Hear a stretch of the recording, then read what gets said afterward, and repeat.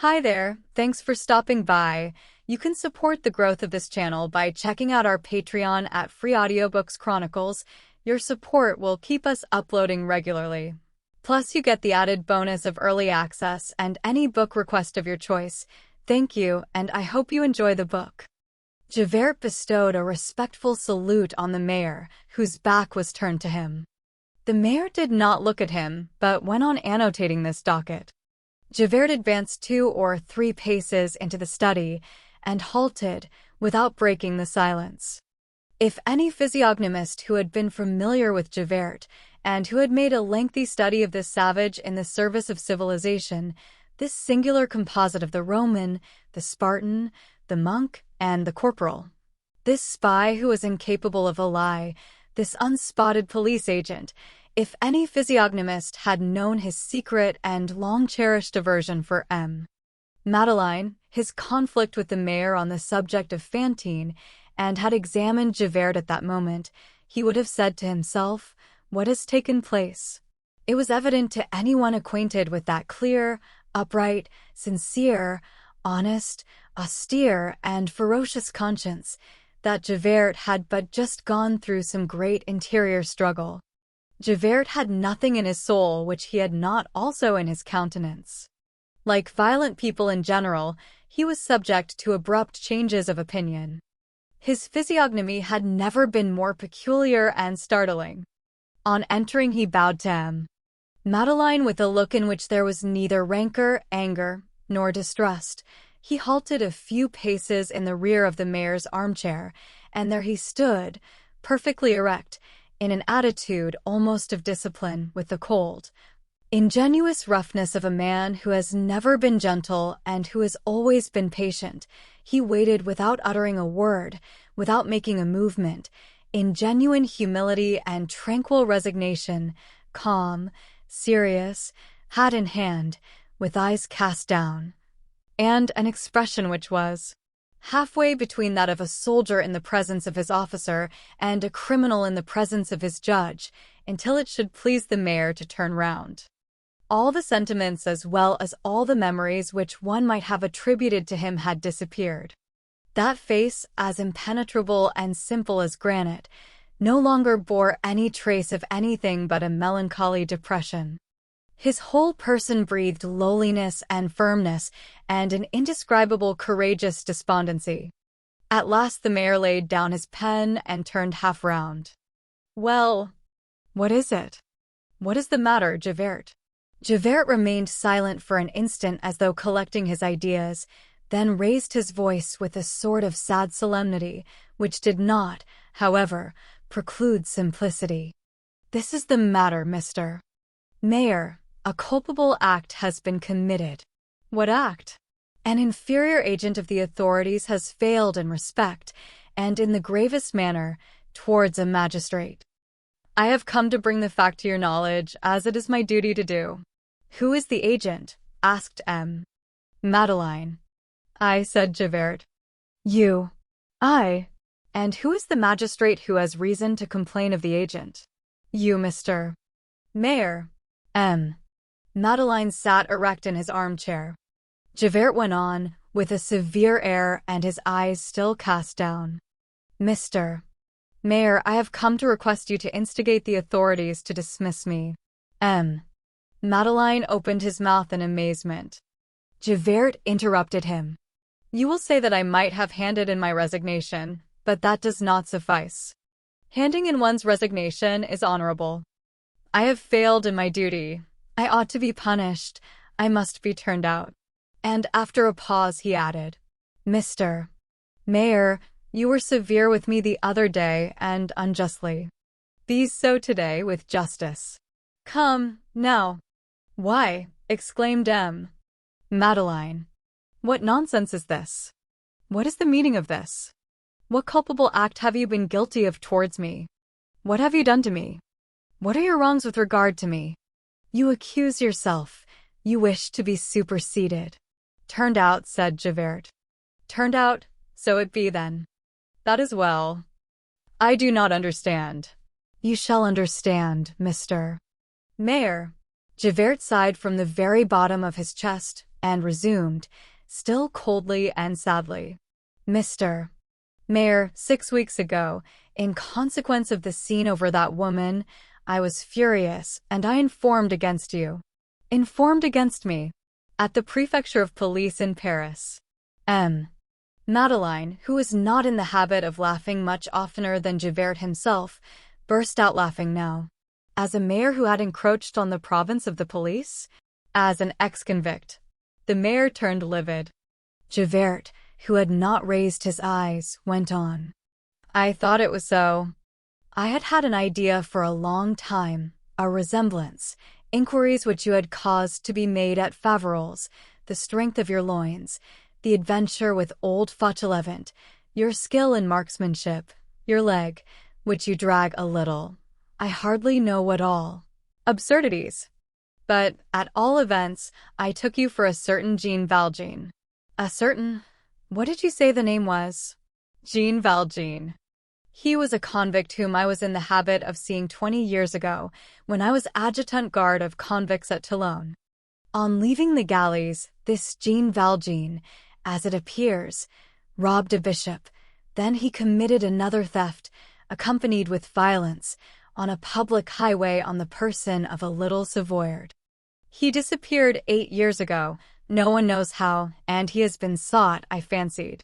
In short, I did this thing. Wrath impelled me. I denounced you at the prefecture.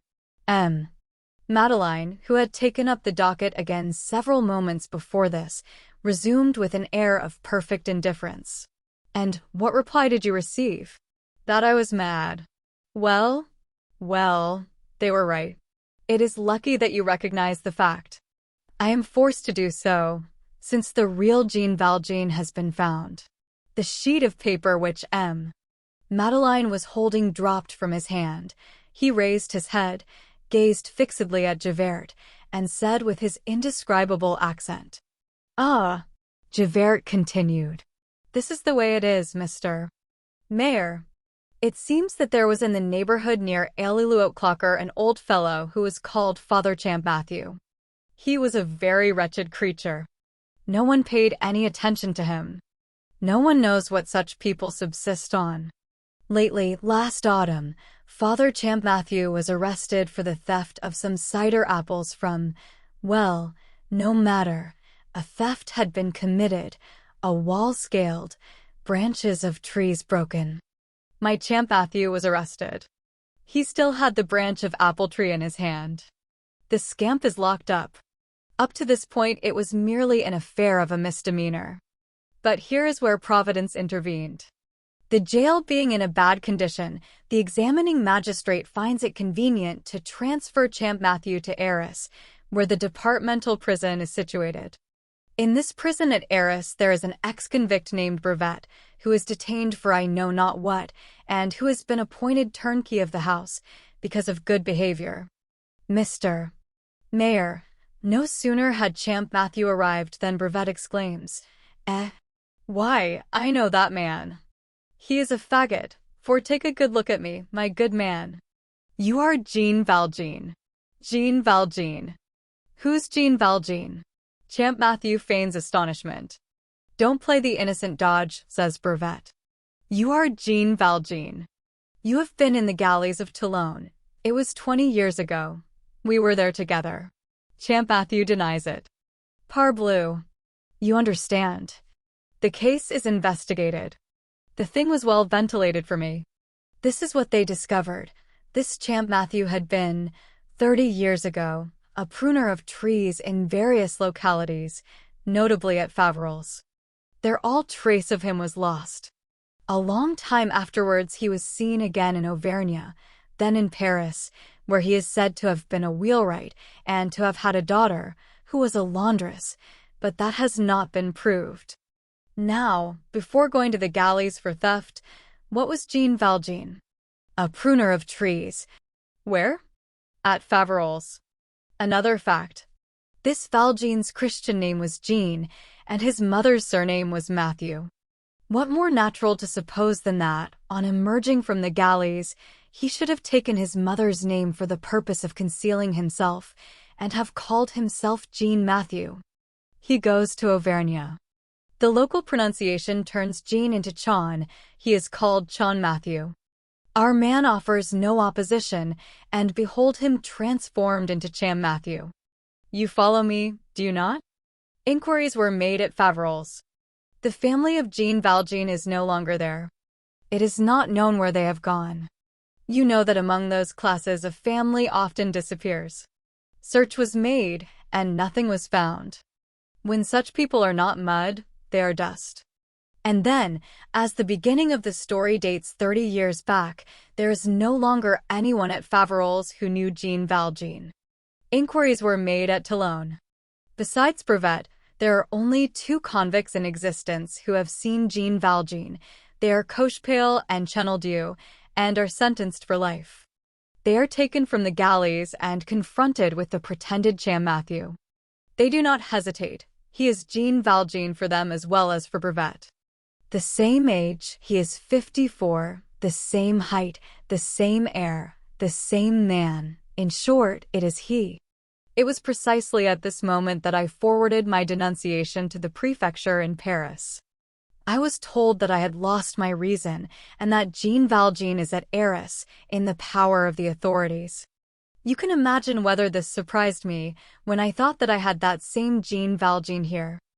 I write to the examining judge. He sends for me. Cham Matthew is conducted to me. Well, interposed M. Madeleine. Javert replied, his face incorruptible and as melancholy as ever. Mr.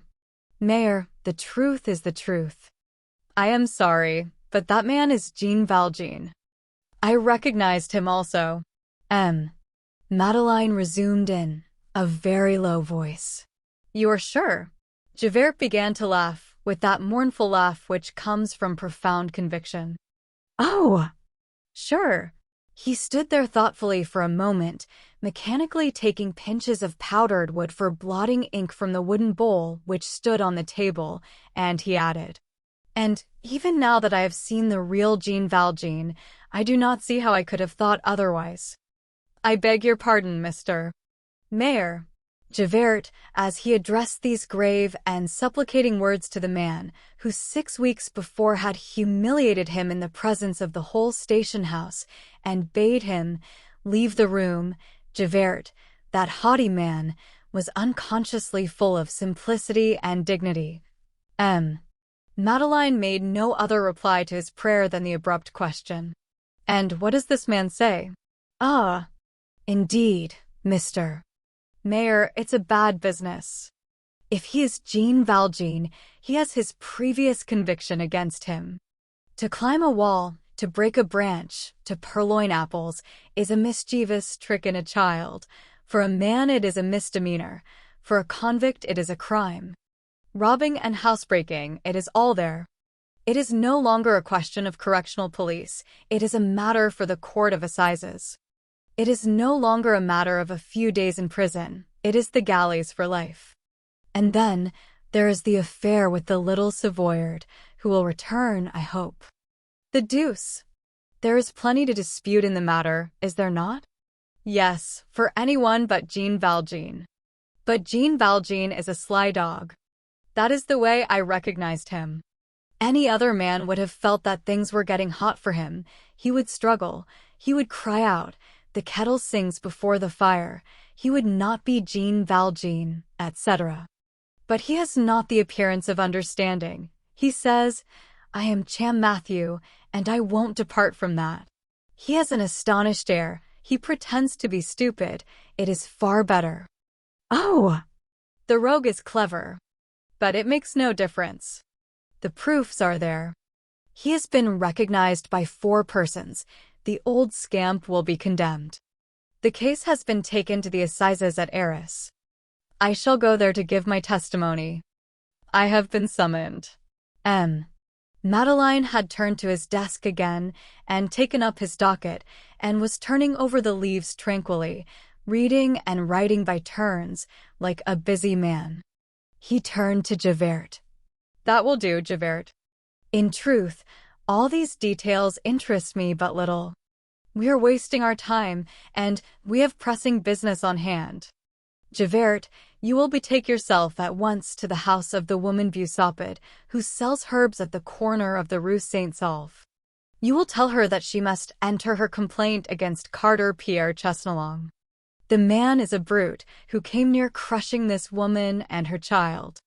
He must be punished. You will then go to M. Charcelet, Rue Monter de Champigny. He complained that there is a gutter on the adjoining house which discharges rainwater on his premises and is undermining the foundations of his house. After that, you will verify the infractions of police regulations which have been reported to me in the Rue Guibourg, at Widow Doris's, and Rue du Garrod Blanc at Madame Renée Le Bassesse, and you will prepare documents. But I am giving you a great deal of work. Are you not to be absent? Did you not tell me that you were going to Arras on that matter in a week or 10 days? Sooner than that, Mr. Mayor. On what day then? Why, I thought that I had said to Monsieur le Maire that the case was to be tried tomorrow, and that I am to set out by diligence tonight. Madeleine made an imperceptible movement. And how long will the case last? 1 day at the most. The judgment will be pronounced tomorrow evening at latest.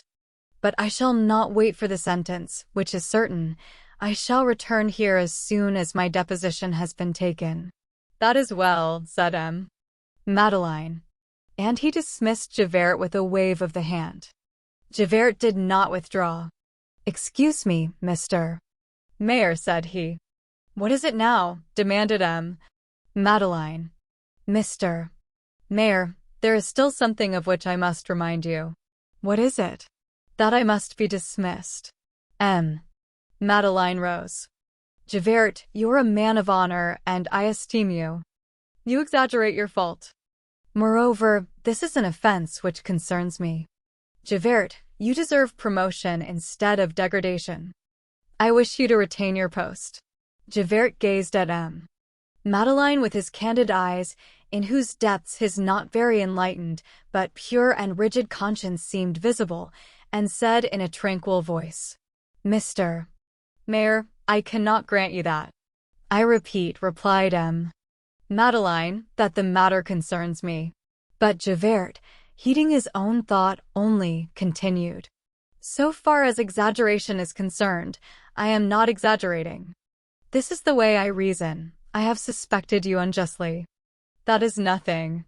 It is our right to cherish suspicion, although suspicion directed above ourselves is an abuse.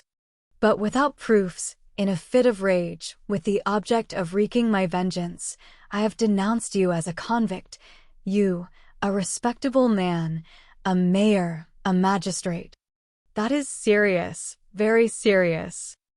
I have insulted authority in your person, I, an agent of the authorities. If one of my subordinates had done what I have done, I should have declared him unworthy of the service, and have expelled him. Well? Stop, Mr. Mayor, one word more. I have often been severe in the course of my life towards others. That is just. I have done well. Now, if I were not severe towards myself, all the justice that I have done would become injustice. Ought I to spare myself more than others? No. What? I should be good for nothing but to chastise others, and not myself. Why, I should be a blackguard. Those who say, that blackguard of a Javert, would be in the right. Mr. Mayor, I do not desire that you should treat me kindly. Your kindness roused sufficient bad blood in me when it was directed to others. I want none of it for myself. The kindness which consists in upholding a woman of the town against a citizen, the police agent against the mayor, the man who is down against the man who is up in the world, is what I call false kindness. That is the sort of kindness which disorganizes society. Good God! It is very easy to be kind, the difficulty lies in being just. Come, if you had been what I thought you, I should not have been kind to you, not I. You would have seen. Mr. Mayor, I must treat myself as I would treat any other man. When I have subdued malefactors, when I have proceeded with vigor against rascals, I have often said to myself, if you flinch, if I ever catch you in fault, you may rest at your ease. I have flinched, I have caught myself in a fault. So much the worse. Come, discharged, cashiered, expelled. That is well. I have arms. I will till the soil, it makes no difference to me. Mr. Mayor, the good of the service demands an example. I simply require the discharge of Inspector Javert. All this was uttered in a proud, humble, despairing, yet convinced tone, which lent indescribable grandeur to this singular, honest man. We shall see, said M. Madeleine. And he offered him his hand. Javert recoiled and said in a wild voice, "Excuse me, Mr. Mayor, but this must not be. A mayor does not offer his hand to a police spy," he added between his teeth. "A police spy, yes, from the moment when I have misused the police. I am no more than a police spy." Then he bowed profoundly and directed his steps towards the door. There he wheeled round, and with eyes still downcast, "Mr. Mayor," he said, "I shall continue to serve until I am superseded." He withdrew. M. Madeleine remained thoughtfully listening to the firm, sure step, which died away on the pavement of the corridor. Book 7th, The Champmathieu Affair. Chapter 1, Sister Simplice. The incidents the reader is about to peruse were not all known at M. Sir M. But the small portion of them which became known left such a memory in that town that a serious gap would exist in this book if we did not narrate them in their most minute details. Among these details the reader will encounter 2 or 3 improbable circumstances, which we preserve out of respect for the truth. On the afternoon following the visit of Javert, M. Madeleine went to see Fantine according to his wont. Before entering Fantine's room, he had Sister Simplice summoned. The 2 nuns who performed the services of nurse in the infirmary, Lazarus ladies, like all sisters of charity, bore the names of Sister Perpétue and Sister Simplice. Sister Perpétue was an ordinary villager, a sister of charity in a coarse style, who had entered the service of God as one enters any other service. She was a nun as other women are cooks. This type is not so very rare.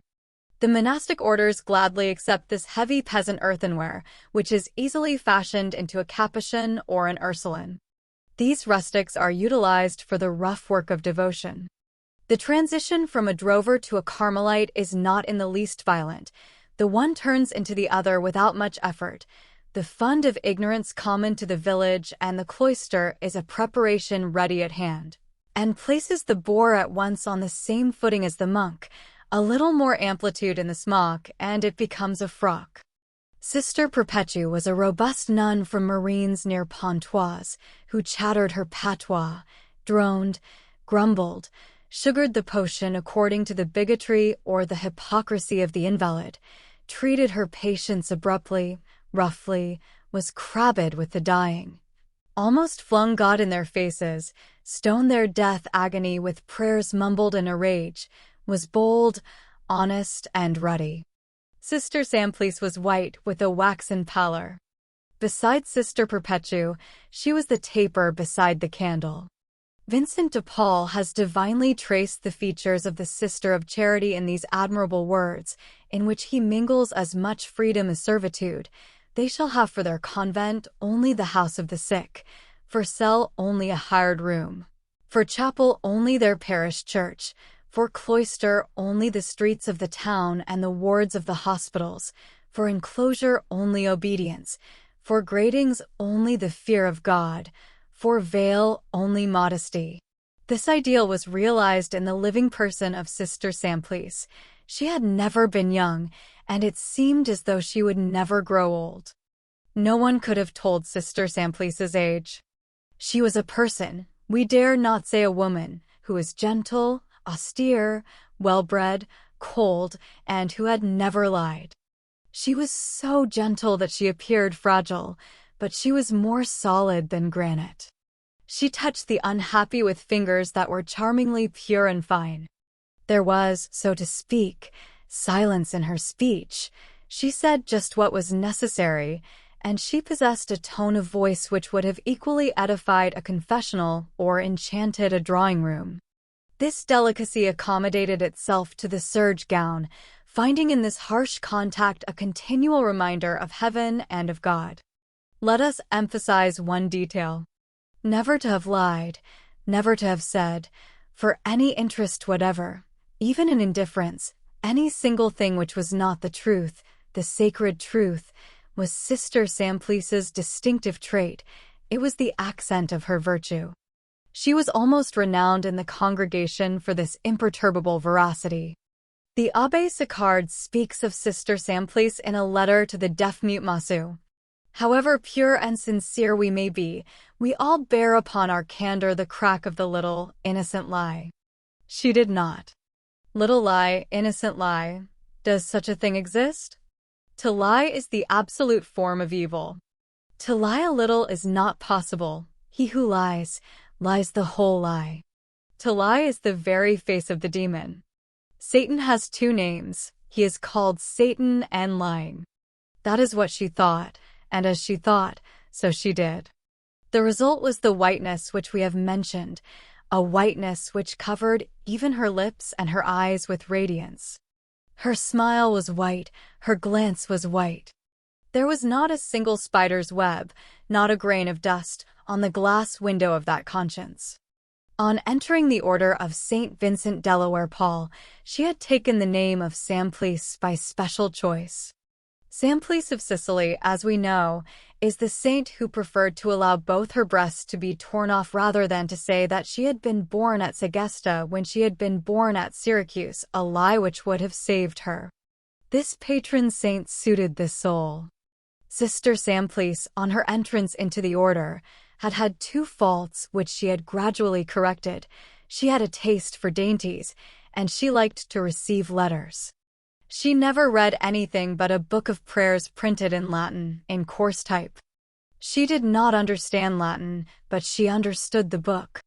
This pious woman had conceived an affection for Fantine, probably feeling a latent virtue there, and she had devoted herself almost exclusively to her care.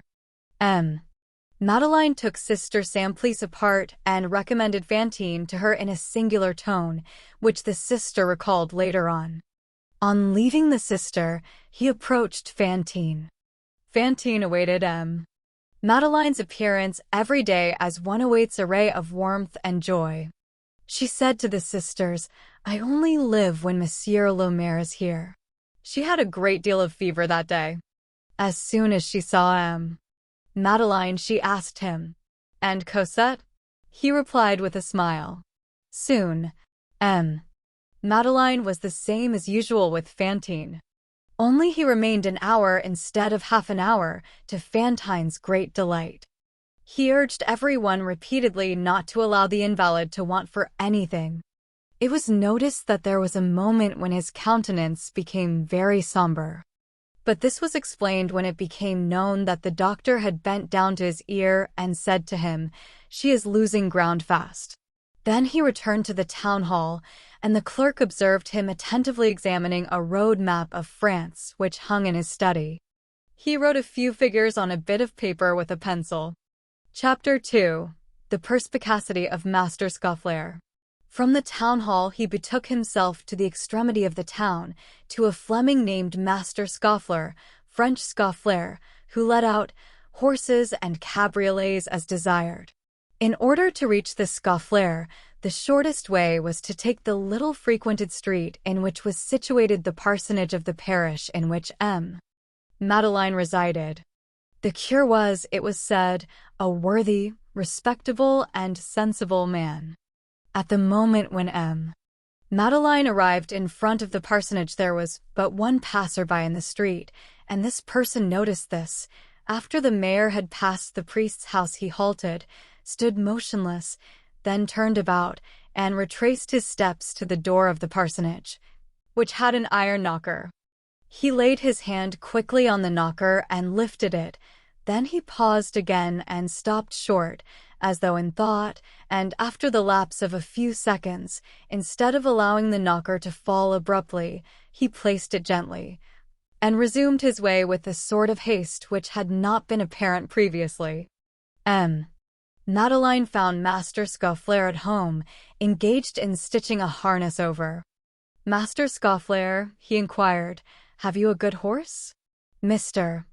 Mayor," said the Fleming, "all my horses are good." "What do you mean by a good horse?" "I mean a horse which can travel 20 leagues in a day." "The deuce," said the Fleming. 20 leagues. "Yes." "Hitched to a cabriolet?" "Yes." "And how long can he rest at the end of his journey?" "He must be able to set out again on the next day if necessary." "To traverse the same road?" "Yes." "The deuce." "The deuce." "And it is 20 leagues." Madeline drew from his pocket the paper on which he had penciled some figures. He showed it to the Fleming. The figures were 5, 6, 8 and a half. "You see," he said, "total 19 and a half, as well say 20 leagues." "Mr. Mayor," returned the Fleming, "I have just what you want. My little white horse, you may have seen him pass occasionally. He is a small beast from Lower Bolognese. He is full of fire. They wanted to make a saddle horse of him at first. Bah! He reared, he kicked, he laid everybody flat on the ground. He was thought to be vicious, and no one knew what to do with him. I bought him. I harnessed him to a carriage. That is what he wanted, sir. He is as gentle as a girl. He goes like the wind. Ah! Indeed, he must not be mounted. It does not suit his ideas to be a saddle horse. Everyone has his ambition. Draw? Yes. Carry? No. We must suppose that is what he said to himself. And he will accomplish the trip? Your 20 leagues all at a full trot, and in less than 8 hours. But here are the conditions. State them. In the first place, you will give him half an hour's breathing spell midway of the road. He will eat, and someone must be by while he is eating to prevent the stable boy of the inn from stealing his oats. For I have noticed that in inns the oats are more often drunk by the stable men than eaten by the horses. Someone will be by. In the second place, is the cabriolet for Monsieur le Maire? Yes. Does Monsieur le Maire know how to drive? Yes. Well, Monsieur le Maire will travel alone and without baggage, in order not to overload the horse? Agreed. But as Monsieur le Maire will have no one with him, he will be obliged to take the trouble himself of seeing that the oats are not stolen.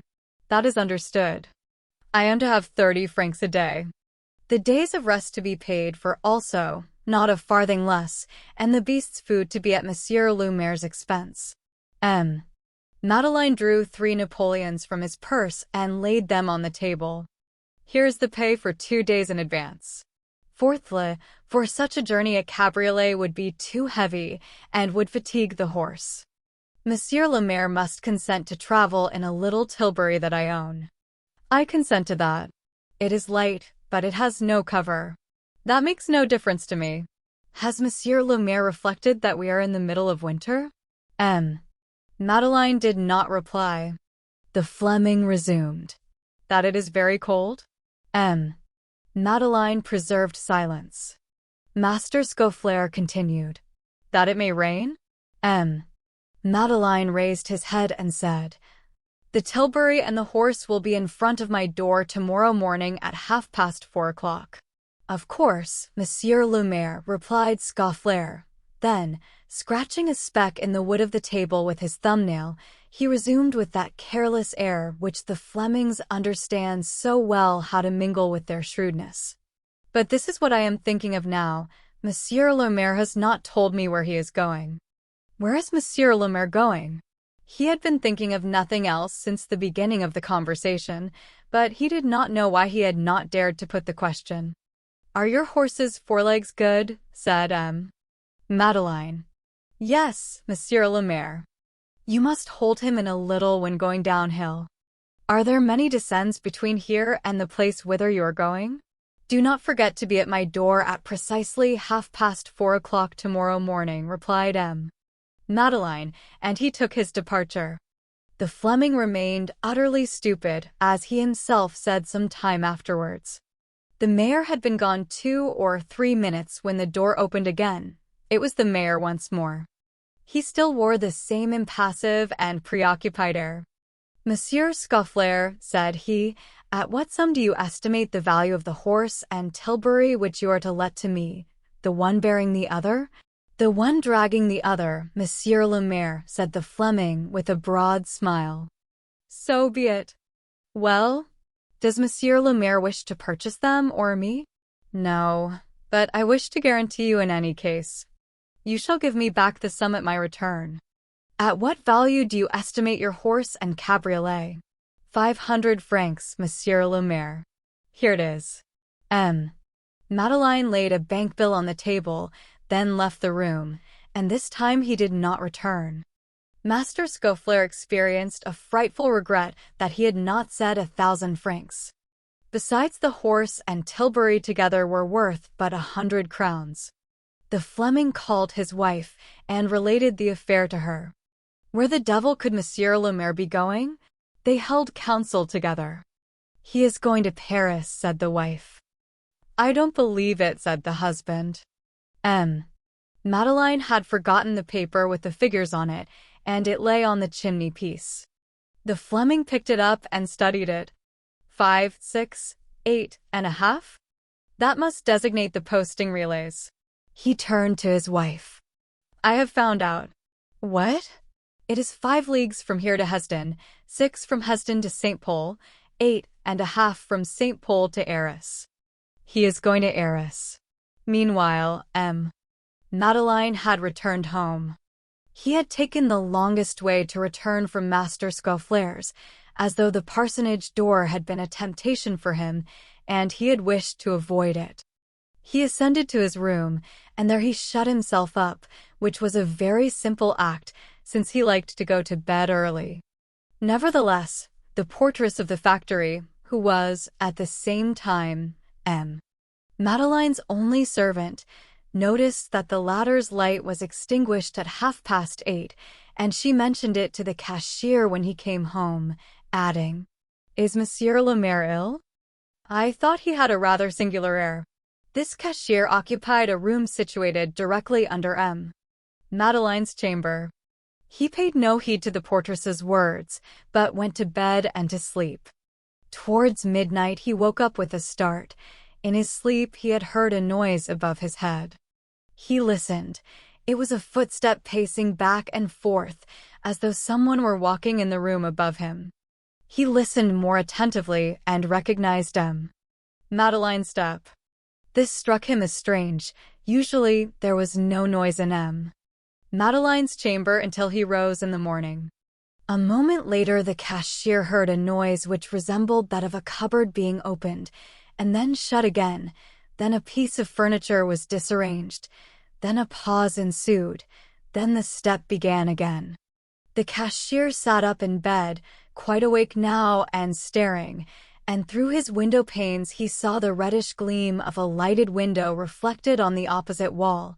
From the direction of the rays, it could only come from the window of Madeline's chamber. The reflection wavered, as though it came rather from a fire which had been lighted than from a candle.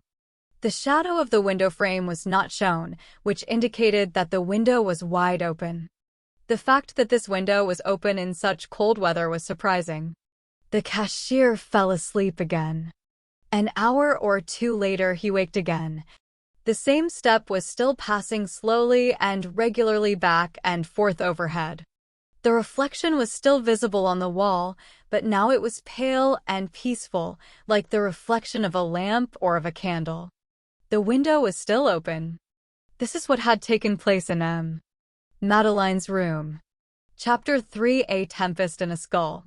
The reader has, no doubt, already divined that Madeline is no other than Jean Valjean. We have already gazed into the depths of this conscience. The moment has now come when we must take another look into it. We do so not without emotion and trepidation. There is nothing more terrible in existence than this sort of contemplation. The eye of the spirit can nowhere find more dazzling brilliance and more shadow than in man. It can fix itself on no other thing which is more formidable, more complicated, more mysterious, and more infinite. There is a spectacle more grand than the sea. It is heaven. There is a spectacle more grand than heaven. It is the inmost recesses of the soul. To make the poem of the human conscience, were it only with reference to a single man, were it only in connection with the basest of men, would be to blend all epics into one superior and definitive epic. Conscience is the chaos of chimeras, of lusts, and of temptations, the furnace of dreams, the lair of ideas of which we are ashamed. It is the pandemonium of sophisms. It is the battlefield of the passions. Penetrate, at certain hours, past the livid face of a human being who is engaged in reflection, and look behind, gaze into that soul, gaze into that obscurity.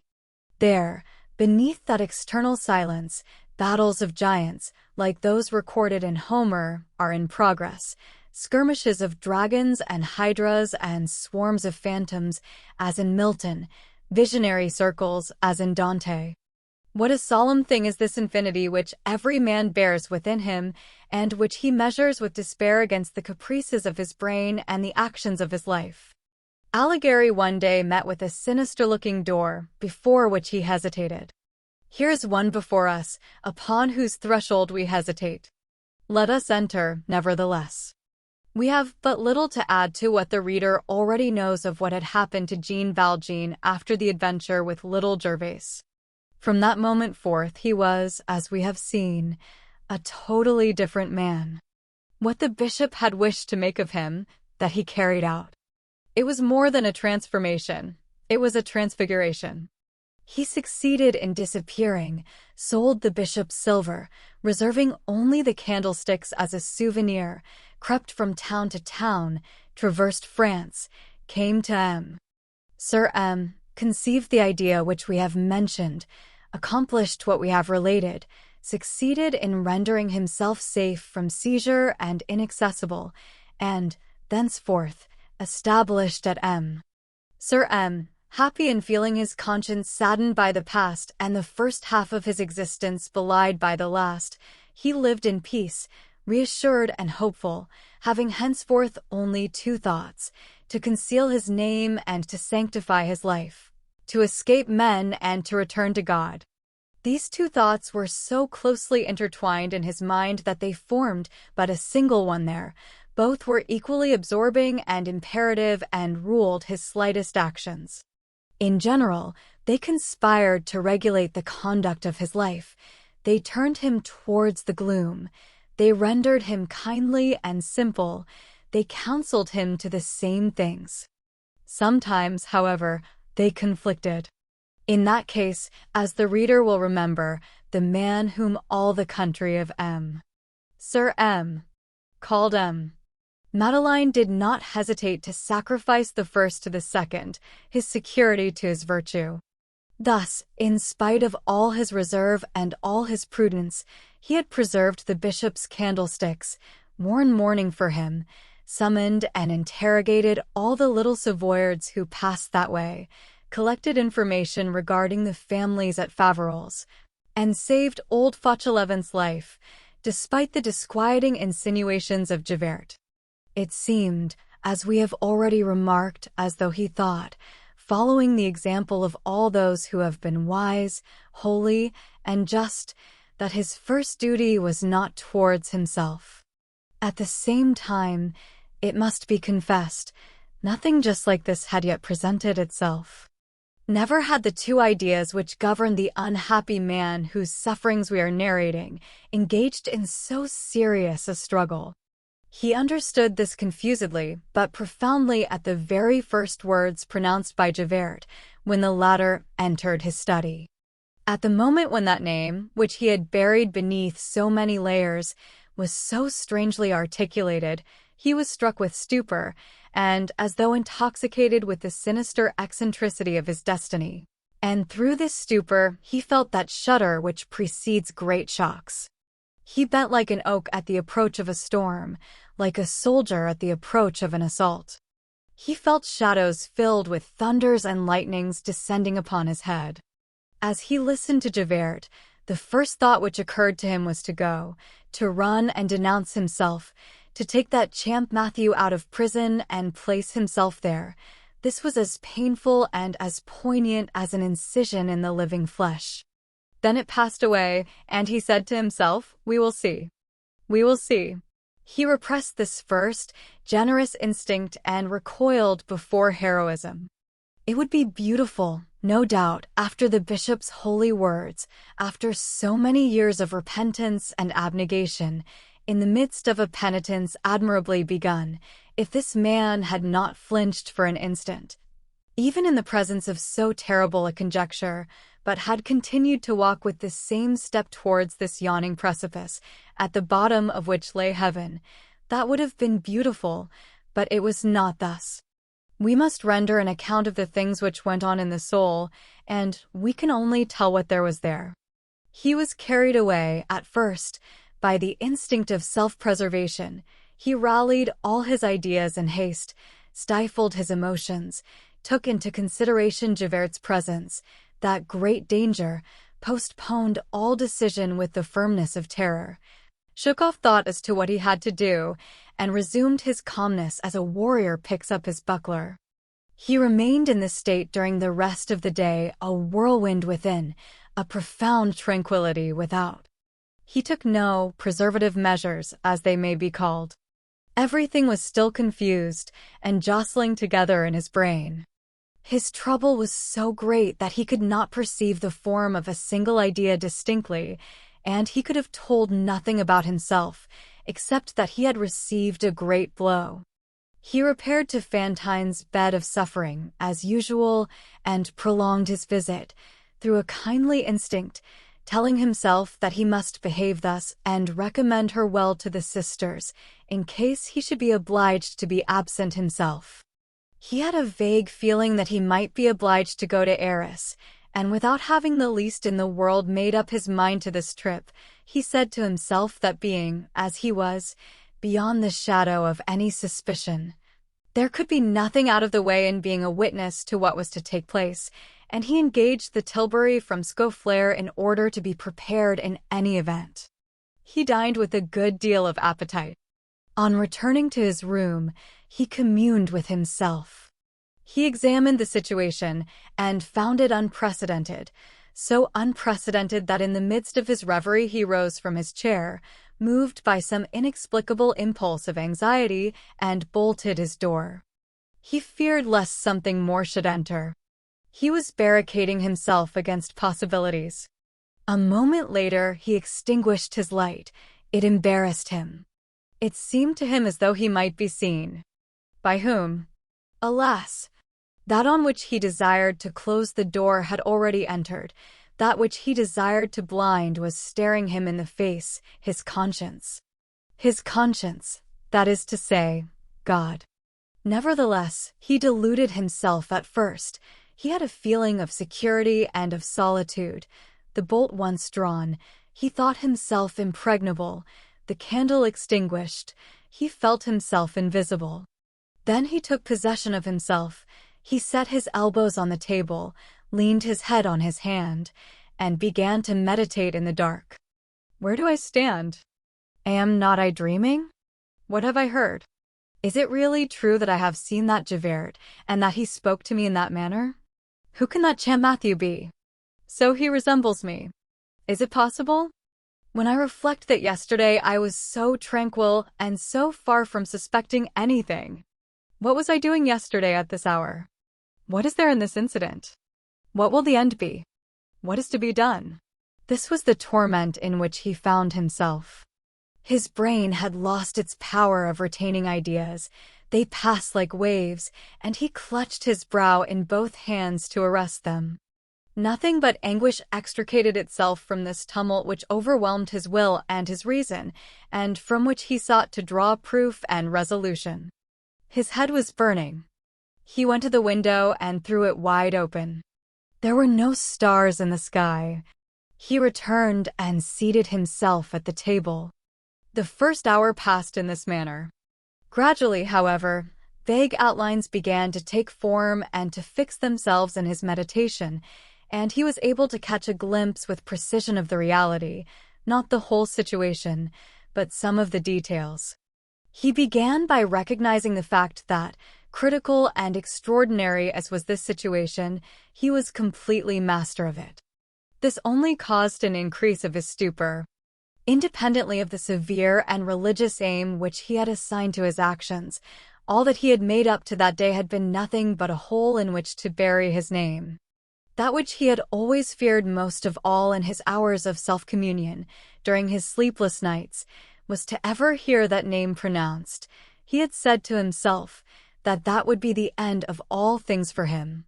That on the day when that name made its reappearance it would cause his new life to vanish from about him, and, who knows, perhaps even his new soul within him, also. He shuddered at the very thought that this was possible.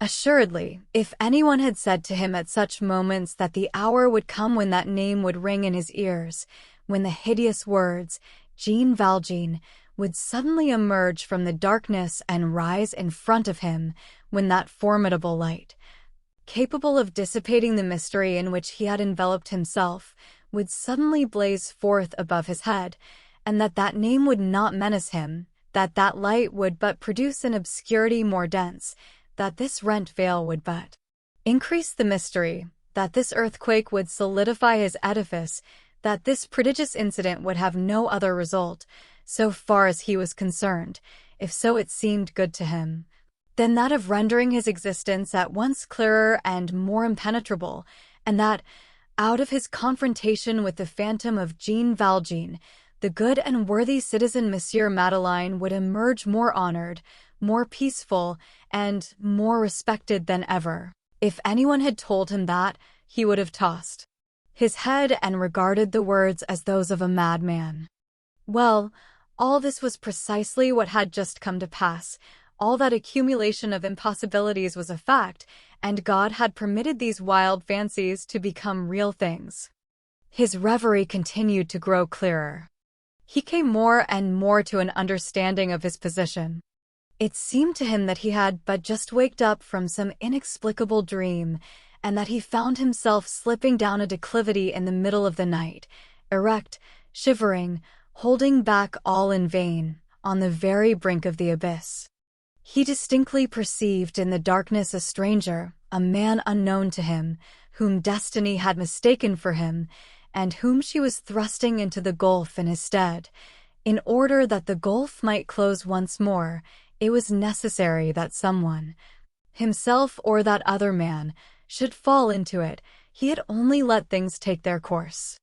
The light became complete, and he acknowledged this to himself, that his place was empty in the galleys, that do what he would, it was still awaiting him, that the theft from Little Gervais had led him back to it, that this vacant place would await him, and draw him on until he filled it, that this was inevitable and fatal, and then he said to himself that, at this moment, he had a substitute, that it appeared that a certain Champmathieu had that ill luck, and that, as regards himself, being present in the galleys in the person of that Champmathieu, present in society under the name of M. Madeleine, he had nothing more to fear, provided that he did not prevent men from sealing over the head of that Champmathieu this stone of infamy which, like the stone of the sepulchre, falls once, never to rise again. All this was so strange and so violent, that there suddenly took place in him that indescribable movement, which no man feels more than 2 or 3 times in the course of his life, a sort of convulsion of the conscience which stirs up all that there is doubtful in the heart, which is composed of irony, of joy, and of despair, and which may be called an outburst of inward laughter. He hastily relighted his candle. "Well, what then?" he said to himself. "What am I afraid of? What is there in all that for me to think about? I am safe. All is over. I had but one partly open door through which my past might invade my life, and behold that door is walled up forever. That Javert, who has been annoying me so long, that terrible instinct which seemed to have divined me, which had divined me, good God! and which followed me everywhere. That frightful hunting dog, always making a point at me, is thrown off the scent, engaged elsewhere, absolutely turned from the trail. Henceforth he is satisfied. He will leave me in peace. He has his Jean Valjean. Who knows? It is even probable that he will wish to leave town. And all this has been brought about without any aid from me, and I count for nothing in it. Ah! But where's the misfortune in this? Upon my honor, people would think, to see me, that some catastrophe had happened to me. After all, if it does bring harm to someone, that is not my fault in the least. It is Providence which has done it all. It is because it wishes it so to be, evidently. Have I the right to disarrange what it has arranged? What do I ask now? Why should I meddle? It does not concern me. What? I am not satisfied, but what more do I want? The goal to which I have aspired for so many years, the dream of my nights, the object of my prayers to heaven, security, I have now attained. It is God who wills it. I can do nothing against the will of God, and why does God will it? In order that I may continue what I have begun, that I may do good, that I may one day be a grand and encouraging example, that it may be said at last that a little happiness has been attached to the penance which I have undergone, and to that virtue to which I have returned.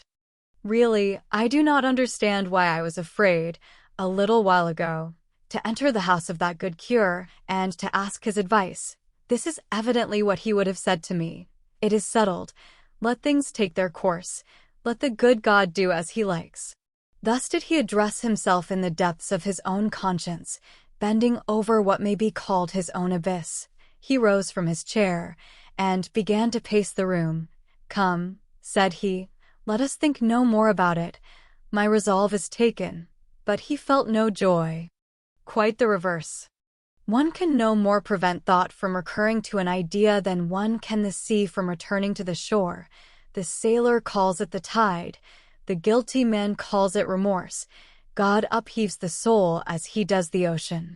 After the expiration of a few moments, do what he would, he resumed the gloomy dialogue in which it was he who spoke and he who listened, saying that which he would have preferred to ignore, and listened to that which he would have preferred not to hear, yielding to that mysterious power which said to him, "Think," as it said to another condemned man, 2,000 years ago, "March on." Before proceeding further, and in order to make ourselves fully understood, let us insist upon one necessary observation. It is certain that people do talk to themselves. There is no living being who has not done it. It may even be said that the word is never a more magnificent mystery than when it goes from thought to conscience within a man, and when it returns from conscience to thought. It is in this sense only that the words so often employed in this chapter, he said, he exclaimed, must be understood. One speaks to one's self, talks to one's self, exclaims to one's self without breaking the external silence. There is a great tumult. Everything about us talks except the mouth. The realities of the soul are nonetheless realities because they are not visible and palpable. So he asked himself where he stood. He interrogated himself upon that settled resolve.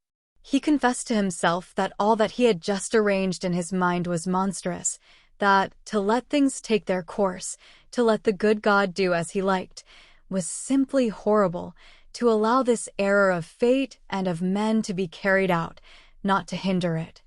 To lend himself to it through his silence, to do nothing, in short, was to do everything. That this was hypocritical baseness in the last degree. That it was a base, cowardly, sneaking, abject, hideous crime.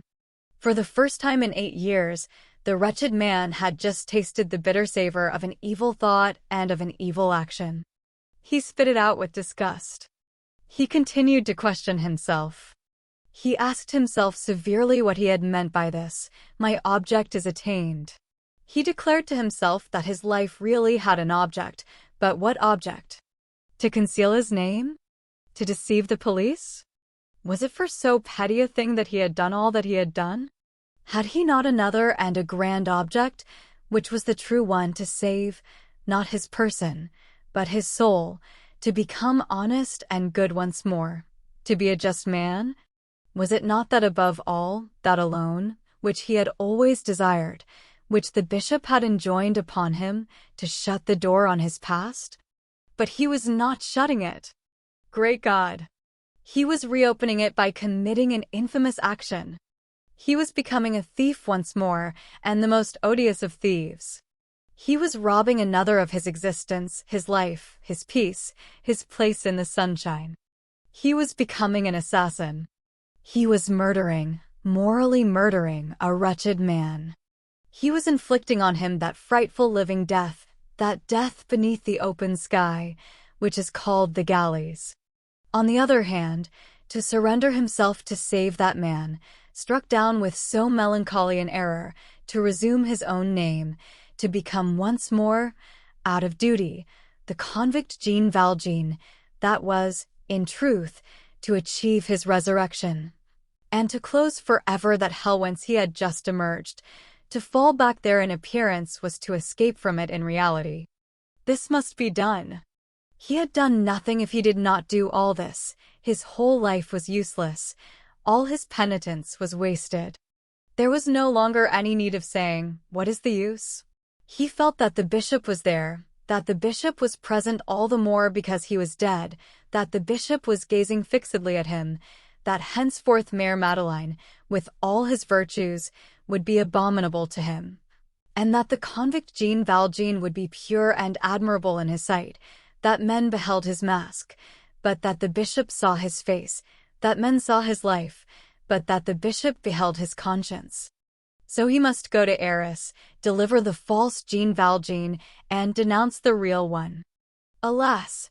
That was the greatest of sacrifices, the most poignant of victories, the last step to take, but it must be done. Sad fate! He would enter into sanctity only in the eyes of God when he returned to infamy in the eyes of men. "Well," said he, "let us decide upon this. Let us do our duty. Let us save this man." He uttered these words aloud, without perceiving that he was speaking aloud. He took his books, verified them, and put them in order. He flung in the fire a bundle of bills which he had against petty and embarrassed tradesmen. He wrote and sealed a letter, and on the envelope it might have been read, had there been any one in his chamber at the moment, to Monsieur Lafitte, banker, Rue d'Artois, Paris. He drew from his secretary a pocketbook which contained several banknotes, and the passport of which he had made use that same year when he went to the elections. Anyone who had seen him during the execution of these various acts, into which there entered such grave thought, would have had no suspicion of what was going on within him. Only occasionally did his lips move. At other times he raised his head and fixed his gaze upon some point of the wall, as though there existed at that point something which he wished to elucidate or interrogate. When he had finished the letter to M. Lafitte, he put it into his pocket, together with the pocketbook, and began his walk once more. His reverie had not swerved from its course. He continued to see his duty clearly, written in luminous letters, which flamed before his eyes and changed its place as he altered the direction of his glance. "Go! Tell your name. Denounce yourself." In the same way he beheld, as though they had passed before him in visible forms, the two ideas which had, up to that time, formed the double rule of his soul, the concealment of his name, the sanctification of his life.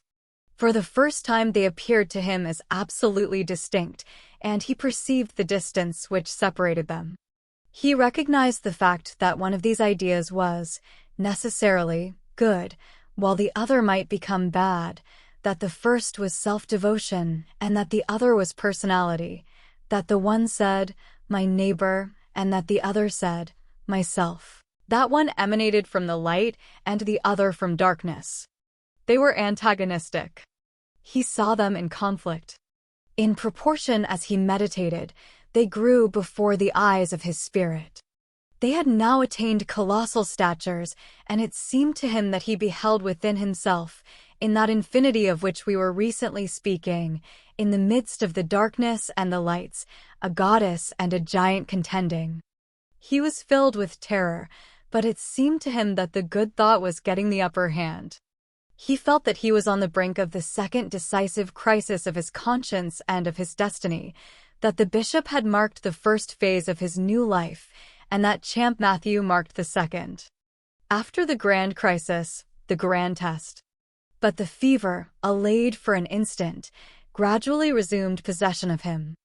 1,000 thoughts traversed his mind, but they continued to fortify him in his resolution. One moment he said to himself that he was, perhaps, taking the matter too keenly, that, after all, this Champ Matthew was not interesting, and that he had actually been guilty of theft. He answered himself, if this man has, indeed, stolen a few apples, that means a month in prison. It is a long way from that to the galleys. And who knows? Did he steal? Has it been proved? The name of Jean Valjean overwhelms him and seems to dispense with proofs. Do not the attorneys for the crown always proceed in this manner? He is supposed to be a thief because he is known to be a convict. In another instant the thought had occurred to him that, when he denounced himself, the heroism of his deed might, perhaps, be taken into consideration, and his honest life for the last 7 years, and what he had done for the district, and that they would have mercy on him. But this supposition vanished very quickly, and he smiled bitterly as he remembered that the theft of the 40 sous from Little Gervais put him in the position of a man guilty of a second offense after conviction, that this affair would certainly come up, and, according to the precise terms of the law, would render him liable to penal servitude for life. He turned aside from all illusions, detached himself more and more from earth, and sought strength and consolation elsewhere. He told himself that he must do his duty, that perhaps he should not be more unhappy after doing his duty than after having avoided it, that if he allowed things to take their own course, if he remained at M. Sir M., his consideration, his good name, his good works, the deference and veneration paid to him, his charity, his wealth, his popularity, his virtue, would be seasoned with a crime. And what would be the taste of all these holy things when bound up with this hideous thing? While, if he accomplished his sacrifice, a celestial idea would be mingled with the galleys, the post, the iron necklet, the green cap, unceasing toil, and pitiless shame. At length he told himself that it must be so, that his destiny was thus allotted, that he had not authority to alter the arrangements made on high, that, in any case, he must make his choice, virtue without and abomination within, or holiness within and infamy without. The stirring up of these lugubrious ideas did not cause his courage to fail, but his brain grow weary. He began to think of other things, of indifferent matters, in spite of himself. The veins in his temples throbbed violently. He still paced to and fro. Midnight sounded first from the parish church, then from the town hall. He counted the 12 strokes of the 2 clocks, and compared the sounds of the 2 bells. He recalled in this connection the fact that, a few days previously, he had seen in an ironmonger's shop an ancient clock for sale, upon which was written the name, Antoine Albin de Romainville. He was cold. He lighted a small fire. It did not occur to him to close the window. In the meantime he had relapsed into his stupor. He was obliged to make a tolerably vigorous effort to recall what had been the subject of his thoughts before midnight had struck. He finally succeeded in doing this. Ah, yes, he said to himself, I had resolved to inform against myself. And then, all of a sudden, he thought of Fantine. Hold, said he, and what about that poor woman? Here a fresh crisis declared itself. Fantine, by appearing thus abruptly in his reverie, produced the effect of an unexpected ray of light. It seemed to him as though everything about him were undergoing a change of aspect. He exclaimed, Ah! But I have hitherto considered no one but myself. It is proper for me to hold my tongue or to denounce myself, to conceal my person or to save my soul, to be a despicable and respected magistrate or an infamous and venerable convict. It It is always I and nothing but I. But, good God. All this is egotism. These are diverse forms of egotism, but it is egotism all the same. What if I were to think a little about others? The highest holiness is to think of others. Come, let us examine the matter. The I accepted, the I effaced, the I forgotten. What would be the result of all this? What if I denounce myself? I am arrested. This champ Matthew is released. I am put back in the galleys. That is well, and what then? What is going on here? Here is a country, a town. Here are factories, an industry, workers, both men and women, aged grandsires, children, poor people. All this I have created. All these I provide with their living. Everywhere where there is a smoking chimney, it is I who have placed the brand on the hearth and meat in the pot. I have created ease, circulation, credit. Before me there was nothing.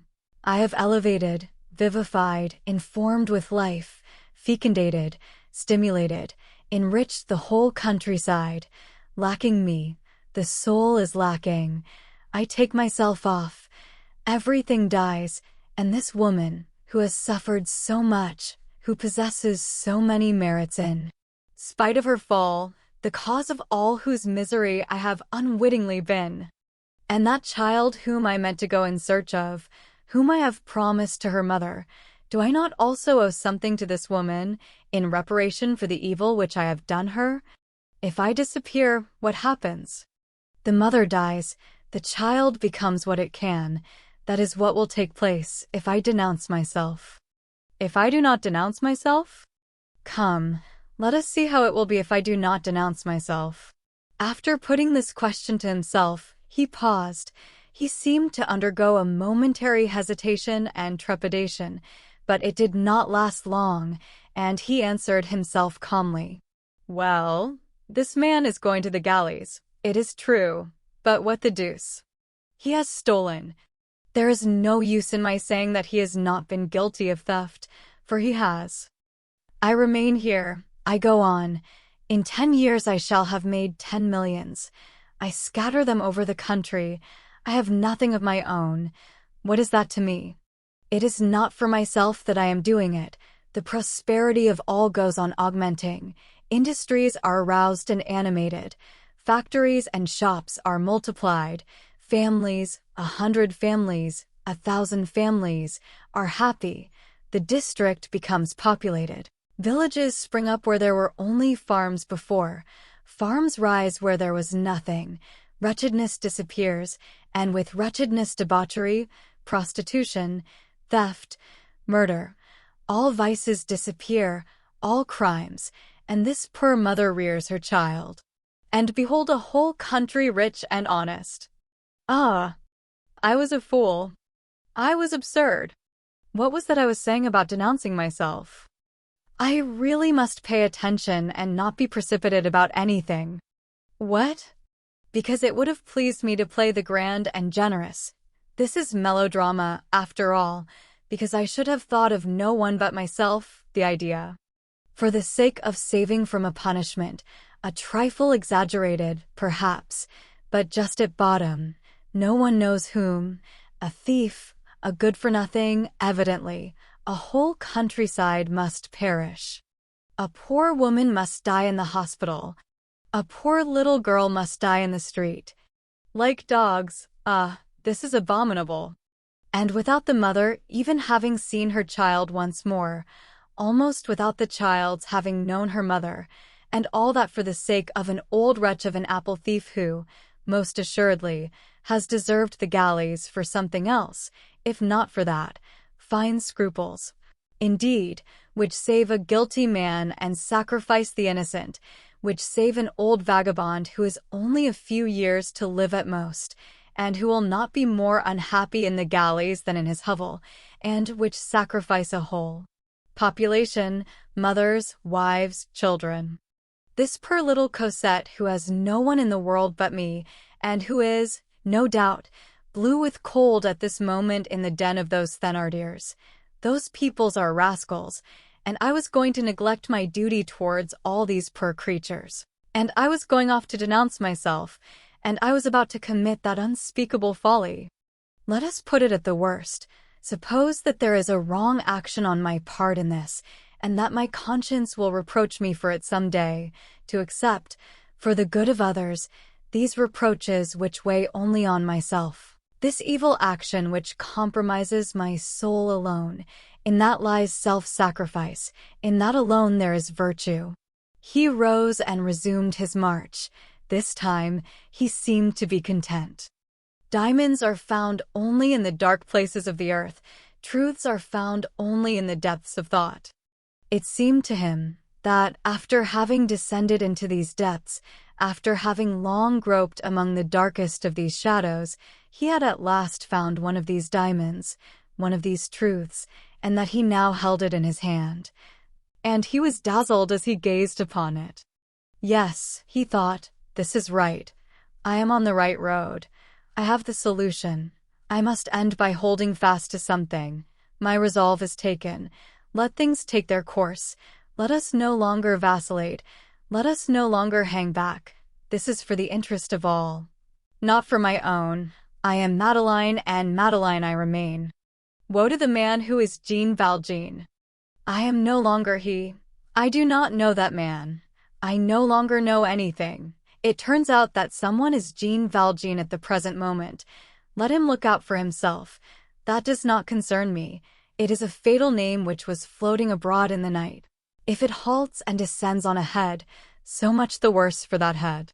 He looked into the little mirror which hung above his chimney-piece and said, "Hold! It has relieved me to come to a decision. I am quite another man now." He proceeded a few paces further, then he stopped short.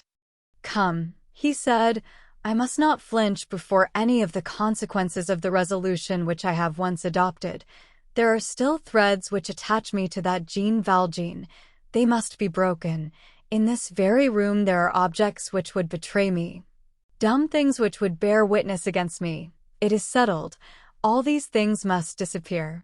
He fumbled in his pocket, drew out his purse, opened it, and took out a small key. He inserted the key in a lock whose aperture could hardly be seen, so hidden was it in the most somber tones of the design which covered the wallpaper. A secret receptacle opened, a sort of false cupboard constructed in the angle between the wall and the chimney-piece. In this hiding-place there were some rags, a blue linen blouse, an old pair of trousers, an old knapsack, and a huge thorn cudgel shod with iron. At both ends.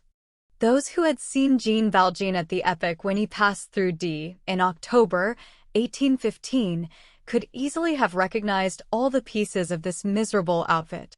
He had preserved them as he had preserved the silver candlesticks, in order to remind himself continually of his starting point, but he had concealed all that came from the galleys, and he had allowed the candlesticks which came from the bishop to be seen. He cast a furtive glance towards the door, as though he feared that it would open in spite of the bolt which fastened it. Then, with a quick and abrupt movement, he took the whole in his arms at once, without bestowing so much as a glance on the things which he had so religiously and so perilously preserved for so many years, and flung them all, rags, cudgel, knapsack, into the fire. He closed the false cupboard again, and with redoubled precautions, henceforth unnecessary, since it was now empty, he concealed the door behind a heavy piece of furniture, which he pushed in front of it. After the lapse of a few seconds, the room and the opposite wall were lighted up with a fierce, red, tremulous glow. Everything was on fire. The thorn cudgel snapped and threw out sparks to the middle of the chamber. As the knapsack was consumed, together with the hideous rags which it contained, it revealed something which sparkled in the ashes. By bending over, one could have readily recognized a coin, no doubt the 40-sou piece stolen from the little Savoyard. He did not look at the fire, but paced back and forth with the same step. All at once his eye fell on the 2 silver candlesticks, which shone vaguely on the chimney-piece, through the glow. "Hold," he thought, "the whole of Jean Valjean is still in them. They must be destroyed also." He seized the 2 candlesticks. There was still fire enough to allow of their being put out of shape and converted into a sort of unrecognizable bar of metal. He bent over the hearth and warmed himself for a moment. He felt a sense of real comfort. "How good warmth is," said he. He stirred the live coals with one of the candlesticks. A minute more, and they were both in the fire. At that moment it seemed to him that he heard a voice within him shouting, "Jean Valjean! Jean Valjean!" His hair rose upright. He became like a man who is listening to some terrible thing. "Yes, that's it." "Finish," said the voice. "Complete what you are about. Destroy these candlesticks. Annihilate this souvenir. Forget the bishop. Forget everything. Destroy this Champmathieu, do. That is right. Applaud yourself." So it is settled, resolved, fixed, agreed. Here is an old man who does not know what is wanted of him, who has, perhaps, done nothing, an innocent man, whose whole misfortune lies in your name, upon whom your name weighs like a crime, who is about to be taken for you, who will be condemned, who will finish his days in abjectness and horror. That is good. Be an honest man yourself. Remain Monsieur le Maire. Remain honorable and honored. Enrich the town. Nourish the indigent. Rear the orphan. Live happy, virtuous, and admired. And, during this time, while you are here in the midst of joy and light, there will be a man who will wear your red blouse, who will bear your name in ignominy, and who will drag your chain in the galleys. Yes, it is well arranged thus. Ah, wretch! The perspiration streamed from his brow. He fixed a haggard eye on the candlesticks. But that within him which had spoken had not finished. The voice continued. "Jean Valjean, there will be around you many voices, which will make a great noise, which will talk very loud, and which will bless you, and only one which no one will hear, and which will curse you in the dark. Well, listen, infamous man. All those benedictions will fall back before they reach heaven, and only the malediction will ascend to God." This voice, feeble at first, and which had proceeded from the most obscure depths of his conscience, had gradually become startling and formidable, and he now heard it in his very ear. It seemed to him that it had detached itself from him, and that it was now speaking outside of him. He thought that he heard the last words so distinctly that he glanced around the room in a sort of terror. "Is there anyone here?" he demanded aloud, in utter bewilderment. Then he resumed, with a laugh which resembled that of an idiot. "How stupid I am! There can be no one." There was someone, but the person who was there was of those whom the human eye cannot see. He placed the candlesticks on the chimney-piece. Then he resumed his monotonous and lugubrious tramp, which troubled the dreams of the sleeping man beneath him and awoke him with a start. This tramping to and fro soothed and at the same time intoxicated him. It sometimes seems, on supreme occasions, as though people moved about for the purpose of asking advice of everything that they may encounter by change of place. After the lapse of a few minutes he no longer knew his position. He now recoiled in equal terror before both the resolutions at which he had arrived in turn. The two ideas which counseled him appeared to him equally fatal. What a fatality! What conjunction that Champmathieu should have been taken for him, to be overwhelmed by precisely the means which Providence seemed to have employed, at first, to strengthen his position. There was a moment when he reflected on the future. Denounce himself, great God! Deliver himself up! With immense despair he faced all that he should be obliged to leave, all that he should be obliged to take up once more. He should have to bid farewell to that existence which was so good, so pure, so radiant, to the respect of all, to honor, to liberty. He should never more stroll in the fields. He should never more hear the birds sing in the month of May.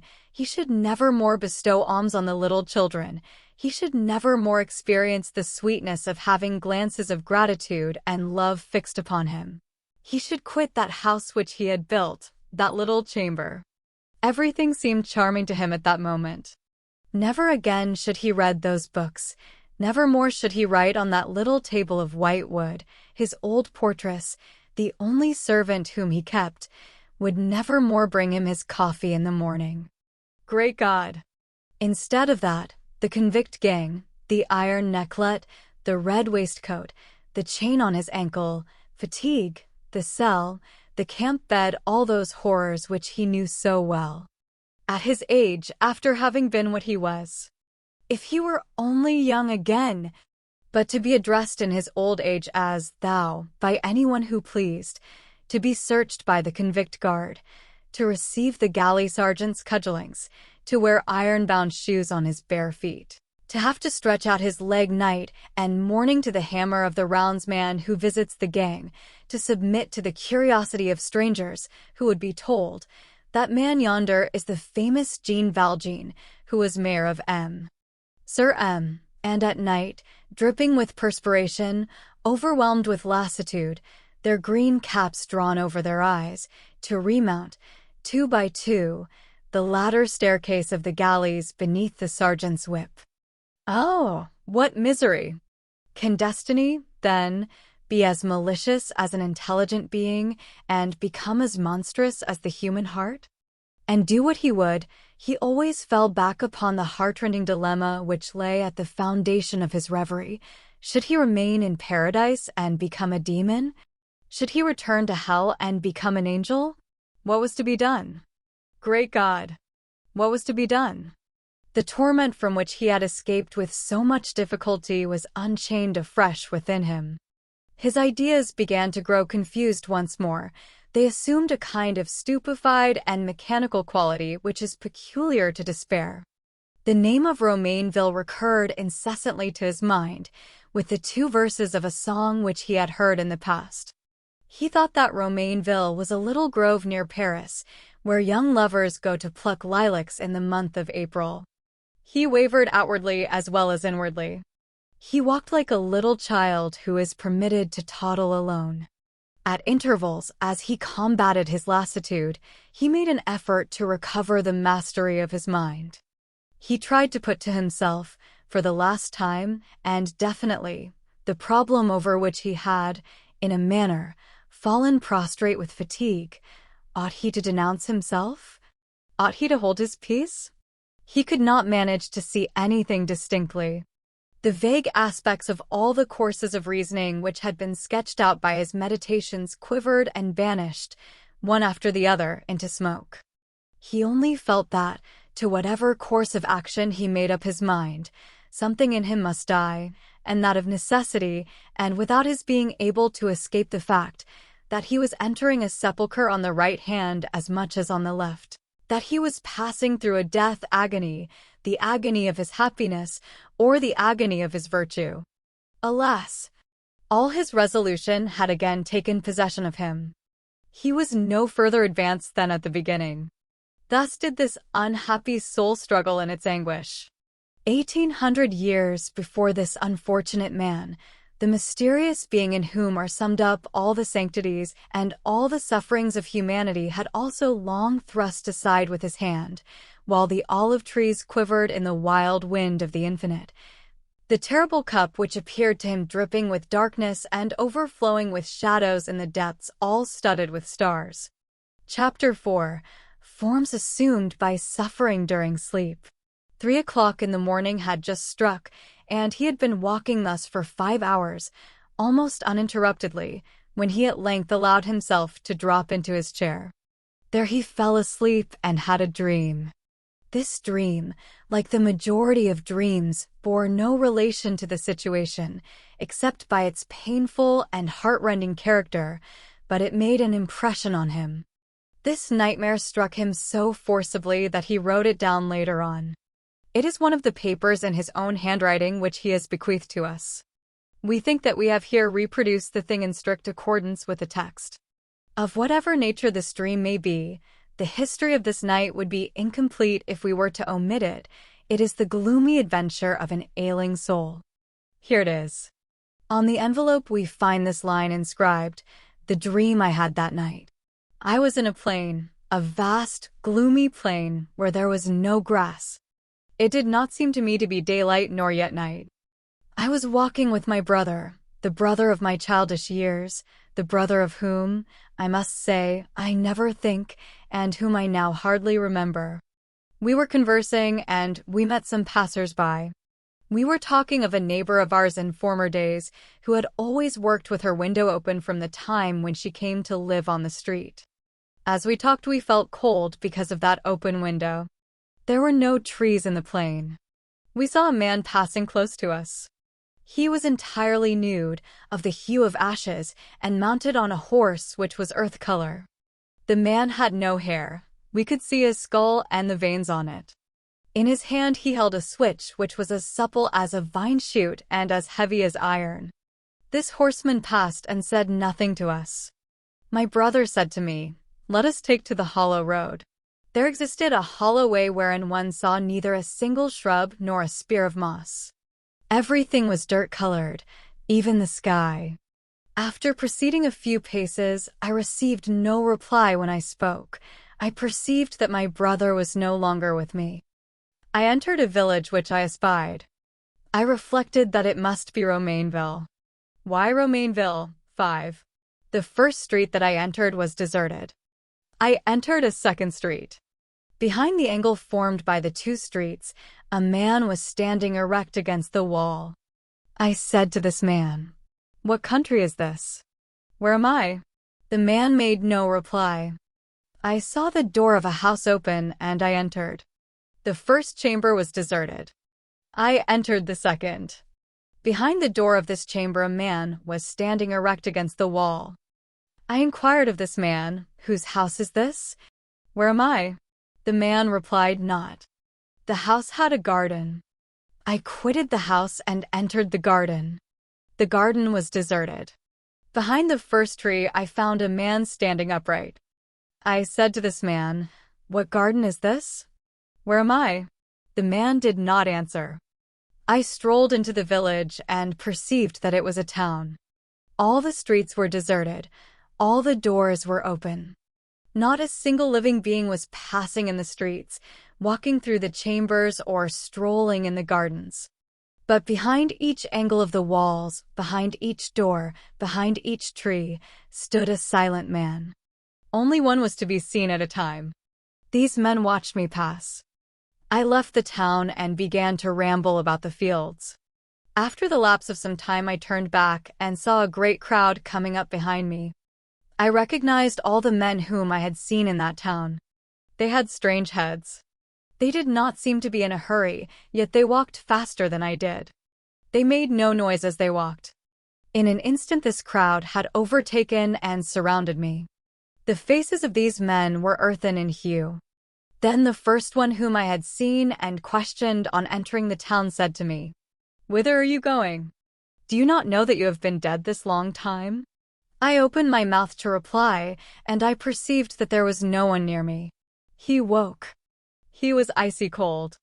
A wind which was chill like the breeze of dawn was rattling the leaves of the window, which had been left open on their hinges. The fire was out. The candle was nearing its end. It was still black night. He rose, he went to the window. There were no stars in the sky even yet. From his window the yard of the house and the street were visible. A sharp, harsh noise, which made him drop his eyes, resounded from the earth. Below him he perceived two red stars, whose rays lengthened and shortened in a singular manner through the darkness. As his thoughts were still half immersed in the mists of sleep, "Hold," said he, "there are no stars in the sky. They are on earth now." But this confusion vanished. A second sound similar to the first roused him thoroughly. He looked and recognized the fact that these two stars were the lanterns of a carriage.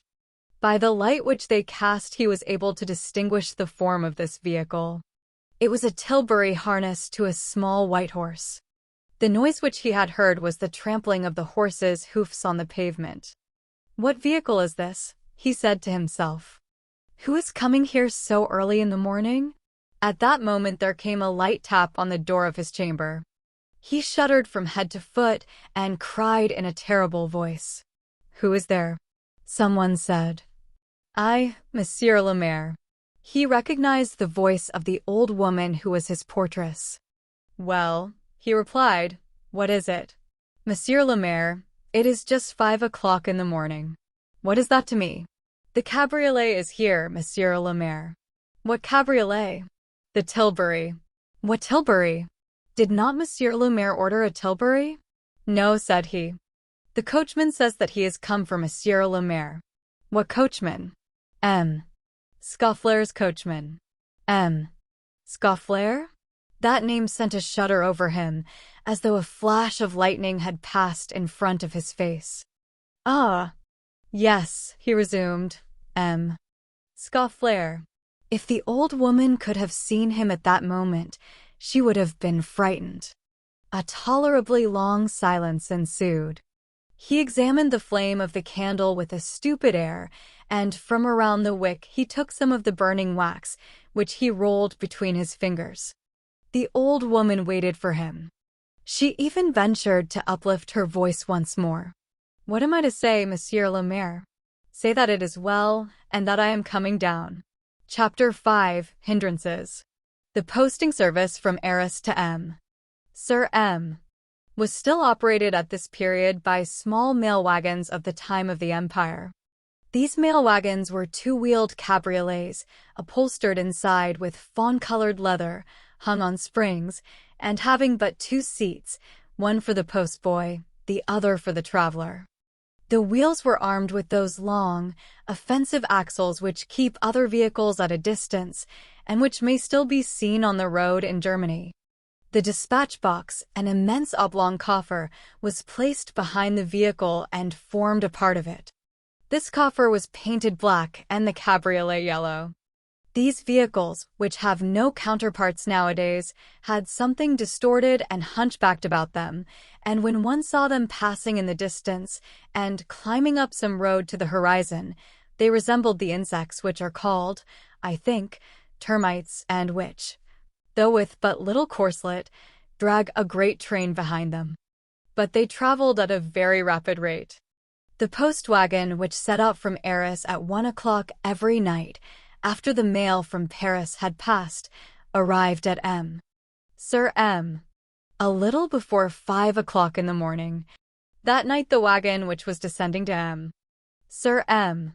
by the Hesdin road collided at the corner of a street, just as it was entering the town, with a little tilbury harnessed to a white horse, which was going in the opposite direction, and in which there was but one person, a man enveloped in a mantle. The wheel of the tilbury received quite a violent shock. The postman shouted to the man to stop, but the traveler paid no heed and pursued his road at full gallop. "That man is in a devilish hurry," said the postman. The man thus hastening on was the one whom we have just seen struggling in convulsions which are certainly deserving of pity. Whither was he going? He could not have told. Why was he hastening? He did not know. He was driving at random, straight ahead. Whither? To Arras, no doubt, but he might have been going elsewhere as well. At times he was conscious of it, and he shuddered. He plunged into the night as into a gulf. Something urged him forward, something drew him on. No one could have told what was taking place within him. Everyone will understand it. What man is there who has not entered, at least once in his life, into that obscure cavern of the unknown? However, he had resolved on nothing, decided nothing, formed no plan, done nothing. None of the actions of his conscience had been decisive. He was, more than ever, as he had been at the first moment. Why was he going to Arras?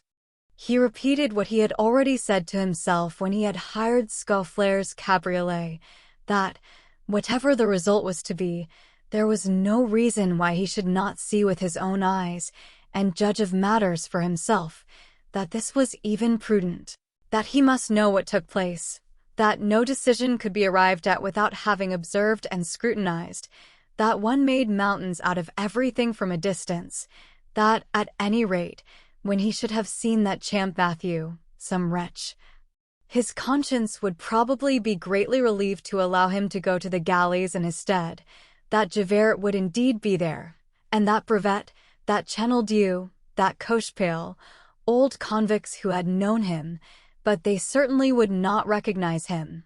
Bah! What an idea! That Javert was 100 leagues from suspecting the truth, that all conjectures and all suppositions were fixed on Champmathieu, and that there is nothing so headstrong as suppositions and conjectures, that accordingly there was no danger.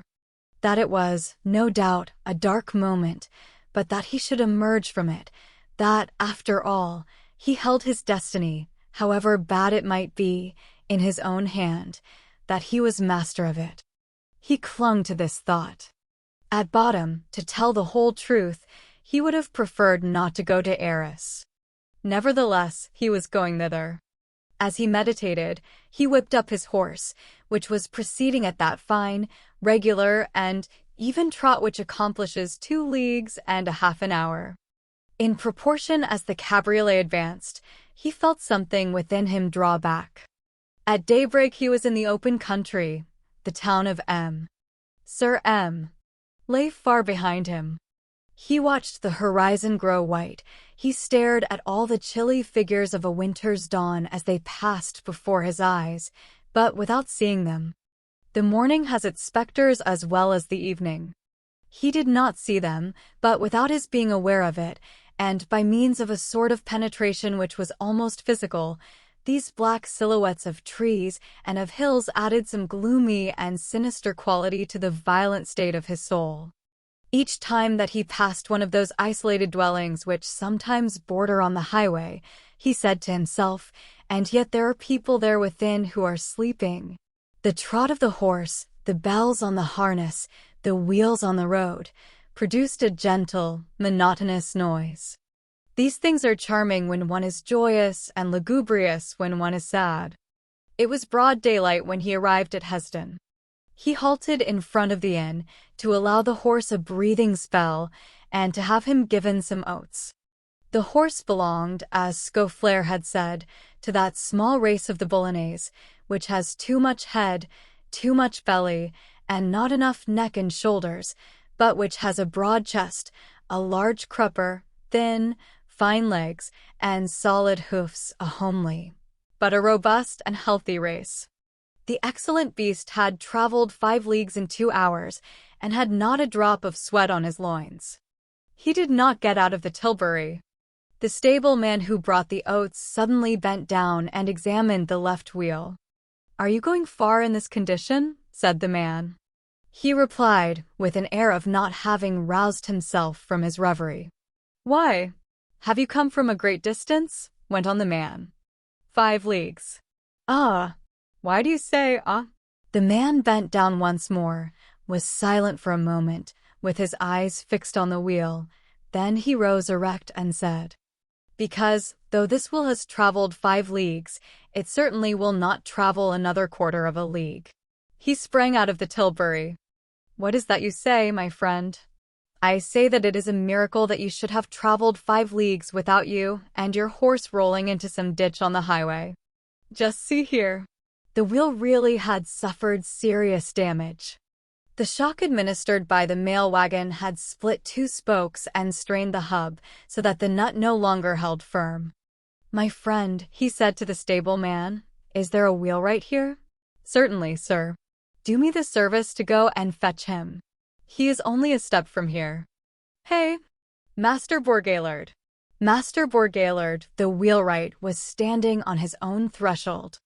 He came, examined the wheel, and made a grimace like a surgeon when the latter thinks a limb is broken. "Can you repair this wheel immediately?" "Yes, sir." "When can I set out again?" "Tomorrow." "Tomorrow? There is a long day's work on it." "Are you in a hurry, sir?" "In a very great hurry. I must set out again in an hour at the latest." "Impossible, sir." "I will pay whatever you ask." "Impossible." "Well, in 2 hours then." "Impossible today. 2 new spokes and a hub must be made. Monsieur will not be able to start before tomorrow morning. The matter cannot wait until tomorrow." "What if you were to replace this wheel instead of repairing it?" "How so? You are a wheelwright?" "Certainly, sir." "Have you not a wheel that you can sell me?" Then I could start again at once. A spare wheel? Yes. I have no wheel on hand that would fit your cabriolet. 2 wheels make a pair. 2 wheels cannot be put together haphazard. In that case, sell me a pair of wheels. Not all wheels fit all axles, sir. Try, nevertheless. It is useless, sir. I have nothing to sell but cartwheels. We are but a poor country here. Have you a cabriolet that you can let me have? The wheelwright had seen at the first glance that the Tilbury was a hired vehicle. He shrugged his shoulders. You treat the cabriolets that people let you so well. If I had one, I would not let it to you. Well, sell it to me then. I have none. What? Not even a spring cart? I am not hard to please, as you see. We live in a poor country. There is, in truth, added the wheelwright, an old calash under the shed yonder, which belongs to a bourgeois of the town, who gave it to me to take care of, and who only uses it on the 36th of the month, never, that is to say. I might let that to you, for what matters it to me? But the bourgeois must not see it pass, and then, it is a calash. It would require 2 horses. I will take 2 post horses. Where is Monsieur going? To Arras. And Monsieur wishes to reach there today? Yes, of course. By taking 2 post horses? Why not? Does it make any difference whether Monsieur arrives at 4 o'clock tomorrow morning? Certainly not. There is one thing to be said about that, you see. By taking post horses, Monsieur has his passport? Yes. Well, by taking post horses, Monsieur cannot reach Arras before tomorrow. We are on a crossroad. The relays are badly served, the horses are in the fields. The season for plowing is just beginning, heavy teams are required, and horses are seized upon everywhere, from the post as well as elsewhere. Monsieur will have to wait 3 or 4 hours at the least at every relay. And, then, they drive at a walk. There are many hills to ascend. Come then, I will go on horseback. Unharness the cabriolet. Someone can surely sell me a saddle in the neighborhood. Without doubt. But will this horse bear the saddle? That is true. You remind me of that. He will not bear it. Then. But I can surely hire a horse in the village? A horse to travel to Arras at one stretch? Yes. That would require such a horse as does not exist in these parts. You would have to buy it to begin with, because no one knows you. But you will not find one for sale nor to let, for 500 francs or for 1,000. What am I to do? The best thing is to let me repair the wheel like an honest man, and set out on your journey tomorrow. Tomorrow will be too late. The deuce! Is there not a mail wagon which runs to Arras? When will it pass? Tonight? Both the posts pass at night, the one going as well as the one coming. What? It will take you a day to mend this wheel. A day, and a good long one. If you set 2 men to work? If I set 10 men to work? What if the spokes were to be tied together with ropes? That could be done with the spokes, not with the hub, and the felly is in a bad state too. Is there anyone in this village who lets out teams? No. Is there another wheelwright? The stableman and the wheelwright replied in concert, with a toss of the head. No. He felt an immense joy. It was evident that Providence was intervening. That it was it who had broken the wheel of the Tilbury and who was stopping him on the road. He had not yielded to this sort of first summons. He had just made every possible effort to continue the journey. He had loyally and scrupulously exhausted all means. He had been deterred neither by the season, nor fatigue, nor by the expense. He had nothing with which to reproach himself. If he went no further, that was no fault of his. It did not concern him further. It was no longer his fault. It was not the act of his own conscience, but the act of Providence. He breathed again. He breathed freely and to the full extent of his lungs for the first time since Javert's visit. It seemed to him that the hand of iron which had held his heart in its grasp for the last 20 hours had just released him. It seemed to him that God was for him now and was manifesting himself. He said to himself that he had done all he could and that now he had nothing to do but retrace his steps quietly. If his conversation with the wheelwright had taken place in a chamber of the inn, it would have had no witnesses. No one would have heard him. Things would have rested there. And it is probable that we should not have had to relate any of the occurrences which the reader is about to peruse.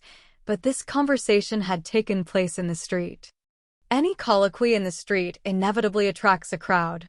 There are always people who ask nothing better than to become spectators. While he was questioning the wheelwright, some people who were passing back and forth halted around them.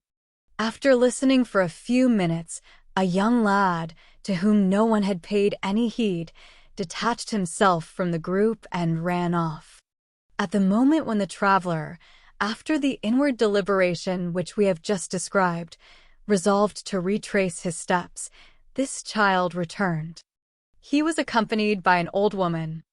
"Monsieur," said the woman, "my boy tells me that you wish to hire a cabriolet." These simple words uttered by an old woman led by a child made the perspiration trickle down his limbs. He thought that he beheld the hand which had relaxed its grasp reappear in the darkness behind him, ready to seize him once more.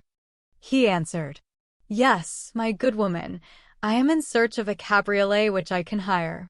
And he hastened to add, "But there is none in the place." "Certainly there is," said the old woman. "Where?" interpolated the wheelwright. "At my house," replied the old woman. He shuddered.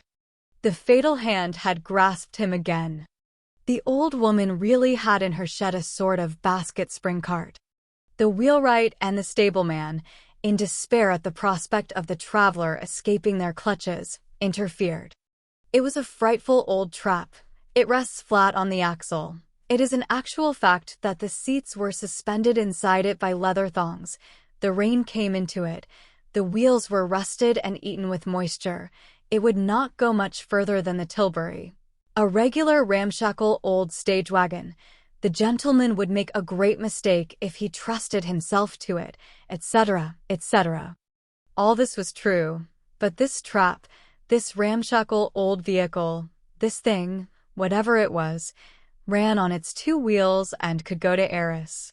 He paid what was asked, left the Tilbury with the wheelwright to be repaired, intending to reclaim it on his return, had the white horse put to the cart, climbed into it, and resumed the road which he had been traveling since morning. At the moment when the cart moved off, he admitted that he had felt, a moment previously, a certain joy in the thought that he should not go whither he was now proceeding. He examined this joy with a sort of wrath and found it absurd. Why should he feel joy at turning back? After all, he was taking this trip of his own free will. No one was forcing him to it. And assuredly nothing would happen except what he should choose. As he left Hesdin, he heard a voice shouting to him, "Stop! Stop!" He halted the cart with a vigorous movement which contained a feverish and convulsive element resembling hope. It was the old woman's little boy. "Monsieur," said the latter, "it was I who got the cart for you." "Well? You have not given me anything." He who gave to all so readily thought this demand exorbitant and almost odious. "Ah, it's you, you scamp," said he. "You shall have nothing." He whipped up his horse and set off at full speed. He had lost a great deal of time at Hesdin. He wanted to make it good. The little horse was courageous and pulled for two, but it was the month of February. There had been rain. The roads were bad.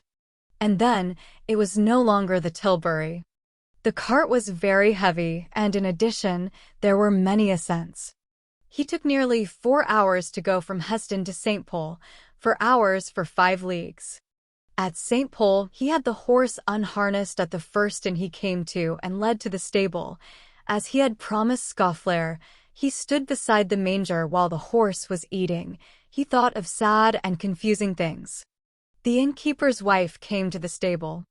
"Does not monsieur wish to breakfast?" "Come, that is true.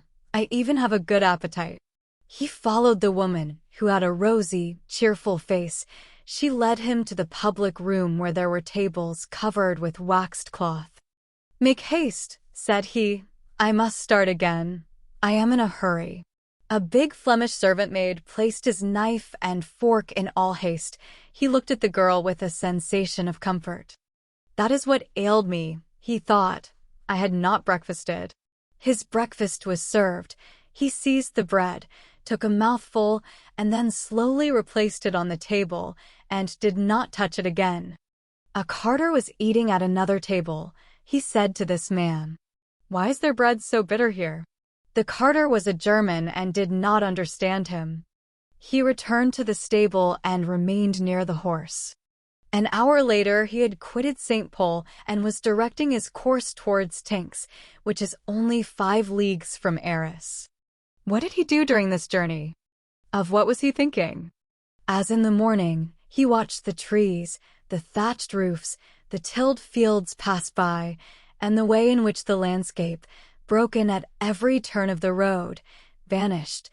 This is a sort of contemplation which sometimes suffices to the soul and almost relieves it from thought. What is more melancholy and more profound than to see 1,000 objects for the first and the last time? To travel is to be born and to die at every instant.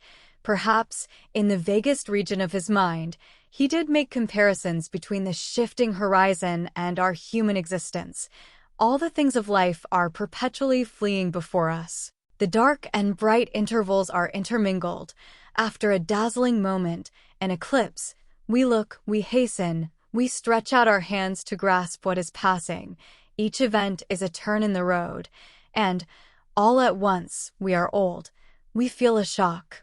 All is black. We distinguish an obscure door, the gloomy horse of life, which has been drawing us halts, and we see a veiled and unknown person unharnessing amid the shadows. Twilight was falling when the children who were coming out of school beheld this traveler enter Tinks. It is true that the days were still short. He did not halt at Tinks. As he emerged from the village, a laborer, who was mending the road with stones, raised his head and said to him, "That horse is very much fatigued." The poor beast was, in fact, going at a walk. "Are you going to Arras?" added the road mender. "Yes. If you go on at that rate you will not arrive very early." He stopped his horse and asked the laborer, "How far is it from here to Arras?" "Nearly 7 good leagues." "How is that?" "The posting guide only says 5 leagues and a quarter." "Ah," returned the road mender, "so you don't know that the road is under repair? You will find it barred a quarter of an hour further on. There is no way to proceed further." "Really?" "You will take the road on the left, leading to Carency. You will cross the river. When you reach Camblin, you will turn to the right. That is the road to Mont Saint-Éloi, which leads to Arras." "But it is night, and I shall lose my way." "You do not belong in these parts?" "No. And, besides, it is all crossroads. Stop." "Sir," resumed the road mender, "shall I give you a piece of advice? Your horse is tired. Return to Tinks. There is a good inn there. Sleep there. You can reach Arras tomorrow." "I must be there this evening." "That is different, but go to the inn all the same, and get an extra horse. The stable boy will guide you through the crossroads." He followed the road mender's advice, retraced his steps, and, half an hour later, he passed the same spot again, but this time at full speed, with a good horse to aid. A stable boy, who called himself a postilion, was seated on the shaft of the carriole. Still, he felt that he had lost time. Night had fully come. They turned into the crossroad. The way became frightfully bad. The cart lurched from one rut to the other. He said to the postilion, "Keep at a trot, and you shall have a double fee." In one of the jolts, the whiffle-tree broke. "There's the whiffle-tree broken, sir," said the postilion. "I don't know how to harness my horse now. This road is very bad at night. If you wish to return and sleep at Tinks, we could be in Arras early tomorrow morning." He replied, "Have you a bit of rope and a knife?" "Yes, sir." He cut a branch from a tree and made a whiffle-tree of it. This caused another loss of 20 minutes, but they set out again at a gallop. The plain was gloomy, low-hanging, black. Crisp fogs crept over the hills and wrenched themselves away like smoke. There were whitish gleams in the clouds. A strong breeze which blew in from the sea produced a sound in all quarters of the horizon. As of someone moving furniture, everything that could be seen assumed attitudes of terror. How many things shiver beneath these vast breaths of the night? He was stiff with cold. He had eaten nothing since the night before. He vaguely recalled his other nocturnal trip in the vast plain in the neighborhood of D, 8 years previously, and it seemed but yesterday. The hour struck from a distant tower. He asked the boy, "What time is it?" 7 o'clock, sir. We shall reach Arras at 8. We have but 3 leagues still to go. At that moment, he for the first time indulged in this reflection, thinking it odd the while that it had not occurred to him sooner, that all this trouble which he was taking was, perhaps, useless, that he did not know so much as the hour of the trial. That he should, at least, have informed himself of that he was foolish to go thus straight ahead without knowing whether he would be of any service or not. Then he sketched out some calculations in his mind, that, ordinarily, the sittings of the Court of Assizes began at 9 o'clock in the morning, that it could not be a long affair, that the theft of the apples would be very brief, that there would then remain only a question of identity, 4 or 5 depositions, and very little for the lawyers to say, that he should arrive after all was over. The postilion whipped up the horses. They had crossed the river and left Mont Saint Eloi behind them. The night grew more profound. Chapter 6. Sister Simplice put to the proof. But at that moment Fantine was joyous. She had passed a very bad night. Her cough was frightful. Her fever had doubled in intensity. She had had dreams. In the morning, when the doctor paid his visit, she was delirious. He assumed an alarmed look, and ordered that he should be informed as soon as Madeleine arrived.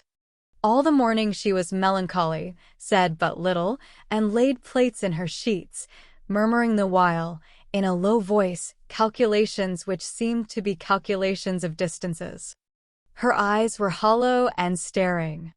They seemed almost extinguished at intervals, then lighted up again and shone like stars. It seems as though, at the approach of a certain dark hour, the light of heaven fills those who are quitting the light of earth. Each time that Sister Simplice asked her how she felt, she replied invariably, "Well, I should like to see Madeleine." Some months before this, at the moment when Fantine had just lost her last modesty, her last shame, and her last joy, she was the shadow of herself. Now she was the spectre of herself. Physical suffering had completed the work of moral suffering. This creature of 25 had a wrinkled brow, flabby cheeks, pinched nostrils, teeth from which the gums had receded, a leaden complexion, a bony neck, prominent shoulder blades, frail limbs, a clay skin. And her golden hair was growing out sprinkled with gray. Alas! How illness improvises old age. At midday the physician returned, gave some directions, inquired whether the mayor had made his appearance at the infirmary, and shook his head. Madeleine usually came to see the invalid at 3 o'clock. As exactness is kindness, he was exact. About 2:30, Fantine began to be restless. In the course of 20 minutes, she asked the nun more than 10 times, "What time is it, sister?" 3 o'clock struck. At the 3rd stroke, Fantine sat up in bed. She who could, in general, hardly turn over, joined her yellow, fleshless hands in a sort of convulsive clasp, and the nun heard her utter one of those profound sighs which seemed to throw off dejection. Then Fantine turned and looked at the door. No one entered. The door did not open. She remained thus for a quarter of an hour, her eyes riveted on the door, motionless and apparently holding her breath. The sister dared not speak to her. The clock struck 3:15. Fantine fell back on her pillow. She said nothing, but began to plait the sheets once more. Half an hour passed, then an hour. No one came. Every time the clock struck, Fantine started up and looked towards the door, then fell back again. Her thought was clearly perceptible, but she uttered no name. She made no complaint. She blamed no one. But she coughed in a melancholy way. One would have said that something dark was descending upon her. She was livid and her lips were blue. She smiled now and then. 5 o'clock struck. Then the sister heard her say, very low and gently, "He is wrong not to come today, since I am going away tomorrow." Sister Simplice herself was surprised at Madeline's delay.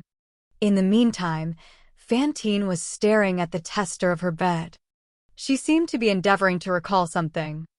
All at once she began to sing in a voice as feeble as a breath. The nun listened. This is what Fantine was singing. Lovely things we will buy. As we stroll the faubourgs through.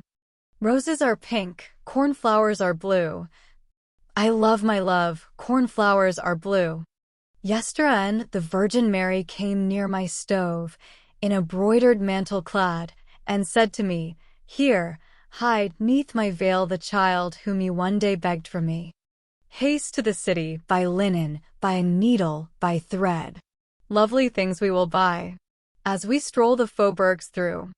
Dear Holy Virgin, beside my stove I have set a cradle with ribbons decked. God may give me his loveliest star, I prefer the child thou hast granted me. Madam, what shall I do with this linen fine? Make of it clothes for thy newborn babe. Roses are pink and cornflowers are blue.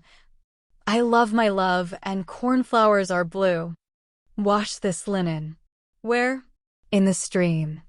Make of it, soiling not, spoiling not, a petticoat fair with its bodice fine, which I will embroider and fill with flowers. Madam, the child is no longer here. What is to be done? Then make of it a winding sheet in which to bury me. Lovely things we will buy. As we stroll the faubourgs through. Roses are pink, cornflowers are blue. I love my love, cornflowers are blue. This song was an old cradle romance with which she had, in former days, lulled her little Cosette to sleep, and which had never recurred to her mind in all the 5 years during which she had been parted from her child. She sang it in so sad a voice, and to so sweet an air, that it was enough to make anyone, even a nun, weep. The sister, accustomed as she was to austerities, felt a tear spring to her eyes. The clock struck 6. Fantine did not seem to hear it. She no longer seemed to pay attention to anything about her. Sister Simplice sent a serving maid to inquire of the portress of the factory whether the mayor had returned, and if he would not come to the infirmary soon. The girl returned in a few minutes. Fantine was still motionless and seemed absorbed in her own thoughts. The servant informed Sister Simplice in a very low tone that the mayor had set out that morning before 6 o'clock in a little Tilbury harness to a white horse, cold as the weather was, that he had gone alone, without even a driver, that no one knew what road he had taken, that people said he had been seen to turn into the road to Arras, that others asserted that they had met him on the road to Paris, that when he went away he had been very gentle, as usual, and that he had merely told the portress not to expect him that night. While the two women were whispering together, with their backs turned to Fantine's bed, the sister interrogating, the servant conjecturing, Fantine, with the feverish vivacity of certain organic maladies, which unite the free movements of health with the frightful emaciation of death, had raised herself to her knees in bed, with her shriveled hands resting on the bolster, and her head thrust through the opening of the curtains, and was listening. All at once she cried, "You are speaking of Madeline. Why are you talking so low? What is he doing? Why does he not come?" Her voice was so abrupt and hoarse that the two women thought they heard the voice of a man. They wheeled round in affright. "Answer me," cried Fantine. The servant stammered. "The portress told me that he could not come today." "Be calm, my child," said the sister. "Lie down again." Fantine, without changing her attitude, continued in a loud voice, and with an accent that was both imperious and heartrending. "He cannot come? Why not? You know the reason. You're whispering it to each other there." "I want to know it." The servant maid hastened to say in the nun's ear, "Say that he is busy with the city council." Sister Simplice blushed faintly, for it was a lie that the maid had proposed to her. On the other hand, it seemed to her that the mere communication of the truth to the invalid would, without doubt, deal her a terrible blow, and that this was a serious matter in Fantine's present state. Her flush did not last long. The sister raised her calm, sad eyes to Fantine and said, "Monsieur le Maire has gone away." Fantine raised herself and crouched on her heels in the bed. Her eyes sparkled. Indescribable joy beamed from that melancholy face. "Gone," she cried. "He is gone to get Cosette." Then she raised her arms to heaven, and her white face became ineffable. Her lips moved. She was praying in a low voice. When her prayer was finished, "Sister," she said, "I am willing to lie down again. I will do anything you wish. I was naughty just now. I beg your pardon for having spoken so loud. It is very wrong to talk loudly. I know that well, my good sister. But you see, I am very happy. The good God is good. Madeleine is good. Just think. He has gone to Montfermeil to get my little Cosette." She lay down again, with the nun's assistance, helped the nun to arrange her pillow, and kissed the little silver cross which she wore on her neck, and which Sister Simplice had given her. "My child," said the sister, "try to rest now, and do not talk any more." Fantine took the sister's hand in her moist hands, and the latter was pained to feel that perspiration. "He set out this morning for Paris. In fact, he need not even go through Paris. Montfermeil is a little to the left as you come thence. Do you remember how he said to me yesterday, when I spoke to him of Cosette, 'Soon, soon'? He wants to give me a surprise, you know. He made me sign a letter so that she could be taken from the Thénardiers. They cannot say anything, can they? They will give back Cosette, for they have been paid. The authorities will not allow them to keep the child since they have received their pay. Do not make signs to me that I must not talk, sister. I am extremely happy. I am doing well. I am not ill at all any more. I am going to see Cosette again. I am even quite hungry. It is nearly 5 years since I saw her last. You cannot imagine how much attached one gets to children, and then she will be so pretty. You will see. If you only knew what pretty little rosy fingers she had. In the first place, she will have very beautiful hands. She had ridiculous hands when she was only a year old. Like this. She must be a big girl now. She is 7 years old. She is quite a young lady. I call her Cosette, but her name is really Euphrasie. Stop. This morning I was looking at the dust on the chimney-piece, and I had a sort of idea come across me, like that I should see Cosette again soon. Mon Dieu! How wrong it is not to see one's children for years. One ought to reflect that life is not eternal.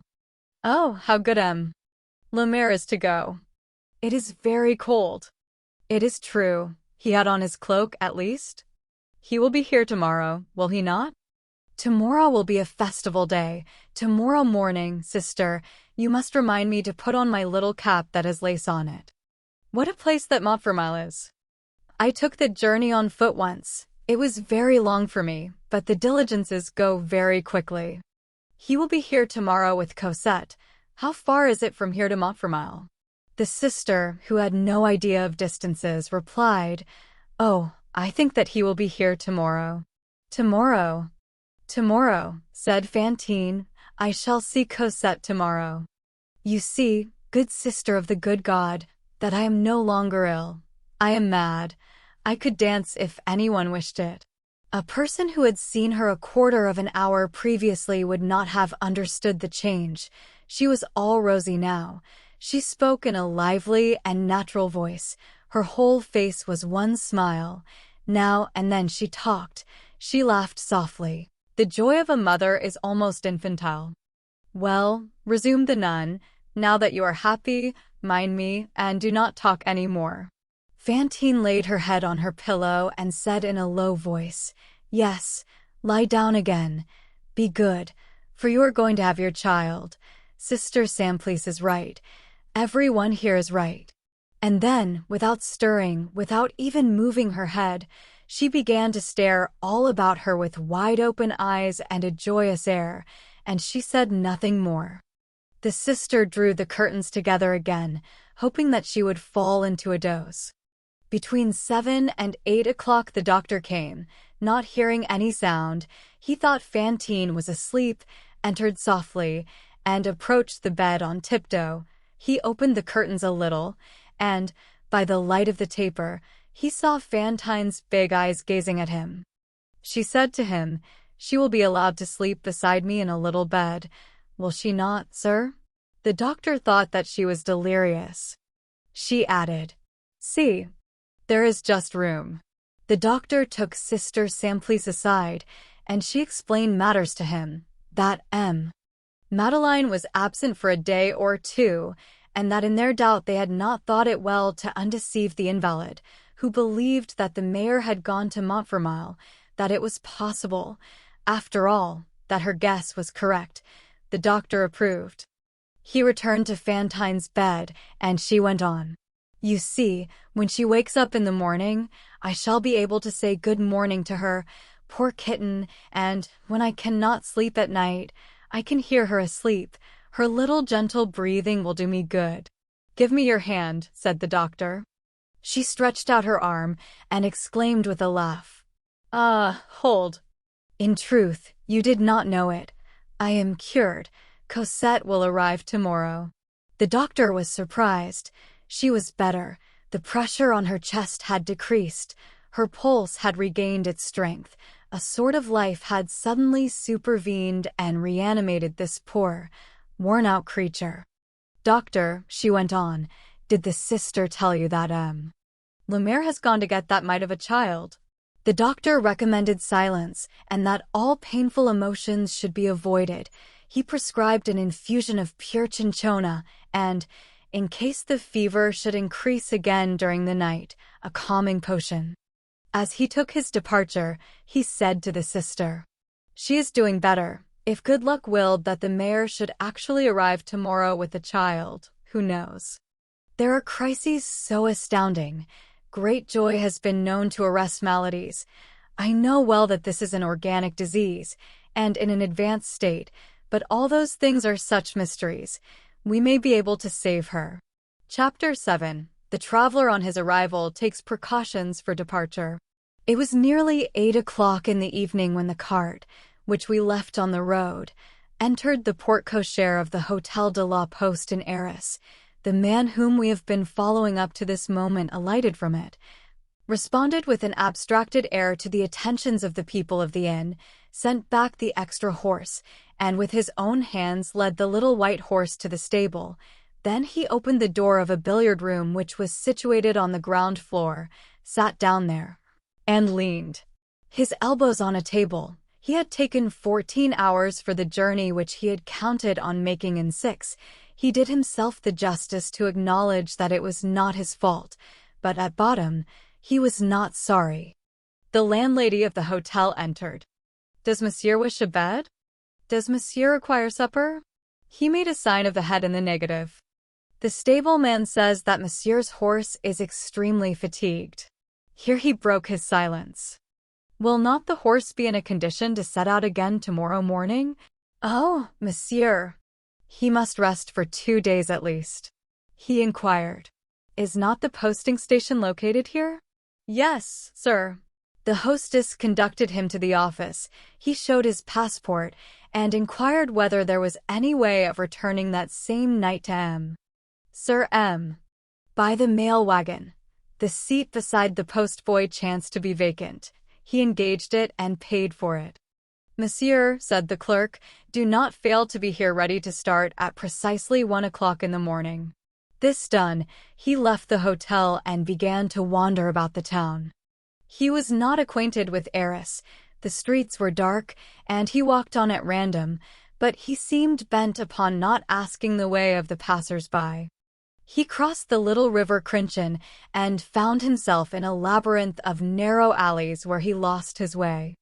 A citizen was passing along with a lantern.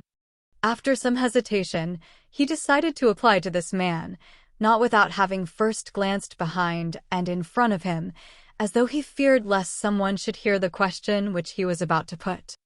"Monsieur," said he, "where's the courthouse, if you please?" "You do not belong in town, sir," replied the bourgeois, who was an oldish man. "Well, follow me."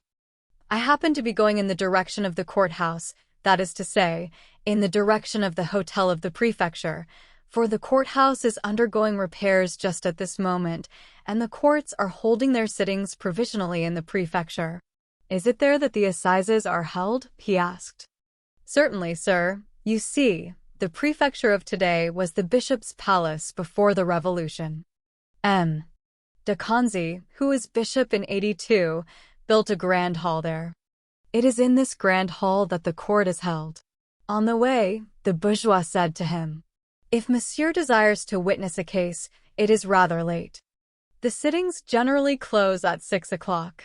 When they arrived on the grand square, however, the man pointed out to him 4 long windows all lighted up, in the front of a vast and gloomy building.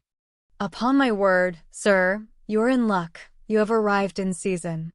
Do you see those 4 windows? That is the court of assizes. There is light there, so they are not through. The matter must have been greatly protracted, and they are holding an evening session. Do you take an interest in this affair? Is it a criminal case? Are you a witness?" He replied, "I have not come on any business. I only wish to speak to one of the lawyers." "That is different," said the bourgeois. "Stop, sir. Here is the door where the sentry stands. You have only to ascend the grand staircase." He conformed to the bourgeois' directions, and a few minutes later he was in a hall containing many people, and where groups, intermingled with lawyers in their gowns, were whispering together here and there. It is always a heartbreaking thing to see these congregations of men robed in black, murmuring together in low voices on the threshold of the halls of justice. It is rare that charity and pity are the outcome of these words. Condemnations pronounced in advance are more likely to be the result. All these groups seem to the passing and thoughtful observer so many somber hives where buzzing spirits construct in concert all sorts of dark edifices. This spacious hall, illuminated by a single lamp, was the old hall of the episcopal palace and served as the large hall of the Palace of Justice. A double-leaved door, which was closed at that moment, separated it from the large apartment where the court was sitting. The obscurity was such that he did not fear to accost the first lawyer whom he met. "What stage have they reached, sir?" he asked. "It is finished," said the lawyer. "Finished." This word was repeated in such accents that the lawyer turned round. "Excuse me, sir. Perhaps you are a relative?" "No, I know no one here." "Has judgment been pronounced?" "Of course." Nothing else was possible. "To penal servitude?" "For life," he continued, in a voice so weak that it was barely audible. "Then his identity was established?" "What identity?" replied the lawyer. There was no identity to be established. The matter was very simple. The woman had murdered her child. The infanticide was proved. The jury threw out the question of premeditation, and she was condemned for life. "So it was a woman?" said he. "Why, certainly. The Limousin woman." "Of what are you speaking?" "Nothing. But since it is all over, how comes it that the hall is still lighted?" "For another case, which was begun about 2 hours ago." "What other case?" "Oh! This one is a clear case also. It is about a sort of blackguard, a man arrested for a second offense, a convict who has been guilty of theft. I don't know his name exactly. There's a bandit's fist for you. I'd send him to the galleys on the strength of his face alone." "Is there any way of getting into the courtroom, sir?" said he. "I really think that there is not. There is a great crowd. However, the hearing has been suspended." Some people have gone out, and when the hearing is resumed, you might make an effort. Where is the entrance? Through yonder large door. The lawyer left him. In the course of a few moments he had experienced, almost simultaneously, almost intermingled with each other, all possible emotions. The words of this indifferent spectator had, in turn, pierced his heart like needles of ice and like blades of fire. When he saw that nothing was settled, he breathed freely once more, but he could not have told whether what he felt was pain or pleasure. He drew near to many groups and listened to what they were saying. The docket of the session was very heavy. The president had appointed for the same day 2 short and simple cases. They had begun with the infanticide, and now they had reached the convict, the old offender, the return horse. This man had stolen apples, but that did not appear to be entirely proved. What had been proved was that he had already been in the galleys at Toulon. It was that which lent a bad aspect to his case. However, the man's examination and the depositions of the witnesses had been completed, but the lawyer's plea and the speech of the public prosecutor were still to come. It could not be finished before midnight. The man would probably be condemned. The Attorney General was very clever and never missed his culprits. He was a brilliant fellow who wrote verses. An usher stood at the door communicating with the hall of the assizes. He inquired of this usher, "Will the door be opened soon, sir?" "It will not be opened at all," replied the usher. "What? It will not be opened when the hearing is resumed? Is not the hearing suspended?" "The hearing has just been begun again," replied the usher, "but the door will not be opened again." "Why?" "Because the hall is full." "What? There is not room for one more?" "Not another one. The door is closed. No one can enter now." The usher added after a pause, "There are, to tell the truth, 2 or 3 extra places behind Monsieur le President, but Monsieur le President only admits public functionaries to them." So saying, the usher turned his back. He retired with bowed head, traversed the antechamber, and slowly descended the stairs, as though hesitating at every step. It is probable that he was holding counsel with himself. The violent conflict which had been going on within him since the preceding evening was not yet ended, and every moment he encountered some new phase of it. On reaching the landing place, he leaned his back against the balusters and folded his arms. All at once he opened his coat, drew out his pocketbook, took from it a pencil, tore out a leaf, and upon that leaf he wrote rapidly, by the light of the street lantern, this line: M. Madeleine, Mayor of M. Sir M. Then he ascended the stairs once more with great strides, made his way through the crowd, walked straight up to the usher, handed him the paper, and said in an authoritative manner, "Take this to Monsieur le President." The usher took the paper, cast a glance upon it, and obeyed. Chapter 8. An Entrance by Favor. Although he did not suspect the fact, the mayor of M. Sir M. enjoyed a sort of celebrity. For the space of 7 years his reputation for virtue had filled the whole of Bayas Bolognese. It had eventually passed the confines of a small district and had been spread abroad through 2 or 3 neighboring departments. Besides the service which he had rendered to the chief town by resuscitating the black jet industry, there was not one out of the 140 communes of the arrondissement of M. Sir M. which was not indebted to him for some benefit. He had even at need contrived to aid and multiply the industries of other arrondissements. It was thus that he had, when occasion offered, supported with his credit and his funds the linen factory at Boulogne, the flax spinning industry at Frevent, and the hydraulic manufacture of cloth at Beaubourg-sur-Sanche. Everywhere the name of M. Madeleine was pronounced with veneration. Arras and Douai envied the happy little town of M. Sir M. its mayor. The councillor of the Royal Court of Douai, who was presiding over this session of the assizes at Arras, was acquainted, in common with the rest of the world, with this name which was so profoundly and universally honored. When the usher, discreetly opening the door which connected the council chamber with the courtroom, bent over the back of the president's armchair and handed him the paper on which was inscribed the line which we have just perused, adding, "The gentleman desires to be present at the trial." The president, with a quick and deferential movement, seized a pen and wrote a few words at the bottom of the paper and returned it to the usher, saying, "Admit him." The unhappy man whose history we are relating had remained near the door of the hall, in the same place and the same attitude in which the usher had left him. In the midst of his reverie he heard someone saying to him, "Will monsieur do me the honor to follow me?" It was the same usher who had turned his back upon him but a moment previously, and who was now bowing to the earth before him. At the same time, the usher handed him the paper. He unfolded it, and as he chanced to be near the light, he could read it. The president of the Court of Assizes presents his respects to M. Madeline. He crushed the paper in his hand as though those words contained for him a strange and bitter aftertaste. He followed the usher. A few minutes later, he found himself alone in a sort of wainscoted cabinet of severe aspect, lighted by 2 wax candles, placed upon a table with a green cloth.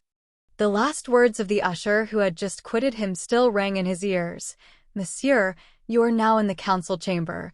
You have only to turn the copper handle of yonder door, and you will find yourself in the courtroom, behind the president's chair."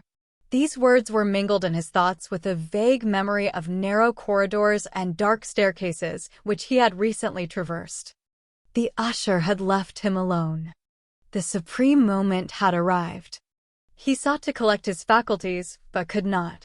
It is chiefly at the moment when there is the greatest need for attaching them to the painful realities of life that the threads of thought snap within the brain.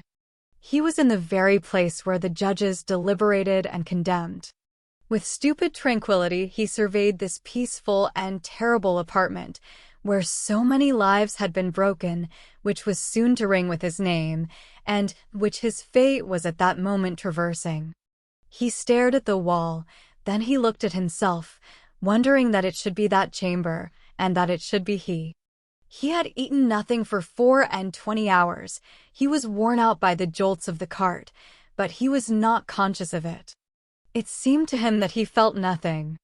He approached a black frame which was suspended on the wall, and which contained, under glass, an ancient autograph letter of Jean-Nicolas Patch, mayor of Paris and minister, and dated, through an error, no doubt, the 9th of June of the year 2, and in which Patch forwarded to the commune the list of ministers and deputies held in arrest by them.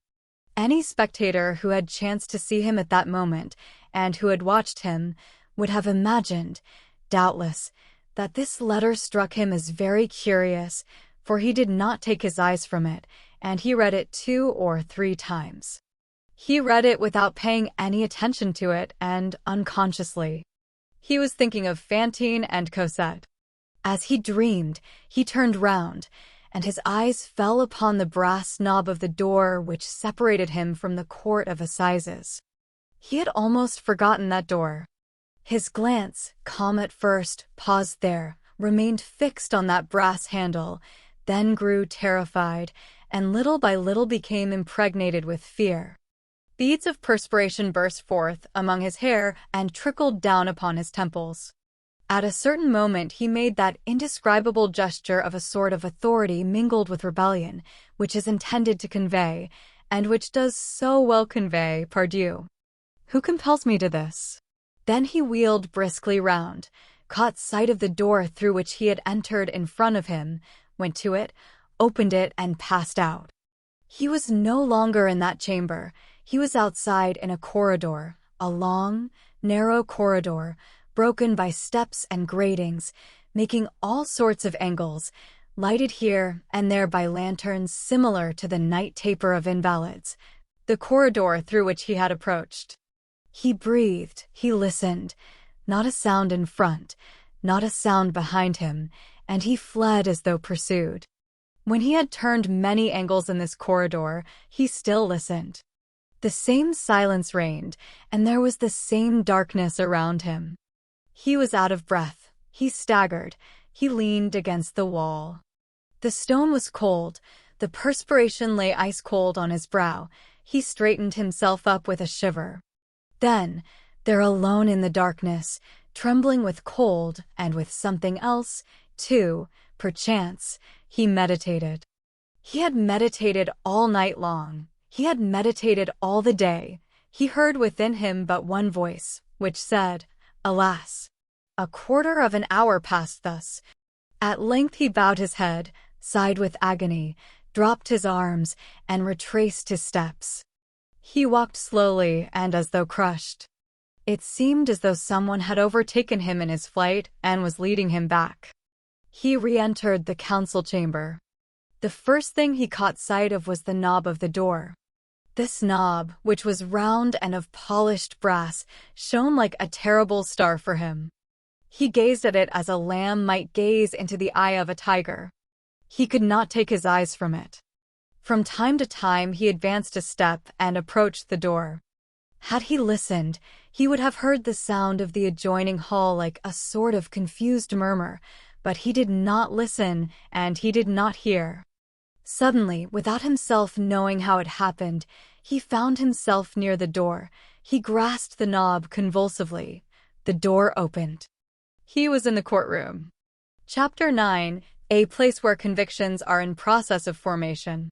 He advanced a pace, closed the door mechanically behind him, and remained standing, contemplating what he saw. It was a vast and badly lighted apartment, now full of uproar, now full of silence, where all the apparatus of a criminal case, with its petty and mournful gravity in the midst of the throng, was in process of development.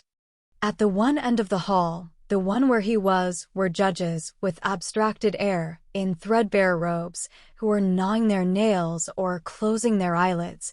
At the other end, a ragged crowd, lawyers in all sorts of attitudes, soldiers with hard but honest faces, ancient, spotted woodwork, a dirty ceiling, tables covered with serge that was yellow rather than green, doors blackened by hand marks, taproom lamps which emitted more smoke than light, suspended from nails in the wainscot. On the tables candles in brass candlesticks, darkness, ugliness, sadness, and from all this there was disengaged an austere and august impression. For one there felt that grand human thing which is called the law, and that grand divine thing which is called justice. No one in all that throng paid any attention to him.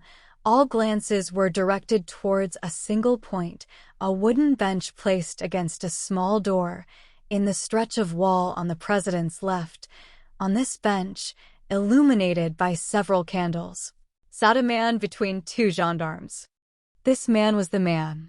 He did not seek him, he saw him.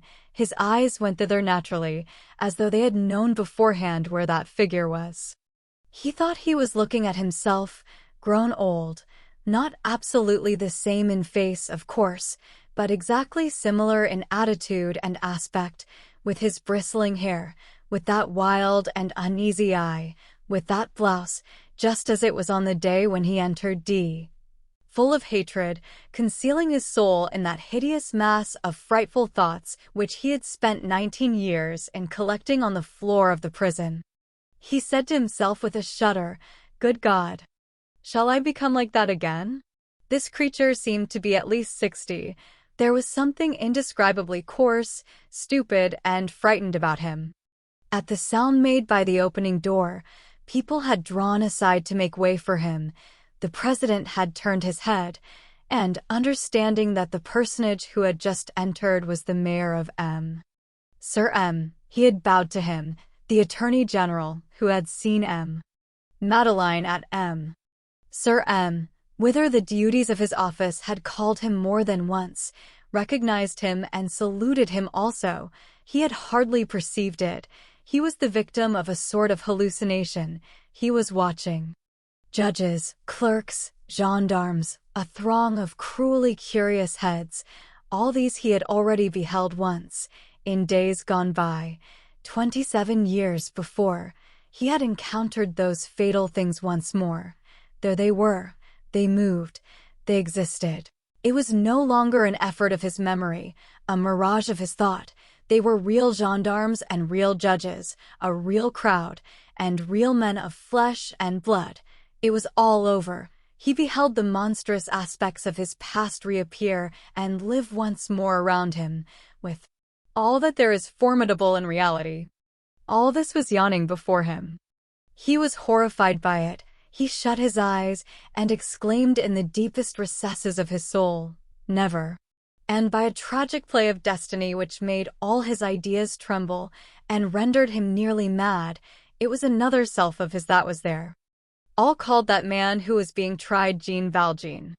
Under his very eyes, unheard of vision, he had a sort of representation of the most horrible moment of his life, enacted by a spectre. Everything was there. The apparatus was the same, the hour of the night, the faces of the judges, of soldiers, and of spectators. All were the same.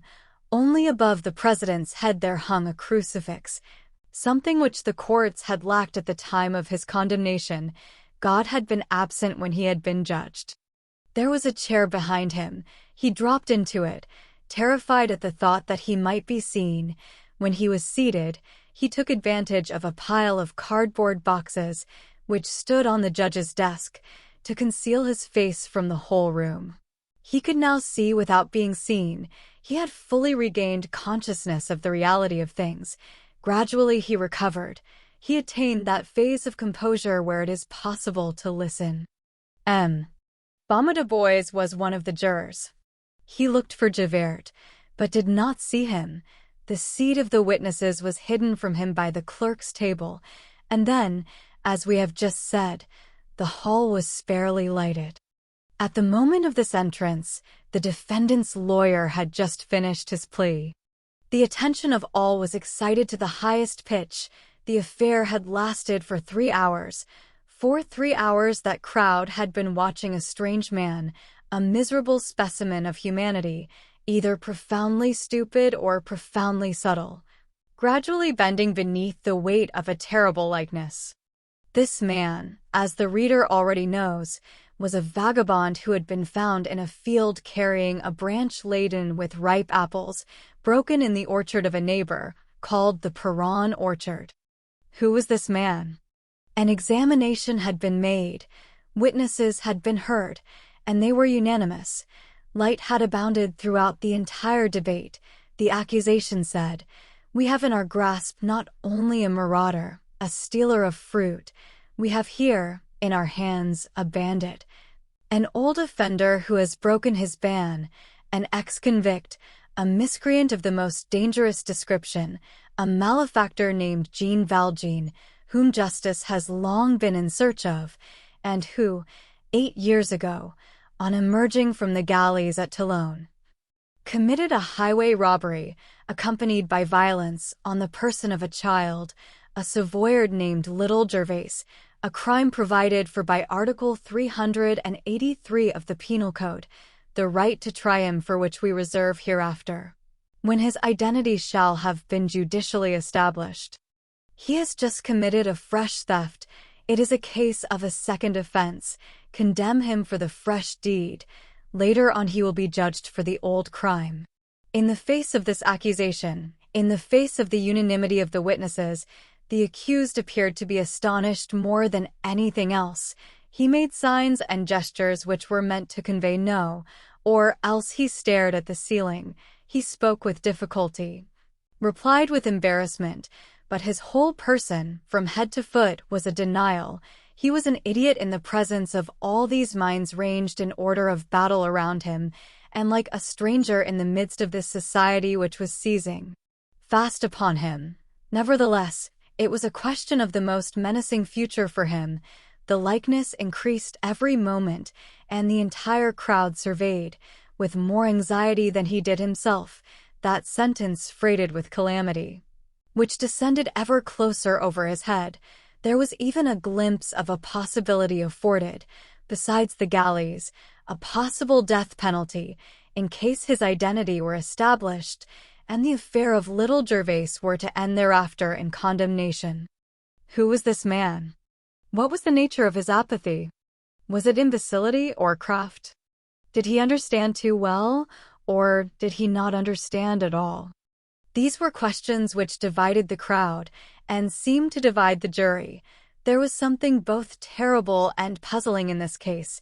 The drama was not only melancholy, it was also obscure. The counsel for the defense had spoken tolerably well, in that provincial tongue which has long constituted the eloquence of the bar, and which was formerly employed by all advocates, at Paris as well as at Romorantin or at Montbrison, and which today, having become classic, is no longer spoken except by the official orators of magistracy, to whom it is suited on account of its grave sonorousness and its majestic stride, a tongue in which a husband is called a consort and a woman a spouse. Paris, the center of art and civilization, the king, the monarch, Monseigneur the bishop, a sainted pontiff, the district attorney, the eloquent interpreter of public prosecution, the arguments, the accents which we have just listened to. The age of Louis XIV, the grand age, a theater, the temple of Melpomene, the reigning family, the august blood of our kings, a concert, a musical solemnity, the general commandant of the province, the illustrious warrior, who, etc., the pupils in the seminary. These tender levities, errors imputed to newspapers, the imposture which distills its venom through the columns of those organs, etc. The lawyer had, accordingly, begun with an explanation as to the theft of the apples, an awkward matter couched in fine style, but benign Bossuet himself was obliged to allude to a chicken in the midst of a funeral oration, and he extricated himself from the situation in stately fashion. The lawyer established the fact that the theft of the apples had not been circumstantially proved. His client, whom he, in his character of counsel, persisted in calling Champmathieu, had not been seen scaling that wall nor breaking that branch by anyone. He had been taken with that branch, which the lawyer preferred to call a bough, in his possession, but he said that he had found it broken off and lying on the ground, and had picked it up. Where was there any proof to the contrary? No doubt that branch had been broken off and concealed after the scaling of the wall, then thrown away by the alarmed marauder. There was no doubt that there had been a thief in the case. But what proof was there that that thief had been Champmathieu? One thing only: his character as an ex-convict. The lawyer did not deny that that character appeared to be, unhappily, well attested. The accused had resided at Faverolles. The accused had exercised the calling of a tree pruner there. The name of Champmathieu might well have had its origin in Jean Mathieu. All that was true, in short, for witnesses recognized Champmathieu, positively and without hesitation, as that convict, Jean Valjean. To these signs, to this testimony, the counsel could oppose nothing but the denial of his client, the denial of an interested party. But supposing that he was the convict Jean Valjean, did that prove that he was the thief of the apples? That was a presumption at the most, not a proof. The prisoner, it was true, and his counsel, in good faith, was obliged to admit it, had adopted a bad system of defense. He obstinately denied everything, the theft and his character of convict. An admission upon this last point would certainly have been better, and would have won for him the indulgence of his judges. The counsel had advised him to do this, but the accused had obstinately refused, thinking, no doubt, that he would save everything by admitting nothing. It was an error, but ought not the paucity of this intelligence to be taken into consideration? This man was visibly stupid. Long continued wretchedness in the galleys, long misery outside the galleys, had brutalized him, etc. He defended himself badly. Was that a reason for condemning him? As for the affair with little Gervais, the counsel need not discuss it. It did not enter into the case. The lawyer wound up by beseeching the jury and the court, if the identity of Jean Valjean appeared to them to be evident, to apply to him the police penalties which are provided for a criminal who has broken his ban, and not the frightful chastisement which descends upon the convict guilty of a second offense. The district attorney answered the counsel for the defense. He was violent and florid, as district attorneys usually are. He congratulated the counsel for the defense on his loyalty and skillfully took advantage of this loyalty. He reached the accused through all the concessions made by his lawyer. The advocate had seemed to admit that the prisoner was Jean Valjean. He took note of this. So this man was Jean Valjean. This point had been conceded to the accusation and could no longer be disputed. Here, by means of a clever automaton which went back to the sources and causes of crime, the district attorney thundered against the immorality of the Romantic school, then dawning under the name of the Satanic school, which had been bestowed upon it by the critics of the Quotidian and the Oriflamme. He attributed, not without some probability, to the influence of this perverse literature the crime of Champmathieu, or rather, to speak more correctly, of Jean Valjean. Having exhausted these considerations, he passed on to Jean Valjean himself. Who was this Jean Valjean? Description of Jean Valjean: a monster spewed forth, etc.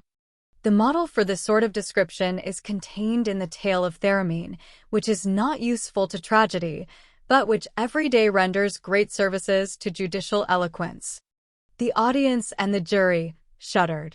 The description finished, the district attorney resumed with an oratorical turn calculated to raise the enthusiasm of the journal of the prefecture to the highest pitch on the following day, and it is such a man, etc., etc., etc.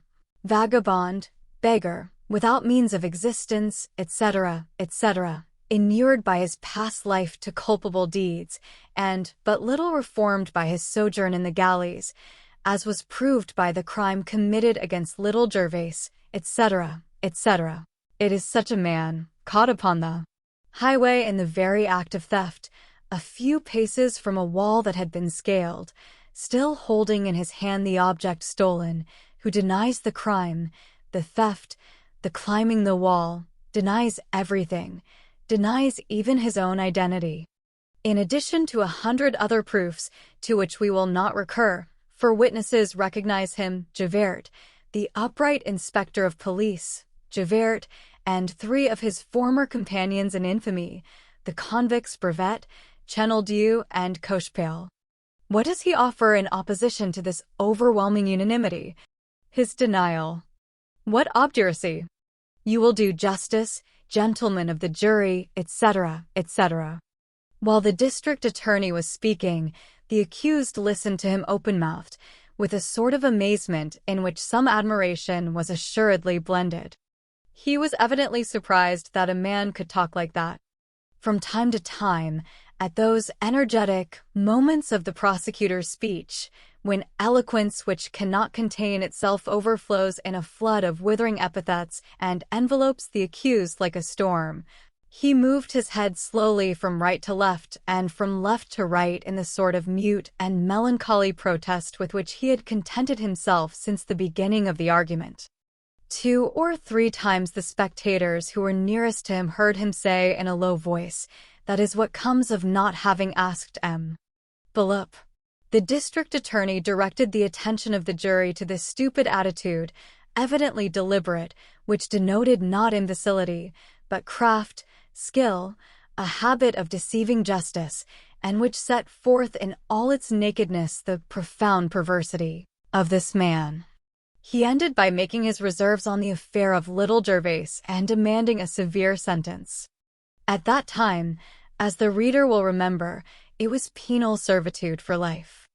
The counsel for the defense rose, began by complimenting Monsieur l'Avocat General on his admirable speech, then replied as best he could, but he weakened. The ground was evidently slipping away from under his feet. Chapter 10: The System of Denials. The moment for closing the debate had arrived. The president had the accused stand up and addressed to him the customary question, "Have you anything to add to your defense?" The man did not appear to understand as he stood there, twisting in his hands a terrible cap which he had. The president repeated the question. This time the man heard it. He seemed to understand. He made a motion like a man who is just waking up, cast his eyes about him, stared at the audience, the gendarmes, his counsel, the jury, the court, laid his monstrous fist on the rim of woodwork in front of his bench, took another look, and all at once, fixing his glance upon the district attorney, he began to speak. It was like an eruption.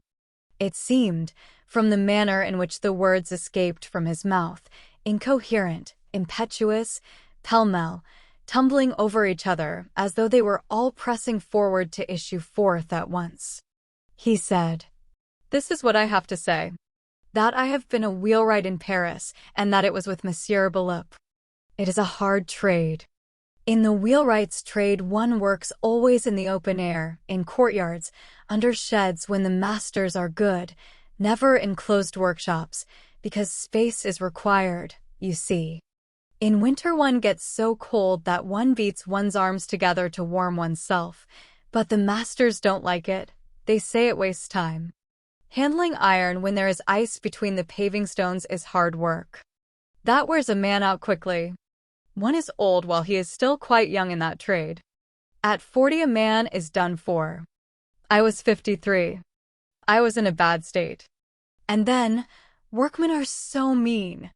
When a man is no longer young, they call him nothing but an old bird, old beast.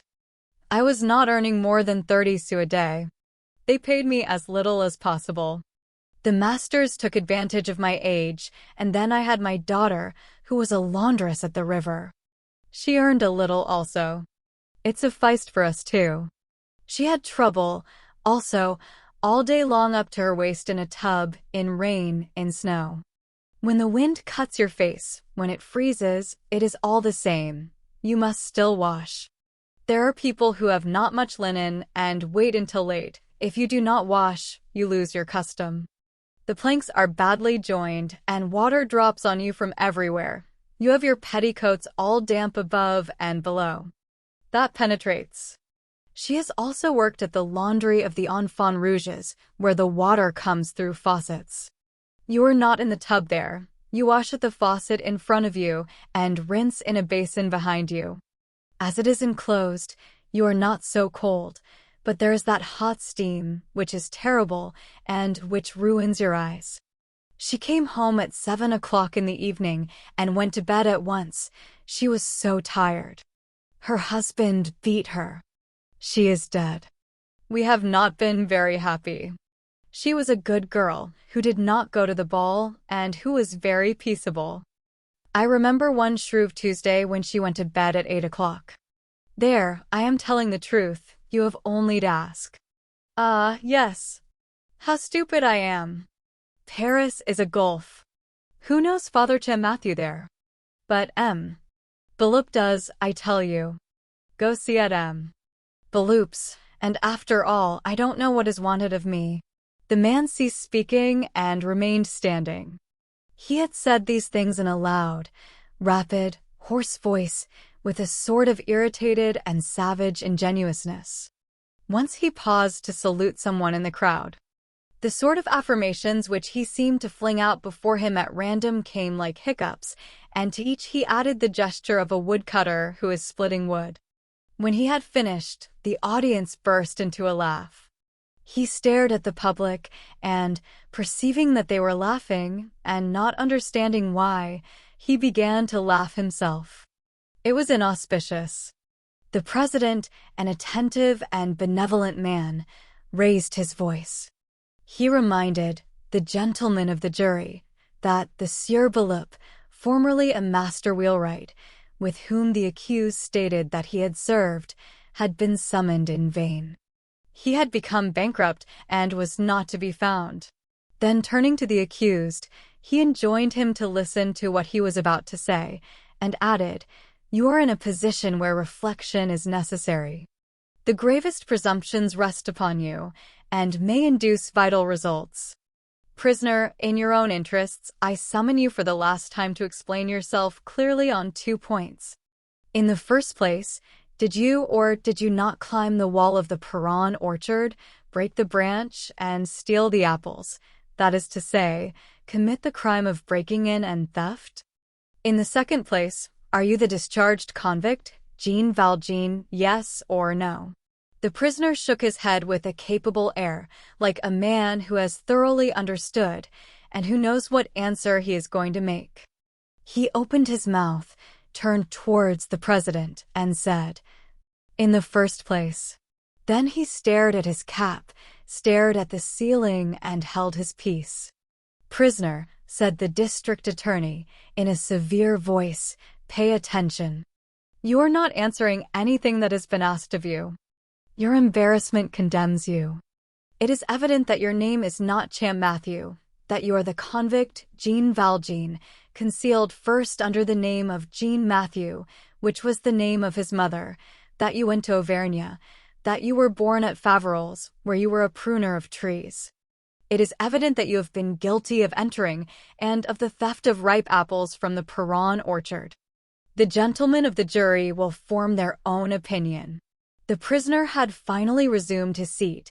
He arose abruptly when the district attorney had finished and exclaimed, "You are very wicked, that you are." This what I wanted to say. I could not find words for it at first. I have stolen nothing. I am a man who does not have something to eat every day. I was coming from Ailey. I was walking through the country after a shower, which had made the whole country yellow. Even the ponds were overflowed, and nothing sprang from the sand any more but the little blades of grass at the wayside. I found a broken branch with apples on the ground. I picked up the branch without knowing that it would get me into trouble. I have been in prison, and they have been dragging me about for the last 3 months. More than that I cannot say. People talk against me. They tell me, answer. The gendarme, who is a good fellow, nudges my elbow and says to me in a low voice, "Come, answer." I don't know how to explain. I have no education. I am a poor man. That is where they wrong me, because they do not see this. I have not stolen. I picked up from the ground things that were lying there. You say, Jean Valjean, Jean Matthew. I don't know those persons. They are villagers. I worked for M. Baloup, Boulevard de El Hospital. My name is Champ Matthew. You are very clever to tell me where I was born. I don't know myself. It's not everybody who has a house in which to come into the world. That would be too convenient. I think that my father and mother were people who strolled along the highways. I know nothing different. When I was a child, they called me young fellow. Now they call me old fellow. Those are my baptismal names. Take that as you like. I have been in Auvergne. I have been at Faverolles. Party. Well, can a man have been in Auvergne or at Faverolles without having been in the galleys? I tell you that I have not stolen, and that I am Father Champ Matthew. I have been with them. Baloup, I have had a settled residence. You worry me with your nonsense, there. Why is everybody pursuing me so furiously? The district attorney had remained standing. He addressed the president. Monsieur le President, in view of the confused but exceedingly clever denials of the prisoner, who would like to pass himself off as an idiot, but who will not succeed in so doing, we shall attend to that. We demand that it shall please you and that it shall please the court to summon once more into this place the convicts Brevet, Cochepaille, and Chenildieu, and Police Inspector Javert, and question them for the last time as to the identity of the prisoner with the convict Jean Valjean. I would remind the district attorney, said the president, that Police Inspector Javert, recalled by his duties to the capital of a neighboring arrondissement, left the courtroom and the town as soon as he had made his deposition. We have accorded him permission, with the consent of the district attorney and of the counsel for the prisoner. That is true, Mr. President, responded the district attorney. In the absence of Sieur Javert, I think it my duty to remind the gentlemen of the jury of what he said here a few hours ago. Javert is an estimable man, who does honor by his rigorous and strict probity to inferior but important functions. These are the terms of his deposition. I do not even stand in need of circumstantial proofs and moral presumptions to give the lie to the prisoner's denial. I recognize him perfectly. The name of this man is not Champ Matthew. He is an ex-convict named Jean Valjean, and is very vicious and much to be feared. It is only with extreme regret that he was released at the expiration of his term. He underwent 19 years of penal servitude for theft. He made 5 or 6 attempts to escape. Besides the theft from Little Gervais and from the Perron orchard, I suspect him of a theft committed in the house of His Grace the late Bishop of D. I often saw him at the time when I was adjutant of the galley guard at the prison in Toulon. I repeat that I recognize him perfectly. This extremely precise statement appeared to produce a vivid impression on the public and on the jury. The district attorney concluded by insisting that in default of Javert, the 3 witnesses Brevet, Chenildieu, and Cochepaille should be heard once more and solemnly interrogated. The president transmitted the order to an usher, and, a moment later, the door of the witnesses' room opened. The usher, accompanied by a gendarme ready to lend him armed assistance, introduced the convict Brevet. The audience was in suspense, and all breasts heaved as though they had contained but one soul. The ex-convict Brevet wore the black and gray waistcoat of the central prisons. Brevet was a person 60 years of age, who had a sort of businessman's face and the air of a rascal. The two sometimes go together. In prison, whither fresh misdeeds had led him, he had become something in the nature of a turnkey. He was a man of whom his superior said, "He tries to make himself of use." The chaplains bore good testimony as to his religious habits. It must not be forgotten that this passed under the Restoration. "Brevet," said the president, "you have undergone an ignominious sentence, and you cannot take an oath." Brevet dropped his eyes. "Nevertheless," continued the president, "even in the man whom the law has degraded, there may remain, when the divine mercy permits it, a sentiment of honor and of equity. It is to this sentiment that I appeal at this decisive hour.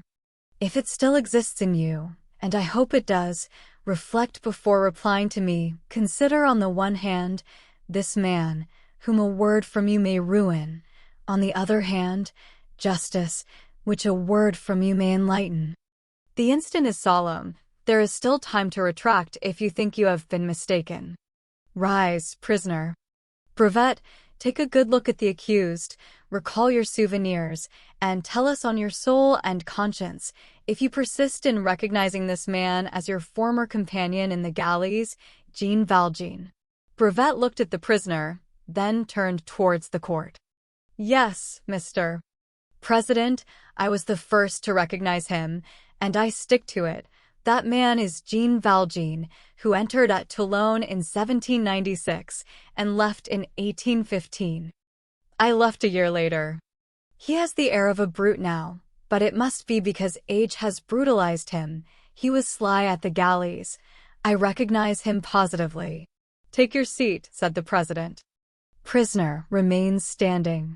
Chenildieu was brought in, a prisoner for life, as was indicated by his red cassock and his green cap.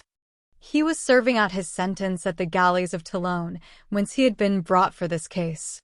He was a small man of about 50, brisk, wrinkled, frail, yellow, brazen-faced, feverish, who had a sort of sickly feebleness about all his limbs and his whole person, and an immense force in his glance. His companions in the galleys had nicknamed him Idenigod, Chenildieu. The president addressed him in nearly the same words which he had used to Brevet.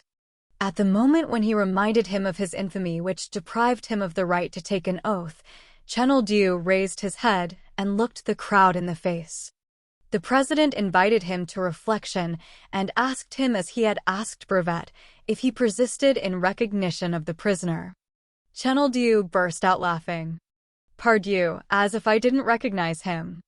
We were attached to this same chain for 5 years.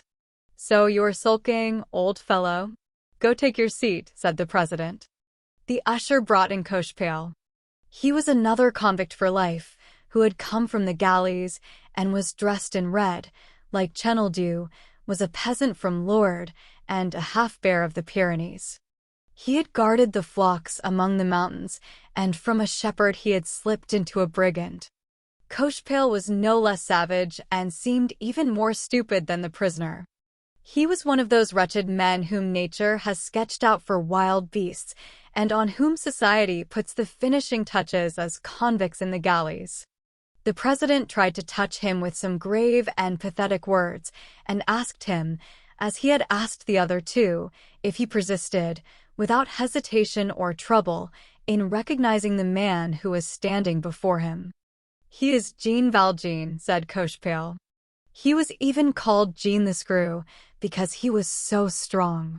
Each of these affirmations from these three men, evidently sincere and in good faith, had raised in the audience a murmur of bad augury for the prisoner, a murmur which increased and lasted longer each time that a fresh declaration was added to the proceeding. The prisoner had listened to them, with that astounded face which was, according to the accusation, his principal means of defense. At the first, the gendarmes, his neighbors, had heard him mutter between his teeth, "Ah, well, he's a nice one." After the second, he said, a little louder, with an air that was almost that of satisfaction, "Good." At the third, he cried, "Famous." The president addressed him. "Have you heard, prisoner? What have you to say?" He replied, "I say, famous." An uproar broke out among the audience and was communicated to the jury. It was evident that the man was lost. "Ushers," said the president, enforce silence. "I am going to sum up the arguments." At that moment there was a movement just beside the president. A voice was heard crying, "Brevet! Chenildieu! Cochepaille! Look here!" All who heard that voice were chilled, so lamentable and terrible was it. All eyes were turned to the point whence it had proceeded. A man, placed among the privileged spectators who were seated behind the court, had just risen, had pushed open the half-door which separated the tribunal from the audience, and was standing in the middle of the hall, the president, the district attorney. Bomada boys, 20 persons, recognized him and exclaimed in concert, "Madeleine!" Chapter 11. Champmathieu more and more astonished. It was he, in fact. The clerk's lamp illumined his countenance. He held his hat in his hand. There was no disorder in his clothing. His coat was carefully buttoned. He was very pale, and he trembled slightly. His hair, which had still been gray on his arrival in Arras, was now entirely white. It had turned white during the hour he had sat there. All heads were raised. The sensation was indescribable. There was a momentary hesitation in the audience. The voice had been so heartrending. The man who stood there appeared so calm that they did not understand at first. They asked themselves whether he had indeed uttered that cry. They could not believe that that tranquil man had been the one to give that terrible outcry. This indecision only lasted a few seconds. Even before the president and the district attorney could utter a word, before the ushers and the gendarmes could make a gesture, the man whom all still called, at that moment, Madeleine, had advanced towards the witnesses Cochepaille, Brevet, and Chenildieu. "Do you not recognize me?" said he. All three remained speechless, and indicated by a sign of the head that they did not know him. Cochepaille, who was intimidated, made a military salute. Madeleine turned towards the jury and the court, and said in a gentle voice, "Gentlemen of the jury, order the prisoner to be released." "Mr. President, have me arrested. He is not the man whom you are in search of. It is I am Jean Valjean." Not a mouth breathed. The first commotion of astonishment had been followed by a silence like that of the grave. Those within the hall experienced that sort of religious terror which seizes the masses when something grand has been done. In the meantime, the face of the president was stamped with sympathy and sadness.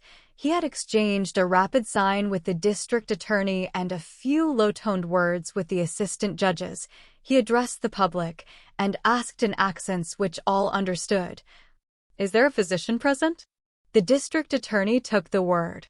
"Gentlemen of the jury, the very strange and unexpected incident which disturbs the audience inspires us, like yourselves, only with a sentiment which it is unnecessary for us to express.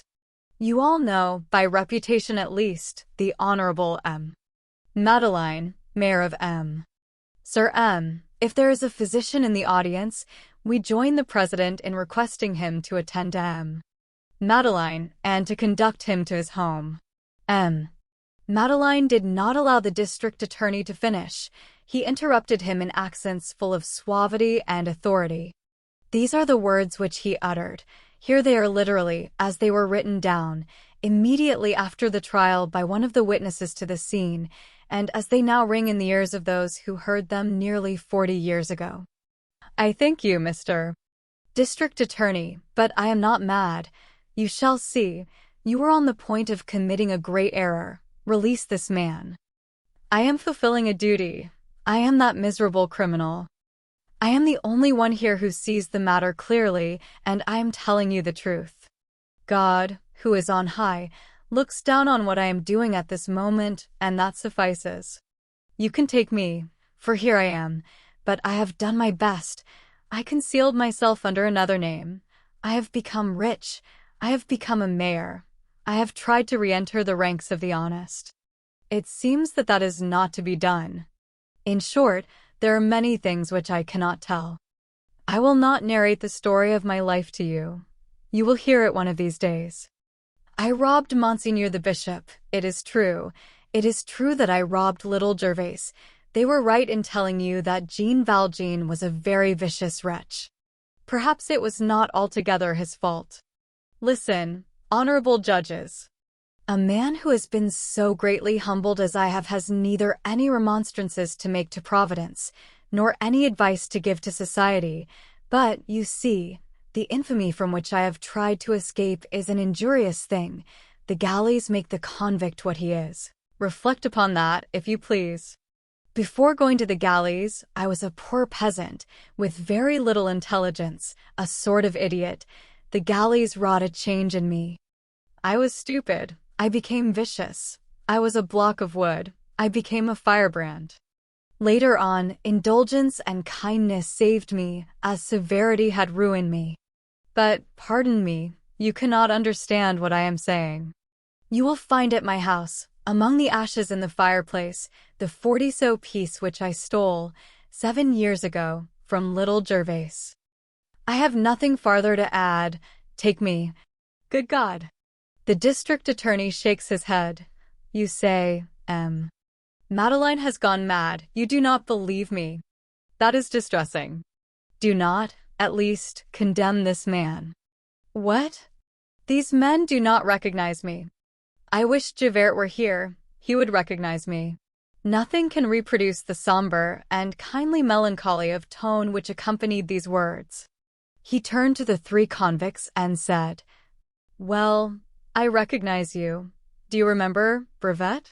He paused, hesitated for an instant, and said, Do you remember the knitted suspenders with a checked pattern which you wore in the galleys? Brevet gave a start of surprise, and surveyed him from head to foot with a frightened air. He continued, Chenildieu, you who conferred on yourself the name of Jenny Dieu, your whole right shoulder bears a deep burn, because you one day laid your shoulder against the chafing dish full of coals, in order to efface the 3 letters T, F, P, which are still visible. Nevertheless, answer, is this true? It is true, said Chenildieu. He addressed himself to Cochepaille. Cochepaille, you have, near the bend in your left arm, a date stamped in blue letters with burnt powder. The date is that of the landing of the Emperor at Cannes, March 1st, 1815. Pull up your sleeve. Cochepaille pushed up his sleeve. All eyes were focused on him and on his bare arm. A gendarme held a light close to it. There was the date. The unhappy man turned to the spectators and the judges with a smile which still rends the hearts of all who saw it whenever they think of it. It was a smile of triumph. It was also a smile of despair. You see plainly, he said, that I am Jean Valjean. In that chamber there were no longer either judges, accusers, nor gendarmes. There was nothing but staring eyes and sympathizing hearts. No one recalled any longer the part that each might be called upon to play. The district attorney forgot he was there for the purpose of prosecuting, the president that he was there to preside, the counsel for the defense that he was there to defend. It was a striking circumstance that no question was put, that no authority intervened. The peculiarity of sublime spectacles is that they capture all souls and turn witnesses into spectators. No one, probably, could have explained what he felt. No one, probably, said to himself that he was witnessing the splendid outburst of a grand light. All felt themselves inwardly dazzled. It was evident that they had Jean Valjean before their eyes. That was clear. The appearance of this man had sufficed to suffuse with light that matter which had been so obscure but a moment previously, without any further explanation. The whole crowd, as by a sort of electric revelation, understood instantly and at a single glance the simple and magnificent history of a man who was delivering himself up so that another man might not be condemned in his stead. The details, the hesitations, little possible oppositions, were swallowed up in that vast and luminous fact. It was an impression which vanished speedily, but which was irresistible at the moment. "I do not wish to disturb the court further," resumed Jean Valjean. "I shall withdraw, since you do not arrest me. I have many things to do. The district attorney knows who I am. He knows whither I am going. He can have me arrested when he likes." He directed his steps towards the door. Not a voice was raised, not an arm extended to hinder him. All stood aside. At that moment there was about him that divine something which causes multitudes to stand aside and make way for a man. He traversed the crowd slowly. It was never known who opened the door, but it is certain that he found the door open when he reached it. On arriving there he turned round and said, "I am at your command, Mr. District Attorney." Then he addressed the audience. "All of you, all who are present, consider me worthy of pity, do you not? Good God! When I think of what I was on the point of doing, I consider that I am to be envied. Nevertheless, I should have preferred not to have had this occur." He withdrew, and the door closed behind him as it had opened, for those who do certain sovereign things are always sure of being served by someone in the crowd.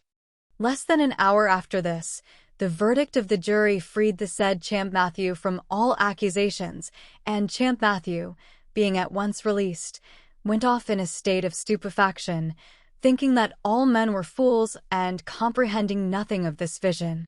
Book 8th, A Counterblow. Chapter 1, In What Mirror M. Madeleine contemplates his hair. The day had begun to dawn. Fantine had passed a sleepless and feverish night, filled with happy visions. At daybreak she fell asleep. Sister Simplice, who had been watching with her, availed herself of this slumber to go and prepare a new potion of cinchona. The worthy sister had been in the laboratory of the infirmary but a few moments, bending over her drugs and phials, and scrutinizing things very closely, on account of the dimness which the half-light of dawn spreads over all objects. Suddenly she raised her head and uttered a faint shriek. Madeleine stood before her. He had just entered silently. "Is it you, Mr. Mayor?" she exclaimed. He replied in a low voice, "How's that poor woman?" "Not so bad just now, but we have been very uneasy." She explained to him what had passed, that Fantine had been very ill the day before, and that she was better now, because she thought that the mayor had gone to Montfermeil to get her child. The sister dared not question the mayor, but she perceived plainly from his air that he had not come from there. "All that is good," said he. "You were right not to undeceive her." "Yes," responded the sister, "but now, Mr. Mayor, she will see you and will not see her child. What shall we say to her?"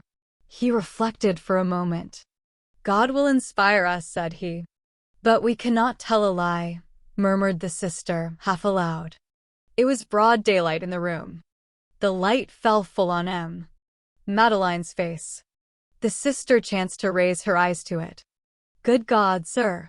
she exclaimed. "What has happened to you? Your hair is perfectly white. White, said he. Sister Simplice had no mirror.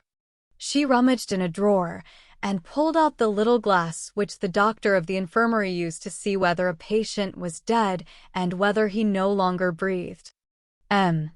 Madeline took the mirror, looked at his hair, and said, "Well," he uttered the word indifferently and as though his mind were on something else. The sister felt chilled by something strange of which she caught a glimpse in all this. He inquired, "Can I see her?" "Is not Monsieur Le Maire going to have her child brought back to her?" said the sister, hardly venturing to put the question. "Of course, but it will take 2 or 3 days at least." "If she were not to see Monsieur Le Maire until that time," went on the sister, timidly, "she would not know that Monsieur Le Maire had returned, and it would be easy to inspire her with patience, and when the child arrived, she would naturally think Monsieur Le Maire had just come with the child. We should not have to enact a lie." Madeline seemed to reflect for a few moments, then he said with his calm gravity, "No, sister, I must see her. I may, perhaps, be in haste." The nun did not appear to notice this word, perhaps, which communicated an obscure and singular sense to the words of the mayor's speech. She replied, lowering her eyes and her voice respectfully, "In that case, she is asleep, but Monsieur Le Maire may enter."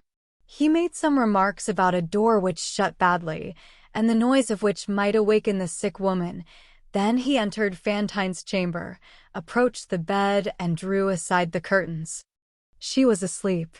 Her breath issued from her breast with that tragic sound which is peculiar to those maladies, and which breaks the hearts of mothers when they are watching through the night beside their sleeping child who is condemned to death.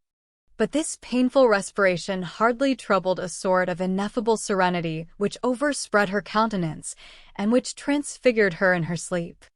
Her pallor had become whiteness, her cheeks were crimson, her long golden lashes, the only beauty of her youth and her virginity which remained to her, palpitated, though they remained closed and drooping.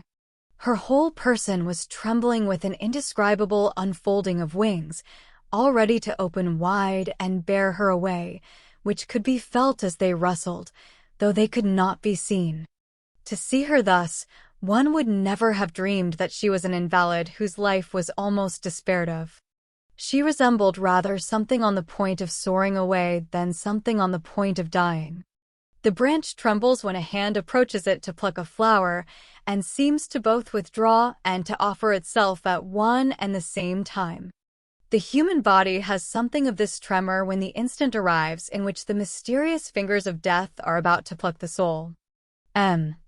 Madeline remained for some time motionless beside that bed, gazing in turn upon the sick woman and the crucifix, as he had done 2 months before, on the day when he had come for the first time to see her in that asylum. They were both still there in the same attitude, she sleeping, he praying, only now, after the lapse of 2 months, her hair was gray and his was white. The sister had not entered with him. He stood beside the bed, with his finger on his lips, as though there were someone in the chamber whom he must enjoin to silence. She opened her eyes, saw him, and said quietly, with a smile, "And Cosette?" Chapter 2, Fantine Happy. She made no movement of either surprise or of joy. She was joy itself. That simple question, "And Cosette?" was put with so profound a faith, with so much certainty, with such a complete absence of disquiet and of doubt, that he found not a word of reply. She continued, "I knew that you were there. I was asleep, but I saw you. I have seen you for a long, long time. I have been following you with my eyes all night long. You were in a glory, and you had around you all sorts of celestial forms." He raised his glance to the crucifix. "But," she resumed, "tell me where Cosette is. Why did not you place her on my bed against the moment of my waking?" He made some mechanical reply which he was never afterwards able to recall. Fortunately, the doctor had been warned, and he now made his appearance. He came to the aid of Madeline. Calm yourself, my child, said the doctor. Your child is here. Fantine's eyes beamed and filled her whole face with light. She clasped her hands with an expression which contained all that is possible to prayer in the way of violence and tenderness. "Oh," she exclaimed, "bring her to me." Touching illusion of a mother. Cosette was, for her, still the little child who is carried. "Not yet," said the doctor, "not just now. You still have some fever. The sight of your child would agitate you and do harm. You must be cured first." She interrupted him impetuously. "But I am cured." "Oh, I tell you that I am cured. What an ass that doctor is. The idea. I want to see my child." "You see," said the doctor, "how excited you become. So long as you are in this state, I shall oppose your having your child. It is not enough to see her. It is necessary that you should live for her. When you are reasonable, I will bring her to you myself." The poor mother bowed her head. "I beg your pardon, doctor. I really beg your pardon. Formerly I should never have spoken as I have just done. So many misfortunes have happened to me that I sometimes do not know what I am saying." "I understand you. You fear the emotion. I will wait as long as you like, but I swear to you that it would not have harmed me to see my daughter. I have been seeing her. I have not taken my eyes from her since yesterday evening. Do you know? If she were brought to me now, I should talk to her very gently. That is all. Is it not quite natural that I should desire to see my daughter, who has been brought to me expressly from Montfermeil? I am not angry. I know well that I am about to be happy. All night long I have seen white things and persons who smiled at me. When Monsieur le Docteur pleases, he shall bring me Cosette. I have no longer any fever. I am well.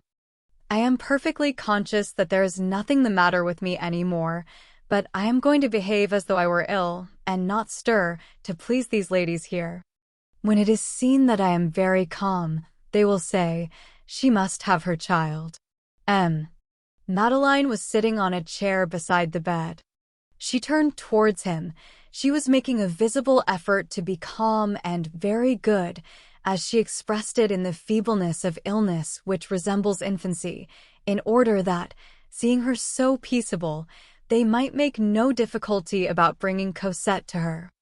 But while she controlled herself, she could not refrain from questioning "Madeleine, did you have a pleasant trip, Monsieur le Maire? Oh, how good you were to go and get her for me. Only tell me how she is. Did she stand the journey well? Alas, she will not recognize me. She must have forgotten me by this time, poor darling. Children have no memories. They are like birds. A child sees one thing today and another thing tomorrow, and thinks of nothing any longer." "And did she have white linen? Did those Thénardiers keep her clean? How have they fed her?" "Oh! If you only knew how I have suffered, putting such questions as that to myself during all the time of my wretchedness. Now it is all past. I am happy. Oh, how I should like to see her. Do you think her pretty, Monsieur le Maire? Is not my daughter beautiful? You must have been very cold in that diligence. Could she not be brought for just one little instant? She might be taken away directly afterwards. Tell me, you're the master. It could be so if you chose." He took her hand. "Cosette is beautiful," he said. "Cosette as well. You shall see her soon, but calm yourself. You are talking with too much vivacity, and you are throwing your arms out from under the clothes, and that makes you cough." In fact, fits of coughing interrupted Fantine at nearly every word. Fantine did not murmur. She feared that she had injured by her too passionate lamentations the confidence which she was desirous of inspiring, and she began to talk of indifferent things. "Montfermeil is quite pretty, is it not? People go there on pleasure parties in summer. Are the Thénardiers prosperous? There are not many travelers in their parts. That inn of theirs is a sort of a cook shop." Madeleine was still holding her hand, and gazing at her with anxiety. It was evident that he had come to tell her things before which his mind now hesitated. The doctor, having finished his visit, retired. Sister Samplice remained alone with them. But in the midst of this pause, Fantine exclaimed, "I hear her. Mon Dieu, I hear her." She stretched out her arm to enjoin silence about her, held her breath, and began to listen with rapture. There was a child playing in the yard, the child of the portress or of some workwoman. It was one of those accidents which are always occurring, and which seem to form a part of the mysterious stage setting of mournful scenes. The child, a little girl, was going and coming, running to warm herself, laughing, singing at the top of her voice. Alas! In what are the plays of children not intermingled? It was this little girl whom Fantine heard singing. "Oh," she resumed, "it is my Cosette. I recognize her voice." The child retreated as it had come. The voice died away. Fantine listened for a while longer, then her face clouded over, and Madeleine heard her say, in a low voice, "How wicked that doctor is not to allow me to see my daughter. That man has an evil countenance, that he has." But the smiling background of her thoughts came to the front again. She continued to talk to herself, with her head resting on the pillow. "How happy we are going to be. We shall have a little garden the very first thing. Madeleine has promised it to me. My daughter will play in the garden. She must know her letters by this time. I will make her spell. She will run over the grass after butterflies. I will watch her. Then she will take her first communion." Ah! When will she take her first communion? She began to reckon on her fingers. 1, 2, 3, 4. Oh, she is 7 years old. In 5 years she will have a white veil and open-work stockings. She will look like a little woman. Oh, my good sister, you do not know how foolish I become when I think of my daughter's first communion. She began to laugh. He had released Fantine's hand. He listened to her words as one listens to the sighing of the breeze, with his eyes on the ground, his mind absorbed in reflection which had no bottom. All at once she ceased speaking, and this caused him to raise his head mechanically. Fantine had become terrible. She no longer spoke, she no longer breathed. She had raised herself to a sitting posture, her thin shoulder emerged from her chemise, her face, which had been radiant but a moment before, was ghastly, and she seemed to have fixed her eyes, rendered large with terror, on something alarming at the other extremity of the room. "Good God!" he exclaimed. "What ails you, Fantine?" She made no reply. She did not remove her eyes from the object which she seemed to see.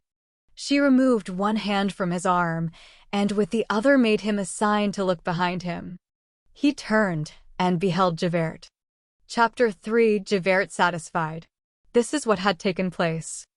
The half-hour after midnight had just struck when Madeleine quitted the hall of Assizes in Arras. He regained his inn just in time to set out again by the mail wagon in which he had engaged his place.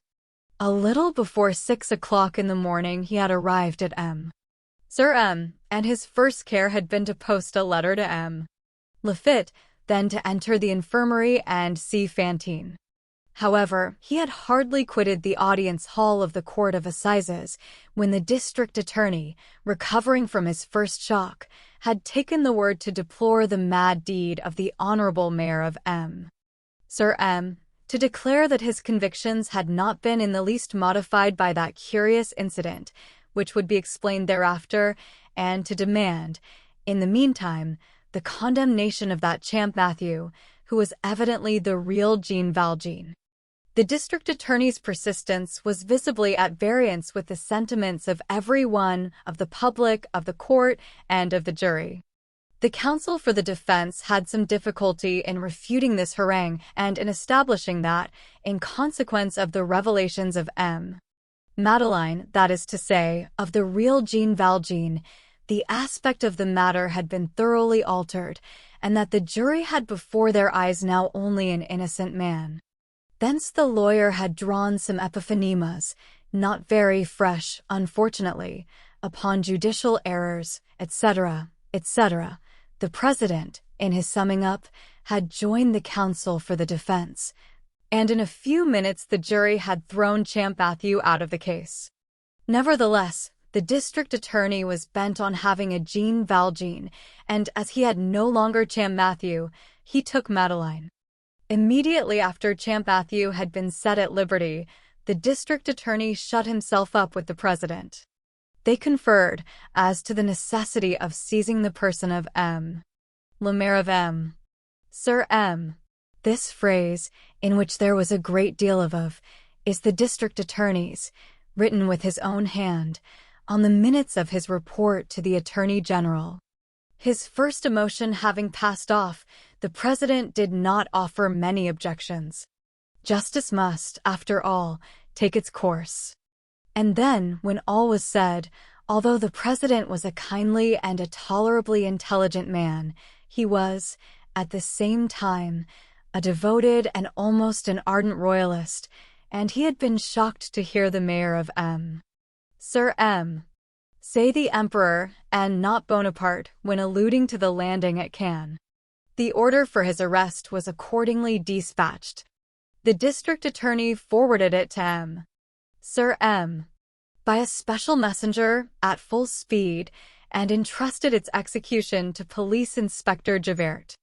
The reader knows that Javert had returned to M. Sir M. immediately after having given his deposition. Javert was just getting out of bed when the messenger handed him the order of arrest and the command to produce the prisoner. The messenger himself was a very clever member of the police who, in 2 words, informed Javert of what had taken place at Arras. The order of arrest, signed by the district attorney, was couched in these words: Inspector Javert will apprehend the body of the Sieur Madeleine, mayor of M. Sir M., who, in this day's session of the court, was recognized as the liberated convict, Jean Valjean. Anyone who did not know Javert, and who had chanced to see him at the moment when he penetrated the antechamber of the infirmary, could have divined nothing of what had taken place, and would have thought his air the most ordinary in the world. He was cool, calm, grave, his gray hair was perfectly smooth upon his temples, and he had just mounted the stairs with his habitual deliberation. Anyone who was thoroughly acquainted with him, and who had examined him attentively at the moment, would have shuddered. The buckle of his leather stock was under his left ear instead of at the nape of his neck. This betrayed unwonted agitation. Javert was a complete character who never had a wrinkle in his duty or in his uniform, methodical with malefactors, rigid with the buttons of his coat. That he should have set the buckle of his stock awry, it was indispensable that there should have taken place in him one of those emotions which may be designated as internal earthquakes. He had come in a simple way, had made a requisition on the neighboring post for a corporal and 4 soldiers, had left the soldiers in the courtyard, had had Fantine's room pointed out to him by the portress, who was utterly unsuspicious, accustomed as she was to seeing armed men inquiring for the mayor. On arriving at Fantine's chamber, Javert turned the handle, pushed the door open with the gentleness of a sick nurse or a police spy, and entered. Properly speaking, he did not enter. He stood erect in the half-open door, his hat on his head and his left hand thrust into his coat, which was buttoned up to the chin. In the bend of his elbow the leaden head of his enormous cane, which was hidden behind him, could be seen. Thus he remained for nearly a minute without his presence being perceived. All at once Fantine raised her eyes, saw him, and made M. Madeleine turn round. The instant that Madeleine's glance encountered Javert's glance, Javert, without stirring, without moving from his post, without approaching him, became terrible. No human sentiment can be as terrible as joy. It was the visage of a demon who has just found his damned soul. The satisfaction of at last getting hold of Jean Valjean caused all that was in his soul to appear in his countenance. The depths having been stirred up, mounted to the surface. The humiliation of having, in some slight degree, lost the scent, and of having indulged, for a few moments, in an error with regard to Champ Matthew, was effaced by pride at having so well and accurately divined in the first place, and of having for so long cherished a just instinct. Javert's content shone forth in his sovereign attitude. The deformity of triumph overspread that narrow brow. All the demonstrations of horror which a satisfied face can afford were there. Javert was in heaven at that moment. Without putting the thing clearly to himself, but with a confused intuition of the necessity of his presence and of his success, he, Javert, personified justice, light, and truth in their celestial function of crushing out evil. Behind him and around him, at an infinite distance, he had authority, reason, the case judged, the legal conscience, the public prosecution, all the stars. He was protecting order. He was causing the law to yield up its thunders. He was avenging society. He was lending a helping hand to the absolute. He was standing erect in the midst of a glory. There existed in his victory a remnant of defiance and of combat. Erect, haughty, brilliant, he flaunted abroad in open day the superhuman bestiality of a ferocious archangel. The terrible shadow of the action which he was accomplishing caused the vague flash of the social sword to be visible in his clenched fist. Happy and indignant, he held his heel upon crime, vice, rebellion, perdition, hell. He was radiant. He exterminated, he smiled, and there was an incontestable grandeur in this monstrous Saint Michael. Javert, though frightful, had nothing ignoble about him. Probity, sincerity, candor, conviction, the sense of duty, are things which may become hideous when wrongly directed, but which, even when hideous, remain grand. Their majesty, the majesty peculiar to the human conscience, clings to them in the midst of horror. They are virtues which have one vice, error. The honest, pitiless joy of a fanatic in the full flood of his atrocity preserves a certain lugubriously venerable radiance. Without himself suspecting the fact, Javert in his formidable happiness was to be pitied, as is every ignorant man who triumphs. Nothing could be so poignant and so terrible as this face, wherein was displayed all that may be designated as the evil of the good. Chapter 4. Authority reasserts its rights. Fantine had not seen Javert since the day on which the mayor had torn her from the man. Her ailing brain comprehended nothing, but the only thing which she did not doubt was that he had come to get her. She could not endure that terrible face. She felt her life quitting her. She hid her face in both hands, and shrieked in her anguish. "Monsieur Madeleine, save me!" Jean Valjean, we shall henceforth not speak of him otherwise, had risen. He said to Fantine in the gentlest and calmest of voices, "Be at ease, it is not for you that he has come." Then he addressed Javert and said, "I know what you want." Javert replied, "Be quick about it." There lay in the inflection of voice which accompanied these words something indescribably fierce and frenzied. Javert did not say, "Be quick about it." He said, "Be quiet." No orthography can do justice to the accent with which it was uttered. It was no longer a human word. It was a roar. He did not proceed according to his custom. He did not enter into the matter. He exhibited no warrant of arrest.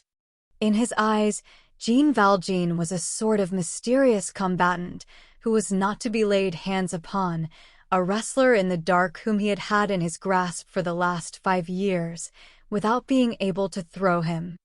This arrest was not a beginning, but an end. He confined himself to saying, "Be quick about it." As he spoke thus, he did not advance a single step. He hurled at Jean Valjean a glance, which he threw out like a grappling hook, and with which he was accustomed to draw wretches violently to him.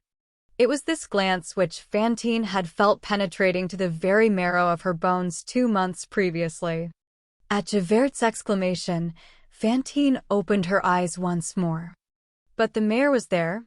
What had she to fear? Javert advanced to the middle of the room and cried, "See here now.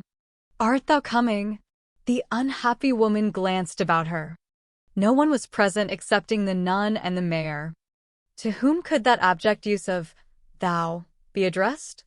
To her only. She shuddered. Then she beheld a most unprecedented thing, a thing so unprecedented that nothing equal to it had appeared to her even in the blackest deliriums of fever. She beheld Javert, the police spy, seize the mayor by the collar. She saw the mayor bow his head. It seemed to her that the world was coming to an end. Javert had, in fact, grasped Jean Valjean by the collar. "Monsieur le Maire!" shrieked Fantine. Javert burst out laughing with that frightful laugh which displayed all his gums. "There is no longer any Monsieur le Maire here." Jean Valjean made no attempt to disengage the hand which grasped the collar of his coat. He said, "Javert." Javert interrupted him. "Call me Mr. Inspector." "Monsieur," said Jean Valjean, "I should like to say a word to you in private." "Aloud." "Say it aloud," replied Javert. "People are in the habit of talking aloud to me." Jean Valjean went on in a lower tone. "I have a request to make of you. I tell you to speak loud. But you alone should hear it. What difference does that make to me?" "I shall not listen." Jean Valjean turned towards him and said very rapidly and in a very low voice, "Grant me 3 days' grace. 3 days in which to go and fetch the child of this unhappy woman. I will pay whatever is necessary. You shall accompany me if you choose." "You are making sport of me," cried Javert. "Come now, I did not think you such a fool. You ask me to give you 3 days in which to run away. You say that it is for the purpose of fetching that creature's child. Ah, that's good. That's really capital." Fantine was seized with a fit of trembling. "My child," she cried, "to go and fetch my child. She is not here, then. Answer me, sister, where's Cosette? I want my child. Monsieur Madeleine. Monsieur le Maire." Javert stamped his foot. "And now there's the other one. Will you hold your tongue, you hussy? It's a pretty sort of a place where convicts are magistrates, and where women of the town are cared for like countesses. Ah, but we are going to change all that. It is high time." He stared intently at Fantine and added, once more taking into his grasp Jean Valjean's cravat, shirt, and collar, "I tell you that there is no Monsieur Madeleine and that there is no Monsieur le Maire. There is a thief, a brigand, a convict named Jean Valjean. And I have him in my grasp. That's what there is." Fantine raised herself in bed with a bound, supporting herself on her stiffened arms and on both hands. She gazed at Jean Valjean. She gazed at Javert. She gazed at the nun. She opened her mouth as though to speak. A rattle proceeded from the depths of her throat. Her teeth chattered. She stretched out her arms in her agony, opening her hands convulsively, and fumbling about her like a drowning person, then suddenly fell back on her pillow. Her head struck the headboard of the bed and fell forwards on her breast, with gaping mouth and staring, sightless eyes. She was dead. Jean Valjean laid his hand upon the detaining hand of Javert, and opened it as he would have opened the hand of a baby. Then he said to Javert, "You have murdered that woman." "Let's have an end of this," shouted Javert, in a fury. "I am not here to listen to argument. Let us economize all that. The guard is below. March on instantly, or you'll get the thumbscrews." In the corner of the room stood an old iron bedstead, which was in a decidedly decrepit state, and which served the sisters as a camp bed when they were watching with the sick. Jean Valjean stepped up to this bed. In a twinkling wrenched off the headpiece, which was already in a dilapidated condition, an easy matter to muscles like his, grasped the principal rod like a bludgeon, and glanced at Javert. Javert retreated towards the door. Jean Valjean, armed with his bar of iron, walked slowly up to Fantine's couch. When he arrived there he turned and said to Javert, in a voice that was barely audible, "I advise you not to disturb me at this moment. One thing is certain, and that is, that Javert trembled. It did occur to him to summon the guard, but Jean Valjean might avail himself of that moment to effect his escape, so he remained, grasped his cane by the small end, and leaned against the doorpost, without removing his eyes from Jean Valjean. Jean Valjean rested his elbow on the knob at the head of the bed, and his brow on his hand, and began to contemplate the motionless body of Fantine, which lay extended there. He remained thus, mute, absorbed, evidently with no further thought of anything connected with this life. Upon his face and in his attitude there was nothing but inexpressible pity. After a few moments of this meditation, he bent towards Fantine and spoke to her in a low voice. What did he say to her? What could this man, who was reproved, say to that woman who is dead? What words were those? No one on earth heard them. Did the dead woman hear them? There are some touching allusions which are, perhaps, sublime realities. The point as to which there exists no doubt is that Sister Simplice, the sole witness of the incident, often said that at the moment that Jean Valjean whispered in Fantine's ear, she distinctly beheld an ineffable smile dawn on those pale lips, and in those dim eyes, filled with the amazement of the tomb. Jean Valjean took Fantine's head in both his hands, and arranged it on the pillow as a mother might have done for her child. Then he tied the string of her chemise, and smoothed her hair back under her cap. That done, he closed her eyes. Fantine's face seemed strangely illuminated at that moment.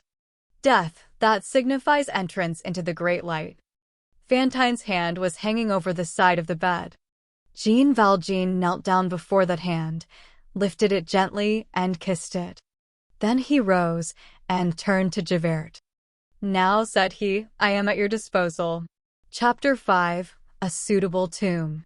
Javert deposited Jean Valjean in the city prison. The arrest of M. Madeleine occasioned a sensation, or rather, an extraordinary commotion in M. Sir M.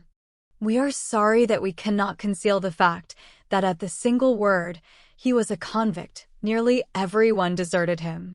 In less than 2 hours all the good that he had done had been forgotten, and he was nothing but a convict from the galleys. It is just to add that the details of what had taken place at Arras were not yet known. All day long conversations like the following were to be heard in all quarters of the town. You don't know? He was a liberated convict. Who? The mayor. Bah. M. Madeleine? Yes. Really? His name was not Madeleine at all. He had a frightful name, Bogeen, Bougeen. Ah. Good God. He has been arrested. Arrested. In prison, in the city prison, while waiting to be transferred. Until he is transferred. He is to be transferred. Where is he to be taken? He will be tried at the assizes for a highway robbery which he committed long ago. Well, I suspected as much. That man was too good, too perfect, too affected. He refused the cross. He bestowed sous on all the little scamps he came across. I always thought there was some evil history back of all that. The drawing rooms particularly abounded in remarks of this nature. One old lady, a subscriber to the Drapeau Blanc, made the following remark, the depth of which it is impossible to fathom. I am not sorry. It will be a lesson to the Bonapartists. It was thus that the phantom which had been called M. Madeleine vanished from M. Sir M. Only 3 or 4 persons in all the town remained faithful to his memory. The old portress who had served him was among the number. On the evening of that day the worthy old woman was sitting in her lodge, still in a thorough fright, and absorbed in sad reflections. The factory had been closed all day, the carriage gate was bolted, the street was deserted. There was no one in the house but the 2 nuns, Sister Perpétue and Sister Simplice, who were watching beside the body of Fantine. Towards the hour when M. Madeleine was accustomed to return home, the good portress rose mechanically, took from a drawer the key of M. Madeleine's chamber, and the flat candlestick which he used every evening to go up to his quarters. Then she hung the key on the nail whence he was accustomed to take it, and set the candlestick on one side, as though she was expecting him. Then she sat down again on her chair and became absorbed in thought once more. The poor, good old woman had done all this without being conscious of it. It was only at the expiration of 2 hours that she roused herself from her reverie and exclaimed, "Hold! My good God Jesus!" And I hung his key on the nail.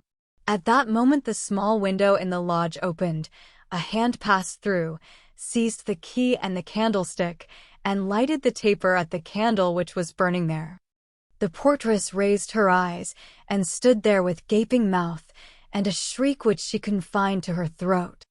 She knew that hand, that arm, the sleeve of that coat. It was Madeline. It was several seconds before she could speak. She had a seizure, as she said herself, when she related the adventure afterwards. "Good God, Monsieur le Maire," she cried at last, "I thought you were—" She stopped. The conclusion of her sentence would have been lacking in respect towards the beginning. Jean Valjean was still Monsieur le Maire to her. He finished her thought. "In prison," said he. "I was there. I broke a bar of one of the windows. I let myself drop from the top of a roof, and here I am. I am going up to my room. Go and find Sister Simplice for me. She is with that poor woman, no doubt." The old woman obeyed in all haste. He gave her no orders. He was quite sure that she would guard him better than he should guard himself. No one ever found out how he had managed to get into the courtyard without opening the big gates. He had, and always carried about him, a passkey which opened a little side door, but he must have been searched, and his latchkey must have been taken from him. This point was never explained. He ascended the staircase leading to his chamber. On arriving at the top, he left his candle on the top step of his stairs, opened his door with very little noise, went and closed his window and his shutters by feeling, then returned for his candle and re-entered his room. It was a useful precaution. It will be recollected that his window could be seen from the street. He cast a glance about him, at his table, at his chair, at his bed, which had not been disturbed for 3 days. No trace of the disorder of the night before last remained. The portress had done up his room, only she had picked out of the ashes and placed neatly on the table the 2 iron ends of the cudgel and the 40-sou piece which had been blackened by the fire. He took a sheet of paper on which he wrote, "These are the 2 tips of my iron-shod cudgel and the 40-sou piece stolen from little Gervais, which I mentioned at the Court of Assizes," and he arranged this piece of paper, the bits of iron, and the coin in such a way that they were the first things to be seen on entering the room. From a cupboard he pulled out one of his old shirts, which he tore in pieces. In the strips of linen thus prepared he wrapped the 2 silver candlesticks. He betrayed neither haste nor agitation, and while he was wrapping up the bishop's candlesticks, he nibbled at a piece of black bread. It was probably the prison bread which he had carried with him in his flight. This was proved by the crumbs which were found on the floor of the room when the authorities made an examination later on. There came 2 taps at the door. "Come in," said he. It was Sister Simplice. She was pale, her eyes were red, the candle which she carried trembled in her hand. The peculiar feature of the violences of destiny is that however polished or cool we may be, they wring human nature from our very bowels and force it to reappear on the surface. The emotions of that day had turned the nun into a woman once more. She had wept, and she was trembling. Jean Valjean had just finished writing a few lines on a paper, which he handed to the nun, saying, "Sister, you will give this to Monsieur le Curé." The paper was not folded. She cast a glance upon it. "You can read it," said he. She read, "I beg Monsieur le Curé to keep an eye on all that I leave behind me. He will be so good as to pay out of it the expenses of my trial and of the funeral of the woman who died yesterday. The rest is for the poor." The sister tried to speak, but she only managed to stammer a few inarticulate sounds. She succeeded in saying, however, "Does not Monsieur le Maire desire to take a last look at that poor, unhappy woman?" "No," said he, "I am pursued, It would only end in their arresting me in that room, and that would disturb her. He had hardly finished when a loud noise became audible on the staircase. They heard a tumult of ascending footsteps, and the old portress sang in her loudest and most piercing tones.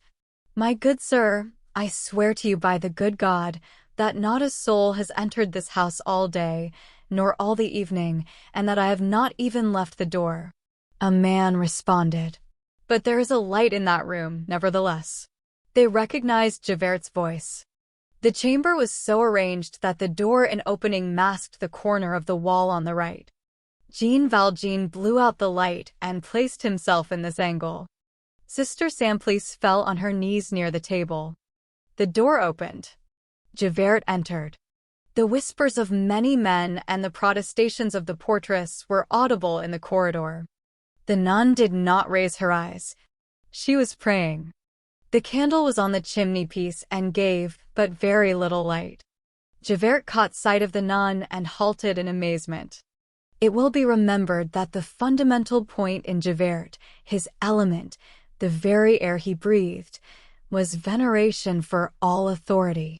This was impregnable and admitted of neither objection nor restriction. In his eyes, of course, the ecclesiastical authority was the chief of all. He was religious, superficial, and correct on this point as on all others. In his eyes, a priest was a mind who never makes a mistake. A nun was a creature who never sins. They were souls walled in from this world, with a single door which never opened except to allow the truth to pass through. On perceiving the sister, his first movement was to retire. But there was also another duty which bound him and impelled him imperiously in the opposite direction. His second movement was to remain and to venture on at least one question. This was Sister Simplice, who had never told a lie in her life. Javert knew it and held her in special veneration in consequence. "Sister," said he, "are you alone in this room?" A terrible moment ensued, during which the poor portress felt as though she should faint. The sister raised her eyes and answered, "Yes." "Then," resumed Javert, "you will excuse me if I persist. It is my duty. You have not seen a certain person, a man, this evening? He has escaped. We are in search of him, that Jean Valjean. You have not seen him." The sister replied, "No." She lied. She had lied twice in succession, one after the other, without hesitation, promptly, as a person does when sacrificing herself. "Pardon me," said Javert, and he retired with a deep bow. "O sainted maid! You left this world many years ago. You have rejoined your sisters, the virgins, and your brothers, the angels, in the light. May this lie be counted to your credit in paradise." The sister's affirmation was for Javert so decisive a thing that he did not even observe the singularity of that candle which had but just been extinguished, and which was still smoking on the table. An hour later, a man, marching amid trees and mists, was rapidly departing from Sir M. in the direction of Paris. That man was Jean Valjean. It has been established by the testimony of 2 or 3 carters who met him that he was carrying a bundle, that he was dressed in a blouse. Where had he obtained that blouse? No one ever found out. But an aged workman had died in the infirmary of the factory a few days before, leaving behind him nothing but his blouse. Perhaps that was the one. One last word about Fantine. We all have a mother, the earth. Fantine was given back to that mother. The cure thought that he was doing right, and perhaps he really was, in reserving as much money as possible from what Jean Valjean had left for the poor. Who was concerned, after all? A convict and a woman of the town. That is why he had a very simple funeral for Fantine and reduced it to that strictly necessary form known as the pauper's grave. So Fantine was buried in the free corner of the cemetery which belongs to anybody and everybody, and where the poor are lost. Fortunately, God knows where to find the soul again. Fantine was laid in the shade, among the first bones that came to hand. She was subjected to the promiscuousness of ashes. She was thrown into the public grave. Her grave resembled her bed. The end of Volume I, Fantine. Volume 2. Cosette. Book 1st, Waterloo. Chapter 1. What is met with on the way from Nivelles. Last year, 1861, on a beautiful May morning, a traveler, the person who is telling this story, was coming from Nivelles and directing his course towards La Hulpe. He was on foot. He was pursuing a broad paved road, which undulated between two rows of trees, over the hills which succeed each other, raise the road and let it fall again, and produce something in the nature of enormous waves. He had passed Lillois and Bois-Seigneur-Isaac.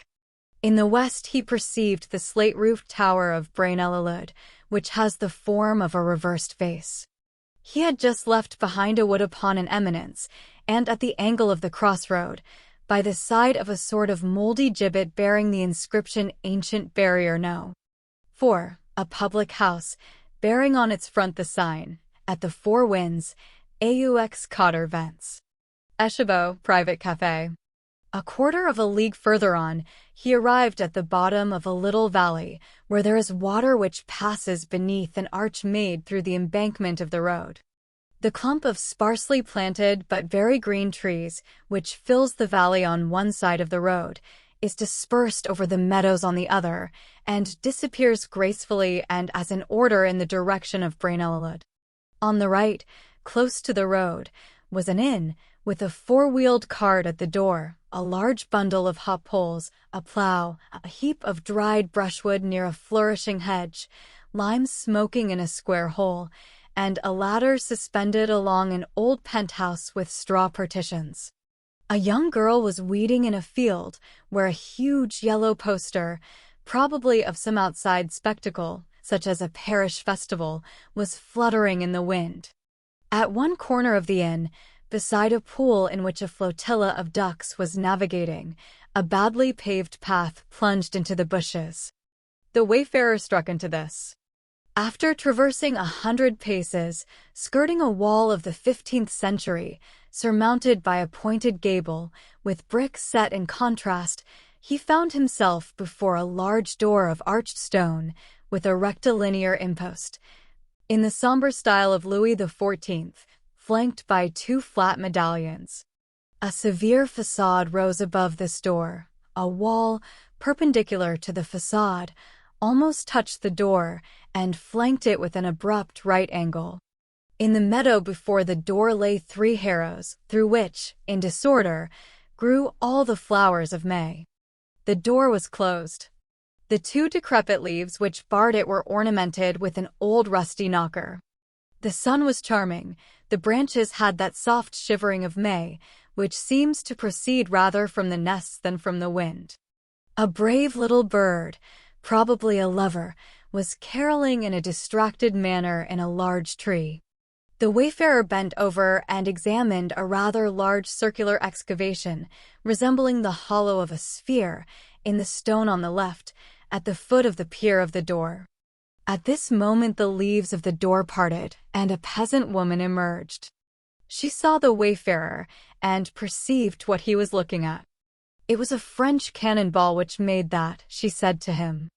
And she added, "That which you see there, higher up in the door, near a nail, is the hole of a big iron bullet as large as an egg. The bullet did not pierce the wood." "What is the name of this place?" inquired the wayfarer. "Hougomont," said the peasant woman.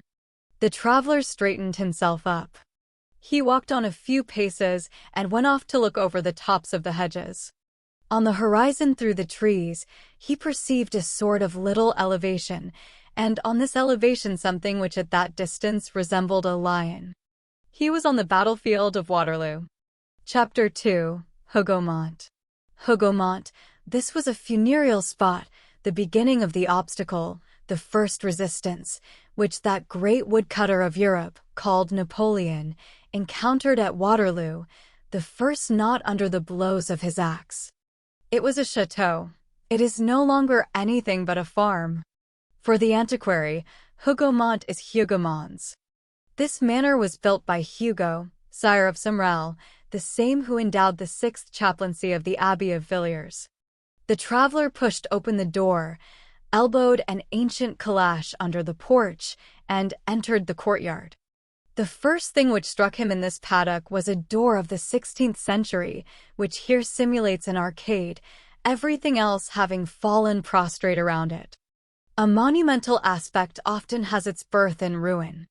In a wall near the arcade opens another arched door of the time of Henry IV, permitting a glimpse of the trees of an orchard.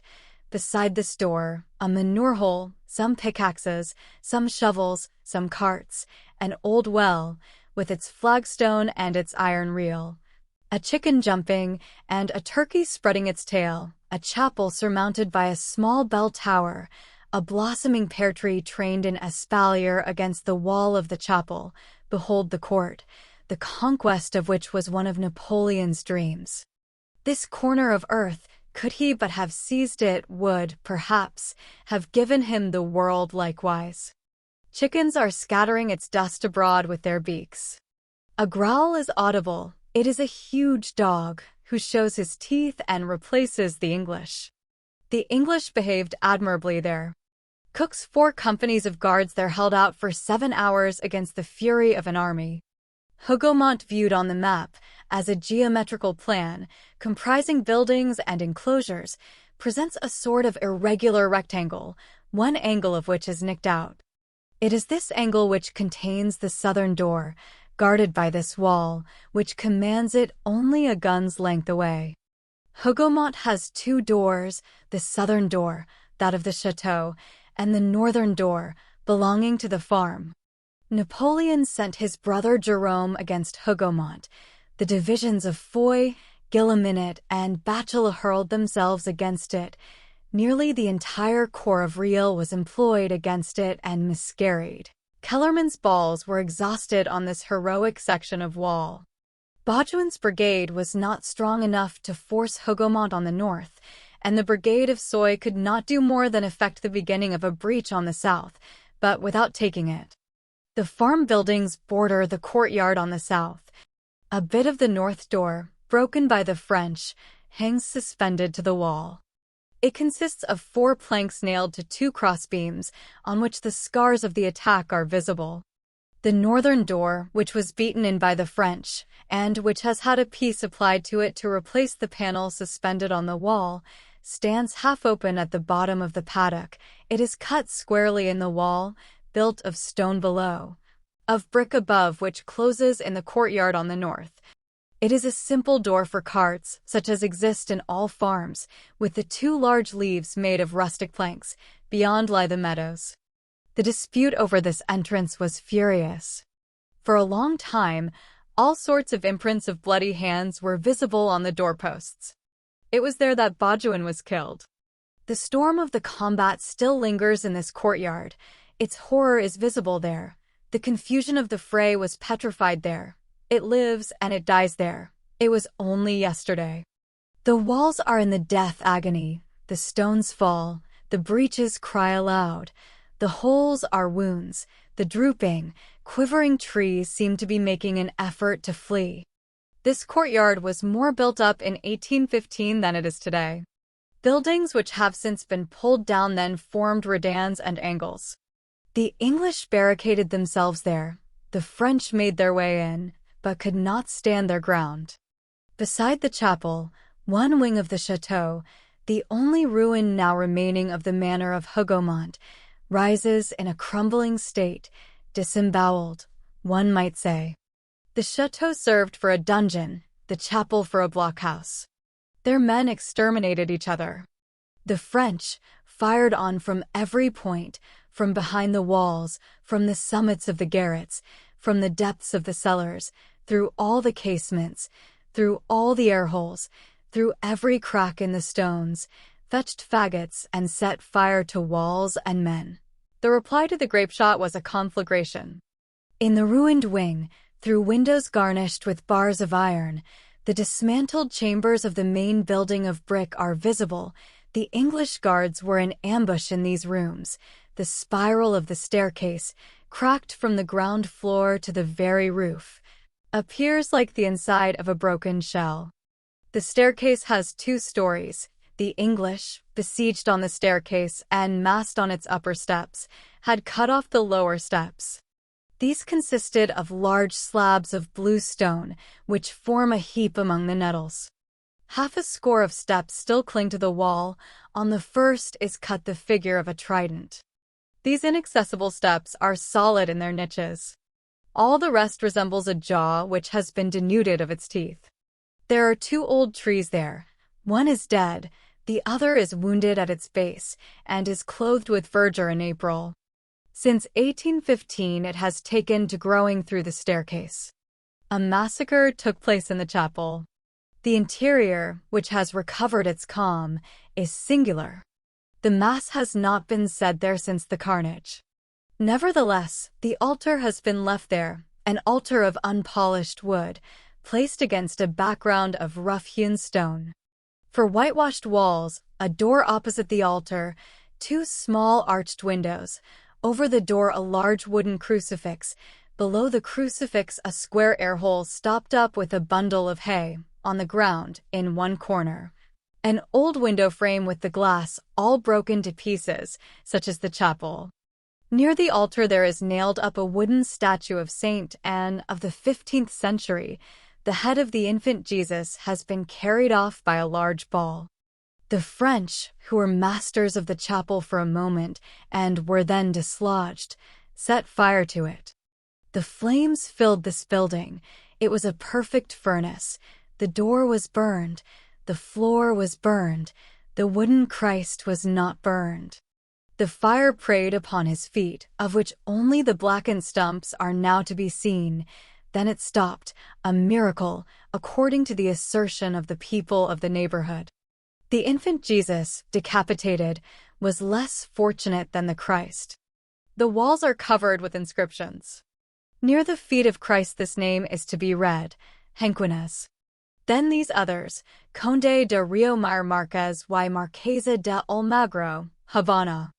There are French names with exclamation points, a sign of wrath. The wall was freshly whitewashed in 1849. The nations insulted each other there. It was at the door of this chapel that the corpse was picked up which held an axe in its hand. This corpse was Sub-Lieutenant Legros. On emerging from the chapel, a well is visible on the left. There are 2 in this courtyard. One inquires, why is there no bucket and pulley to this? It is because water is no longer drawn there. Why is water not drawn there? Because it is full of skeletons. The last person who drew water from the well was named Guillaume van Kielsom. He was a peasant who lived at Hugomont and was gardener there. On the 18th of June, 1815, his family fled and concealed themselves in the woods. The forests surrounding the Abbey of Villiers sheltered these unfortunate people who had been scattered abroad for many days and nights. There are at this day certain traces recognizable, such as old boles of burned trees, which mark the site of these poor bivouacs trembling in the depths of the thickets. Guillaume van Kielsom remained at Hugomont to guard the chateau and concealed himself in the cellar. The English discovered him there. They tore him from his hiding place, and the combatants forced this frightened man to serve them by administering blows with the flats of their swords. They were thirsty. This Guillaume brought them water. It was from this well that he drew it. Many drank there their last draught. This well where drank so many of the dead was destined to die itself. After the engagement, they were in haste to bury the dead bodies. Death has a fashion of harassing victory, and she causes the pest to follow glory. The typhus is a concomitant of triumph. This well was deep, and it was turned into a sepulchre. 300 dead bodies were cast into it. With too much haste, perhaps. Were they all dead?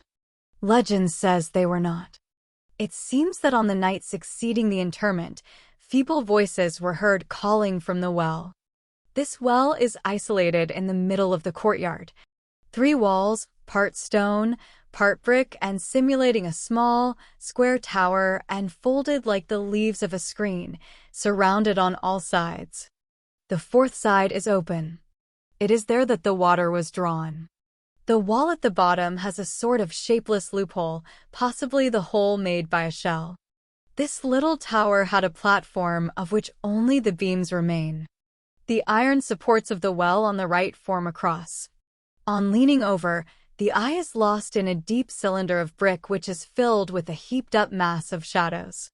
The base of the walls all about the well is concealed in a growth of nettles. This well has not in front of it that large blue slab which forms the table for all wells in Belgium. The slab has here been replaced by a crossbeam, against which lean 5 or 6 shapeless fragments of knotty and petrified wood which resemble huge bones. There is no longer either pail, chain, or pulley, but there is still the stone basin which served the overflow. The rainwater collects there, and from time to time a bird of the neighboring forests comes thither to drink, and then flies away. One house in this ruin, the farmhouse, is still inhabited. The door of this house opens on the courtyard. Upon this door, beside a pretty Gothic lock plate, there is an iron handle with trefoils placed slanting. At the moment when the Hanoverian lieutenant, Wilda, grasped this handle in order to take refuge in the farm, a French sapper hewed off his hand with an axe. The family who occupy the house had for their grandfather Guillaume van Kielsom, the old gardener, dead long since. A woman with gray hair said to us, "I was there. I was 3 years old. My sister, who was older, was terrified and wept. They carried us off to the woods. I went there in my mother's arms. We glued our ears to the earth to hear. I imitated the cannon and went boom, boom." A door opening from the courtyard on the left led into the orchard, so we were told. The orchard is terrible. It is in 3 parts, one might almost say in 3 acts. The first part is a garden, the second is an orchard, the third is a wood. These 3 parts have a common enclosure. On the side of the entrance, the buildings of the chateau and the farm. On the left, a hedge. On the right, a wall. And at the end, a wall. The wall on the right is of brick, the wall at the bottom is of stone. One enters the garden first. It slopes downwards, is planted with gooseberry bushes, choked with a wild growth of vegetation, and terminated by a monumental terrace of cut stone, with balustrade with a double curve. It was a seigneurial garden in the first French style which preceded Le Notre. Today it is ruins and briars. The pilasters are surmounted by globes which resemble cannonballs of stone. 43 balusters can still be counted on their sockets, the rest lie prostrate in the grass. Almost all bear scratches of bullets. One broken baluster is placed on the pediment like a fractured leg. It was in this garden, further down than the orchard, that 6 light infantry men of the 1st, having made their way thither, and being unable to escape, hunted down and caught like bears in their dens, accepted the combat with 2 Hanoverian companies, one of which was armed with carbines. The Hanoverians lined this balustrade and fired from above. The infantry men, replying from below, 6 against 200, intrepid and with no shelter save the currant bushes, took a quarter of an hour to die. One mounts a few steps and passes from the garden into the orchard, properly speaking. There, within the limits of those few square fathoms, 1,500 men fell in less than an hour. The wall seems ready to renew the combat. 38 loopholes, pierced by the English at irregular heights, are there still. In front of the 6th are placed 2 English tombs of granite. There are loopholes only in the south wall, as the principal attack came from that quarter. The wall is hidden on the outside by a tall hedge. The French came up, thinking that they had to deal only with a hedge, crossed it, and found the wall both an obstacle and an ambuscade, with the English guards behind it. The 38 loopholes firing at once a shower of grapeshot and balls, and Soy's brigade was broken against it. Thus Waterloo began. Nevertheless, the orchard was taken. As they had no ladders, the French scaled it with their nails. They fought hand to hand amid the trees. All this grass has been soaked in blood. A battalion of Nassau, 700 strong, was overwhelmed there. The outside of the wall, against which Kellerman's 2 batteries were trained, is gnawed by grapeshot. This orchard is sentient like others in the month of May. It has its buttercups and its daisies. The grass is tall there. The cart horses browse there. Cords of hair, on which linen is drying, traverse the spaces between the trees and force the passer-by to bend his head. One walks over this uncultivated land, and one's foot dives into moleholes. In the middle of the grass one observes an uprooted tree bole which lies there all verdant. Major Blackman leaned against it to die. Beneath a great tree in the neighborhood fell the German general, Duplat, descended from a French family which fled on the revocation of the Edict of Nantes. An aged and falling apple tree leans far over to one side, its wound dressed with a bandage of straw and of clay loam. Nearly all the apple trees are falling with age. There is not one which has not had its bullet or its Biscayan .6. The skeletons of dead trees abound in this orchard. Crows fly through their branches, and at the end of it is a wood full of violets. Baudouin killed, Foy wounded, conflagration, massacre, carnage, a rivulet formed of English blood, French blood, German blood mingled in fury, a well crammed with corpses, the regiment of Nassau and the regiment of Brunswick destroyed, Duplat killed. Blackman killed, the English guards mutilated, 20 French battalions, besides the 40 from Riel's corps, decimated, 3,000 men in that hovel of Hougoumont alone cut down, slashed to pieces, shot, burned, with their throats cut, and all this so that a peasant can say today to the traveler, "Monsieur, give me 3 francs, and if you like, I will explain to you the affair of Waterloo." Chapter 3, the 18th of June, 1815. Let us turn back, that is one of the storytellers writes, and put ourselves once more in the year 1815, and even a little earlier than the epoch when the action narrated in the first part of this book took place. If it had not rained in the night between the 17th and the 18th of June, 1815, the fate of Europe would have been different. A few drops of water, more or less, decided the downfall of Napoleon. All that Providence required in order to make Waterloo the end of Austerlitz was a little more rain, and a cloud traversing the sky out of season sufficed to make a world crumble. The Battle of Waterloo could not be begun until 11:30 o'clock, and that gave Blücher time to come up. Why? Because the ground was wet. The artillery had to wait until it became a little firmer before they could maneuver. Napoleon was an artillery officer and felt the effects of this. The foundation of this wonderful captain was the man who, in the report to the Directory on Aboukir, said, "Such a one of our balls killed 6 men." All his plans of battle were arranged for projectiles. The key to his victory was to make the artillery converge on one point. He treated the strategy of the hostile general like a citadel and made a breach in it. He overwhelmed the weak point with grapeshot. He joined and dissolved battles with cannon. There was something of the sharpshooter in his genius. To beat in squares, to pulverize regiments, to break lines, to crush and disperse masses, for him everything lay in this, to strike, strike, strike incessantly, and he entrusted this task to the cannonball. A redoubtable method, and one which, united with genius, rendered this gloomy athlete of the pugilism of war invincible for the space of 15 years. On the 18th of June, 1815, he relied all the more on his artillery because he had numbers on his side. Wellington had only 159 mouths of fire. Napoleon had 240. Suppose the soil dry and the artillery capable of moving, the action would have begun at 6 o'clock in the morning. The battle would have been won and ended at 2 o'clock, 3 hours before the change of fortune in favor of the Prussians. What amount of blame attaches to Napoleon for the loss of this battle? Is the shipwreck due to the pilot? Was it the evident physical decline of Napoleon that complicated this epoch by an inward diminution of force? Had the 20 years of war worn out the blade as it had worn the scabbard, the soul as well as the body?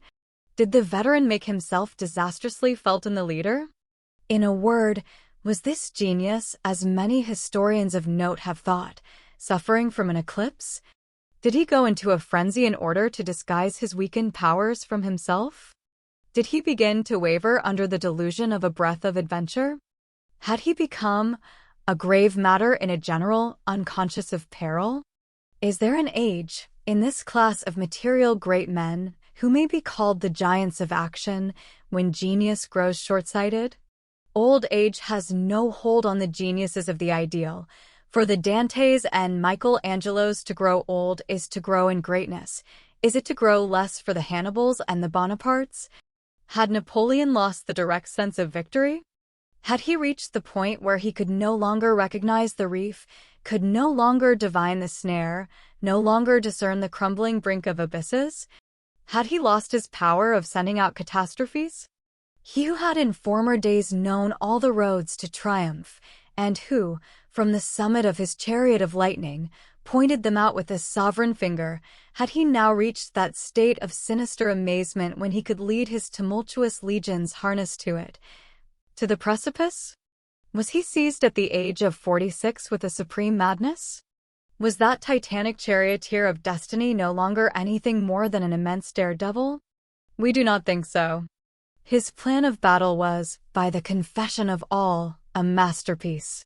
To go straight to the center of the Allies' line, to make a breach in the enemy, to cut them in two, to drive the British half back on Hal, and the Prussian half on Tongres, to make two shattered fragments of Wellington and Blucher, to carry Mont Saint-Jean, to seize Brussels, to hurl the German into the Rhine, and the Englishman into the sea.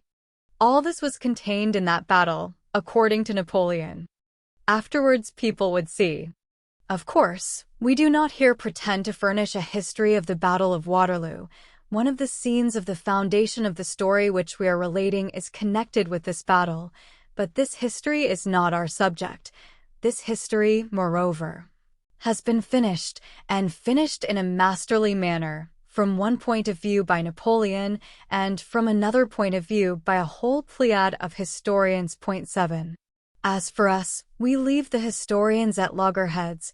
We are but a distant witness, a passerby on the plain, a seeker bending over that soil all made of human flesh, taking appearances for realities, perchance. We have no right to oppose, in the name of science, a collection of facts which contain illusions, no doubt. We possess neither military practice nor strategic ability which authorize a system. In our opinion, a chain of accidents dominated the two leaders at Waterloo, and when it becomes a question of destiny, that mysterious culprit, we judge like that ingenious judge, the populace. Chapter 4a. Those persons who wish to gain a clear idea of the Battle of Waterloo have only to place, mentally, on the ground, a capital A. The left limb of the A is the road to Nivelles, the right limb is the road to Genappe, the tie of the A is the hollow road to Ohain from Braine-l'Alleud. The top of the A is Mont Saint-Jean, where Wellington is. The lower left tip is Hougoumont, where Riel is stationed with Jerome Bonaparte. The right tip is the Belle Alliance, where Napoleon was. At the center of this cord is the precise point where the final word of the battle was pronounced. It was there that the lion has been placed, the involuntary symbol of the supreme heroism of the Imperial Guard. The triangle included in the top of the A, between the two limbs and the tie, is the plateau of Mont Saint-Jean. The dispute over this plateau constituted the whole battle. The wings of the two armies extended to the right and left of the two roads to Genappe and Nivelles, D'Erlin facing Picton, Riel facing Hill. Behind the tip of the A, behind the plateau of Mont Saint-Jean, is the forest of Soignes. As for the plain itself, let the reader picture to himself a vast undulating sweep of ground. Each rise commands the next rise, and all the undulations mount towards Mont Saint-Jean, and their end in the forest. Two hostile troops on a field of battle are two wrestlers. It is a question of seizing the opponent round the waist. The one seeks to trip up the other. They clutch at everything. A bush is a point of support, An angle of the wall offers them a rest to the shoulder. For the lack of a hovel under whose cover they can draw up, a regiment yields its ground, an unevenness in the ground, a chance turn in the landscape, a cross-path encountered at the right moment, a grove, a ravine, can stay the heel of that colossus which is called an army and prevent its retreat. He who quits the field is beaten, hence the necessity devolving on the responsible leader of examining the most insignificant clump of trees and of studying deeply the slightest relief in the ground. The two generals had attentively studied the plain of Mont-Saint-Jean, now called the plain of Waterloo. In the preceding year, Wellington, with the sagacity of foresight, had examined it as the possible seat of a great battle. Upon this spot, and for this duel, on the 18th of June, Wellington had the good post, Napoleon the bad post. The English army was stationed above, the French army below. It is almost superfluous here to sketch the appearance of Napoleon on horseback, glass in hand, upon the heights of Rossum, at daybreak, on June 18, 1815. All the world has seen him before we can show him. That calm profile under the little three-cornered hat of the school of Brienne, that green uniform, the white revers concealing the star of the Legion of Honor, his great coat hiding his epaulets, the corner of red ribbon peeping from beneath his vest, his leather trousers, the white horse with the saddlecloth of purple velvet bearing on the corners crowned ends and eagles, Hessian boots over silk stockings, silver spurs, the sword of Marengo, that whole figure of the last of the Caesars is present to all imaginations, saluted with acclamations by some, severely regarded by others. That figure stood for a long time wholly in the light. This arose from a certain legendary dimness evolved by the majority of heroes, and which always veils the truth for a longer or shorter time, but today history and daylight have arrived. That light called history is pitiless. It possesses this peculiar and divine quality, that, pure light as it is, and precisely because it is holy light, it often casts a shadow in places where people had hitherto beheld rays. From the same man it constructs two different phantoms, and the one attacks the other and executes justice on it, and the shadows of the despot contend with the brilliancy of the leader. Hence arises a truer measure in the definitive judgments of nations. Babylon violated lessons Alexander, Rome enchained lessons Caesar, Jerusalem murdered lessons Titus, tyranny follows the tyrant. It is a misfortune for a man to leave behind him the night which bears his form. Chapter 5. The Quid Obscurum of Battles. Everyone is acquainted with the first phase of this battle, a beginning which was troubled, uncertain, hesitating, menacing to both armies, but still more so for the English than for the French. It had rained all night, the earth had been cut up by the downpour, the water had accumulated here and there in the hollows of the plain as if in casks. At some points the gear of the artillery carriages was buried up to the axles. The surcingles of the horses were dripping with liquid mud. If the wheat and rye trampled down by this cohort of transports on the march had not filled in the ruts and strewn a litter beneath the wheels, all movement, particularly in the valleys, in the direction of Pays-Platé would have been impossible. The affair began late. Napoleon, as we have already explained, was in the habit of keeping all his artillery well in hand, like a pistol, aiming it now at one point, now at another of the battle. And it had been his wish to wait until the horse batteries could move and gallop freely. In order to do that it was necessary that the sun should come out and dry the soil. But the sun did not make its appearance.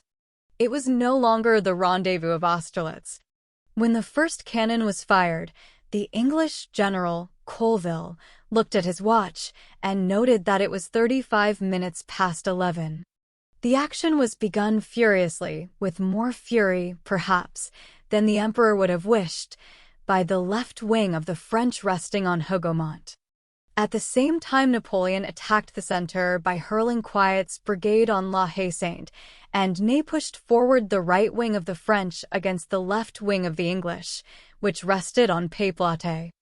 The attack on Hougoumont was something of a feint. The plan was to draw Wellington thither, and to make him swerve to the left. This plan would have succeeded if the 4 companies of the English Guards and the brave Belgians of Perponcher's division had not held the position solidly, and Wellington, instead of massing his troops there, could confine himself to dispatching thither, as reinforcements, only 4 more companies of guards and 1 battalion from Brunswick. The attack of the right wing of the French on Pays-Plate was calculated, in fact, to overthrow the English left, to cut off the road to Brussels, to bar the passage against possible Prussians, to force Mont-Saint-Jean, to turn Wellington back on Hougoumont. Thence on Braine-l'Alleud, thence on Hal, nothing easier. With the exception of a few incidents, this attack succeeded. Pays-Plate was taken. La Haye-Sainte was carried. A detail to be noted. There was in the English infantry, particularly in Kempt's brigade, a great many raw recruits. These young soldiers were valiant in the presence of our redoubtable infantry. Their inexperience extricated them intrepidly from the dilemma. They performed particularly excellent service as skirmishers. The soldier skirmisher, left somewhat to himself, becomes, so to speak, his own general. These recruits displayed some of the French ingenuity and fury. This novice of an infantry had dash. This displeased Wellington. After the taking of La Haye-Sainte, the battle wavered. There is in this day an obscure interval, from midday to 4 o'clock. The middle portion of this battle is almost indistinct, and participates in the somberness of the hand-to-hand conflict. Twilight reigns over it. We perceive vast fluctuations in that fog, a dizzy mirage, paraphernalia of war almost unknown today, pendant callbacks, floating saber taches, crossbelts, cartridge boxes for grenades, hussar dolmans, red boots with 1,000 wrinkles, heavy shakos garlanded with torsades, the almost black infantry of Brunswick mingled with the scarlet infantry of England, the English soldiers with great, white circular pads on the slopes of their shoulders for epaulets, the Hanoverian light horse with their oblong casques of leather, with brass hands and red horsetails, the Scotch with their bare knees and plaids, the great white gaiters of our grenadiers, pictures, not strategic lines, what Salvator Rosa requires, not what is suited to the needs of Gribeauval. A certain amount of tempest is always mingled with a battle. Quid obscurum, quid divinum. Each historian traces, to some extent, the particular feature which pleases him amid this pell-mell. Whatever may be the combinations of the generals, the shock of armed masses has an incalculable ebb. During the action, the plans of the 2 leaders enter into each other and become mutually thrown out of shape. Such a point of the field of battle devours more combatants than such another, just as more or less spongy soils soak up more or less quickly the water which is poured on them. It becomes necessary to pour out more soldiers than one would like, a series of expenditures which are the unforeseen. The line of battle waves and undulates like a thread, the trails of blood gush illogically, the fronts of the armies waver, the regiments form capes and gulfs as they enter and withdraw. All these reefs are continually moving in front of each other. Where the infantry stood, the artillery arrives, the cavalry rushes in where the artillery was, the battalions are like smoke. There was something there, seek it. It has disappeared, the open spots change place, the somber folds advance and retreat, a sort of wind from the sepulchre pushes forward, hurls back, distends, and disperses these tragic multitudes. What is a fray? An oscillation? The immobility of a mathematical plan expresses a minute, not a day. In order to depict a battle, there is required one of those powerful painters who have chaos in their brushes. Rembrandt is better than Vandermeulen. Vandermeulen, exact at noon, lies at 3 o'clock. Geometry is deceptive, the hurricane alone is trustworthy. That is what confers on Follard the right to contradict Polybius. Let us add that there is a certain instant when the battle degenerates into a combat, becomes specialized, and disperses into innumerable detailed feats, which, to borrow the expression of Napoleon himself, belong rather to the biography of the regiments than to the history of the army. The historian has, in this case, the evident right to sum up the whole. He cannot do more than seize the principal outlines of the struggle, and it is not given to any one narrator, however conscientious he may be, to fix, absolutely, the form of that horrible cloud which is called a battle. This, which is true of all great armed encounters, is particularly applicable to Waterloo. Nevertheless, at a certain moment in the afternoon, the battle came to a point. Chapter 6, 4 o'clock in the afternoon. Towards 4 o'clock the condition of the English army was serious. The Prince of Orange was in command of the center, Hill of the right wing, Picton of the left wing.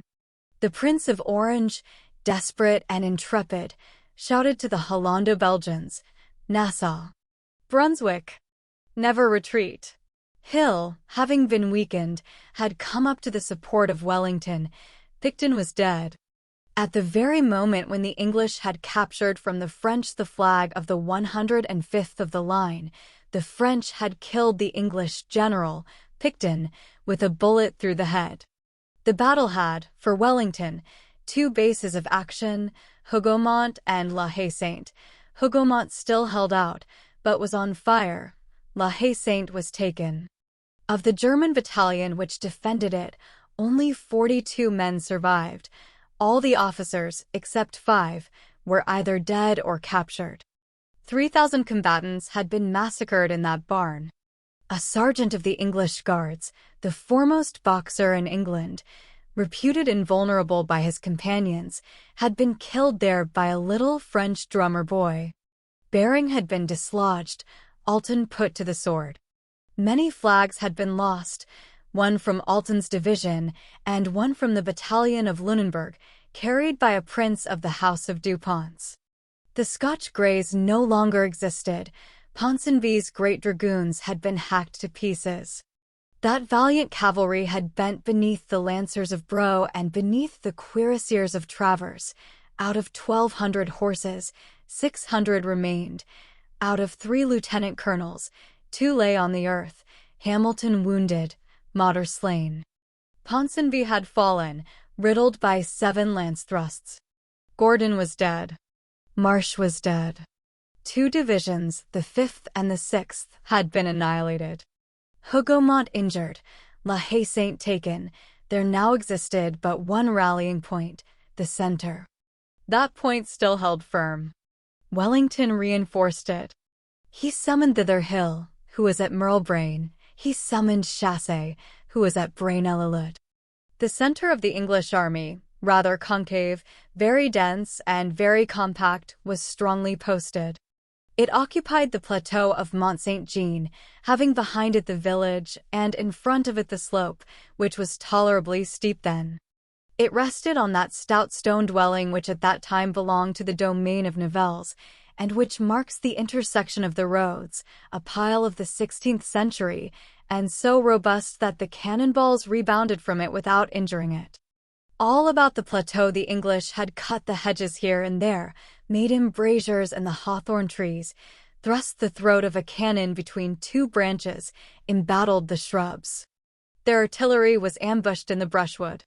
This Punic labor, incontestably authorized by war, which permits traps, was so well done that Haxo, who had been dispatched by the emperor at 9 o'clock in the morning to reconnoiter the enemy's batteries, had discovered nothing of it, and had returned and reported to Napoleon that there were no obstacles except the 2 barricades which barred the road to Nivelles and to Genappe.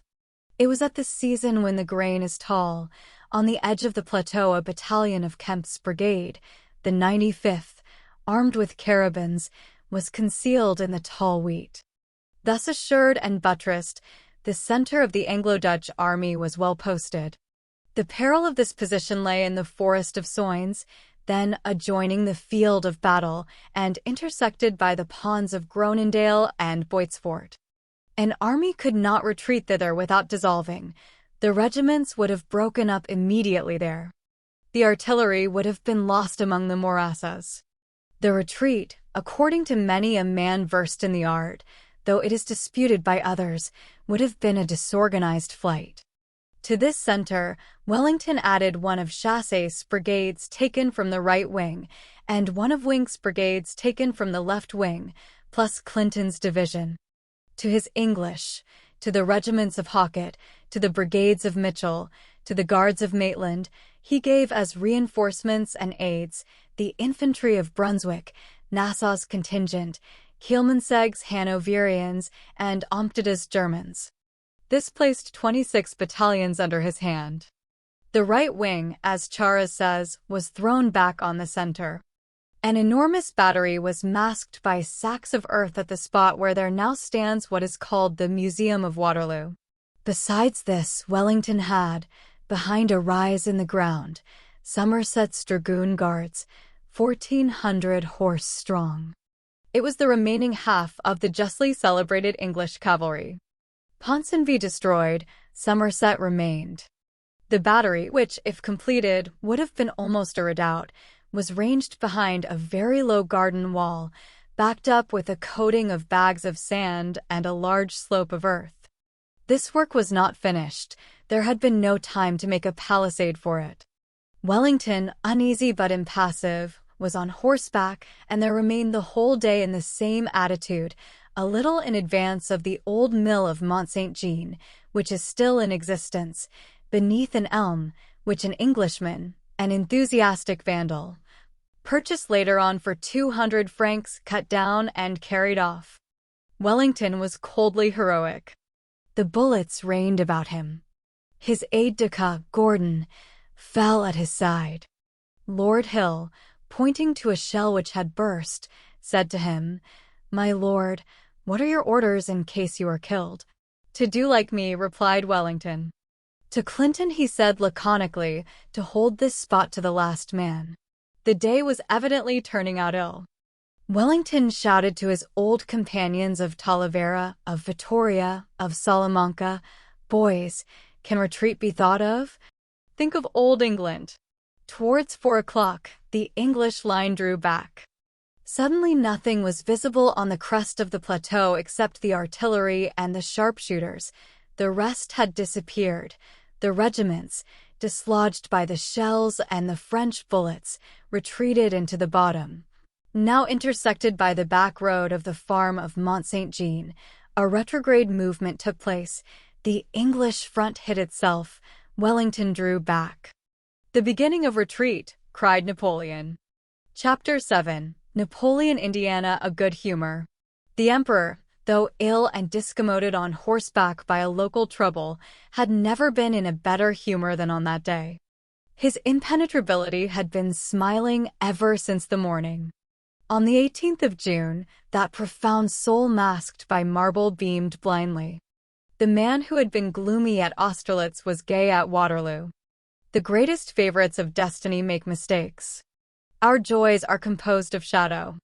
The supreme smile is God's alone. Redet Caesar, Pompeius Flebit, said the legionaries of the Fulminatrix Legion. Pompey was not destined to weep on that occasion, but it is certain that Caesar laughed. While exploring on horseback at 1 o'clock on the preceding night, in storm and rain, in company with Bertrand, the communes in the neighborhood of Rossum, satisfied at the sight of the long line of the English campfires illuminating the whole horizon from Frischmont to Braine-l'Alleud, it had seemed to him that fate, to whom he had assigned a day on the field of Waterloo, was exact to the appointment. He stopped his horse and remained for some time motionless, gazing at the lightning and listening to the thunder, and this fatalist was heard to cast into the darkness this mysterious saying, "We are in accord." Napoleon was mistaken. They were no longer in accord. He took not a moment for sleep. Every instant of that night was marked by a joy for him.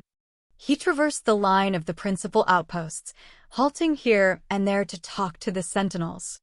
At 2:30, near the wood of Hougoumont, he heard the tread of a column on the march. He thought at the moment that it was a retreat on the part of Wellington. He said, "It is the rear guard of the English getting under way for the purpose of decamping. I will take prisoners the 6,000 English who have just arrived at Ostend.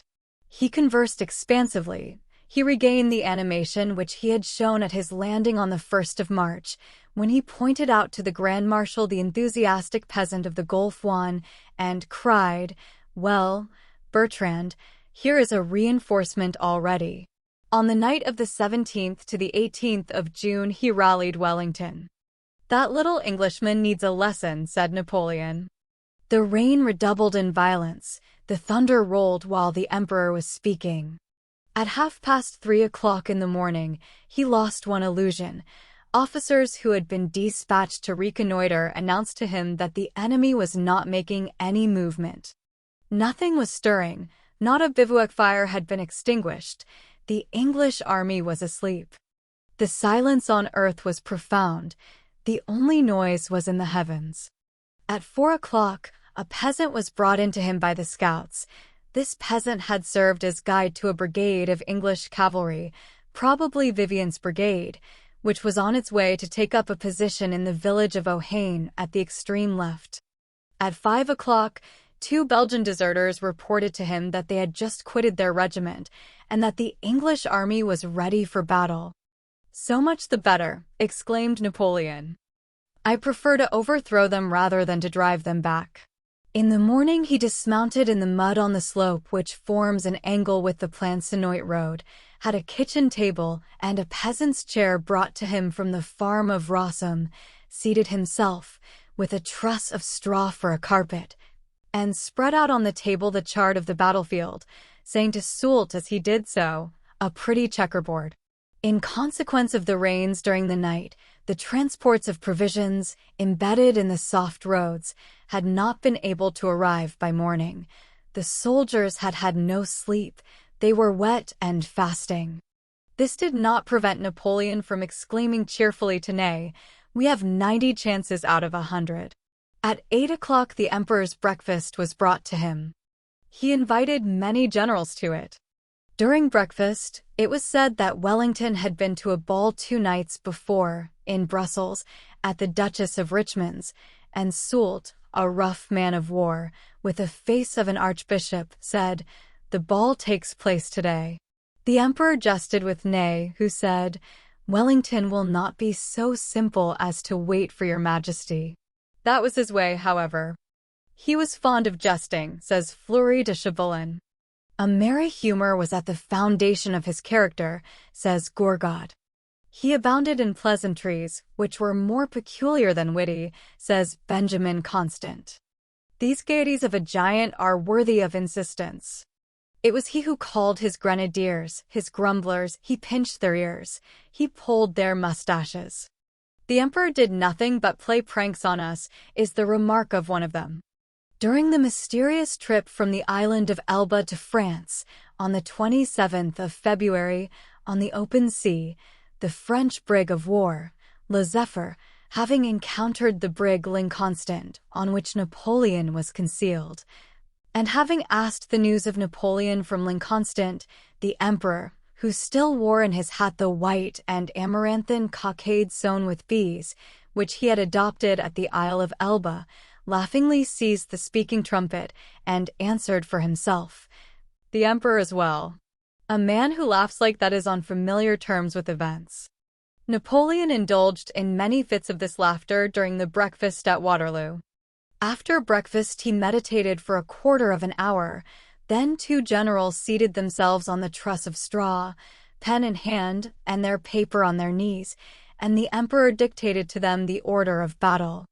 At 9 o'clock, at the instant when the French army, ranged in echelons and set in motion in 5 columns, had deployed the divisions in 2 lines, the artillery between the brigades, the music at their head, as they beat the march, with rolls on the drums and the blasts of trumpets, mighty, vast, joyous, a sea of casques, of sabers, and of bayonets on the horizon, the emperor was touched, and twice exclaimed, "Magnificent!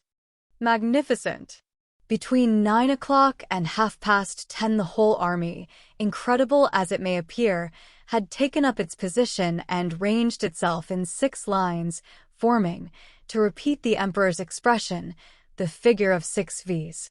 A few moments after the formation of the battle array, in the midst of that profound silence, like that which heralds the beginning of a storm, which precedes engagements, the emperor tapped Haxo on the shoulder. As he beheld the 3 batteries of 12-pounders, detached by his orders from the corps of Erlin, Riel, and Loba, and destined to begin the action by taking Mont-Saint-Jean, which was situated at the intersection of the Nivelles and the Genappe roads, and said to him, "There are 24 handsome maids, General." Sure of the issue, he encouraged with a smile, as they passed before him, the company of sappers of the First Corps, which he had appointed to barricade Mont-Saint-Jean as soon as the village should be carried. All this serenity had been traversed by but a single word of haughty pity, perceiving on his left, at a spot where there now stands a large tomb, those admirable Scotch greys, with their superb horses, massing themselves, he said, "It is a pity." Then he mounted his horse, advanced beyond Rossum, and selected for his post of observation a contracted elevation of turf to the right of the road from Genappe to Brussels, which was his second station during the battle. The third station, the one adopted at 7 o'clock in the evening, between La Belle Alliance and La Haye Sainte, is formidable. It is a rather elevated knoll, which still exists, and behind which the guard was massed on a slope of the plain. Around this knoll the balls rebounded from the pavements of the road, up to Napoleon himself. As at Brienne, he had over his head the shriek of the bullets and of the heavy artillery. Mouldy cannonballs, old sword blades, and shapeless projectiles, eaten up with rust, were picked up at the spot where his horse's feet stood. Scarborough-Robigny. A few years ago, a shell of 60 pounds, still charged, and with its fuse broken off level with the bomb, was unearthed. It was at this last post that the emperor said to his guide, Lacoste, a hostile and terrified peasant, who was attached to the saddle of a hussar, and who turned round at every discharge of canister and tried to hide behind Napoleon, "Fool, it is shameful. You'll get yourself killed with a ball in the back." He who writes these lines has himself found, in the friable soil of this knoll, on turning over the sand, the remains of the neck of a bomb, disintegrated by the oxidization of 46 years, and old fragments of iron which parted like elder twigs between the fingers. Everyone is aware that the variously inclined undulations of the plains, where the engagement between Napoleon and Wellington took place, are no longer what they were on June 18, 1815. By taking from this mournful field the wherewithal to make a monument to it, its real relief has been taken away, and history, disconcerted, no longer finds her bearings there. It has been disfigured for the sake of glorifying it. Wellington, when he beheld Waterloo once more, 2 years later, exclaimed, "They have altered my field of battle." Where the great pyramid of earth, surmounted by the lion, rises today, there was a hillock which descended in an easy slope towards the Nivelles road, but which was almost an escarpment on the side of the highway to Genappe. The elevation of this escarpment can still be measured by the height of the 2 knolls of the 2 great sepulchres which enclose the road from Genappe to Brussels. One, the English tomb, is on the left, the other, the German tomb, is on the right. There is no French tomb. The whole of that plain is a sepulchre for France. Thanks to the thousands upon thousands of cartloads of earth employed in the hillock 150 feet in height and half a mile in circumference, the plateau of Mont-Saint-Jean is now accessible by an easy slope. On the day of battle, particularly on the side of La Haye Sainte, it was abrupt and difficult of approach. The slope there is so steep that the English cannon could not see the farm, situated in the bottom of the valley, which was the center of the combat. On the 18th of June, 1815, the rains had still farther increased the acclivity, the mud complicated the problem of the ascent, and the men not only slipped back, but stuck fast in the mire. Along the crest of the plateau ran a sort of trench whose presence it was impossible for the distant observer to divine. What was this trench? Let us explain. Braine-l'Alleud is a Belgian village, Ohain is another.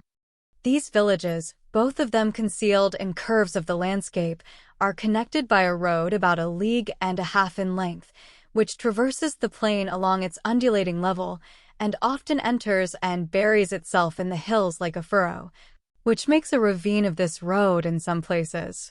In 1815, as at the present day, this road cut the crest of the plateau of Mont Saint-Jean between the two highways from Genappe and Nivelles, only it is now on a level with the plain. It was then a hollow way. Its two slopes have been appropriated for the monumental hillock. This road was, and still is, a trench throughout the greater portion of its course, a hollow trench, sometimes a dozen feet in depth, and whose banks, being too steep, crumbled away here and there, particularly in winter under driving rains. Accidents happened here. The road was so narrow at the Braine-l'Alleud entrance that a passerby was crushed by a cart, as is proved by a stone cross which stands near the cemetery, and which gives the name of the dead, Monsieur Bernard de Bry, merchant of Brussels, and the date of the accident, February 1637.8. It was so deep on the tableland of Mont Saint-Jean that a peasant, Matthew Niquez, was crushed there in 1783 by a slide from the slope, as is stated on another stone cross, the top of which has disappeared. In the process of clearing the ground, but whose overturned pedestal is still visible on the grassy slope to the left of the highway between La Haye-Sainte and the farm of Mont Saint-Jean. On the day of battle, this hollow road, whose existence was in no way indicated, bordering the crest of Mont Saint-Jean, a trench at the summit of the escarpment, a rut concealed in the soil, was invisible, that is to say, terrible. Chapter 8. The Emperor puts a question to the guide Lacoste. So, on the morning of Waterloo, Napoleon was content. He was right. The plan of battle conceived by him was, as we have seen, really admirable. The battle once begun, its very various changes, the resistance of Hougoumont, the tenacity of La Haye-Sainte, the killing of Bauduin, the disabling of Foy, the unexpected wall against which Soy's brigade was shattered. Guilleminot's fatal heedlessness when he had neither petard nor powder sacks, the miring of the batteries, the 15 unescorted pieces overwhelmed in a hollow way by Uxbridge, the small effect of the bombs falling in the English lines, and their embedding themselves in the rain-soaked soil and only succeeding in producing volcanoes of mud, so that the canister was turned into a splash, the uselessness of Pyrrhus' demonstration on Braine-l'Alleud, all that cavalry, 15 squadrons, almost exterminated, the right wing of the English badly alarmed, the left wing badly cut in two, Ney's strange mistake in massing, instead of echeloning the 4 divisions of the First Corps, men delivered over to grapeshot, arranged in ranks 27 deep and with a frontage of 200, the frightful holes made in these masses by the cannonballs, attacking columns disorganized, the side battery suddenly unmasked on their flank, Bourgeois, Donzelot, and Durout compromised, Quiet repulsed, Lieutenant View. That Hercules graduated at the Polytechnic School, wounded at the moment when he was beating in with an axe the door of La Haye-Sainte under the downright fire of the English barricade which barred the angle of the road from Genappe to Brussels, Marcognet's division caught between the infantry and the cavalry, shot down at the very muzzle of the guns amid the grain by Best and Pack, put to the sword by Ponsonby, his battery of 7 pieces spiked, the Prince of Saxe-Weimar holding and guarding. In spite of the Comte d'Irlande, both Frischmann and Smohain, the flag of the 105th taken, the flag of the 45th captured. That Black Prussian hussar stopped by runners of the flying column of 300 light cavalry on the scout between Wavre and Plancenoit, the alarming things that had been said by prisoners, Grouchy Stillé, 1,500 men killed in the orchard of Hougoumont in less than an hour, 1,800 men overthrown in a still shorter time about La Haye-Sainte. All these stormy incidents passing like the clouds of battle before Napoleon had hardly troubled his gaze and had not overshadowed that face of imperial certainty.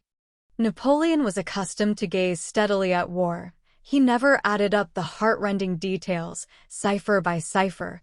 Ciphers mattered little to him, provided that they furnished the total victory. He was not alarmed if the beginnings did go astray.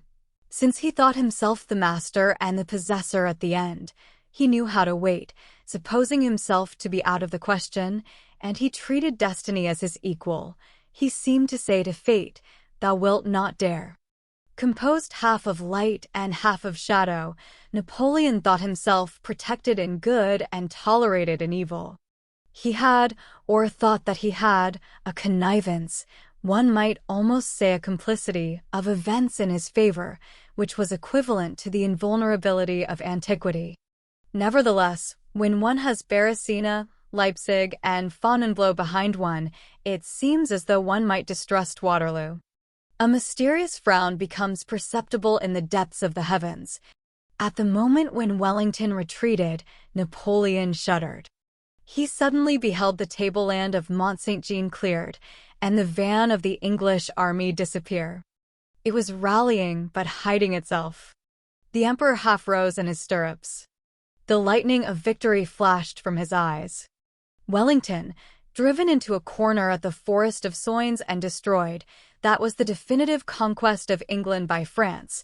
It was Crécy, Poitiers, Malplaquet, and Ramillies avenged. The man of Marengo was wiping out Agincourt. So the emperor, meditating on this terrible turn of fortune, swept his glass for the last time over all the points of the field of battle. His guard, standing behind him with grounded arms, watched him from below with a sort of religion. He pondered, he examined the slopes, noted the declivities, scrutinized the clumps of trees, the square of rye, the path. He seemed to be counting each bush. He gazed with some intentness at the English barricades of the two highways, two large abatis of trees, that on the road to Genappe above La Haye-Saint, armed with 2 cannon, the only ones out of all the English artillery which commanded the extremity of the field of battle, and that on the road to Nivelles where gleamed the Dutch bayonets of Chassais's brigade. Near this barricade he observed the old chapel of St. Nicholas, painted white, which stands at the angle of the crossroad near Braine-l'Alleud. He bent down and spoke in a low voice to the guide Lacoste. The guide made a negative sign with his head, which was probably perfidious. The emperor straightened himself up and fell to thinking. Wellington had drawn back. All that remained to do was to complete this retreat by crushing him. Napoleon, turning round abruptly, dispatched an express at full speed to Paris to announce that the battle was won. Napoleon was one of those geniuses from whom thunder darts. He had just found his clap of thunder. He gave orders to Meau's cuirassiers to carry the tableland of Mont-Saint-Jean. Chapter 9. The Unexpected. There were 3,500 of them. They formed a front 1/4 of a league in extent. They were giant men, on colossal horses. There were 26 squadrons of them, and they had behind them to support them Lefebvre Desnouettes's division, the 106 picked gendarmes, the light cavalry of the guard, 1,197 men, and the lancers of the guard of 880 lances. They wore casques without horsetails and cuirasses of beaten iron, with horse pistols in their holsters and long saber swords. That morning the whole army had admired them, when, at 9 o'clock, with braying of trumpets and all the music playing, "Let us watch o'er the safety of the empire," they had come in a solid column, with one of their batteries on their flank, another in their center, and deployed in 2 ranks between the roads to Genappe and Frischemont, and taken up their position for battle in that powerful second line, so cleverly arranged by Napoleon, which, having on its extreme left Kellermann's cuirassiers and on its extreme right Meau's cuirassiers, had, so to speak, 2 wings of iron. Aide-de-camp Bernard carried them the emperor's orders. Ney drew his sword and placed himself at their head. The enormous squadrons were set in motion. Then a formidable spectacle was seen. All their cavalry, with upraised swords, standards, and trumpets flung to the breeze, formed in columns by divisions, descended by a simultaneous movement and like one man, with the precision of a brazen battering ram which is effecting a breach. The hill of La Belle Alliance plunged into the terrible depths in which so many men had already fallen, disappeared there in the smoke, then emerging from that shadow, reappeared on the other side of the valley, still compact and in close ranks, mounting at a full trot, through a storm of grapeshot which burst upon them, the terrible muddy slope of the tableland of Mont Saint-Jean. They ascended, grave, threatening, imperturbable. In the intervals between the musketry and the artillery, their colossal trampling was audible. Being two divisions, there were two columns of them.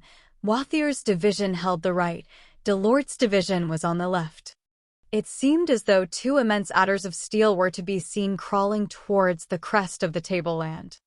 It traversed the battle like a prodigy. Nothing like it had been seen since the taking of the great redoubt of the Muscoa by the heavy cavalry. Murat was lacking here, but Ney was again present. It seemed as though that mass had become a monster and had but one soul. Each column undulated and swelled like the ring of a polyp. They could be seen through a vast cloud of smoke which was rent here and there. A confusion of helmets, of cries, of sabers, a stormy heaving of the cruppers of horses amid the cannons and the flourish of trumpets, a terrible and disciplined tumult. Over all, the cuirasses like the scales on the hydra. These narrations seemed to belong to another age. Something parallel to this vision appeared, no doubt, in the ancient Orphic epics, which told of the centaurs, the old hippanthropes, those titans with human heads and equestrian chests who scaled Olympus at a gallop, horrible, invulnerable, sublime. Gods and beasts. Odd numerical coincidence. 26 battalions rode to meet 26 battalions. Behind the crest of the plateau, in the shadow of the masked battery, the English infantry, formed into 13 squares, 2 battalions to the square, in 2 lines, with 7 in the first line, 6 in the second, the stocks of their guns to their shoulders. Taking aim at that which was on the point of appearing, waited, calm, mute, motionless. They did not see the cuirassiers, and the cuirassiers did not see them. They listened to the rise of this flood of men. They heard the swelling noise of 3,000 horse, the alternate and symmetrical tramp of their hoofs at full trot, the jingling of the cuirasses, the clang of the sabers, and a sort of grand and savage breathing. There ensued a most terrible silence. Then, all at once, a long file of uplifted arms, brandishing sabers, appeared above the crest, and casques, trumpets, and standards, and 3,000 heads with grey mustaches, shouting, "Vive l'Empereur!" All this cavalry debouched on the plateau, and it was like the appearance of an earthquake. All at once, a tragic incident. On the English left, on our right, the head of the column of cuirassiers reared up with a frightful clamor. On arriving at the culminating point of the crest, ungovernable, utterly given over to fury and their course of extermination of the squares and cannon, the cuirassiers had just caught sight of a trench between them and the English. It was the hollow road of Ohain. It was a terrible moment. The ravine was there, unexpected, yawning, directly under the horses' feet, 2 fathoms deep between its double slopes. The second file pushed the first into it, and the third pushed on the second. The horses reared and fell backward, landed on their haunches, slid down, all 4 feet in the air, crushing and overwhelming the riders, and there being no means of retreat, the whole column being no longer anything more than a projectile, the force which had been acquired to crush the English, crushed the French. The inexorable ravine could only yield when filled. Horses and riders rolled there pell-mell, grinding each other, forming but one mass of flesh in this gulf. When this trench was full of living men, The rest marched over them and passed on. Almost a third of Dubois's brigade fell into that abyss. This began the loss of the battle. A local tradition, which evidently exaggerates matters, says that 2,000 horses and 1,500 men were buried in the hollow road of Ohain. This figure probably comprises all the other corpses which were flung into this ravine the day after the combat. Let us note in passing that it was Dubois's sorely tried brigade which, an hour previously, making a charge to one side, had captured the flag of the Lunenburg battalion. Napoleon, before giving the order for this charge of Milhaud's cuirassiers, had scrutinized the ground, but had not been able to see that hollow road, which did not even form a wrinkle on the surface of the plateau. Warned, nevertheless, and put on the alert by the little white chapel which marks its angle of junction with the Nivelles highway, he had probably put a question as to the possibility of an obstacle to the guide Lacoste. The guide had answered no. We might almost affirm that Napoleon's catastrophe originated in that sign of a peasant's head. Other fatalities were destined to arise. Was it possible that Napoleon should have won that battle? We answer no. Why? Because of Wellington? Because of Blücher? No, because of God. Bonaparte victor at Waterloo, that does not come within the law of the 19th century. Another series of facts was in preparation, in which there was no longer any room for Napoleon. The ill will of events had declared itself long before. It was time that this vast man should fall. The excessive weight of this man in human destiny disturbed the balance. This individual alone counted for more than a universal group. These plethoras of all human vitality concentrated in a single head, the world mounting to the brain of one man, this would be mortal to civilization were it to last. The moment had arrived for the incorruptible and supreme equity to alter its plan. Probably the principles and the elements, on which the regular gravitations of the moral, as of the material, world depend, had complained. Smoking blood, overfilled cemeteries, mothers in tears, these are formidable pleaders. When the earth is suffering from too heavy a burden, there are mysterious groanings of the shades to which the abyss lends an ear. Napoleon had been denounced in the infinite and his fall had been decided on. He embarrassed God. Waterloo is not a battle, it is a change of front on the part of the universe. Chapter 10. The Plateau of Mont Saint-Jean. The battery was unmasked at the same moment with the ravine. 60 cannons and the 13 squares darted lightning point-blank on the cuirassiers. The intrepid General Delort made the military salute to the English battery. The whole of the flying artillery of the English had re-entered the squares at a gallop. The cuirassiers had not had even the time for a halt. The disaster of the hollow road had decimated, but not discouraged them. They belonged to that class of men who, when diminished in number, increase in courage. Wathier's column alone had suffered in the disaster. Delort's column, which Ney had deflected to the left, as though he had a presentiment of an ambush, had arrived whole. The cuirassiers hurled themselves on the English squares. At full speed, with bridles loose, swords in their teeth, pistols in fist, such was the attack. There are moments in battles in which the soul hardens the man until the soldier is changed into a statue, and when all this flesh turns into granite. The English battalions, desperately assaulted, did not stir. Then it was terrible. All the faces of the English squares were attacked at once. A frenzied whirl enveloped them. That cold infantry remained impassive.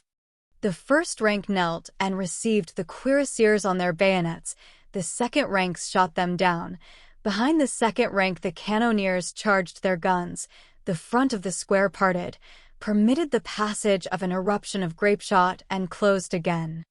The cuirassiers replied by crushing them. Their great horses reared, strode across the ranks, leaped over the bayonets and fell, gigantic, in the midst of these 4 living wells. The cannonballs plowed furrows in these cuirassiers. The cuirassiers made breaches in the squares. Files of men disappeared, ground to dust under the horses. The bayonets plunged into the bellies of these centaurs, hence the hideousness of wounds which has probably never been seen anywhere else. The squares, wasted by this mad cavalry, closed up their ranks without flinching. Inexhaustible in the matter of grapeshot, they created explosions in their assailants' midst. The form of this combat was monstrous. These squares were no longer battalions, they were craters. Those cuirassiers were no longer cavalry, they were a tempest. Each square was a volcano attacked by a cloud, lava contended with lightning. The square on the extreme right, the most exposed of all, being in the air, was almost annihilated at the very first shock. LT was formed of the 75th Regiment of Highlanders. The bagpipe player in the center dropped his melancholy eyes, filled with the reflections of the forests and the lakes, in profound inattention, while men were being exterminated around him, and seated on a drum, with his pibroch under his arm, played the Highland airs. These Scotchmen died thinking of Ben Lothian, as did the Greeks recalling Argos. The sword of a cuirassier, which hewed down the bagpipes and the arm which bore it, put an end to the song by killing the singer. The cuirassiers, relatively few in number, and still further diminished by the catastrophe of the ravine, had almost the whole English army against them, but they multiplied themselves so that each man of them was equal to 10. Nevertheless, some Hanoverian battalions yielded. Wellington perceived it and thought of his cavalry. Had Napoleon at that same moment thought of his infantry, he would have won the battle. This forgetfulness was his great and fatal mistake. All at once, the cuirassiers, who had been the assailants, found themselves assailed. The English cavalry was at their back. Before them 2 squares, behind them Somerset. Somerset meant 1,400 dragoons of the Guard. On the right, Somerset had Dornberg with the German light horse, and on his left, Trippe with the Belgian carabiners. The cuirassiers attacked on the flank and in front, before and in the rear, by infantry and cavalry, had to face all sides.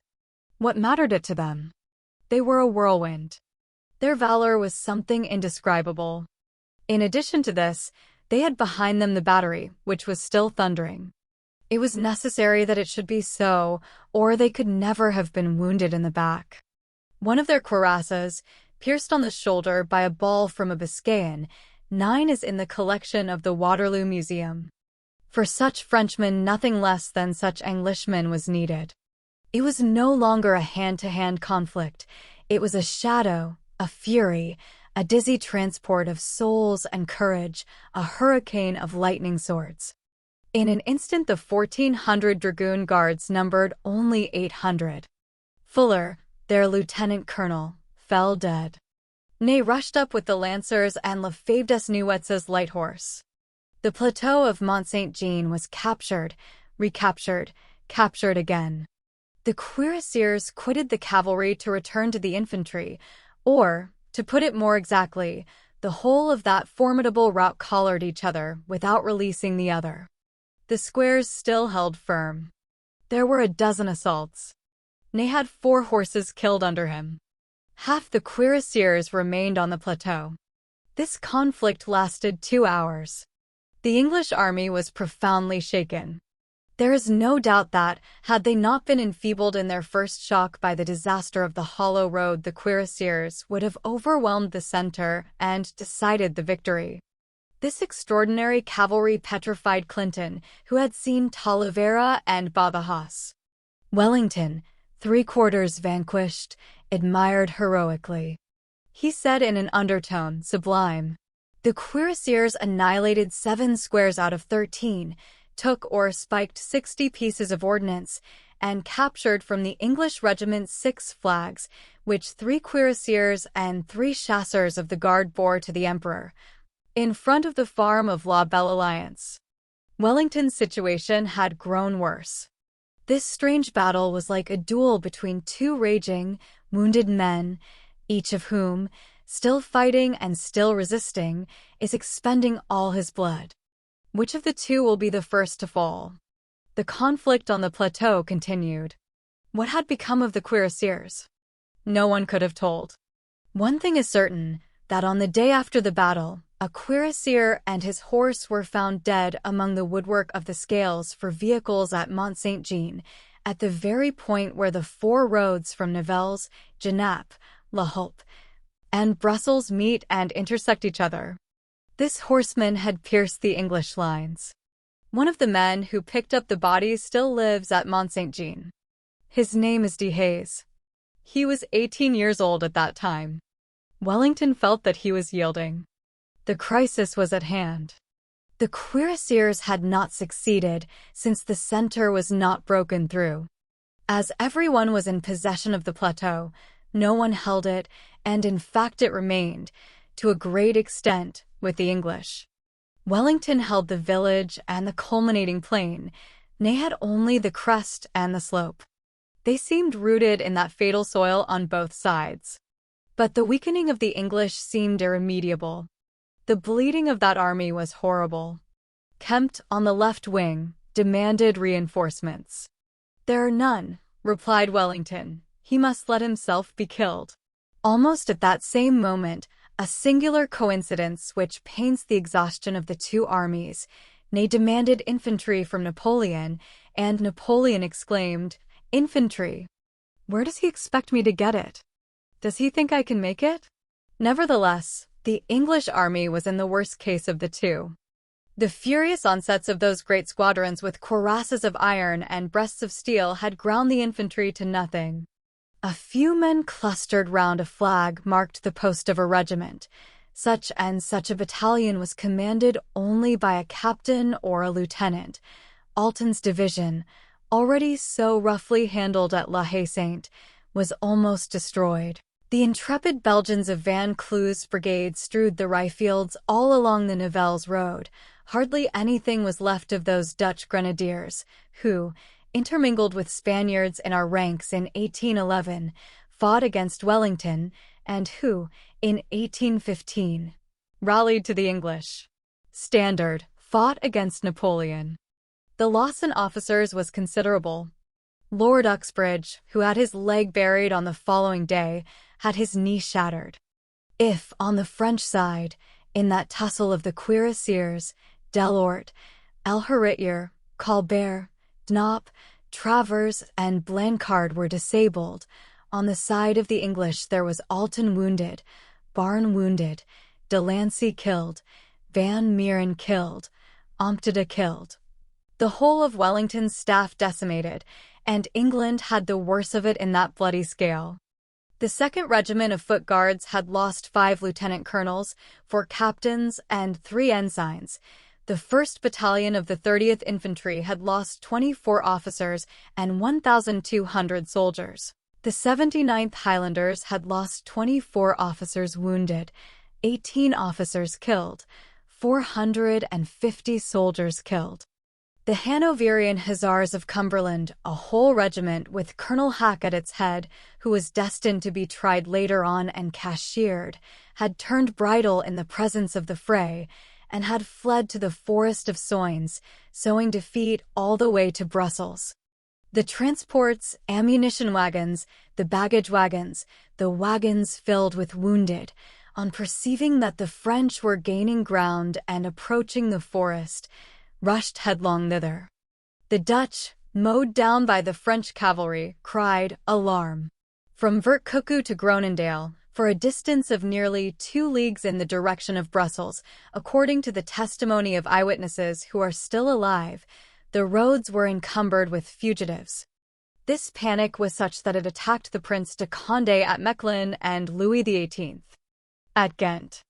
With the exception of the feeble reserve echeloned behind the ambulance established at the farm of Mont Saint-Jean, and of Vivian's and Vandela's brigades, which flanked the left wing, Wellington had no cavalry left. A number of batteries lay unhorsed. These facts are attested by Suborne, and Pringle, exaggerating the disaster, goes so far as to say that the Anglo-Dutch army was reduced to 34,000 men. The Iron Duke remained calm, but his lips blanched. Vincent, the Austrian commissioner, Alava, the Spanish commissioner, who were present at the battle in the English staff, thought the Duke lost. At 5 o'clock Wellington drew out his watch, and he was heard to murmur these sinister words, "Blucher or night." It was at about that moment that a distant line of bayonets gleamed on the heights in the direction of Frischmont. Here comes the change of face in this giant drama. Chapter 11. A Bad Guide to Napoleon. A Good Guide to Bülow. The painful surprise of Napoleon is well known. Grouchy hoped for Blucher arriving. Death instead of life. Fate has these turns. The throne of the world was expected. It was St. Helena that was seen. If the little shepherd who served as guide to Bülow, Blucher's lieutenant, had advised him to debouch from the forest above Frischmont instead of below Plancenoit, the form of the 19th century might, perhaps, have been different. Napoleon would have won the Battle of Waterloo. By any other route than that below Plancenoit, the Prussian army would have come out upon a ravine impassable for artillery, and Bülow would not have arrived. Now the Prussian general, Muffling, declares that 1 hour's delay and Blucher would not have found Wellington on his feet. The battle was lost. It was time that Bülow should arrive, as will be seen. He had, moreover, been very much delayed. He had bivouacked at Dion-le-Mont and had set out at daybreak, but the roads were impassable, and his divisions stuck fast in the mire. The ruts were up to the hubs of the cannons. Moreover, he had been obliged to pass the Dyle on the narrow bridge of Wavre. The street leading to the bridge had been fired by the French, so the caissons and ammunition wagons could not pass between 2 rows of burning houses, and had been obliged to wait until the conflagration was extinguished. It was midday before Bülow's vanguard had been able to reach Chapelle Saint-Lambert. Had the action been begun 2 hours earlier, it would have been over at 4 o'clock and Blucher would have fallen on the battle won by Napoleon. Such are these immense risks proportioned to an infinite which we cannot comprehend. The Emperor had been the first, as early as midday, to descry with his field glass, on the extreme horizon, something which had attracted his attention. He had said, "I see yonder a cloud, which seems to me to be troops." Then he asked the Duc de Dalmatie, Soult, "What do you see in the direction of Chapelle Saint-Lambert?" The Marshal, leveling his glass, answered, 4,000 or 5,000 men, sire," evidently grouchy. But it remained motionless in the mist. All the glasses of the staff had studied the cloud pointed out by the Emperor. Some said, "It is trees." The truth is that the cloud did not move. The Emperor detached Domon's division of light cavalry to reconnoiter in that quarter. Bülow had not moved, in fact. His vanguard was very feeble and could accomplish nothing. He was obliged to wait for the body of the army corps, and he had received orders to concentrate his forces before entering into line. But at 5 o'clock, perceiving Wellington's peril, Blucher ordered Bülow to attack and uttered these remarkable words, "We must give air to the English army." A little later, the divisions of Losthin, Hiller, Hack, and Rissel deployed before Lobau's corps. The cavalry of Prince William of Prussia debouched from the forest of Paris. Plancenoit was in flames, and the Prussian cannonballs began to rain even upon the ranks of the Guard in reserve behind Napoleon. Chapter 12. The Guard. Everyone knows the rest. The eruption of a third army. The battle broke into pieces. 86 mouths of fire thundering simultaneously. Perch the first coming up with Bülow. Ziethen's cavalry led by Blucher in person. The French driven back. Marcognet swept from the plateau of Ohain. Derutte dislodged from Papelotte. Donzelot and Quiet retreating. Lobau caught on the flank. A fresh battle precipitating itself on our dismantled regiments at nightfall. The whole English line resuming the offensive and thrust forward. The gigantic breach made in the French army. The English grapeshot and the Prussian grapeshot aiding each other. The extermination. Disaster in front. Disaster on the flank.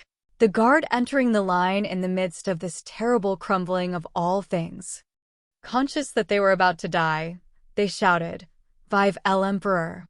History records nothing more touching than that agony bursting forth in acclamations. The sky had been overcast all day long. All of a sudden, at that very moment, it was 8 o'clock in the evening, the clouds on the horizon parted, and allowed the grand and sinister glow of the setting sun to pass through, athwart the elms on the Nivelles road. They had seen it rise at Austerlitz. Each battalion of the Guard was commanded by a general for this final catastrophe. Friant, Michel, Roget, Harlot, Mallet, Porret de Morvan were there. When the tall caps of the grenadiers of the Guard, with their large plaques bearing the eagle appeared, symmetrical, in line, tranquil, in the midst of that combat, the enemy felt a respect for France. They thought they beheld 20 victories entering the field of battle with wings outspread, and those who were the conquerors, believing themselves to be vanquished, retreated, but Wellington shouted, "Up, Guards, and aim straight." The Red Regiment of English Guards, lying flat behind the hedges, sprang up. A cloud of grape shot riddled the tricolored flag and whistled round our eagles. All hurled themselves forwards, and the final carnage began. In the darkness, the Imperial Guard felt the army losing ground around it, and in the vast shock of the rout it heard the desperate flight which had taken the place of the Vive l'Empereur, and, with flight behind it, it continued to advance, more crushed, losing more men at every step that it took. There were none who hesitated, no timid men in its ranks. The soldier in that troop was as much of a hero as the general. Not a man was missing in that suicide. Ney, bewildered, great with all the grandeur of accepted death, offered himself to all blows in that tempest. He had his 5th horse killed under him there. Perspiring, his eyes aflame, foaming at the mouth, with uniform unbuttoned, one of his epaulets half cut off by a sword stroke from a horse guard, his plaque with the great eagle dented by a bullet, bleeding, bemired, magnificent, a broken sword in his hand. He said, "Come and see how a Marshal of France dies on the field of battle." But in vain, he did not die. He was haggard and angry. At Drouet-d'Irlande he hurled this question, "Are you not going to get yourself killed?" In the midst of all that artillery engaged in crushing a handful of men, he shouted, "So there is nothing for me. Oh! I should like to have all these English bullets enter my bowels. Unhappy man, thou wert reserved for French bullets." Chapter 13. The Catastrophe. The rout behind the Guard was melancholy. The army yielded suddenly on all sides at once, Hougoumont, La Haye-Saint, Péplate, Plancenoit. The cry, treachery, was followed by a cry of, "Save yourselves who can." An army which is disbanding is like a thaw. All yields, splits, cracks, floats, rolls, falls, jostles, hastens, is precipitated. The disintegration is unprecedented.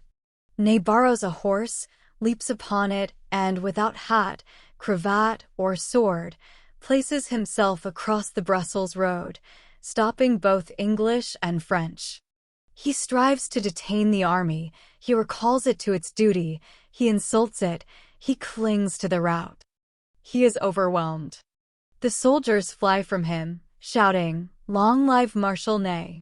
2 of Deruet's regiments go and come in a fright as though tossed back and forth between the swords of the Uhlans and the fusillade of the brigades of Kempt, Best, Pack, and Rylant. The worst of hand-to-hand conflicts is the defeat. Friends kill each other in order to escape. Squadrons and battalions break and disperse against each other, like the tremendous foam of battle. Loba at one extremity and Real at the other are drawn into the tide. In vain does Napoleon erect walls from what is left to him of his guard. In vain does he expend in a last effort his last serviceable squadrons. Quiet retreats before Vivian, Kellerman before Vandela, Loba before Bülow, Morand before Perche, Doman and Subervic before Prince William of Prussia, Guillot, who led the Emperor's squadrons to the charge, falls beneath the feet of the English dragoons. Napoleon gallops past the line of fugitives, harangues, urges, threatens, entreats them. All the mouths which in the morning had shouted, "Long live the Emperor," remain gaping. They hardly recognize him. The Prussian cavalry, newly arrived, dashes forwards, flies, hews, slashes, kills, exterminates. Horses lash out, the cannons flee, the soldiers of the artillery train unharness the caissons and use the horses to make their escape. Transports overturned, with all four wheels in the air, clog the road and occasion massacres. Men are crushed, trampled down, others walk over the dead and the living. Arms are lost. A dizzy multitude fills the roads, the paths, the bridges, the plains, the hills, the valleys, the woods, encumbered by this invasion of 40,000 men. Shouts despair, knapsacks and guns flung among the rye, passages forced at the point of the sword, no more comrades, no more officers, no more generals, an inexpressible terror. Zieten putting France to the sword at its leisure. Lions converted into goats. Such was the flight. At Genappe, an effort was made to wheel about, to present a battle front, to draw up in line. Lobo rallied 300 men. The entrance to the village was barricaded, but at the first volley of Prussian canister, all took to flight again, and Loba was taken. That volley of grapeshot can be seen today imprinted on the ancient gable of a brick building on the right of the road at a few minutes' distance before you enter Genappe. The Prussians threw themselves into Genappe, furious, no doubt, that they were not more entirely the conquerors. The pursuit was stupendous. Blücher ordered extermination. Roget had set the lugubrious example of threatening with death any French grenadier who should bring him a Prussian prisoner. Blücher outdid Roget. De Hezem, the general of the Young Guard, hemmed in at the doorway of an inn at Genappe, surrendered his sword to a hussar of death, who took the sword and slew the prisoner. The victory was completed by the assassination of the vanquished. Let us inflict punishment, since we are history. Old Blücher disgraced himself. This ferocity put the finishing touch to the disaster. The desperate route traversed Genappe, traversed Cottrebras, traversed Gosselies, traversed Fraines, traversed Charleroi, traversed Thuin, and only halted at the frontier. Alas! And who, then, was fleeing in that manner? The Grand Army. This vertigo, this terror, this downfall into ruin of the loftiest bravery which ever astounded history, is that causeless?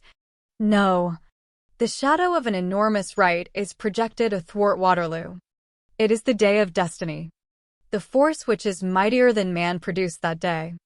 Hence the terrified wrinkle of those brows, hence all those great souls surrendering their swords. Those who had conquered Europe have fallen prone on the earth, with nothing left to say nor to do, feeling the present shadow of a terrible presence. Hoc erat in fatis. That day the perspective of the human race underwent a change. Waterloo is the hinge of the 19th century. The disappearance of the great man was necessary to the advent of the great century. Someone, a person to whom one replies not, took the responsibility on himself. The panic of heroes can be explained. In the Battle of Waterloo there is something more than a cloud, there is something of the meteor. God has passed by. At nightfall, in a meadow near Genappe, Bernard and Bertrand seized by the skirt of his coat and detained a man, haggard, pensive, sinister, gloomy, who, dragged to that point by the current of the rout, had just dismounted, had passed the bridle of his horse over his arm, and with wild eye was returning alone to Waterloo. It was Napoleon, the immense somnambulist of this dream which had crumbled, essaying once more to advance. Chapter 14. The Last Square. Several squares of the Guard, motionless amid the stream of the defeat, as rocks in running water, held their own until night. Night came, death also. They awaited that double shadow, and, invincible, allowed themselves to be enveloped therein. Each regiment, isolated from the rest, and having no bond with the army, now shattered in every part, died alone. They had taken up position for this final action, some on the heights of Rossum, others on the plain of Mont Saint-Jean. There, abandoned, vanquished, terrible, those gloomy squares endured their death throes in formidable fashion. Ulm, Wagram, Jena, Friedland died with them. At twilight, towards 9 o'clock in the evening, one of them was left at the foot of the plateau of Mont Saint-Jean. In that fatal valley, at the foot of that declivity which the cuirassiers had ascended, now inundated by the masses of the English, under the converging fires of the victorious hostile cavalry, under a frightful density of projectiles, this square fought on. It was commanded by an obscure officer named Cambronne. At each discharge, the square diminished and replied. It replied to the grapeshot with a fusillade, continually contracting its four walls. The fugitives, pausing breathless for a moment in the distance, listened in the darkness to that gloomy and ever-decreasing thunder. When this legion had been reduced to a handful, when nothing was left of their flag but a rag, when their guns, the bullets all gone, were no longer anything but clubs, when the heap of corpses was larger than the group of survivors, there reigned among the conquerors, around those men dying so sublimely, a sort of sacred terror, and the English artillery, taking breath, became silent.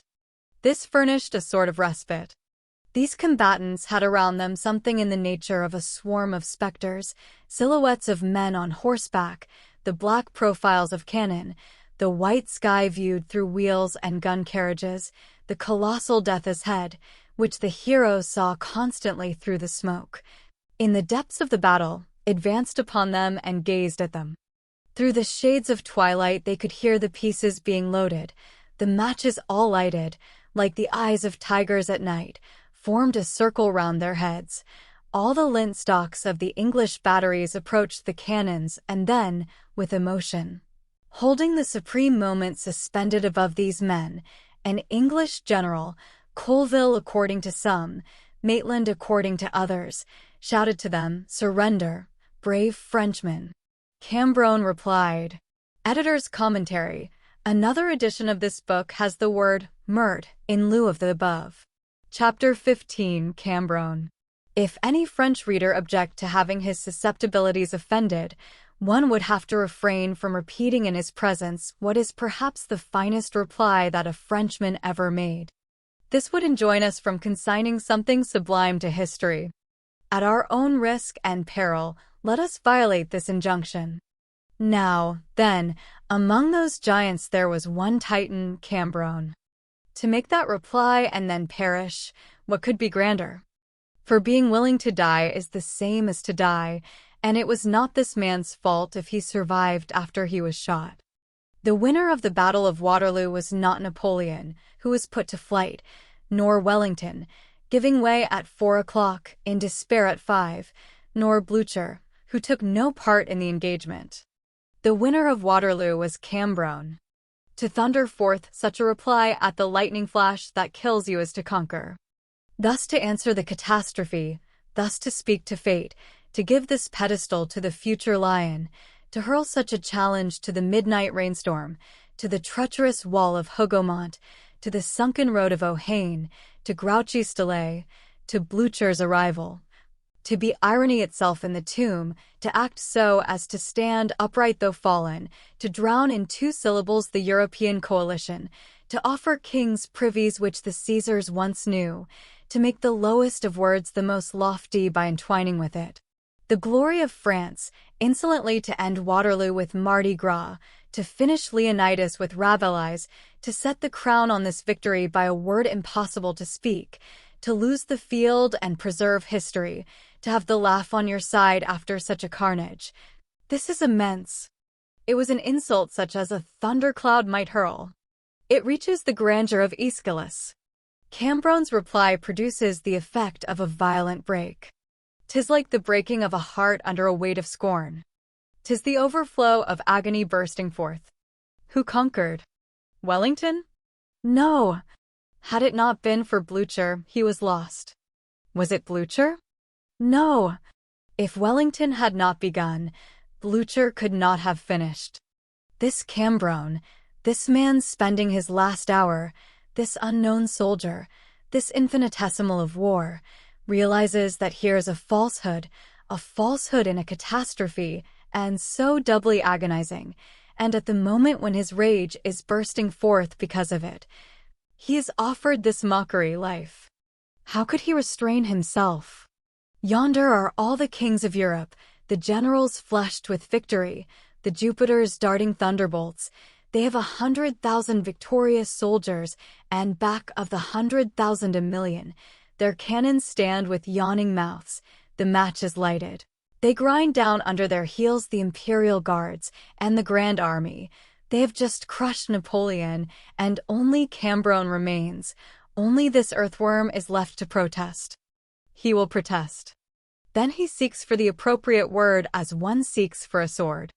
His mouth froths, and the froth is the word.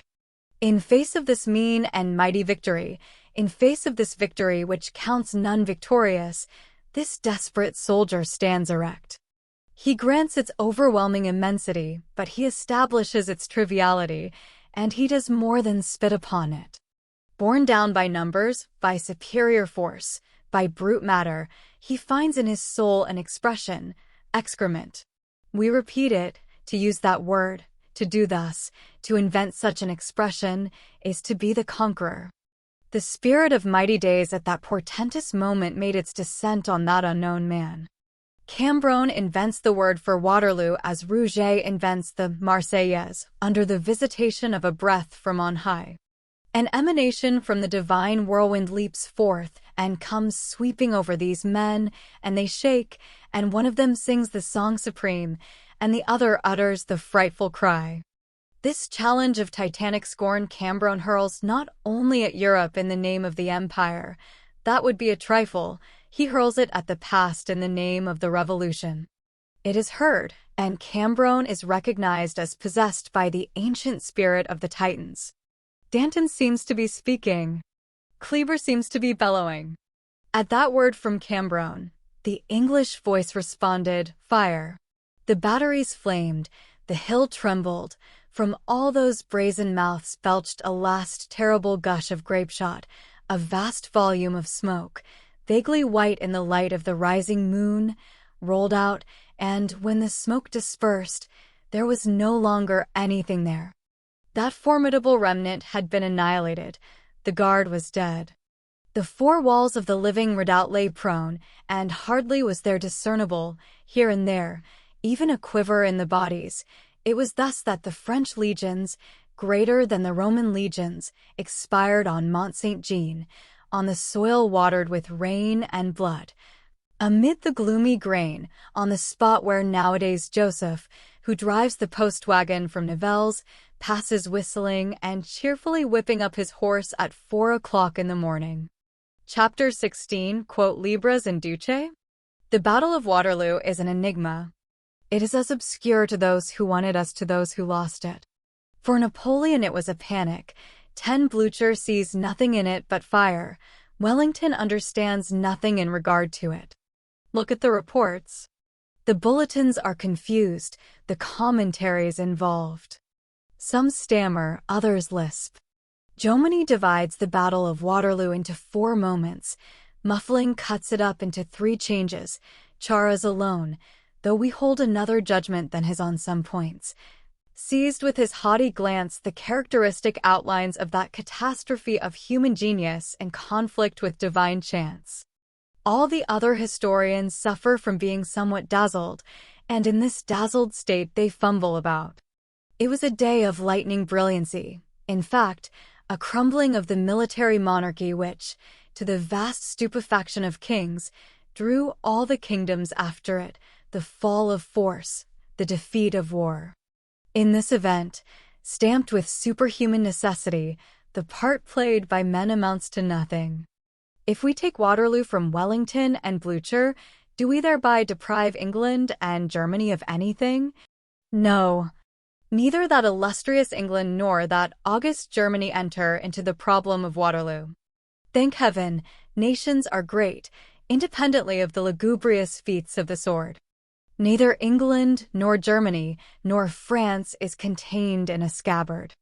At this epoch when Waterloo is only a clashing of swords, above Blücher, Germany has Schiller, above Wellington, England has Byron. A vast dawn of ideas is the peculiarity of our century, and in that aurora England and Germany have a magnificent radiance. They are majestic because they think. The elevation of level which they contribute to civilization is intrinsic with them. It proceeds from themselves and not from an accident. The aggrandizement which they have brought to the 19th century has not Waterloo as its source. It is only barbarous peoples who undergo rapid growth after a victory. That is the temporary vanity of torrents swelled by a storm.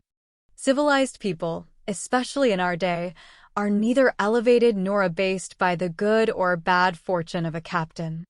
Their specific gravity in the human species results from something more than a combat. Their honor, thank God. Their dignity, their intelligence, their genius are not numbers which those gamblers, heroes, and conquerors can put in the lottery of battles. Often a battle is lost and progress is conquered. There is less glory and more liberty. The drum holds its peace, reason takes the word. It is a game in which he who loses wins. Let us, therefore, speak of Waterloo coldly from both sides. Let us render to chance that which is due to chance, and to God that which is due to God. What is Waterloo? A victory? No. The winning number in the lottery. The Quine 11 won by Europe, paid by France. It was not worthwhile to place a line there. Waterloo, moreover, is the strangest encounter in history. Napoleon and Wellington. They are not enemies, they are opposites. Never did God, who is fond of antitheses, make a more striking contrast, a more extraordinary comparison. On one side, precision, foresight, geometry, prudence, and assured retreat, reserve spared, with an obstinate coolness, an imperturbable method, strategy, which takes advantage of the ground, tactics, which preserve the equilibrium of battalions, carnage, executed according to rule, war regulated, watch in hand, nothing voluntarily left to chance, the ancient classic courage, absolute regularity, on the other, intuition, divination, military oddity, superhuman instinct, a flaming glance, an indescribable something which gazes like an eagle, and which strikes like the lightning, a prodigious art in disdainful impetuosity, all the mysteries of a profound soul, associated with destiny, the stream, the plain, the forest, the hill, summoned,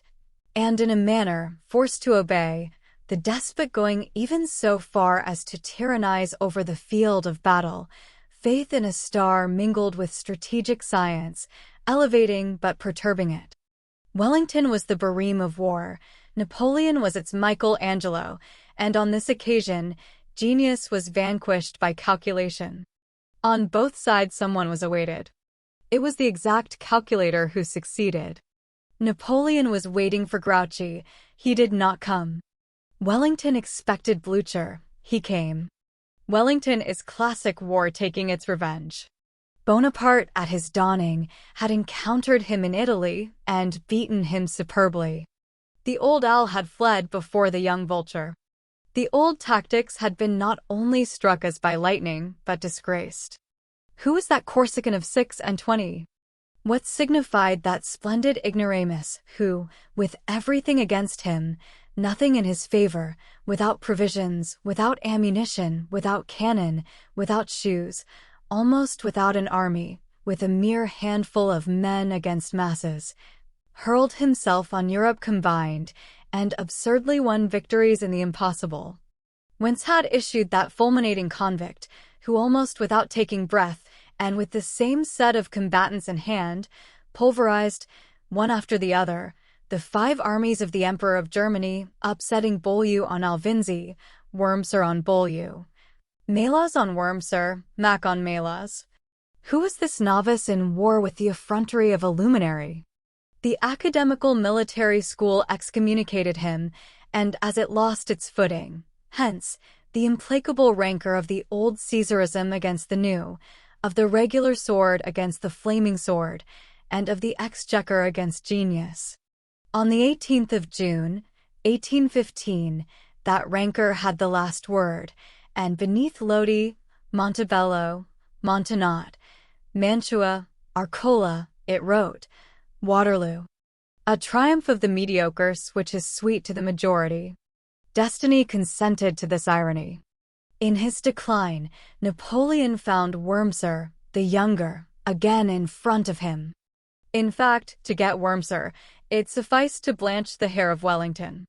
Waterloo is a battle of the first order, won by a captain of the second.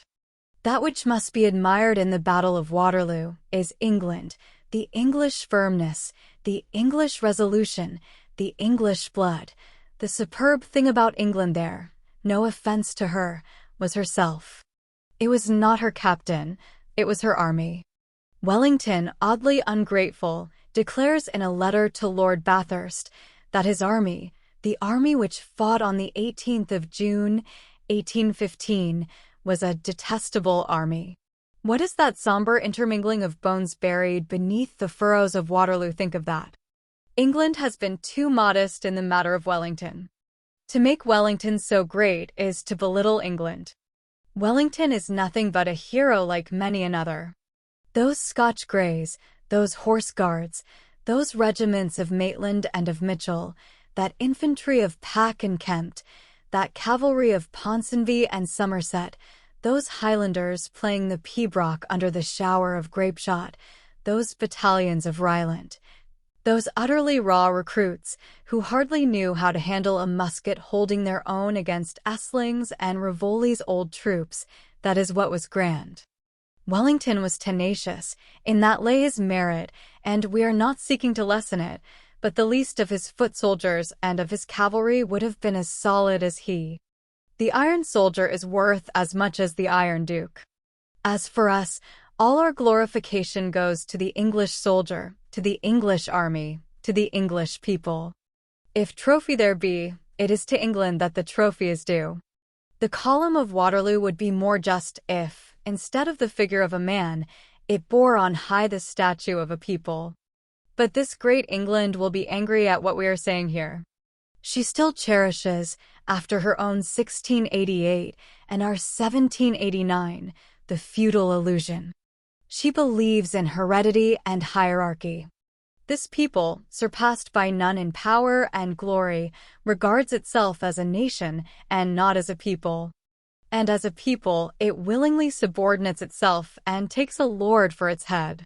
As a workman, it allows itself to be disdained. As a soldier, it allows itself to be flogged. It will be remembered that at the Battle of Inkerman a sergeant who had, it appears, saved the army, could not be mentioned by Lord Paglin. As the English military hierarchy does not permit any hero below the grade of an officer to be mentioned in the reports. That which we admire above all, in an encounter of the nature of Waterloo, is the marvelous cleverness of chance. A nocturnal rain, the wall of Hougoumont, the hollow road of Ohain, Grouchy deaf to the cannon, Napoleon's guide deceiving him, Bülow's guide enlightening him, the whole of this cataclysm is wonderfully conducted. On the whole, let us say it plainly, it was more of a massacre than of a battle at Waterloo.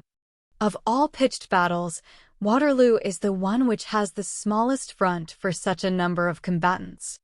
Napoleon 3/4 of a league, Wellington half a league, 72,000 combatants on each side. From this denseness the carnage arose. The following calculation has been made, and the following proportion established. Loss of men. At Austerlitz, French, 14%, Russians, 30%, Austrians, 44%. At Wagram, French, 13%, Austrians, 14%. At the Moskowa, French, 37%, Russians, 44%.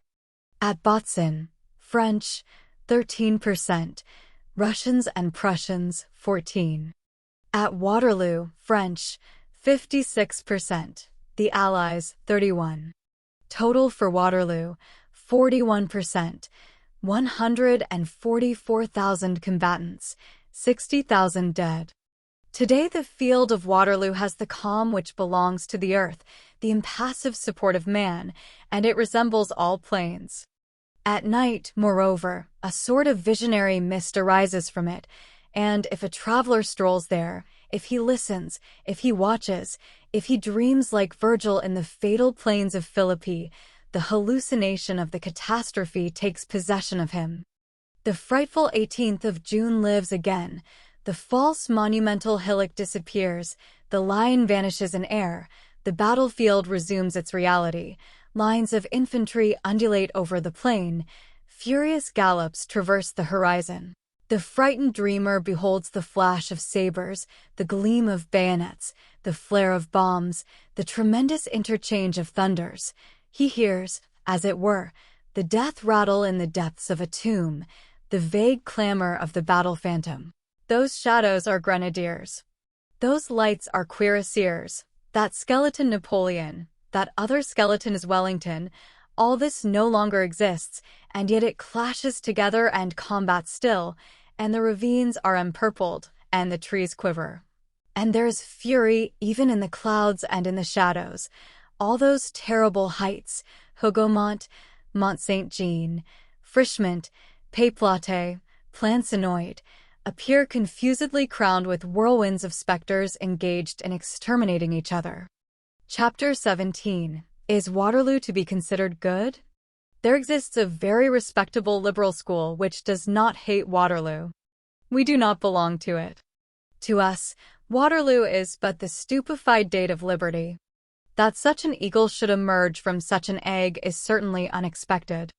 If one places one's self at the culminating point of view of the question, Waterloo is intentionally a counter-revolutionary victory. It is Europe against France. It is Petersburg, Berlin, and Vienna against Paris. It is the statu quo against the initiative. It is the 14th of July, 1789, attacked through the 20th of March, 1815. It is the monarchies clearing the decks in opposition to the indomitable French riding. The final extinction of that vast people which had been in eruption for 26 years, such was the dream. The solidarity of the Brunswicks, the Nassaus, the Romanovs, the Hohenzollerns, the Habsburgs with the Bourbons.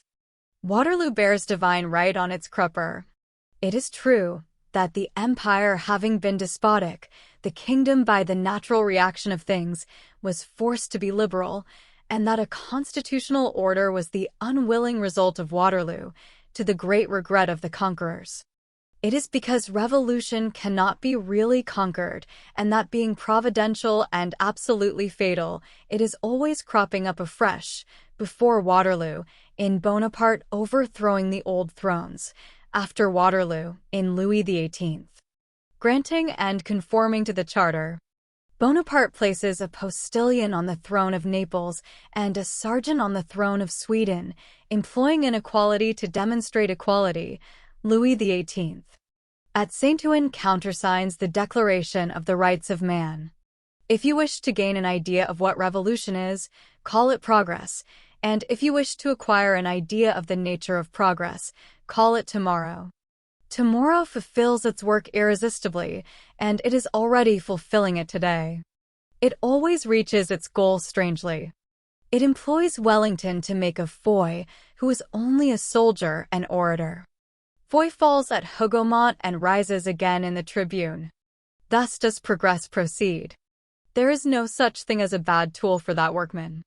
It does not become disconcerted, but adjusts to its divine work the man who has best ridden the Alps, and the good old tottering invalid of Father Élysée. It makes use of the gouty man as well as of the conqueror without, of the gouty man within. Waterloo, by cutting short the demolition of European thrones by the sword, had no other effect than to cause the revolutionary work to be continued in another direction. The slashers have finished. It was the turn of the thinkers. The century that Waterloo was intended to arrest has pursued its march. That sinister victory was vanquished by liberty. In short, and incontestably, that which triumphed at Waterloo, that which smiled in Wellington's rear, that which brought him all the marshal's staffs of Europe, including, it is said, the staff of a marshal of France, that which joyously trundled the barrows full of bones to erect the knoll of the Lion, that which triumphantly inscribed on that pedestal the date, June 18th, 1815, that which encouraged Blücher as he put the flying army to the sword, that which, from the heights of the plateau of Mont Saint-Jean, hovered over France as over its prey, was the counter-revolution. It was the counter-revolution which murmured that infamous word dismemberment. On arriving in Paris, it beheld the crater close at hand. It felt those ashes which scorched its feet, and it changed its mind. It returned to the stammer of a charter. Let us behold in Waterloo only that which is in Waterloo. Of intentional liberty there is none. The counter-revolution was involuntarily liberal in the same manner as, by a corresponding phenomenon, Napoleon was involuntarily revolutionary. On the 18th of June, 1815, the mounted Robespierre was hurled from his saddle. Chapter 18. A recrudescence of divine right. End of the dictatorship. A whole European system crumbled away. The empire sank into a gloom which resembled that of the Roman world as it expired. Again we behold the abyss, as in the days of the barbarians. Only the barbarism of 1815, which must be called by its pet name of the counter-revolution, was not long breathed, soon fell to panting and halted short. The empire was bewept. Let us acknowledge the fact, and bewept by heroic eyes. If glory lies in the sword converted into a scepter, the empire had been glory in person. It had diffused over the earth all the light which tyranny can give, a somber light. We will say more, an obscure light. Compared to the true daylight, it is night.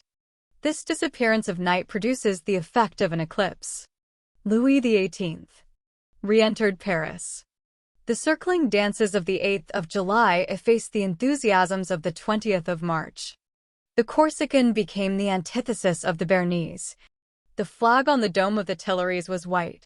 The exile reigned.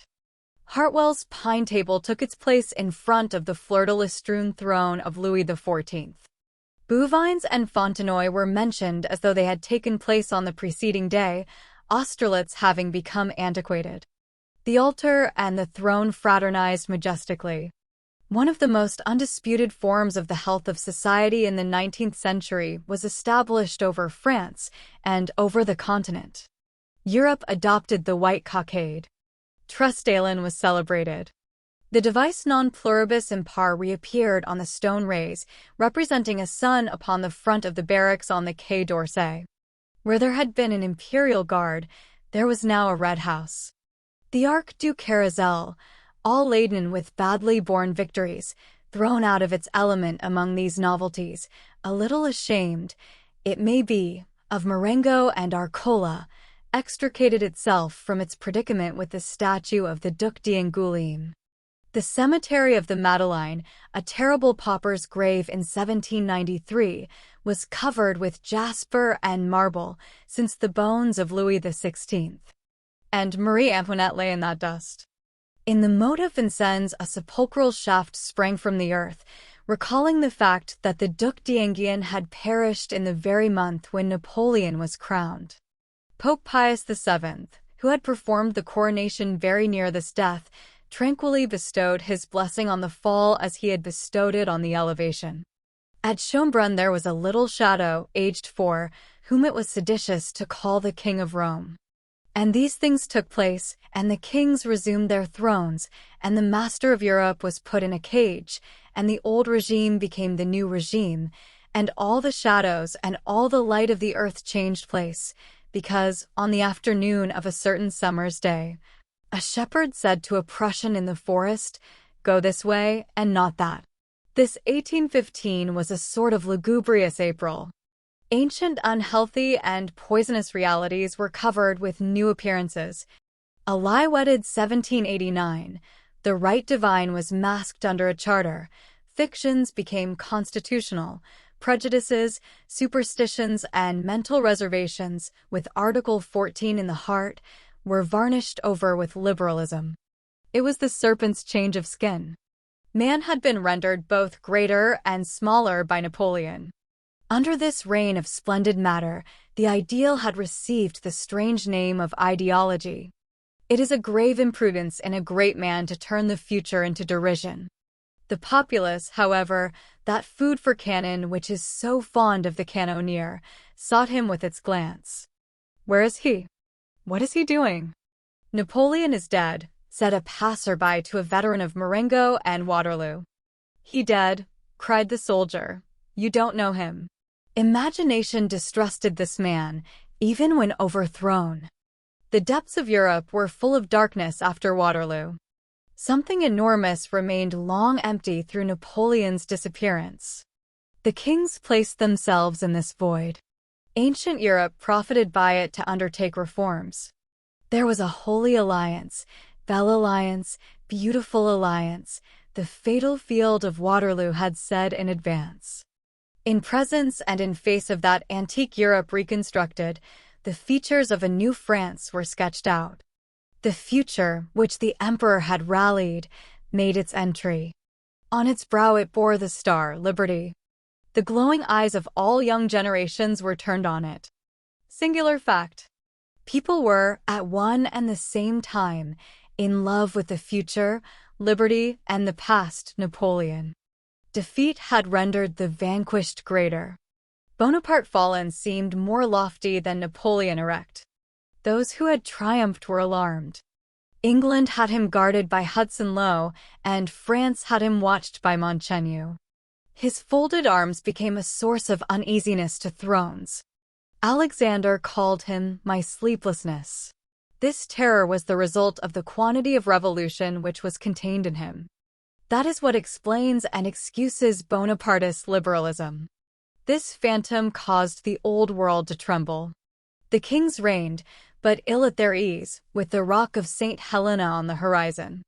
While Napoleon was passing through the death struggle at Longwood, the 60,000 men who had fallen on the field of Waterloo were quietly rotting, and something of their peace was shed abroad over the world. The Congress of Vienna made the treaties in 1815, and Europe called this the Restoration. This is what Waterloo was. But what matters it to the infinite? All that tempest, all that cloud, that war, then that peace? All that darkness did not trouble for a moment the light of that immense eye before which a grub skipping from one blade of grass to another equals the eagle soaring from belfry to belfry on the towers of Notre Dame. Chapter 19. The Battlefield at Night. Let us return, it is a necessity in this book, to that fatal battlefield. On the 18th of June the moon was full. Its light favored Blücher's ferocious pursuit, betrayed the traces of the fugitives, delivered up that disastrous mass to the eager Prussian cavalry, and aided the massacre. Such tragic favors of the night do occur sometimes during catastrophes. After the last cannon shot had been fired, the plain of Mont Saint-Jean remained deserted. The English occupied the encampment of the French. It is the usual sign of victory to sleep in the bed of the vanquished. They established their bivouac beyond Rossum. The Prussians, let loose on the retreating rout, pushed forward. Wellington went to the village of Waterloo to draw up his report to Lord Bathurst. If ever the sic vos non vobis was applicable, it certainly is to that village of Waterloo. Waterloo took no part and lay half a league from the scene of action. Mont Saint-Jean was cannonaded, Hougoumont was burned, La Haye-Saint was taken by assault, Pays-Plate was burned, Plancenoit was burned. La Belle Alliance beheld the embrace of the two conquerors.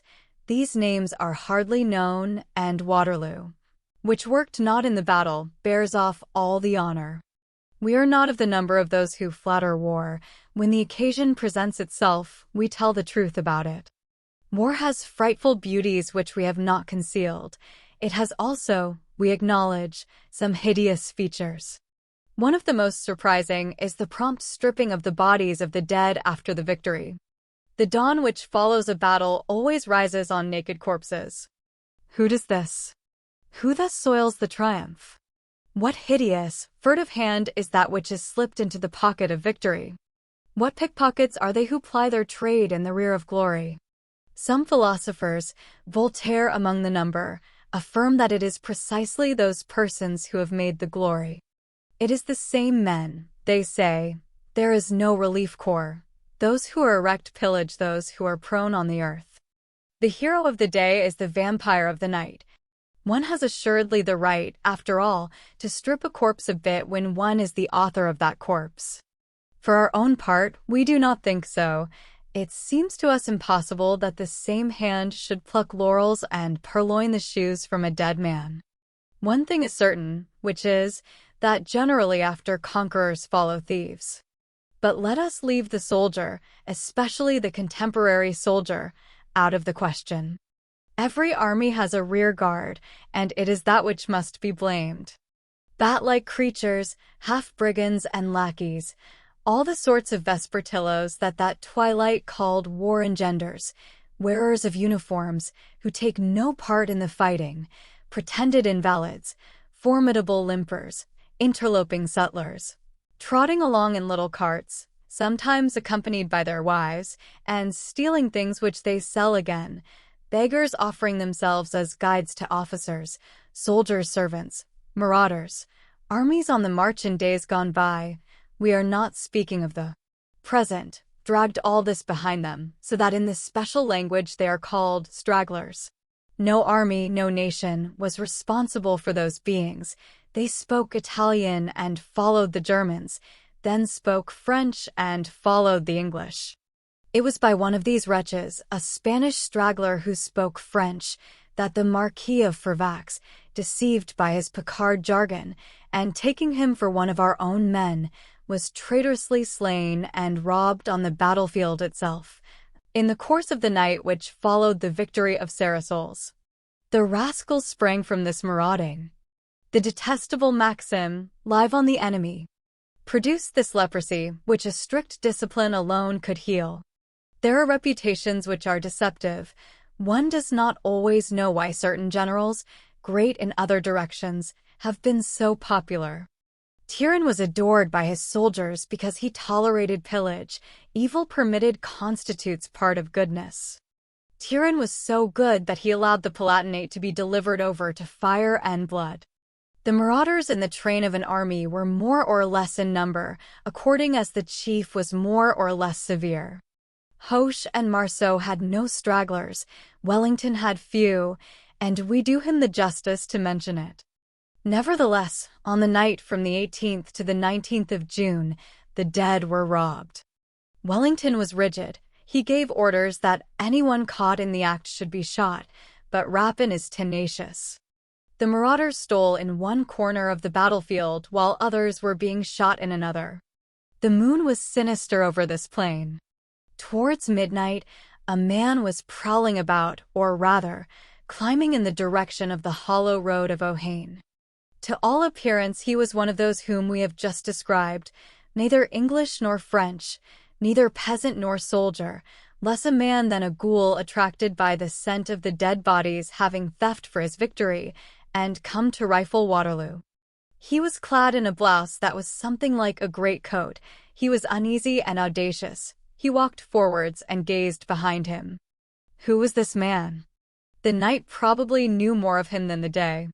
He had no sack, but evidently he had large pockets under his coat.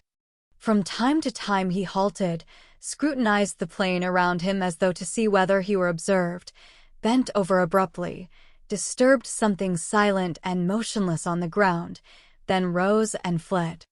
His sliding motion, his attitudes, his mysterious and rapid gestures caused him to resemble those twilight larvae which haunt ruins and which ancient Norman legends call the allures.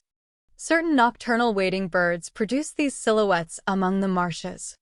A glance capable of piercing all that Miss Deeply would have perceived at some distance a sort of little sutler's wagon with a fluted wicker hood, harnessed to a famished nag, which was cropping the grass across its bit as it halted, hidden, as it were, Behind the hovel which adjoins the highway to Nivelles, at the angle of the road from Mont-Saint-Jean to Braine-l'Alleud, and in the wagon, a sort of woman seated on coffers and packages.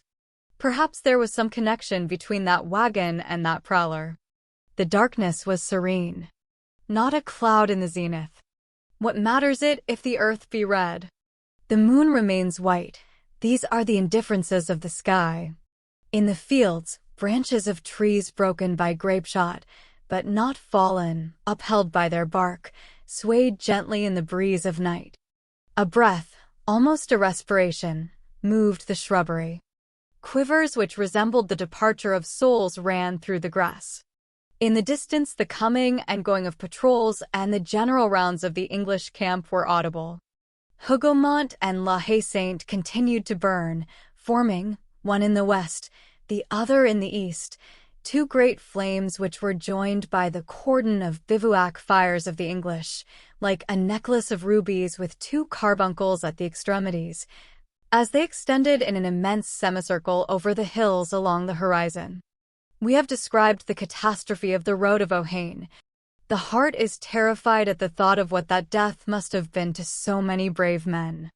If there is anything terrible, if there exists a reality which surpasses dreams, it is this: to live, to see the sun, to be in full possession of virile force, to possess health and joy, to laugh valiantly, to rush towards a glory which one sees dazzling in front of one, to feel in one's breast lungs which breathe, a heart which beats, a will which reasons, to speak, think, hope, love, to have a mother, to have a wife, to have children, to have the light and all at once, in the space of a shout, in less than a minute, to sink into an abyss, to fall, to roll, to crush, to be crushed, to see ears of wheat, flowers, leaves, branches, not to be able to catch hold of anything, to feel one's sword useless, men beneath one, horses on top of one, to struggle in vain,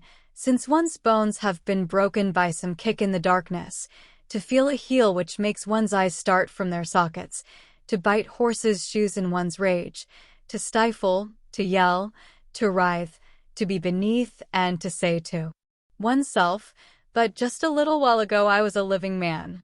There, where that lamentable disaster had uttered its death rattle, all was silence now. The edges of the hollow road were encumbered with horses and riders, inextricably heaped up. Terrible entanglement. There was no longer any slope, for the corpses had leveled the road with the plain and reached the brim like a well-filled bushel of barley. A heap of dead bodies in the upper part, a river of blood in the lower part. Such was that road on the evening of the 18th of June, 1815. The blood ran even to the Nivelles highway, and there overflowed in a large pool in front of the abattis of trees which barred the way, at a spot which is still pointed out. It will be remembered that it was at the opposite point, in the direction of the Genappe road, that the destruction of the cuirassiers had taken place. The thickness of the layer of bodies was proportioned to the depth of the hollow road. Towards the middle, at the point where it became level, where Delort's division had passed, the layer of corpses was thinner. The nocturnal prowler whom we have just shown to the reader was going in that direction. He was searching that vast tomb. He gazed about. He passed the dead in some sort of hideous review. He walked with his feet in the blood. All at once he paused. A few paces in front of him, in the hollow road, at the point where the pile of dead came to an end, an open hand, illumined by the moon, projected from beneath that heap of men. That hand had on its finger something sparkling, which was a ring of gold. The man bent over, remained in a crouching attitude for a moment, and when he rose there was no longer a ring on the hand. He did not precisely rise. He remained in a stooping and frightened attitude, with his back turned to the heap of dead, scanning the horizon on his knees, with the whole upper portion of his body supported on his two forefingers, which rested on the earth, and his head peering above the edge of the hollow road. The jackal's forepaws suit some actions. Then, coming to a decision, he rose to his feet. At that moment, he gave a terrible start. He felt someone clutch him from behind. He wheeled round. It was the open hand, which had closed and had seized the skirt of his coat. An honest man would have been terrified. This man burst into a laugh. "Come," said he, "it's only a dead body. I prefer a spook to a gendarme." But the hand weakened and released him.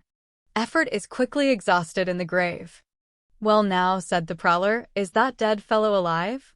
Let's see."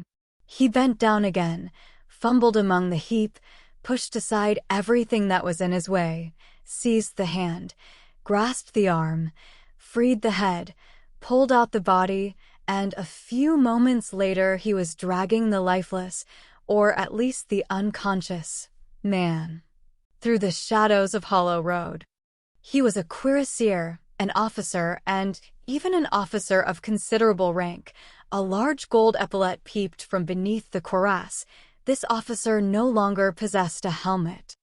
A furious sword cut had scarred his face, where nothing was discernible but blood.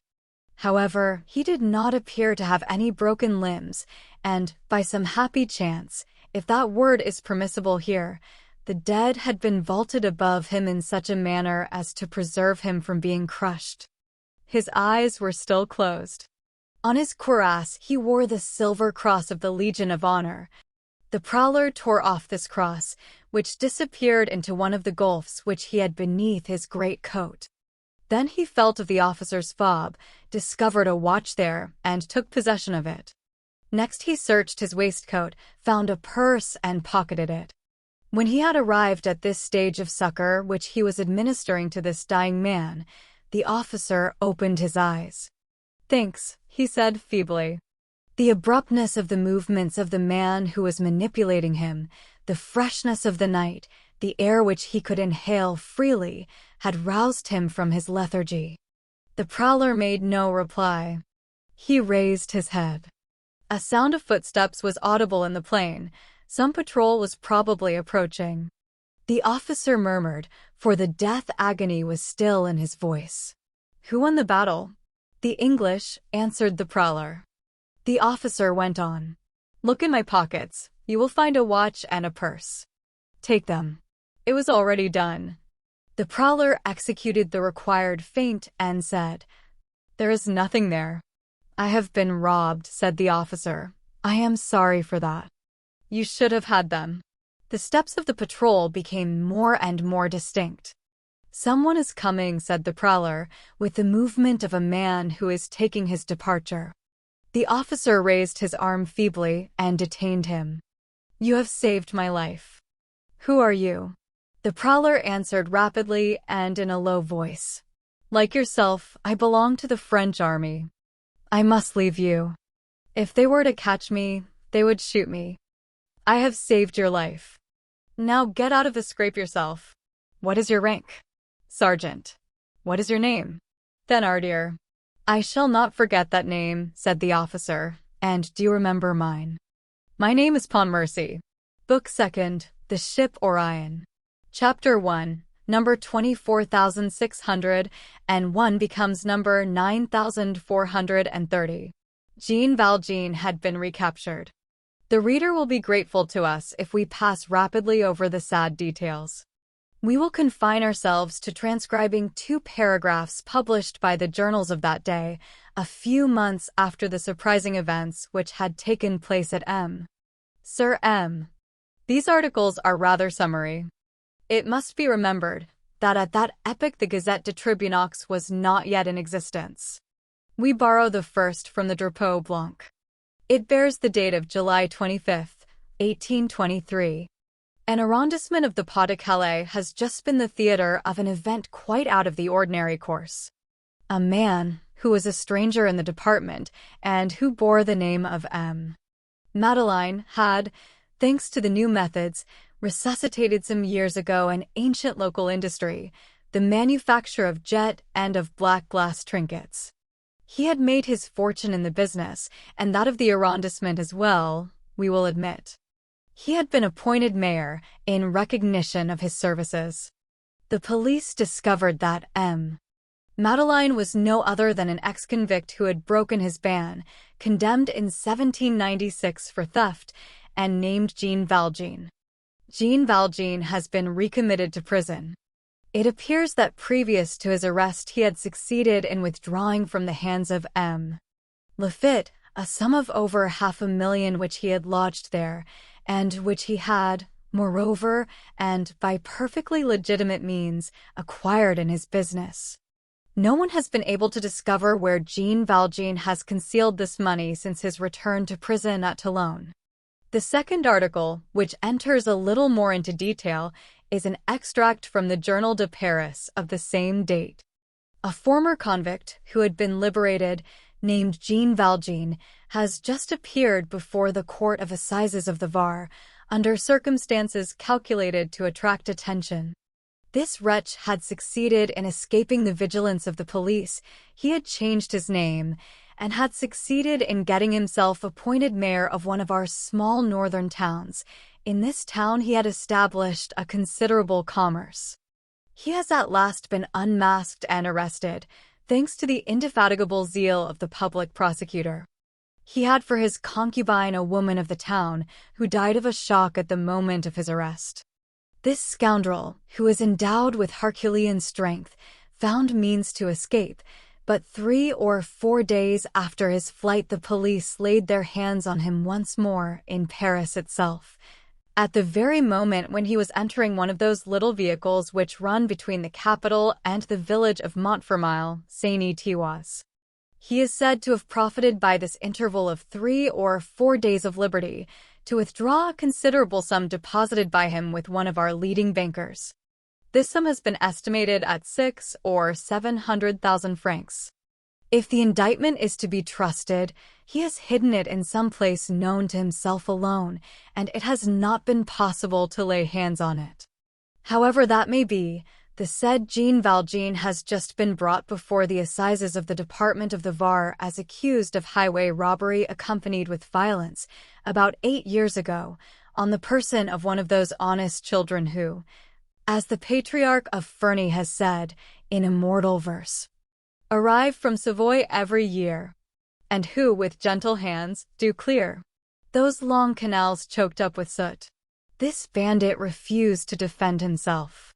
It was proved by the skillful and eloquent representative of the public prosecutor that the theft was committed in complicity with others, and that Jean Valjean was a member of a band of robbers in the south. Jean Valjean was pronounced guilty and was condemned to the death penalty in consequence.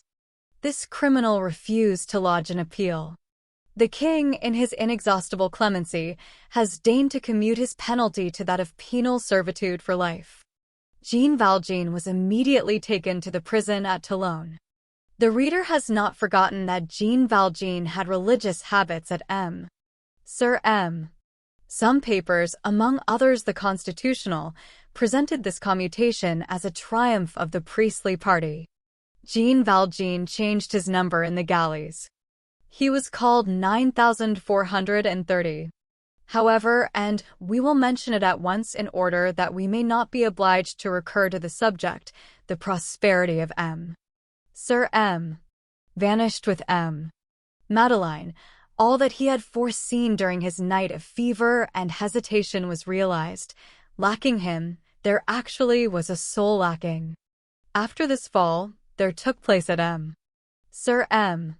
that egotistical division of great existences which have fallen, that fatal dismemberment of flourishing things which is accomplished every day, obscurely, in the human community, and which history has noted only once, because it occurred after the death of Alexander.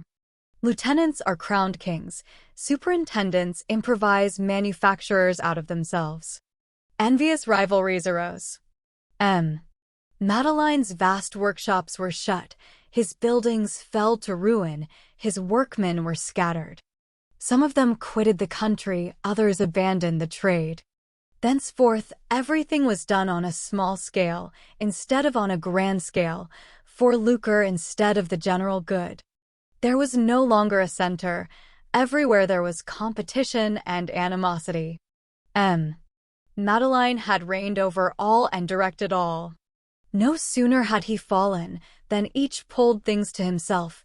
The spirit of combat succeeded to the spirit of organization, bitterness to cordiality, hatred of one another to the benevolence of the founder towards all. The threads which Madeline had set were tangled and broken. The methods were adulterated. The products were debased. Confidence was killed. The market diminished for lack of orders. Salaries were reduced. The workshops stood still. Bankruptcy arrived. And then there was nothing more for the poor. All had vanished. The state itself perceived that someone had been crushed somewhere. Less than 4 years after the judgment of the Court of Assizes establishing the identity of Jean Valjean and Madeline, for the benefit of the galleys, the cost of collecting taxes had doubled in the arrondissement of Sir and de Villèle called attention to the fact in the rostrum, in the month of February, 1827. Chapter 2, in which the reader will peruse 2 verses, which are of the devil's composition, possibly. Before proceeding further, it will be to the purpose to narrate in some detail a singular occurrence which took place at about the same epoch in Montfermeil, and which is not lacking in coincidence with certain conjectures of the indictment. There exists in the region of Montfermeil a very ancient superstition, which is all the more curious and all the more precious, because a popular superstition in the vicinity of Paris is like an aloe in Siberia. We are among those who respect everything which is in the nature of a rare plant. Here, then, is the superstition of Montfermeil. It is thought that the devil, from time immemorial, has selected the forest as a hiding place for his treasures. Goodwives affirm that it is no rarity to encounter at nightfall, in secluded nooks of the forest, a black man with the air of a carter or a woodchopper, wearing wooden shoes, clad in trousers and a blouse of linen, and recognizable by the fact that, instead of a cap or hat, he has 2 immense horns on his head. This ought, in fact, to render him recognizable. This man is habitually engaged in digging a hole. There are 3 ways of profiting by such an encounter.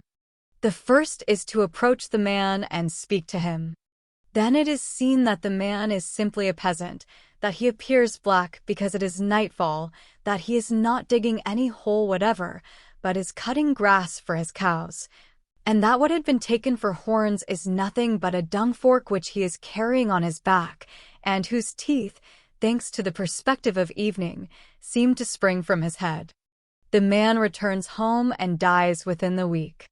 The second way is to watch him, to wait until he has dug his hole, until he has filled it and has gone away, then to run with great speed to the trench, to open it once more and to seize the treasure which the black man has necessarily placed there.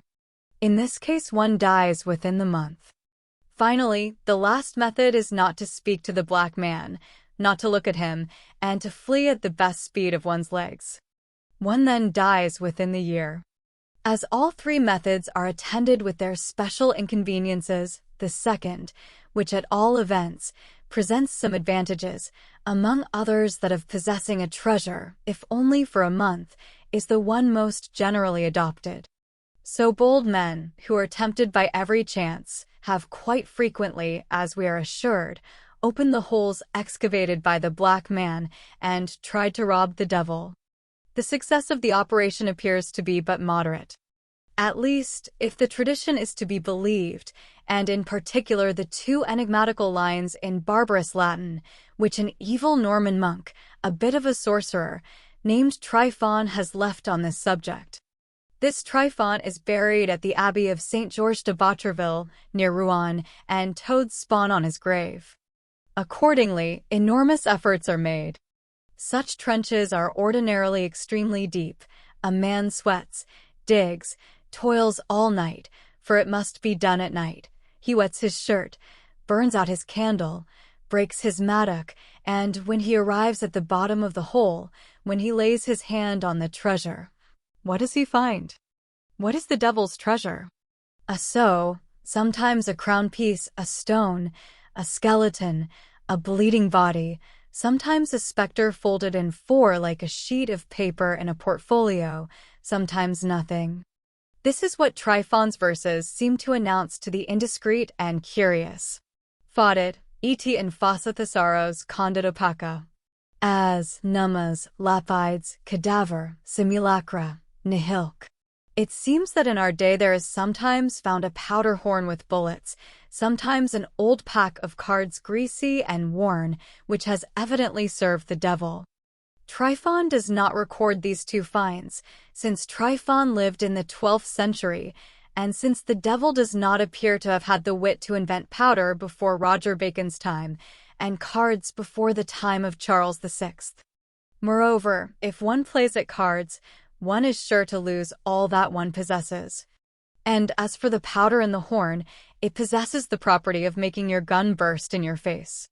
Now, a very short time after the epoch when it seemed to the prosecuting attorney that the liberated convict Jean Valjean during his flight of several days had been prowling around Montfermeil, it was remarked in that village that a certain old road laborer, named Boulatruelle, had peculiar ways in the forest. People thereabouts thought they knew that this Boulatruelle had been in the galleys. He was subjected to certain police supervision, and as he could find work nowhere, the administration employed him at reduced rates as a road mender on the crossroad from Gagny to Lagny.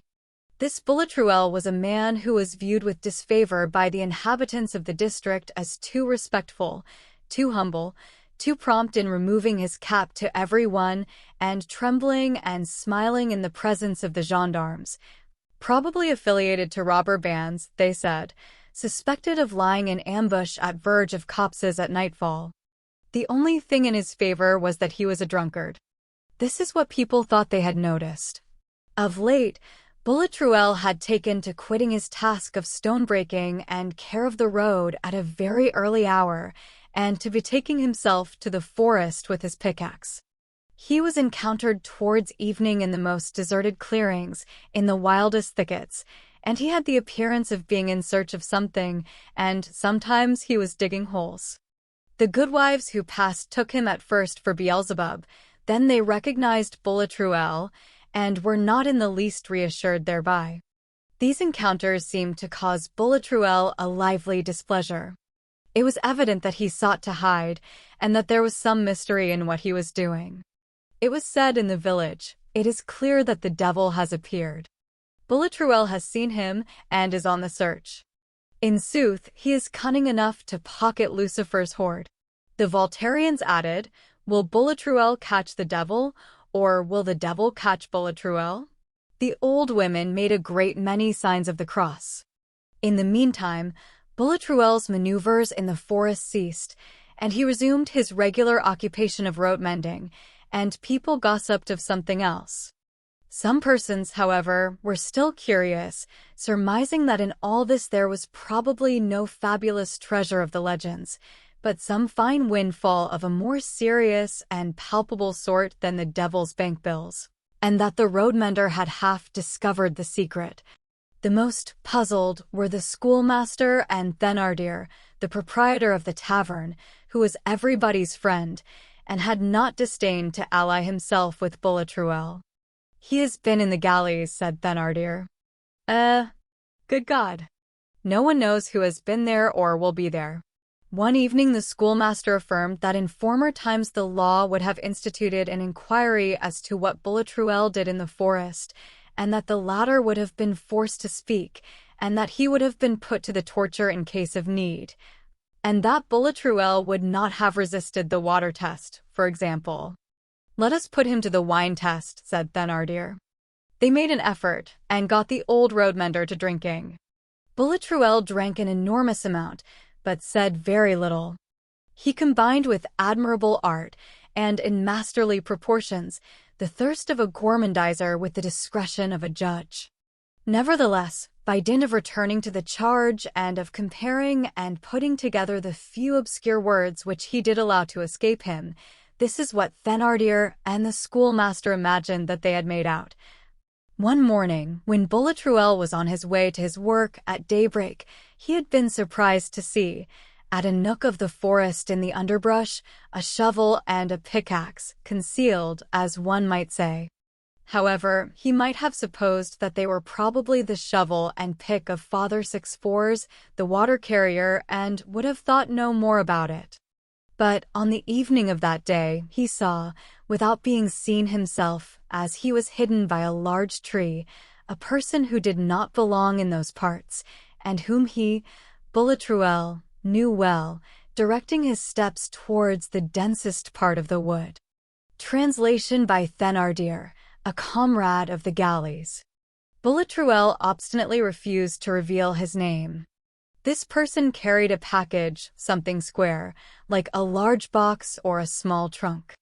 Surprise on the part of Boulatruelle. However, it was only after the expiration of 7 or 8 minutes that the idea of following that person had occurred to him. But it was too late. The person was already in the thicket. Night had descended, and Boulatruelle had not been able to catch up with him. Then he had adopted the course of watching for him at the edge of the woods. It was moonlight. 2 or 3 hours later, Boulatruelle had seen this person emerge from the brushwood, carrying no longer the coffer, but a shovel and pick. Boulatruelle had allowed the person to pass and had not dreamed of accosting him, because he said to himself that the other man was 3 times as strong as he was, and armed with a pickaxe, and that he would probably knock him over the head on recognizing him, and on perceiving that he was recognized. Touching a fusion of 2 old comrades on meeting again. But the shovel and pick had served as a ray of light to Boulatruelle. He had hastened to the thicket in the morning, and had found neither shovel nor pick. From this he had drawn the inference that this person, once in the forest, had dug a hole with his pick, buried the coffer, and reclosed the hole with his shovel. Now, the coffer was too small to contain a body, therefore it contained money. Hence his researches. Boulatruelle had explored, sounded, searched the entire forest and the thicket, and had dug wherever the earth appeared to him to have been recently turned up. In vain. He had ferreted out nothing. No one in Montfermeil thought any more about it. There were only a few brave gossips who said, "You may be certain that the mender on the Gagny road did not take all that trouble for nothing. He was sure that the devil had come." Chapter 3. The ankle chain must have undergone a certain preparatory manipulation to be thus broken with a blow from a hammer. Towards the end of October, in that same year, 1823, the inhabitants of Toulon beheld the entry into their port, after heavy weather, and for the purpose of repairing some damages of the ship Orion, which was employed later at Brest as a schoolship, and which then formed a part of the Mediterranean squadron. This vessel, battered as it was, for the sea had handled it roughly, produced a fine effect as it entered the roads. It flew some colors which procured for it the regulation salute of 11 guns, which it returned, shot for shot, total 22. It has been calculated that what with salvos, royal and military politenesses, courteous exchanges of uproar, signals of etiquette, formalities of roadsteads and citadels, sunrises and sunsets, saluted every day by all fortresses and all ships of war, openings and closings of ports, etc., the civilized world, discharged all over the earth, in the course of 24 hours, 150,000 useless shots. At 6 francs the shot, that comes to 900,000 francs a day, 300 millions a year, which vanish in smoke. This is a mere detail. All this time the poor were dying of hunger. The year 1823 was what the Restoration called the epoch of the Spanish War. This war contained many events in one, and a quantity of peculiarities. A grand family affair for the House of Bourbon, the branch of France succoring and protecting the branch of Madrid, that is to say, performing an act devolving on the elder, an apparent return to our national traditions, complicated by servitude and by subjection to the cabinets of the North, M. Le Duc d'Angoulême, surnamed by the liberal Sheets the hero of Andujar, compressing in a triumphal attitude that was somewhat contradicted by his peaceable air. The ancient and very powerful terrorism of the Holy Office at variance with the chimerical terrorism of the liberals, the sansculottes resuscitated, to the great terror of dowagers, under the name of descomisados.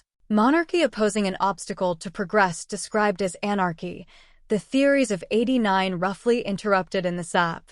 A European halt, called to the French idea, which was making the tour of the world, beside the son of France as Generalissimo, the Prince de Carrigan, afterwards Charles Albert, enrolling himself in that crusade of kings against people as a volunteer. With grenadier epaulets of red worsted, the soldiers of the empire setting out on a fresh campaign, but aged, saddened, after 8 years of repose, and under the white cockade, the tricolored standard waved abroad by a heroic handful of Frenchmen. As the white standard had been 30 years earlier at Koblenz, monks mingled with our troops, the spirit of liberty and of novelty brought to its senses by bayonets, principles slaughtered by cannonades, France undoing by her arms that which she had done by her mind. In addition to this, hostile leaders sold, soldiers hesitating, cities besieged by millions, no military perils, and yet possible explosions. As in every mine which is surprised and invaded, but little bloodshed, little honor won. Shame for some, glory for no one. Such was this war, made by the princes descended from Louis XIV, and conducted by generals who had been under Napoleon. Its sad fate was to recall neither the Grand War nor grand politics. Some feats of arms were serious. The taking of the Trocadero, among others, was a fine military action, but after all, we repeat, the trumpets of this war give back a cracked sound. The whole effect was suspicious. History approves of France for making a difficulty about accepting this false triumph. It seemed evident that certain Spanish officers charged with resistance yielded too easily. The idea of corruption was connected with the victory. It appears as though generals and not battles had been won, and the conquering soldier returned humiliated. A debasing war, in short, in which the Bank of France could be read in the folds of the flag. Soldiers of the War of 1808, on whom Saragossa had fallen in formidable ruin, frowned in 1823 at the easy surrender of citadels, and began to regret Palafox. It is the nature of France to prefer to have Rostopchin rather than Ballesteros in front of her. From a still more serious point of view, and one which it is also proper to insist upon here, this war, which wounded the military spirit of France, enraged the democratic spirit. It was an enterprise of enthrallment. In that campaign, the object of the French soldier, the son of democracy, was the conquest of a yoke for others. A hideous contradiction. France is made to arouse the soul of nations, not to stifle it. All the revolutions of Europe since 1792 are the French Revolution. Liberty darts rays from France. That is a solar fact. Blind is he who will not see. It was Bonaparte who said it. The War of 1823, an outrage on the generous Spanish nation, was then, at the same time, an outrage on the French Revolution. It was France who committed this monstrous violence, by foul means, for, with the exception of wars of liberation, everything that armies do is by foul means. The words passive obedience indicate this. An army is a strange masterpiece of combination where force results from an enormous sum of impotence. Thus is war, made by humanity against humanity, despite humanity, explained. As for the Bourbons, the War of 1823 was fatal to them. They took it for a success. They did not perceive the danger that lies in having an idea slain to order. They went astray, in their innocence, to such a degree that they introduced the immense enfeeblement of a crime into their establishment as an element of strength. The spirit of the ambush entered into their politics. 1830 had its germ in 1823. The Spanish campaign became in their councils an argument for force and for adventures by right divine. France, having re-established El Rey Neto in Spain, might well have re-established the absolute king at home. They fell into the alarming error of taking the obedience of the soldier for the consent of the nation. Such confidence is the ruin of thrones. It is not permitted to fall asleep, either in the shadow of a maconil tree, nor in the shadow of an army. Let us return to the ship Orion. During the operations of the army commanded by the Prince Generalissimo, a squadron had been cruising in the Mediterranean. We have just stated that the Orion belonged to this fleet, and that accidents of the sea had brought it into port at Toulon. The presence of a vessel of war in a port has something about it which attracts and engages a crowd. It is because it is great, and the crowd loves what is great. A ship of the line is one of the most magnificent combinations of the genius of man with the powers of nature. A ship of the line is composed, at the same time, of the heaviest and the lightest of possible matter, for it deals at one and the same time with three forms of substance, solid, liquid, and fluid, and it must do battle with all three. It has 11 claws of iron with which to seize the granite on the bottom of the sea, and more wings and more antennae than winged insects, to catch the wind in the clouds. Its breath pours out through its 120 cannons as through enormous trumpets, and replies proudly to the thunder. The ocean seeks to lead it astray in the alarming sameness of its billows, but the vessel has its soul, its compass, which counsels it and always shows it the north. In the blackest nights, its lanterns supply the place of the stars. Thus, against the wind, it has its cordage and its canvas, against the water, wood, against the rocks, its iron, brass, and lead, against the shadows, its light, against immensity, a needle. If one wishes to form an idea of all those gigantic proportions which, taken as a whole, constitute the ship of the line, one has only to enter one of the 6-story covered construction stocks in the ports of Brest or Toulon. The vessels in process of construction are under a bell glass there, as it were. This colossal beam is a yard. That great column of wood which stretches out on the earth as far as the eye can reach is the mainmast. Taking it from its root in the stocks to its tip in the clouds, it is 60 fathoms long, and its diameter at its base is 3 feet. The English mainmast rises to a height of 217 feet above the waterline. The navy of our fathers employed cables, ours employs chains. The simple pile of chains on a ship of 100 guns is 4 feet high, 20 feet in breadth, and 8 feet in depth. And how much wood is required to make this ship? 3,000 cubic meters. It is a floating forest. And moreover, let this be borne in mind, it is only a question here of the military vessel of 40 years ago, of the simple sailing vessel.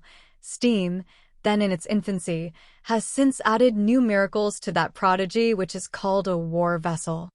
At the present time, for example, the mixed vessel with the screw is a surprising machine, propelled by 3,000 square meters of canvas and by an engine of 2,500 horsepower.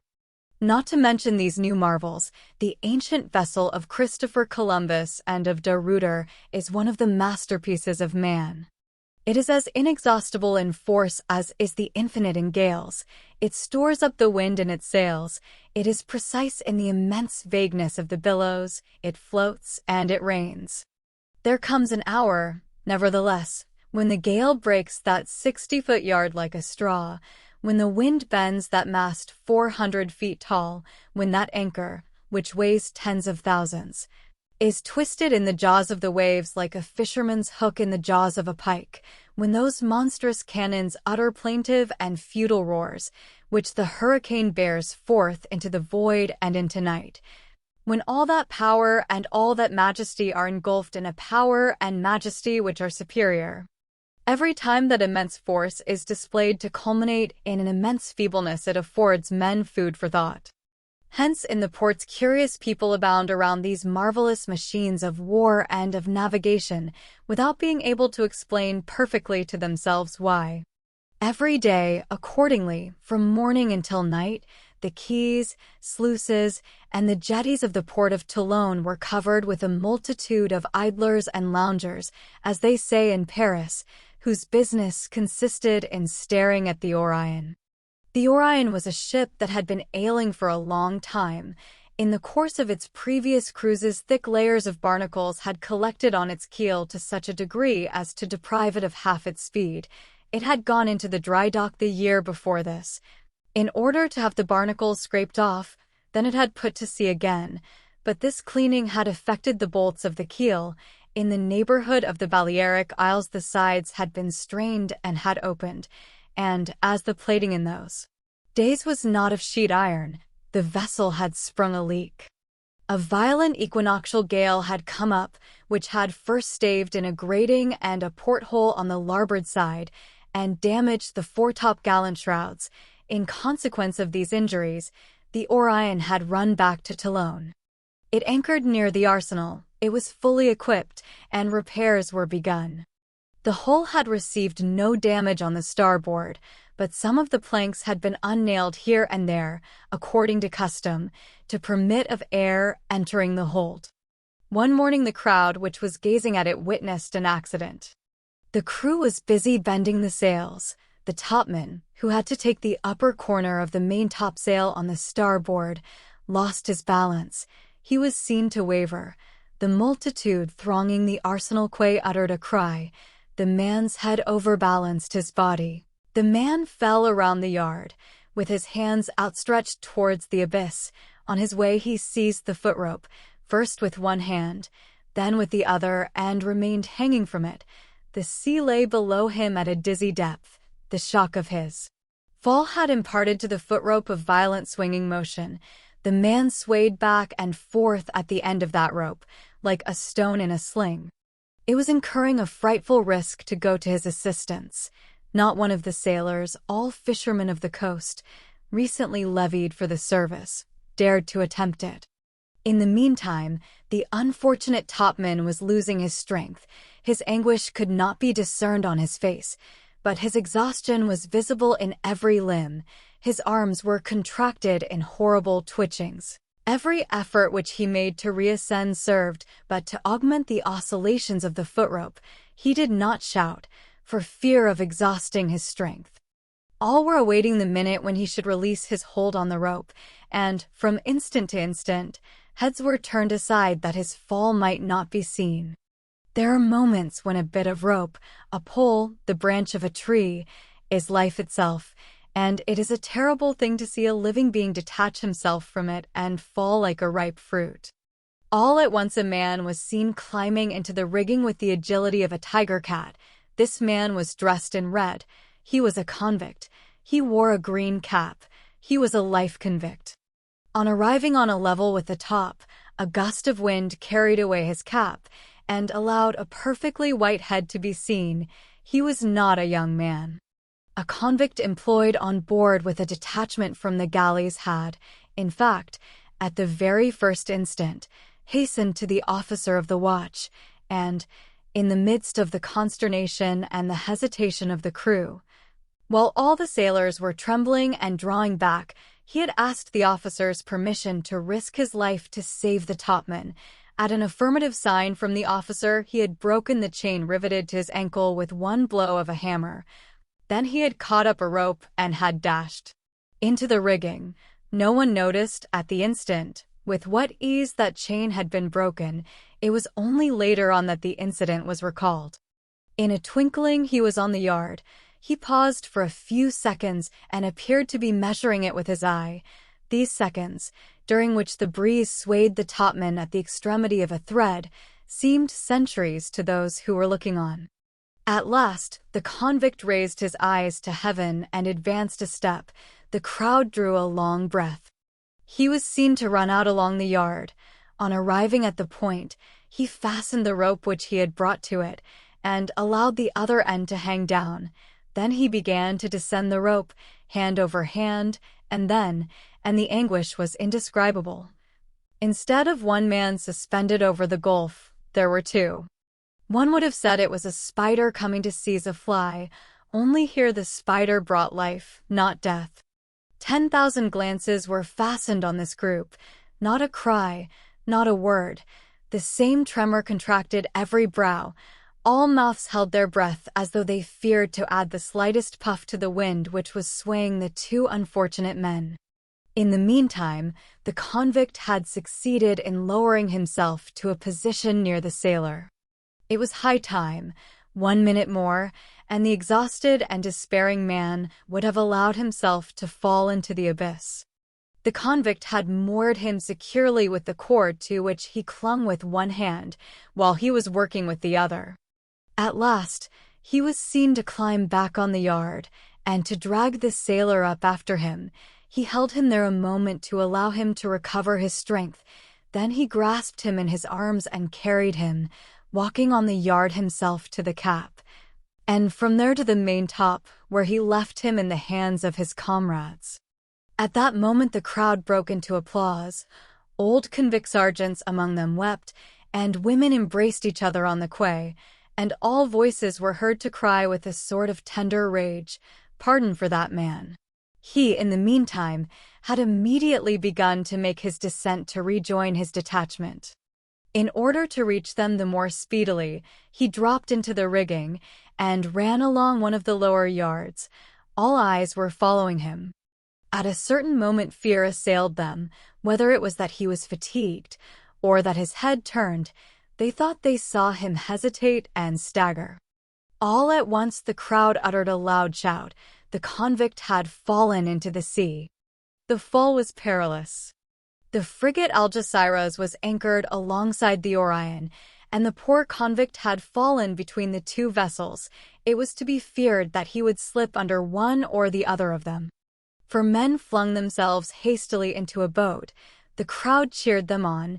Anxiety again took possession of all souls. The man had not risen to the surface.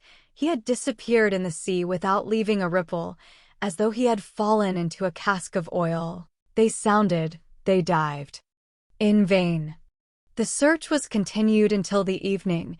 They did not even find the body. On the following day the Toulon newspaper printed these lines. November 17, 1823. Yesterday, a convict belonging to the detachment on board of the Orion, on his return from rendering assistance to a sailor, fell into the sea and was drowned. The body has not yet been found. It is supposed that it is entangled among the piles of the Arsenal Point. This man was committed under the number 9430, and his name was Jean Valjean. Book 3rd, Accomplishment of the Promise Made to the Dead Woman. Chapter 1. The Water Question at Montfermeil. Montfermeil is situated between Livry and Chelles, on the southern edge of that lofty tableland which separates the Ourcq from the Marne. At the present day it is a tolerably large town, ornamented all the year through with plaster villas, and on Sundays with beaming bourgeois. In 1823 there were at Montfermeil neither so many white houses nor so many well-satisfied citizens. It was only a village in the forest. Some pleasure houses of the last century were to be met with there, to be sure, which were recognizable by their grand air, their balconies in twisted iron, and their long windows, whose tiny panes cast all sorts of varying shades of green on the white of the closed shutters, but Montfermeil was none the less a village. Retired cloth merchants and rusticating attorneys had not discovered it as yet. It was a peaceful and charming place, which was not on the road to anywhere. Their people lived, and cheaply, that peasant rustic life which is so bounteous and so easy, only. Water was rare there, on account of the elevation of the plateau. It was necessary to fetch it from a considerable distance. The end of the village towards Gagny drew its water from the magnificent ponds which exist in the woods there. The other end, which surrounds the church and which lies in the direction of Chelles, found drinking water only at a little spring halfway down the slope, near the road to Chelles, about a quarter of an hour from Montfermeil. Thus each household found it hard work to keep supplied with water. The large houses, the aristocracy, of which the Thénardier tavern formed a part, paid half a farthing a bucketful to a man who made a business of it, and who earned about 8 sous a day in his enterprise of supplying Montfermeil with water. But this good man only worked until 7 o'clock in the evening in summer, and 5 in winter, and night once come and the shutters on the ground floor once closed, he who had no water to drink went to fetch it for himself or did without it. This constituted the terror of the poor creature whom the reader has probably not forgotten, little Cosette. It will be remembered that Cosette was useful to the Thénardiers in 2 ways. They made the mother pay them, and they made the child serve them. So when the mother ceased to pay altogether, the reason for which we have read in preceding chapters, the Thénardiers kept Cosette. She took the place of a servant in their house. In this capacity she it was who ran to fetch water when it was required. So the child, who was greatly terrified at the idea of going to the spring at night, took great care that water should never be lacking in the house. Christmas of the year 1823 was particularly brilliant at Montfermeil. The beginning of the winter had been mild. There had been neither snow nor frost up to that time. Some mountebanks from Paris had obtained permission of the mayor to erect their booths in the principal street of the village, and a band of itinerant merchants, under protection of the same tolerance, had constructed their stalls on the church square, and even extended them into Boulanger Alley, where, as the reader will perhaps remember, the Thénardiers' hostelry was situated. These people filled the inns and drinking shops, and communicated to that tranquil little district a noisy and joyous life. In order to play the part of a faithful historian, we ought even to add that, among the curiosities displayed in the square, there was a menagerie, in which frightful clowns, clad in rags and coming no one knew whence, exhibited to the peasants of Montfermeil in 1823 one of those horrible Brazilian vultures, such as our Royal Museum did not possess until 1845, and which have a tricolored cockade for an eye. I believe that naturalists call this bird Caracara polyborus. It belongs to the order of the apicides, and to the family of the vultures. Some good old Bonapartist soldiers, who had retired to the village, went to see this creature with great devotion. The mountebanks gave out that the tricolored cockade was a unique phenomenon made by God expressly for their menagerie. On Christmas Eve itself, a number of men, carters, and peddlers were seated at table, drinking and smoking around 4 or 5 candles in the public room of Thénardier's hostelry. This room resembled all drinking shop rooms, tables, pewter jugs, bottles, drinkers, smokers, but little light and a great deal of noise. The date of the year 1823 was indicated, nevertheless, by 2 objects which were then fashionable in the bourgeois class, to wit, a kaleidoscope and a lamp of ribbed tin. The female Thénardier was attending to the supper, which was roasting in front of a clear fire. Her husband was drinking with his customers and talking politics. Besides political conversations which had for their principal subjects the Spanish War and Le Duc d'Angoulême, strictly local parentheses, like the following, were audible amid the uproar. About Nanterre and Choury since the vines have flourished greatly. When 10 pieces were reckoned on there have been 12. They have yielded a great deal of juice under the press. But the grapes cannot be ripe? In those parts the grapes should not be ripe. The wine turns oily as soon as spring comes. Then it is very thin wine? There are wines purer even than these. The grapes must be gathered while green, etc. Or a miller would call out, "Are we responsible for what is in the sacks? We find in them a quantity of small seed which we cannot sift out, and which we are obliged to send through the millstones. There are tares, fennel, vetches, hemp seed, foxtail, and a host of other weeds, not to mention pebbles, which abound in certain wheat, especially in Breton wheat. I am not fond of grinding Breton wheat, any more than long sawyers like to saw beams with nails in them. You can judge of the bad dust that makes in grinding. And then people complain of the flour. They are in the wrong. The flour is no fault of ours. In a space between two windows, a mower, who was seated at table with a landed proprietor who was fixing on a price for some meadow work to be performed in the spring, was saying, "It does no harm to have the grass wet. It cuts better. Dew is a good thing, sir. It makes no difference with that grass. Your grass is young and very hard to cut still. It's terribly tender.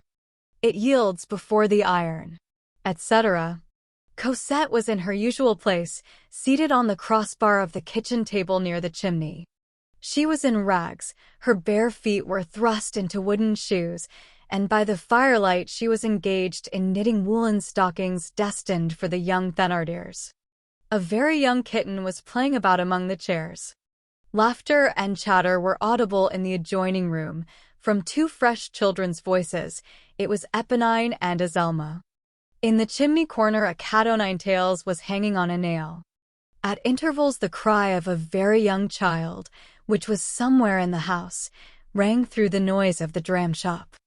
It was a little boy who had been born to the Thénardiers during one of the preceding winters. She did not know why, she said, the result of the cold, and who was a little more than 3 years old. The mother had nursed him, but she did not love him. When the persistent clamor of the brat became too annoying, "Your son is squalling," Thénardier would say. "Do go and see what he wants." "Bah," the mother would reply, "he bothers me." And the neglected child continued to shriek in the dark. Chapter 2. 2 Complete Portraits. So far in this book the Thénardiers have been viewed only in profile. The moment has arrived for making the circuit of this couple and considering it under all its aspects. Thénardier had just passed his 50th birthday. Madame Thénardier was approaching her 40s, which is equivalent to 50 in a woman, so that there existed a balance of age between husband and wife.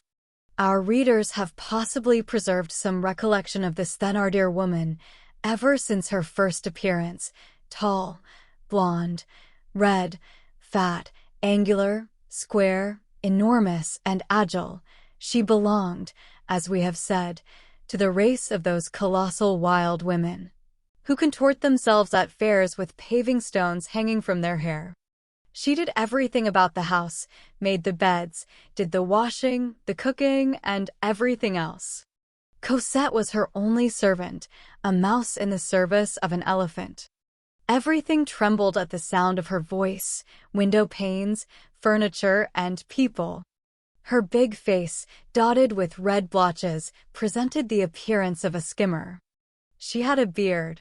She was an ideal market porter dressed in woman's clothes. She swore splendidly. She boasted of being able to crack a nut with one blow of her fist.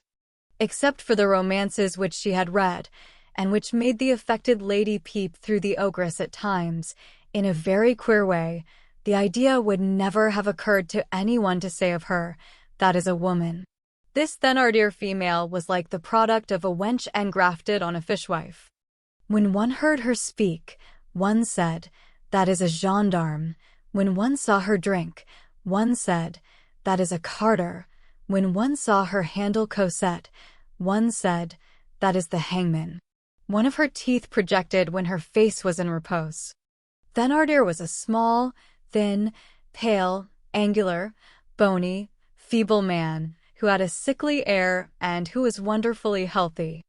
His cunning began here. He smiled habitually, by way of precaution, and was almost polite to everybody, even to the beggar to whom he refused half a farthing. He had the glance of a polecat and the bearing of a man of letters.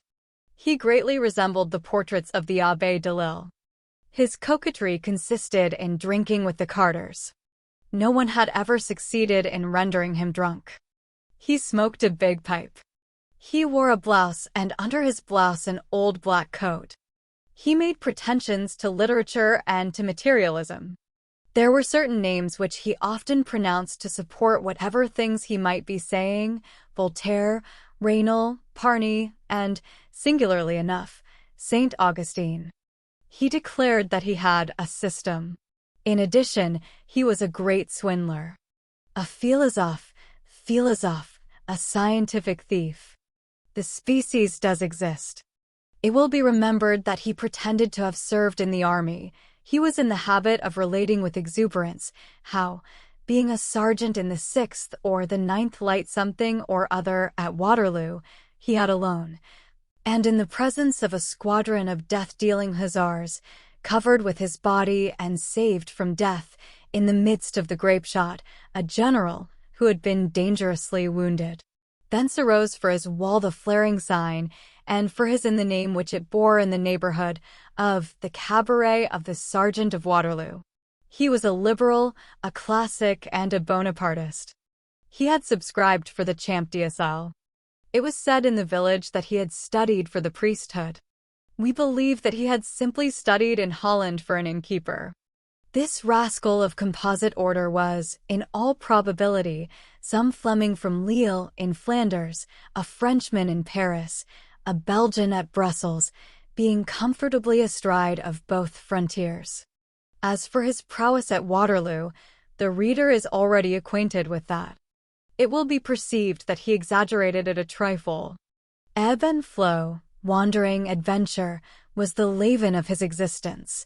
A tattered conscience entails a fragmentary life, and, apparently at the stormy epoch of June 18th, 1815, Thénardier belonged to that variety of marauding settlers of which we have spoken, beating about the country, selling to some, stealing from others, and traveling like a family man, with wife and children, in a rickety cart, in the rear of troops on the march, with an instinct for always attaching himself to the victorious army. This campaign ended, and having, as he said, some quebus, he had come to Montfermeil and set up in there. This quebus, composed of purses and watches, of gold rings and silver crosses, gathered in harvest time in furrows sown with corpses, did not amount to a large total, and did not carry this settler-turned-eating-house keeper very far. Thénardier had that peculiar rectilinear something about his gestures which, accompanied by an oath, recalls the barracks, and by a sign of the cross, the seminary. He was a fine talker. He allowed it to be thought that he was an educated man.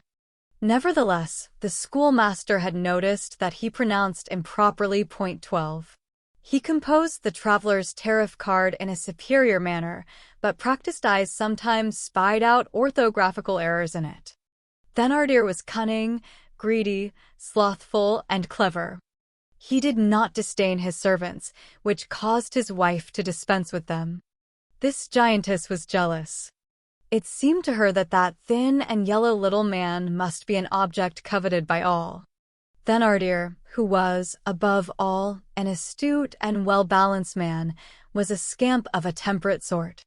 This is the worst species. Hypocrisy enters into it.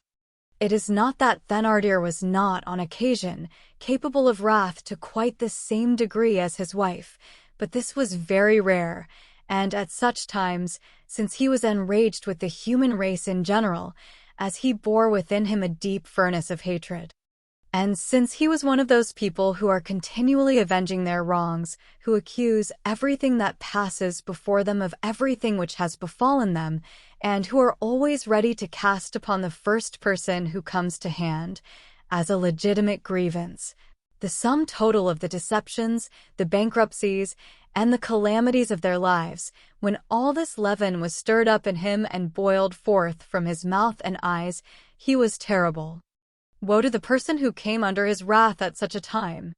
In addition to his other qualities, Thénardier was attentive and penetrating, silent or talkative, according to circumstances, and always highly intelligent.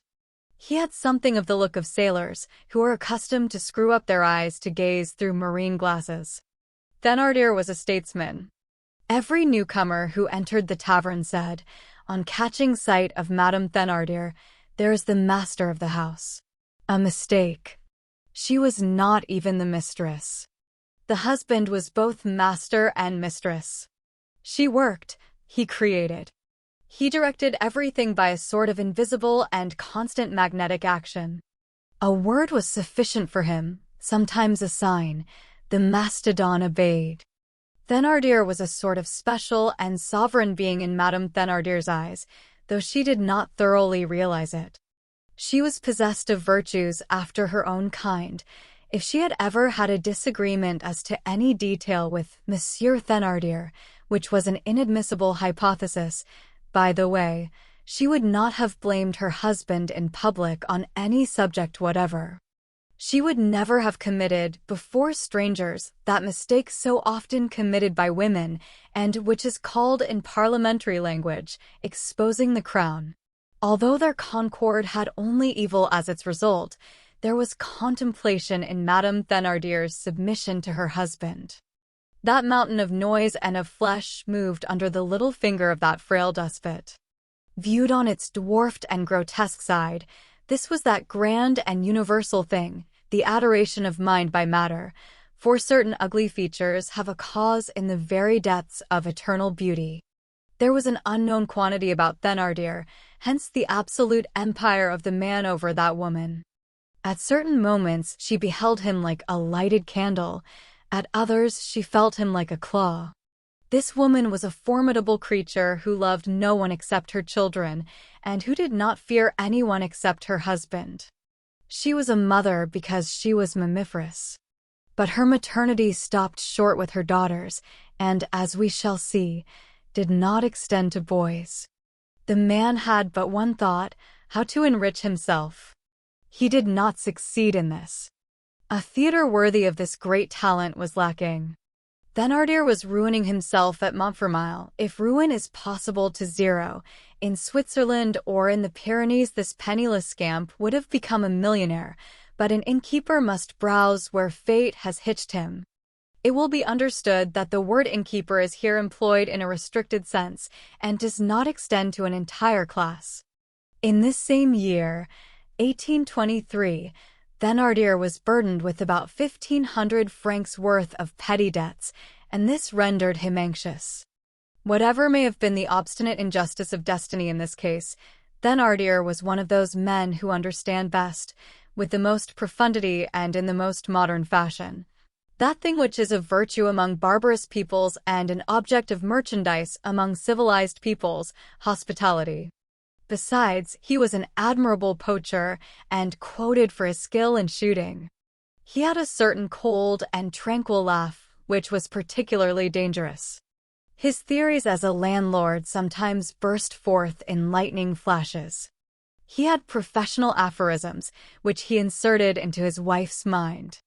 The duty of the innkeeper, he said to her one day, violently and in a low voice, is to sell to the first comer, stews, repose, light, fire, dirty sheets, a servant, lice, and a smile, to stop passers-by, to empty small purses, and to honestly lighten heavy ones, to shelter traveling families respectfully, to shave the man, to pluck the woman, to pick the child clean, to quote the window open, the window shut, the chimney corner, the armchair, the chair, the ottoman, the stool, the feather bed, the mattress, and the truss of straw, to know how much the shadow uses up the mirror, and to put a price on it, and, by 500,000 devils, to make the traveler pay for everything, even for the flies which his dog eats.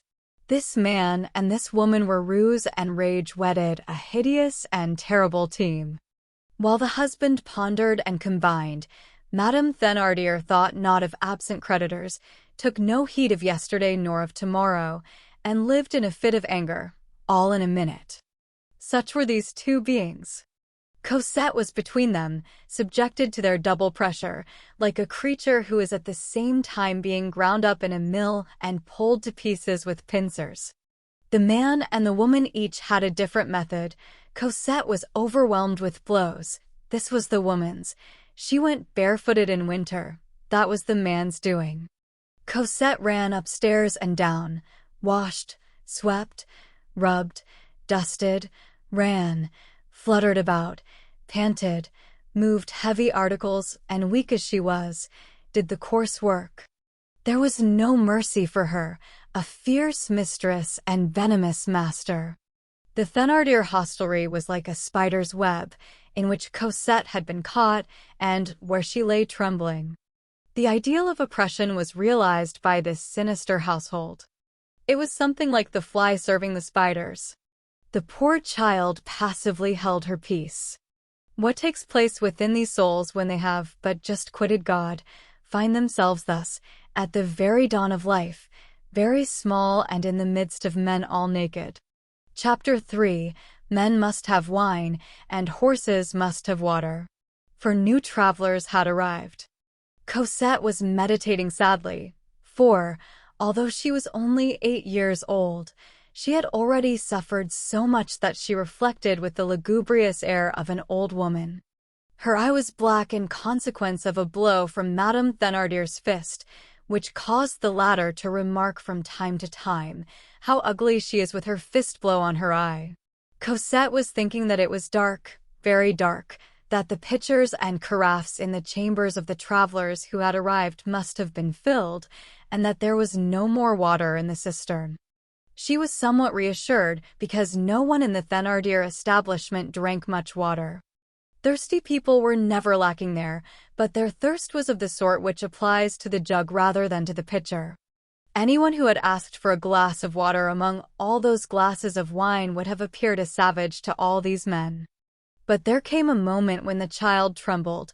Madame Thénardier raised the cover of a stewpan which was boiling on the stove, then seized a glass and briskly approached the cistern. She turned the faucet. The child had raised her head and was following all the woman's movements. A thin stream of water trickled from the faucet and half filled the glass. "Well," said she, "there is no more water." A momentary silence ensued. The child did not breathe. "Bah," resumed Madame Thénardier, examining the half-filled glass, "this will be enough." Cosette applied herself to her work once more, but for a quarter of an hour she felt her heart leaping in her bosom like a big snowflake. She counted the minutes that passed in this manner and wished it were the next morning. From time to time one of the drinkers looked into the street and exclaimed, "It's as black as an oven," or, "One must needs be a cat to go about the streets without a lantern at this hour." And Cosette trembled. All at once one of the peddlers who lodged in the hostelry entered, and said in a harsh voice, "My horse has not been watered." "Yes, it has," said Madame Thénardier. "I tell you that it has not," retorted the peddler. Cosette had emerged from under the table. "Oh, yes, sir," said she, "the horse has had a drink. He drank out of a bucket, a whole bucketful, and it was I who took the water to him, and I spoke to him." It was not true. Cosette lied. "There's a brat as big as my fist who tells lies as big as the house," exclaimed the peddler. "I tell you that he has not been watered, you little jade. He has a way of blowing when he has had no water, which I know well." Cosette persisted, and added in a voice rendered hoarse with anguish, and which was hardly audible, "And he drank heartily." "Come," said the peddler in a rage, "this won't do at all. Let my horse be watered, and let that be the end of it." Cosette crept under the table again. "In truth, that is fair," said Madame Thénardier. "If the beast has not been watered, it must be." Then glancing about her, "Well, now, where's that other beast?" She bent down and discovered Cosette cowering at the other end of the table, almost under the drinker's feet. "Are you coming?" shrieked Madame Thénardier. Cosette crawled out of the sort of hole in which she had hidden herself. The Thénardier resumed. "Mademoiselle Doglackname, go and water that horse." "But, madame," said Cosette, feebly, "there is no water." The Thénardier threw the street door wide open.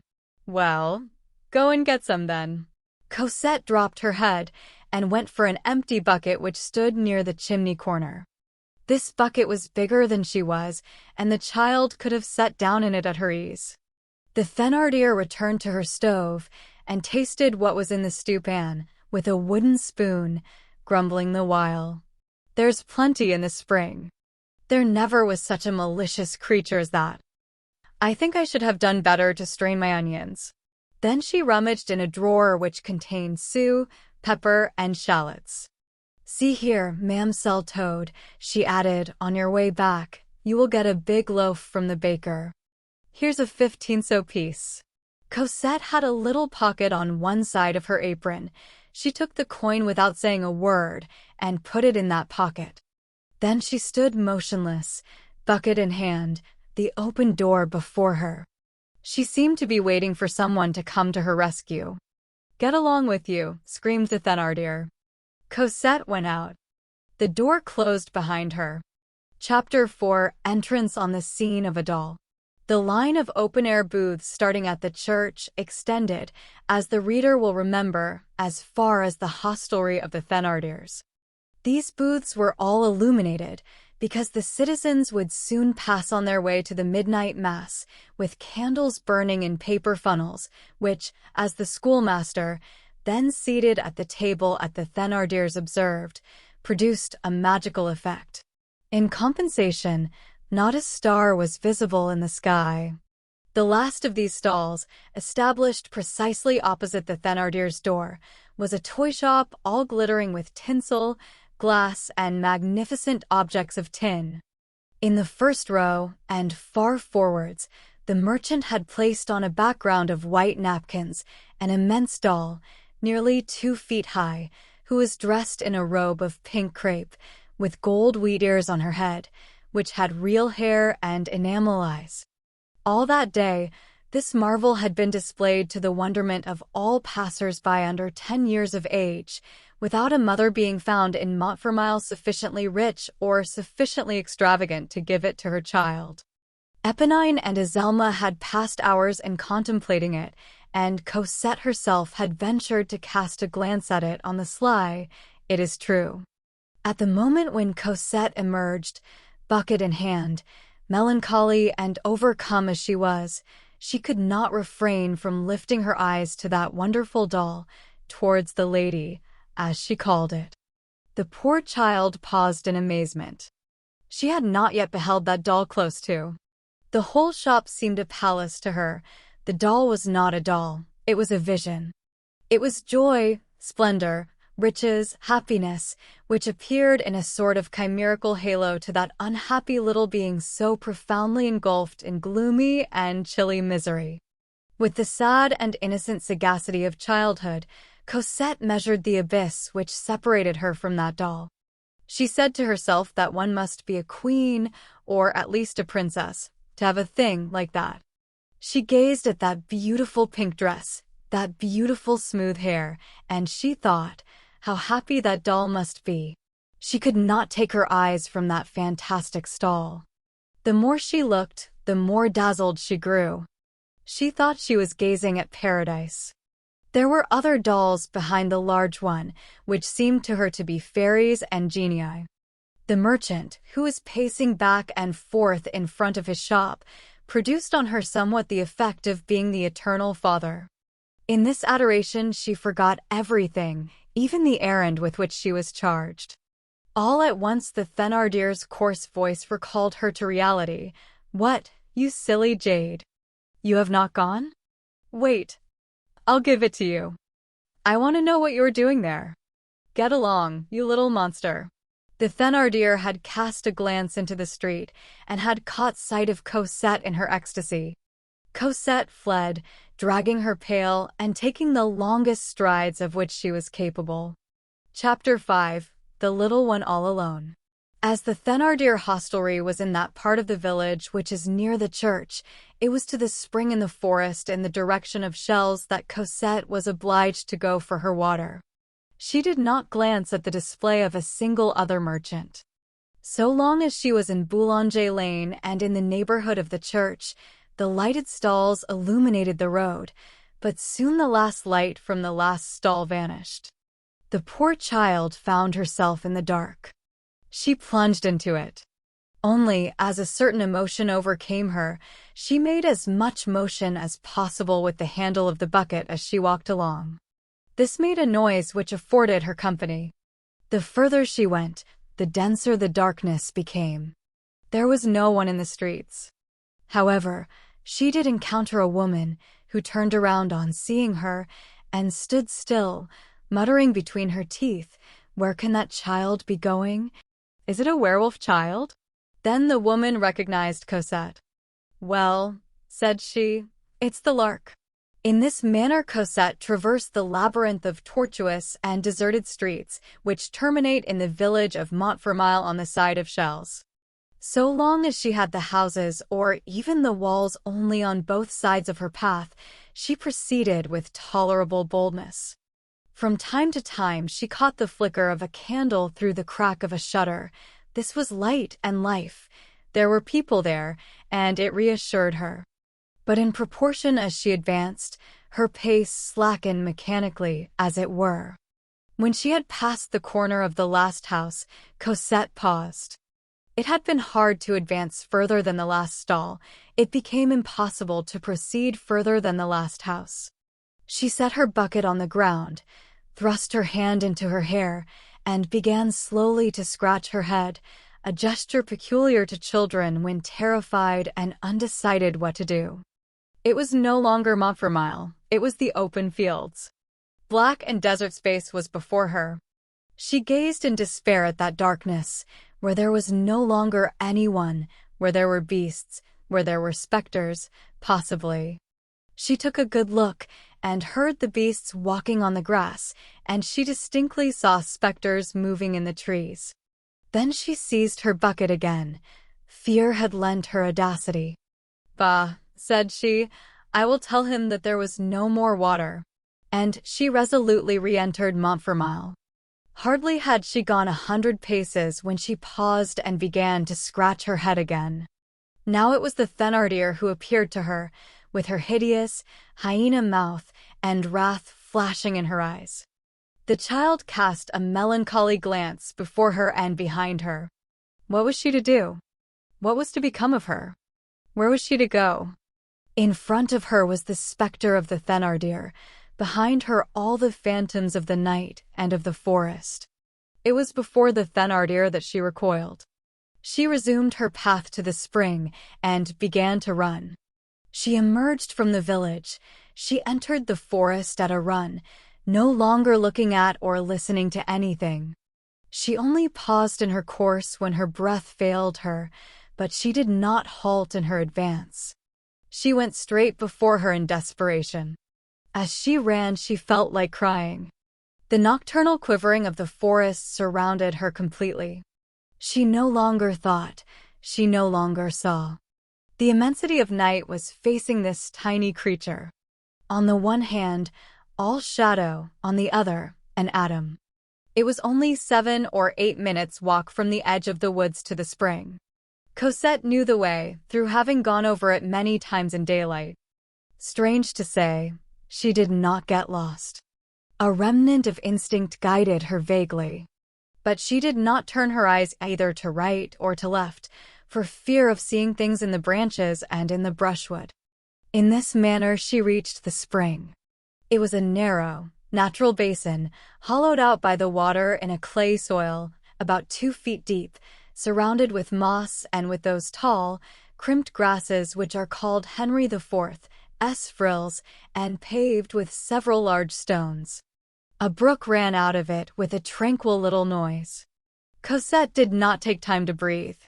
It was very dark, but she was in the habit of coming to this spring. She felt with her left hand in the dark for a young oak which leaned over the spring, and which usually served to support her, found one of its branches, clung to it, bent down, and plunged the bucket in the water. She was in a state of such violent excitement that her strength was troubled. While thus bent over, she did not notice that the pocket of her apron had emptied itself into the spring. The 15-sou piece fell into the water. Cosette neither saw nor heard it fall. She drew out the bucket nearly full and set it on the grass. That done, she perceived that she was worn out with fatigue. She would have liked to set out again at once, but the effort required to fill the bucket had been such that she found it impossible to take a step. She was forced to sit down. She dropped on the grass and remained crouching there. She shut her eyes, then she opened them again, without knowing why, but because she could not do otherwise. The agitated water in the bucket beside her was describing circles which resembled tin serpents. Overhead, the sky was covered with vast black clouds, which were like masses of smoke. The tragic mask of shadow seemed to bend vaguely over the child. Jupiter was setting in the depths. The child stared with bewildered eyes at this great star, with which she was unfamiliar and which terrified her. The planet was, in fact, very near the horizon and was traversing a dense layer of mist which imparted to it a horrible ruddy hue. The mist, gloomily empurpled, magnified the star. One would have called it a luminous wound. A cold wind was blowing from the plain. The forest was dark, not a leaf was moving, there were none of the vague, fresh gleams of summertide. Great boughs uplifted themselves in frightful wise. Slender and misshapen bushes whistled in the clearings. The tall grasses undulated like eels under the north wind. The nettles seemed to twist long arms furnished with claws in search of prey. Some bits of dry heather, tossed by the breeze, flew rapidly by, and had the air of fleeing in terror before something which was coming after. On all sides there were lugubrious stretches. The darkness was bewildering. Man requires light. Whoever buries himself in the opposite of day feels his heart contract. When the eye sees black, the heart sees trouble. In an eclipse in the night, in the sooty opacity, there is anxiety even for the stoutest of hearts. No one walks alone in the forest at night without trembling. Shadows and trees, two formidable densities. A chimerical reality appears in the indistinct depths. The inconceivable is outlined a few paces distant from you with a spectral clearness. One beholds floating, either in space or in one's own brain. One knows not what vague and intangible thing, like the dreams of sleeping flowers. There are fierce attitudes on the horizon. One inhales the effluvia of the great black void. One is afraid to glance behind him, yet desirous of doing so. The cavities of night, things grown haggard, taciturn profiles which vanish when one advances, obscure dishevelments, irritated tufts, livid pools, the lugubrious reflected in the funereal, the sepulchral immensity of silence, unknown but possible beings, bendings of mysterious branches, alarming torsos of trees, long handfuls of quivering plants. Against all this one has no protection. There is no hardihood which does not shudder and which does not feel the vicinity of anguish. One is conscious of something hideous, as though one's soul were becoming amalgamated with the darkness. This penetration of the shadows is indescribably sinister in the case of a child. Forests are apocalypses, and the beating of the wings of a tiny soul produces a sound of agony beneath their monstrous vault. Without understanding her sensations, Cosette was conscious that she was seized upon by that black enormity of nature. It was no longer terror alone which was gaining possession of her. It was something more terrible even than terror. She shivered. There are no words to express the strangeness of that shiver which chilled her to the very bottom of her heart. Her eye grew wild. She thought she felt that she should not be able to refrain from returning there at this same hour on the morrow. Then, by a sort of instinct, she began to count aloud, 1, 2, 3, 4, and so on up to 10, in order to escape from that singular state which she did not understand, but which terrified her, and, when she had finished, she began again. This restored her to a true perception of the things about her. Her hands, which she had wet in drawing the water, felt cold. She rose. Her terror, a natural and unconquerable terror, had returned. She had but one thought now, to flee at full speed through the forest, across the fields to the houses, to the windows, to the lighted candles. Her glance fell upon the water which stood before her. Such was the fright which the Thénardier inspired in her, that she dared not flee without that bucket of water. She seized the handle with both hands. She could hardly lift the pail. In this manner she advanced a dozen paces, but the bucket was full. It was heavy. She was forced to set it on the ground once more.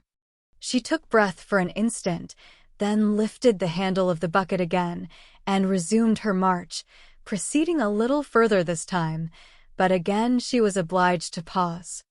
After some seconds of repose, she set out again. She walked bent forward, with drooping head, like an old woman. The weight of the bucket strained and stiffened her thin arms. The iron handle completed the benumbing and freezing of her wet and tiny hands. She was forced to halt from time to time, and each time that she did so, the cold water which splashed from the pail fell on her bare legs. This took place in the depths of a forest, at night, in winter, far from all human sight. She was a child of 8. No one but God saw that sad thing at the moment. And her mother, no doubt, alas! For there are things that make the dead open their eyes in their graves. She panted with a sort of painful rattle. Sobs contracted her throat, but she dared not weep, so afraid was she of the Thénardier. Even at a distance, it was her custom to imagine the Thénardier always present. However, she could not make much headway in that manner, and she went on very slowly. In spite of diminishing the length of her stops and of walking as long as possible between them, she reflected with anguish that it would take her more than an hour to return to Montfermeil in this manner, and that the Thénardier would beat her. This anguish was mingled with her terror at being alone in the woods at night. She was worn out with fatigue, and had not yet emerged from the forest. On arriving near an old chestnut tree with which she was acquainted, made a last halt, longer than the rest, in order that she might get well rested.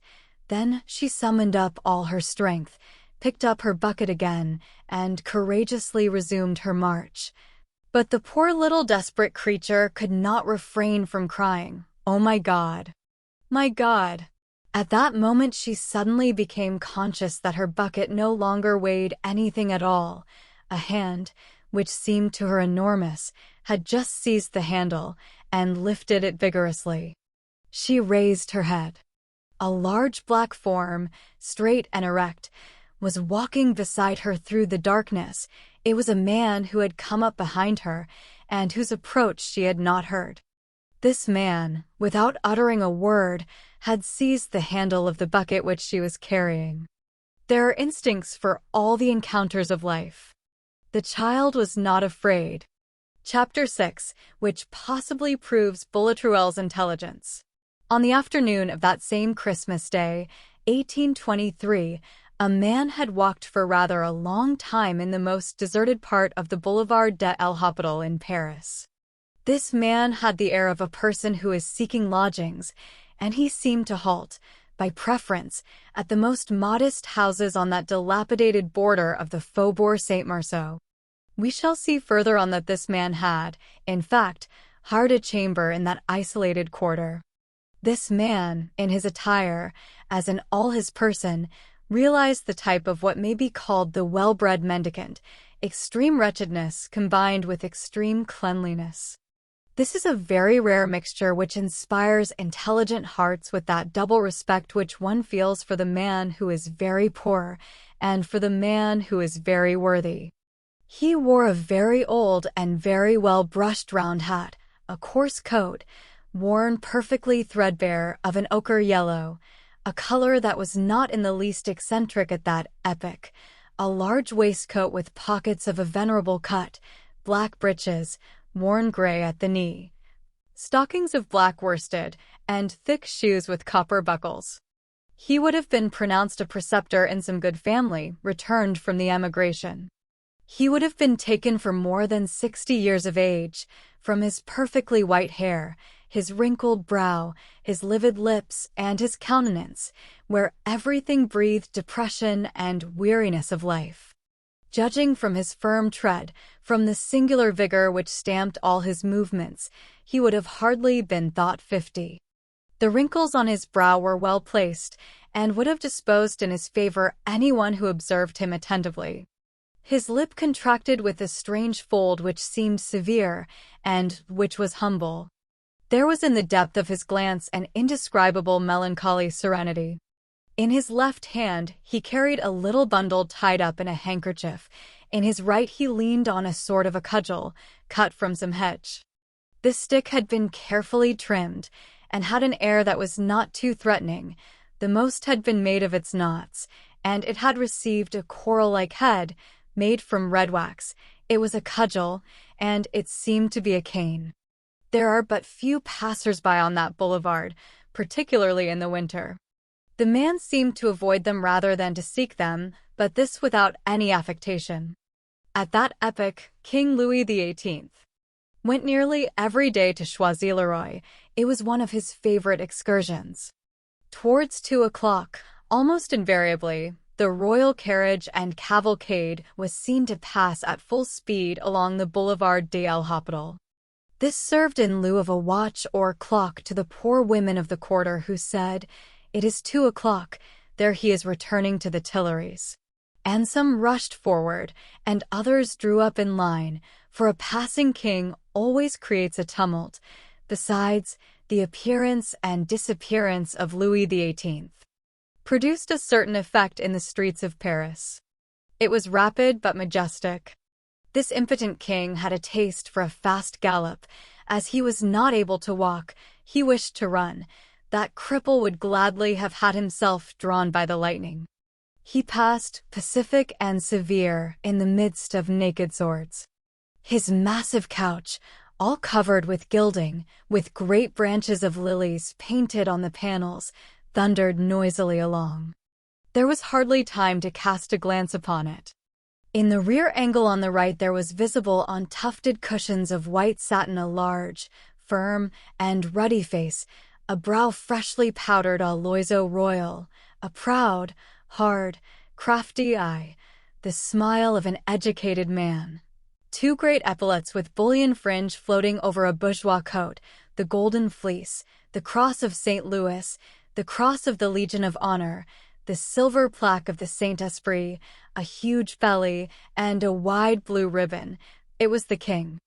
Outside of Paris, he held his hat decked with white ostrich plumes on his knees enwrapped in high English gaiters. When he re-entered the city, he put on his hat and saluted rarely. He stared coldly at the people, and they returned it in kind. When he appeared for the first time in the Saint Marceau quarter, the whole success which he produced is contained in this remark of an inhabitant of the faubourg to his comrade, "That big fellow yonder is the government." This infallible passage of the king at the same hour was, therefore, the daily event of the Boulevard des Hôpitaux. The promenader in the yellow coat evidently did not belong in the quarter, and probably did not belong in Paris, for he was ignorant as to this detail. When, at 2 o'clock, the royal carriage, surrounded by a squadron of the bodyguard all covered with silver lace, debouched on the boulevard, after having made the turn of the Salpêtrière, he appeared surprised and almost alarmed. There was no one but himself in this cross-lane. He drew up hastily behind the corner of the wall of an enclosure, though this did not prevent Le Duc de Havre from spying him out. Le Duc de Havre, as captain of the guard on duty that day, was seated in the carriage, opposite the king. He said to His Majesty, "Yonder is an evil-looking man." Members of the police, who were clearing the king's route, took equal note of him. One of them received an order to follow him. But the man plunged into the deserted little streets of the faubourg, and as twilight was beginning to fall, the agent lost trace of him, as is stated in a report addressed that same evening to Le Comte d'Angles, Minister of State, Prefect of Police. When the man in the yellow coat had thrown the agent off his track, he redoubled his pace, not without turning round many a time to assure himself that he was not being followed. At 4:15, that is to say, when night was fully come, he passed in front of the theatre of the Porte Saint-Martin, where the Two Convicts was being played that day. This poster, illuminated by the theatre lanterns, struck him, for, although he was walking rapidly, he halted to read it. An instant later he was in the blind alley of La Planchette, and he entered the Plat d'Étain, the pewter platter, where the office of the coach for Lagny was then situated. This coach set out at 4:30. The horses were harnessed, and the travelers, summoned by the coachman, were hastily climbing the lofty iron ladder of the vehicle. The man inquired, "Have you a place?" "Only one, beside me on the box," said the coachman. "I will take it. Climb up." Nevertheless, before setting out, the coachman cast a glance at the traveler's shabby dress, at the diminutive size of his bundle, and made him pay his fare. "Are you going as far as Lagny?" demanded the coachman. "Yes," said the man. The traveler paid to Lagny. They started. When they had passed the barrier, the coachman tried to enter into conversation, but the traveler only replied in monosyllables. The coachman took to whistling and swearing at his horses. The coachman wrapped himself up in his cloak. It was cold. The man did not appear to be thinking of that. Thus they passed Gournay and Ury-sur-Marne. Towards 6 o'clock in the evening they reached Chelles. The coachman drew up in front of the carters and installed in the ancient buildings of the Royal Abbey to give his horses a breathing spell. "I get down here," said the man. He took his bundle and his cudgel and jumped down from the vehicle. An instant later he had disappeared. He did not enter the inn. When the coach set out for Lagny a few minutes later, it did not encounter him in the principal street of Chelles. The coachman turned to the inside travelers. "There," said he, "is a man who does not belong here, for I do not know him. He had not the air of owning a sou, but he does not consider money. He pays to Lagny, and he goes only as far as Chelles. It is night. All the houses are shut. He does not enter the inn, and he is not to be found. So he has dived through the earth." The man had not plunged into the earth, but he had gone with great strides through the dark, down the principal street of Chelles. Then he had turned to the right before reaching the church, into the crossroad leading to Montfermeil, like a person who was acquainted with the country and had been there before. He followed this road rapidly. At the spot where it is intersected by the ancient tree-bordered road which runs from Gagny to Lagny, he heard people coming. He concealed himself precipitately in a ditch, and there waited until the passers-by were at a distance. The precaution was nearly superfluous, however, for, as we have already said, it was a very dark December night. Not more than 2 or 3 stars were visible in the sky. It is at this point that the ascent of the hill begins. The man did not return to the road to Montfermeil. He struck across the fields to the right and entered the forest with long strides. Once in the forest, he slackened his pace and began a careful examination of all the trees, advancing, step by step, as though seeking and following a mysterious road known to himself alone. There came a moment when he appeared to lose himself, and he paused in indecision. At last he arrived, by dint of feeling his way inch by inch, at a clearing where there was a great heap of whitish stones. He stepped up briskly to these stones and examined them attentively through the mists of night, as though he were passing them in review. A large tree, covered with those excrescences which are the warts of vegetation, stood a few paces distant from the pile of stones. He went up to this tree and passed his hand over the bark of the trunk, as though seeking to recognize and count all the warts. Opposite this tree, which was an ash, there was a chestnut tree, suffering from a peeling of the bark, to which a band of zinc had been nailed by way of dressing. He raised himself on tiptoe and touched this band of zinc. Then he trod about for a while on the ground comprised in the space between the tree and the heap of stones, like a person who is trying to assure himself that the soil has not recently been disturbed. That done, he took his bearings and resumed his march through the forest. It was the man who had just met Cosette. As he walked through the thicket in the direction of Montfermeil, he had espied that tiny shadow moving with a groan, depositing a burden on the ground, then taking it up and setting out again. He drew near and perceived that it was a very young child, laden with an enormous bucket of water. Then he approached the child and silently grasped the handle of the bucket. Chapter 7. Cosette side by side with the stranger in the dark. Cosette, as we have said, was not frightened. The man accosted her. He spoke in a voice that was grave and almost bass. "My child, what you are carrying is very heavy for you." Cosette raised her head and replied, "Yes, sir." "Give it to me," said the man. "I will carry it for you."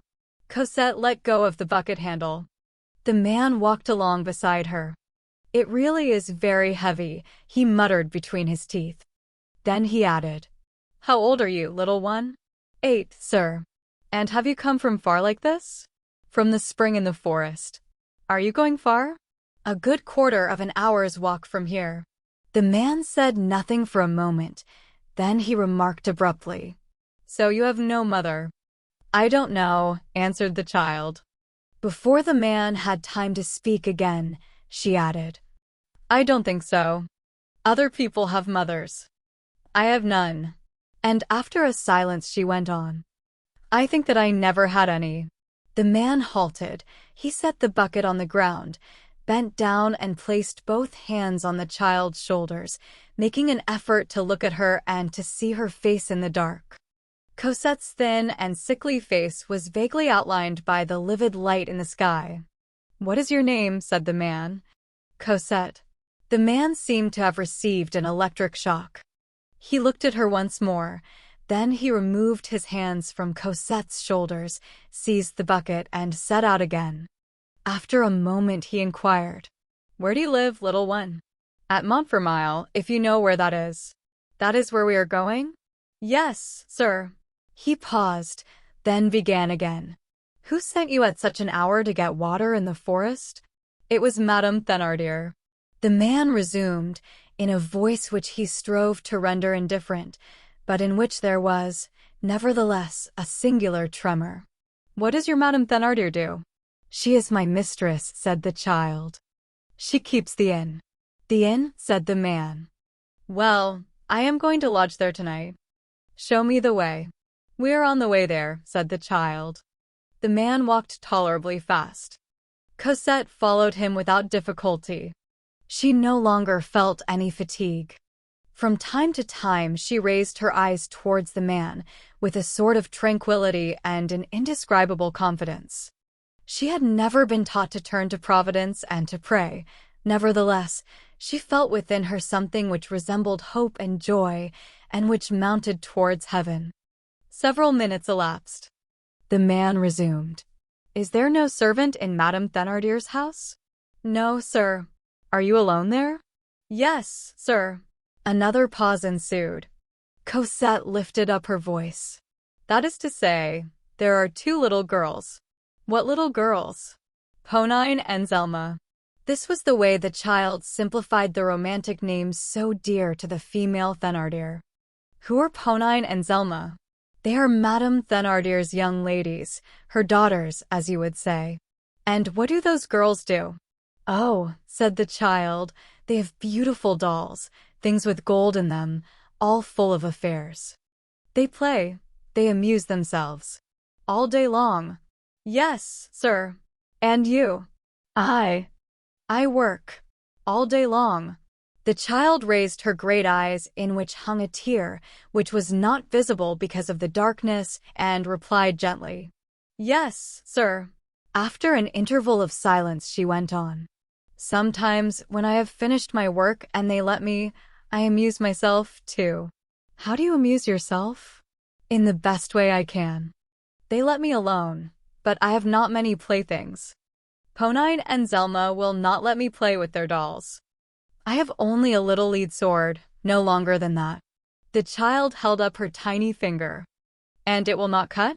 "Yes, sir," said the child. "It cuts salad and the heads of flies." They reached the village. Cosette guided the stranger through the streets. They passed the bake shop, but Cosette did not think of the bread which she had been ordered to fetch. The man had ceased to ply her with questions, and now preserved a gloomy silence.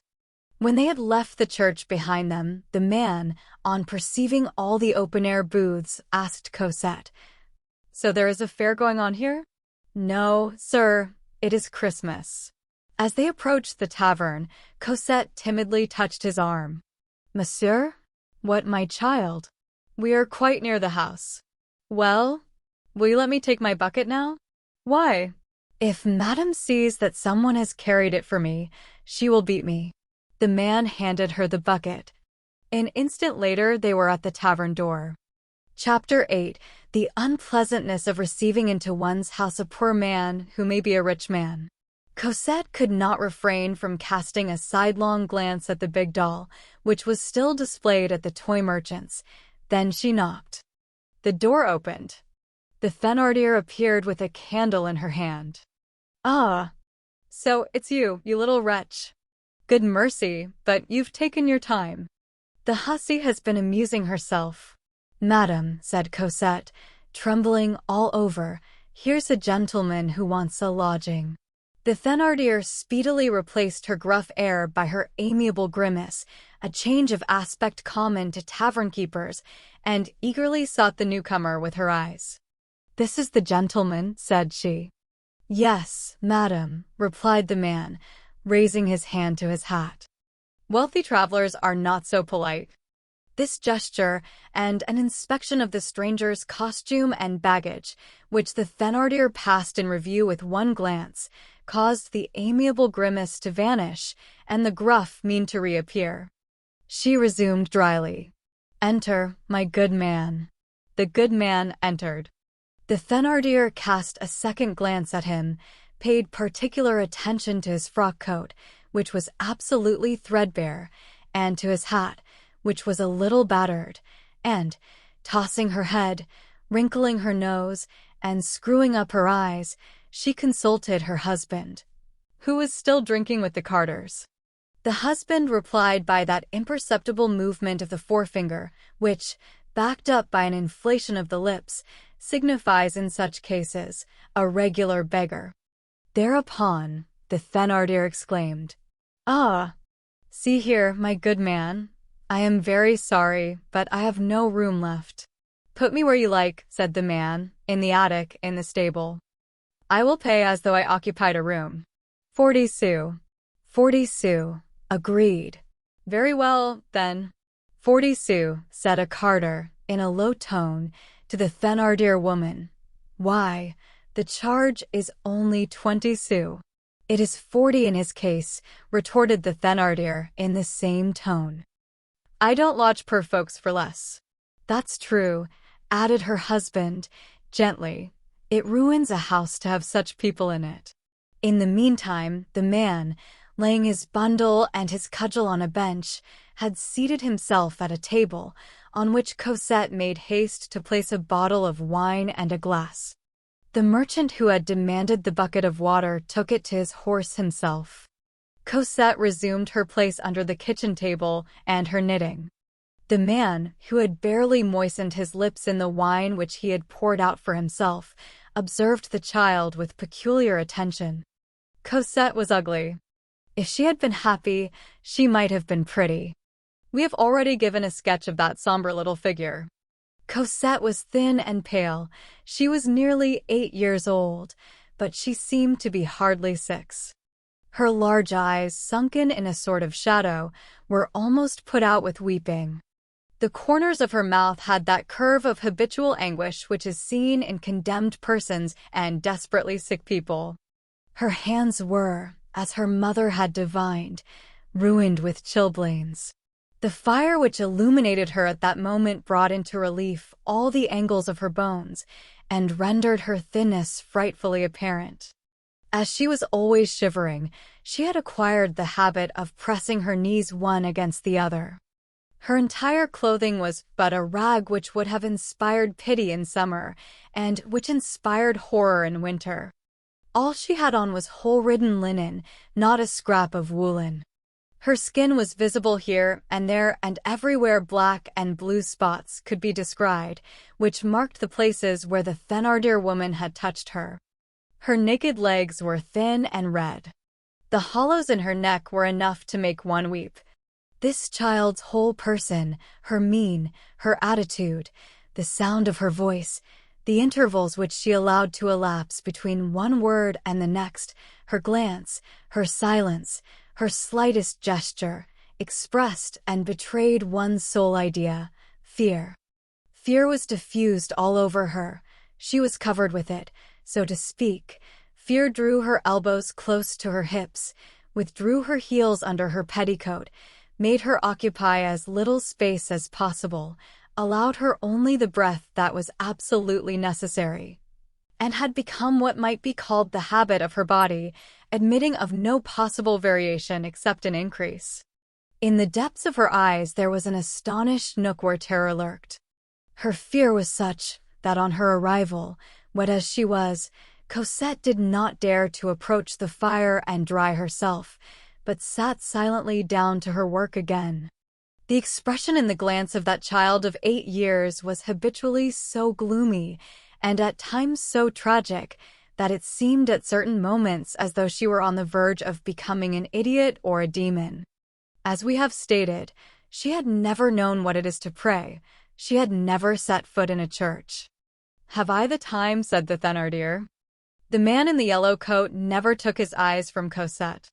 All at once, the Thénardier exclaimed, "By the way, where's that bread?"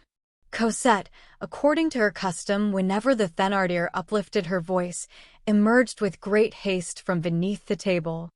She had completely forgotten the bread. She had recourse to the expedient of children who live in a constant state of fear. She lied. "Madam, the baker's shop was shut. You should have knocked."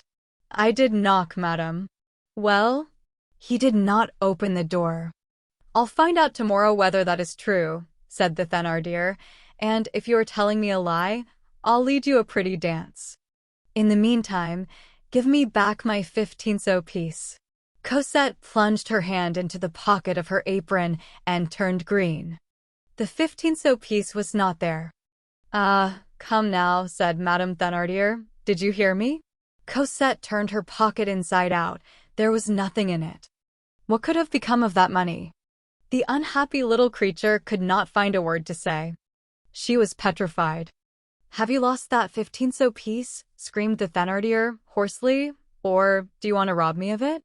At the same time, she stretched out her arm towards the cat-o'-nine-tails which hung on a nail in the chimney corner. This formidable gesture restored to Cosette sufficient strength to shriek, "Mercy, madam, madam.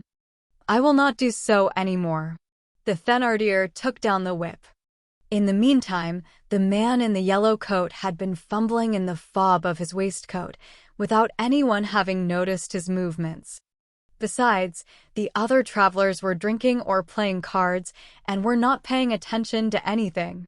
Cosette contracted herself into a ball with anguish within the angle of the chimney, endeavoring to gather up and conceal her poor half-nude limbs. The Thénardier raised her arm. "Pardon me, madam," said the man, "but just now I caught sight of something which had fallen from this little one's apron pocket and rolled aside. Perhaps this is it." At the same time he bent down and seemed to be searching on the floor for a moment. "Exactly. Here it is," he went on, straightening himself up. And he held out a silver coin to the Thénardier. "Yes, that's it," said she. It was not it, for it was a 20 sou piece, but the Thénardier found it to her advantage. She put the coin in her pocket and confined herself to casting a fierce glance at the child, accompanied with the remark, "Don't let this ever happen again." Cosette returned to what the Thénardier called her kennel, and her large eyes, which were riveted on the traveler, began to take on an expression such as they had never worn before. Thus far it was only an innocent amazement, but a sort of stupefied confidence was mingled with it. "By the way, would you like some supper?" the Thénardier inquired of the traveler. He made no reply. He appeared to be absorbed in thought. "What sort of a man is that?" she muttered between her teeth. "He's some frightfully poor wretch. He hasn't a sou to pay for a supper. Will he even pay me for his lodging? It's very lucky, all the same, that it did not occur to him to steal the money that was on the floor." In the meantime, a door had opened, and Éponine and Azelma entered. They were two really pretty little girls, more bourgeois than peasant in looks and very charming, the one with shining chestnut tresses, the other with long black braids hanging down her back, both vivacious, neat, plump, rosy, and healthy, and a delight to the eye. They were warmly clad, but with so much maternal art that the thickness of the stuffs did not detract from the coquetry of arrangement.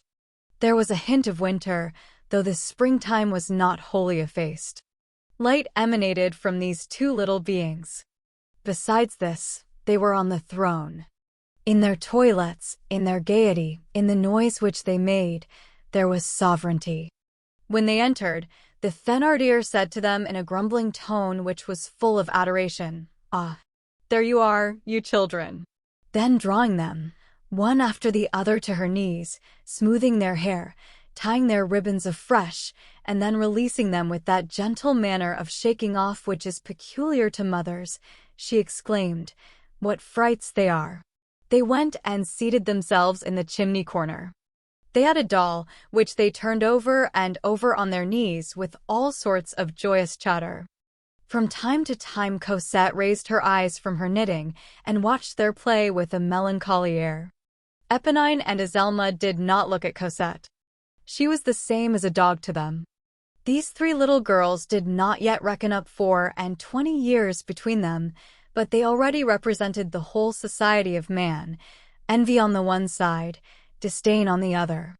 The doll of the Thénardier sisters was very much faded, very old, and much broken, but it seemed none the less admirable to Cosette, who had never had a doll in her life, a real doll, to make use of the expression which all children will understand. All at once, the Thénardier, who had been going back and forth in the room, perceived that Cosette's mind was distracted, and that, instead of working, she was paying attention to the little ones at their play. "Ah, I've caught you at it," she cried. "So that's the way you work. I'll make you work to the tune of the whip, that I will." The stranger turned to the Thénardier without quitting his chair. "Bah, madame," he said, with an almost timid air, "let her play." Such a wish expressed by a traveler who had eaten a slice of mutton and had drunk a couple of bottles of wine with his supper, and who had not the air of being frightfully poor, would have been equivalent to an order. But that a man with such a hat should permit himself such a desire, and that a man with such a coat should permit himself to have a will, was something which Madame Thénardier did not intend to tolerate. She retorted with acrimony, "She must work, since she eats." "I don't feed her to do nothing." "What is she making?" went on the stranger, in a gentle voice which contrasted strangely with his beggarly garments and his porter's shoulders.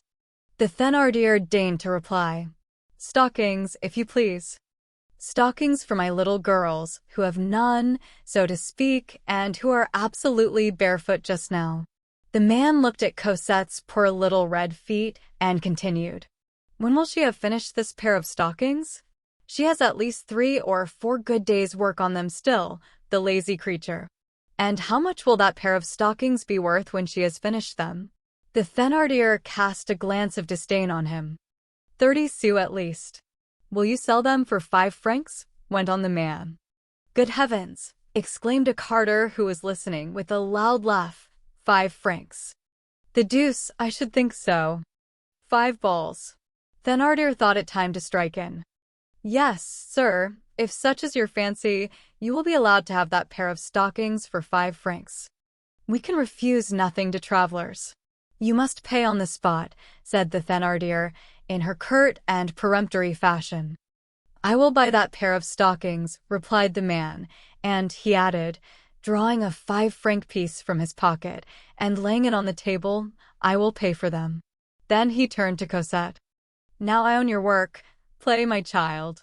The carter was so much touched by the 5-franc piece that he abandoned his glass and hastened up. "But it's true," he cried, examining it. "A real hind wheel. And not counterfeit."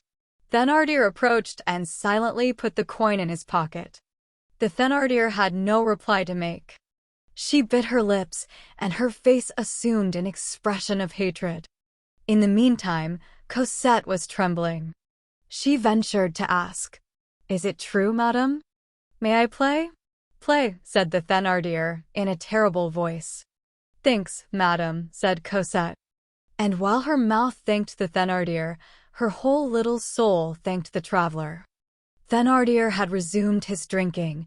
His wife whispered in his ear, "Who can this yellow man be?" "I have seen millionaires with coats like that," replied Thénardier in a sovereign manner. Cosette had dropped her knitting, but had not left her seat.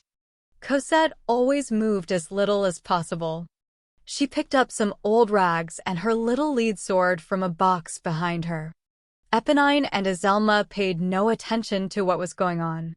They had just executed a very important operation. They had just got hold of the cat. They had thrown their doll on the ground, and Éponine, who was the elder, was swathing the little cat, in spite of its mewing and its contortions, in a quantity of clothes and red and blue scraps. While performing this serious and difficult work, she was saying to her sister in that sweet and adorable language of children, whose grace, like the splendor of the butterfly's wing, vanishes when one essays to fix it fast. "You see, sister, this doll is more amusing than the other. She twists, she cries, she is warm. See, sister, let us play with her. She shall be my little girl. I will be a lady. I will come to see you, and you shall look at her. Gradually you will perceive her whiskers, and that will surprise you.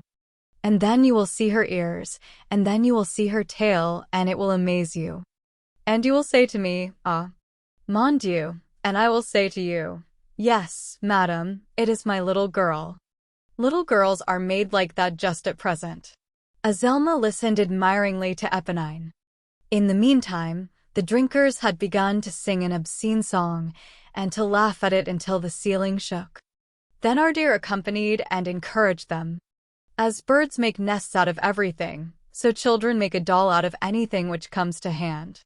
While Éponine and Azelma were bundling up the cat, Cosette, on her side, had dressed up her sword.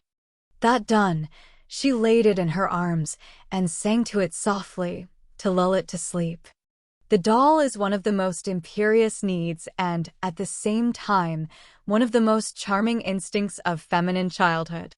To care for, to clothe, to deck, to dress, to undress, to redress, to teach, scold a little, to rock, to dandle, to lull to sleep, to imagine that something is someone, therein lies the whole woman's future. While dreaming and chattering, making tiny outfits and baby clothes, while sewing little gowns and corsages and bodices, the child grows into a young girl, the young girl into a big girl, the big girl into a woman. The first child is the continuation of the last doll. A little girl without a doll is almost as unhappy and quite as impossible as a woman without children. So Cosette had made herself a doll out of the sword. Madame Thénardier approached the yellow man. "My husband is right," she thought. "Perhaps it is M. Lafitte. There are such queer rich men." She came and set her elbows on the table. "Monsieur," said she. At this word, "Monsieur," the man turned. Up to that time, the Thénardier had addressed him only as brave or bonhomme. "You see, sir," she pursued, assuming a Swedish air that was even more repulsive to behold than her fierce mien, "I am willing that the child should play. I do not oppose it, but it is good for once, because you are generous. You see, she has nothing. She must needs work." "Then this child is not yours?" demanded the man. "Oh, mon Dieu! No, sir. She is a little beggar whom we have taken in through charity, a sort of imbecile child. She must have water on the brain. She has a large head, as you see. We do what we can for her, for we are not rich. We have written in vain to her native place, and have received no reply these 6 months. It must be that her mother is dead." "Ah," said the man, and fell into his reverie once more. "Her mother didn't amount to much," added the Thénardier. "She abandoned her child." During the whole of this conversation Cosette, as though warned by some instinct that she was under discussion, had not taken her eyes from the Thénardier's face. She listened vaguely. She caught a few words here and there. Meanwhile, the drinkers, all three-quarters intoxicated, were repeating their unclean refrain with redoubled gaiety. It was a highly spiced and wanton song, in which the Virgin and the infant Jesus were introduced. The Thénardier went off to take part in the shouts of laughter. Cosette, from her post under the table, gazed at the fire, which was reflected from her fixed eyes. She had begun to rock the sort of baby which she had made, and, as she rocked it, she sang in a low voice, "My mother is dead. My mother is dead. My mother is dead." On being urged afresh by the hostess, the yellow man, the millionaire, consented at last to take supper. "What does monsieur wish?" "Bread and cheese," said the man. "Decidedly, he is a beggar," thought Madame Thénardier. The drunken men were still singing their song, and the child under the table was singing hers. All at once, Cosette paused. She had just turned round and caught sight of the little Thénardier's doll, which they had abandoned for the cat and had left on the floor a few paces from the kitchen table. Then she dropped the swaddled sword, which only half met her needs, and cast her eyes slowly round the room. Madame Thénardier was whispering to her husband and counting over some money. Ponine and Zelma were playing with the cat. The travelers were eating or drinking or singing. Not a glance was fixed on her. She had not a moment to lose. She crept out from under the table on her hands and knees, made sure once more that no one was watching her. Then she slipped quickly up to the doll and seized it. An instant later she was in her place again, seated motionless, and only turned so as to cast a shadow on the doll which she held in her arms. The happiness of playing with a doll was so rare for her that it contained all the violence of voluptuousness. No one had seen her, except the traveler, who was slowly devouring his meager supper. This joy lasted about a quarter of an hour. But with all the precautions that Cosette had taken, she did not perceive that one of the doll's legs stuck out and that the fire on the hearth lighted it up very vividly. That pink and shining foot, projecting from the shadow, suddenly struck the eye of Azelma, who said to Eponine, "Look, sister." The two little girls paused in stupefaction. Cosette had dared to take their doll.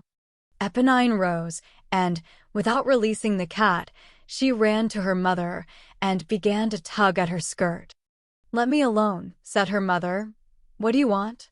"Mother," said the child, "look there." And she pointed to Cosette. Cosette, absorbed in the ecstasies of possession, no longer saw or heard anything.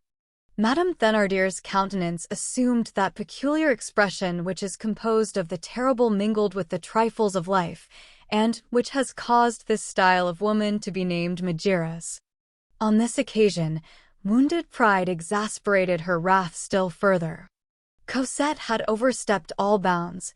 Cosette had laid violent hands on the doll belonging to these young ladies. A Tsarina who should see a moujik trying on her imperial son's blue ribbon would wear no other face. She shrieked in a voice rendered hoarse with indignation. "Cosette!" Cosette started as though the earth had trembled beneath her. She turned round. "Cosette," repeated the Thénardier. Cosette took the doll and laid it gently on the floor with a sort of veneration, mingled with despair. Then, without taking her eyes from it, she clasped her hands, and, what is terrible to relate of a child of that age, she wrung them.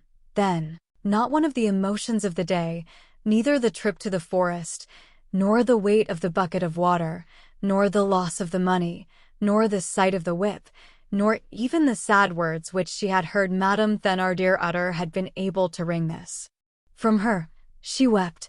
She burst out sobbing. Meanwhile, the traveler had risen to his feet. "What is the matter?" he said to the Thénardier. "Don't you see?" said the Thénardier, pointing to the corpus delicti which lay at Cosette's feet. "Well, what of it?" resumed the man. "That beggar," replied the Thénardier, "has permitted herself to touch the children's doll."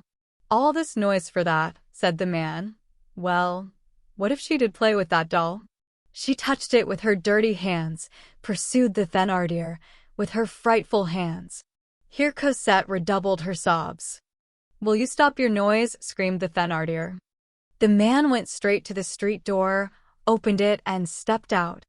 As soon as he had gone, the Thénardier profited by his absence to give Cosette a hearty kick under the table, which made the child utter loud cries. The door opened again, the man reappeared.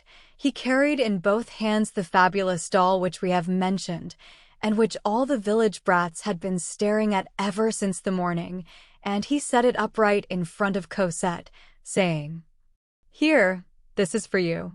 It must be supposed that in the course of the hour and more which he had spent there he had taken confused notice through his reverie of that toy shop, lighted up by firepots and candles so splendidly that it was visible like an illumination through the window of the drinking shop. Cosette raised her eyes. She gazed at the man approaching her with that doll as she might have gazed at the sun. She heard the unprecedented words, "It is for you." She stared at him. She stared at the doll. Then she slowly retreated and hid herself at the extreme end, under the table in a corner of the wall. She no longer cried. She no longer wept. She had the appearance of no longer daring to breathe. The Thénardier, Éponine, and Azelma were like statues also. The very drinkers had paused. A solemn silence reigned through the whole room. Madame Thénardier, petrified and mute, recommenced her conjectures. Who is that old fellow? Is he a poor man? Is he a millionaire? Perhaps he is both, that is to say, a thief. The face of the male Thénardier presented that expressive fold which accentuates the human countenance whenever the dominant instinct appears there in all its bestial force. The tavern-keeper stared alternately at the doll and at the traveler. He seemed to be scenting out the man, as he would have scented out a bag of money. This did not last longer than the space of a flash of lightning. He stepped up to his wife and said to her in a low voice, "That machine costs at least 30 francs. No nonsense. Down on your belly before that man." Gross natures have this in common with naive natures, that they possess no transition state. "Well, Cosette," said the Thénardier, in a voice that strove to be sweet and which was composed of the bitter honey of malicious women, "aren't you going to take your doll?" Cosette ventured to emerge from her hole. "The gentleman has given you a doll, my little Cosette," said Thénardier, with a caressing air. "Take it, it is yours."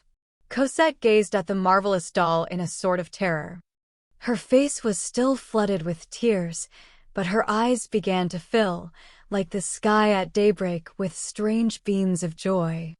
What she felt at that moment was a little like what she would have felt if she had been abruptly told, "Little one, you are the Queen of France." It seemed to her that if she touched that doll, lightning would dart from it. This was true up to a certain point, for she said to herself that the Thénardier would scold and beat her. Nevertheless, the attraction carried the day. She ended by drawing near and murmuring timidly as she turned towards Madame Thénardier, "May I, madam?"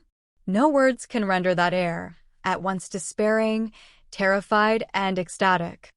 "Party," cried the Thénardier, "it is yours. The gentleman has given it to you." "Truly, sir," said Cosette. "Is it true? Is the lady mine?" The stranger's eyes seemed to be full of tears. He appeared to have reached that point of emotion where a man does not speak for fear lest he should weep. He nodded to Cosette and placed the lady's hand in her tiny hand. Cosette hastily withdrew her hand, as though that of the lady scorched her, and began to stare at the floor. We are forced to add that at that moment she stuck out her tongue immoderately. All at once she wheeled round and seized the doll in a transport. "I shall call her Catherine," she said. It was an odd moment when Cosette's rags met and clasped the ribbons and fresh pink muslins of the doll. "Madam," she resumed, "may I put her on a chair?" "Yes, my child," replied the Thénardier. It was now the turn of Éponine and Azelma to gaze at Cosette with envy. Cosette placed Catherine on a chair, then seated herself on the floor in front of her and remained motionless, without uttering a word, in an attitude of contemplation. "Play, Cosette," said the stranger. "Oh, I am playing," returned the child. This stranger, this unknown individual, who had the air of a visit which Providence was making on Cosette, was the person whom the Thénardier hated worse than anyone in the world at that moment. However, it was necessary to control herself. Habituated as she was to dissimulation through endeavoring to copy her husband in all his actions, these emotions were more than she could endure.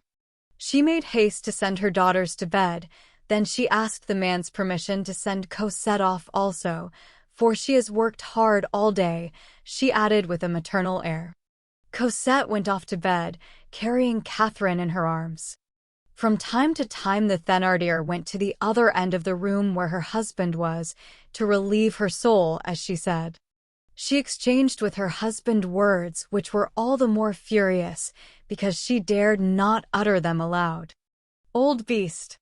What has he got in his belly, to come and upset us in this manner? To want that little monster to play.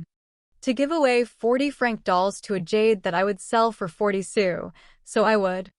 A little more, and he will be saying your majesty to her, as though to the Duchesse de Berry. Is there any sense in it? Is he mad, then, that mysterious old fellow?" "Why?" "It is perfectly simple," replied Thénardier, "if that amuses him. It amuses you to have the little one work, it amuses him to have her play. He's all right. A traveler can do what he pleases when he pays for it. If the old fellow is a philanthropist, what is that to you? If he is an imbecile, it does not concern you. What are you worrying for, so long as he has money?" The language of a master and the reasoning of an innkeeper, neither of which admitted of any reply. The man had placed his elbows on the table and resumed his thoughtful attitude. All the other travelers, both peddlers and carters, had withdrawn a little and had ceased singing.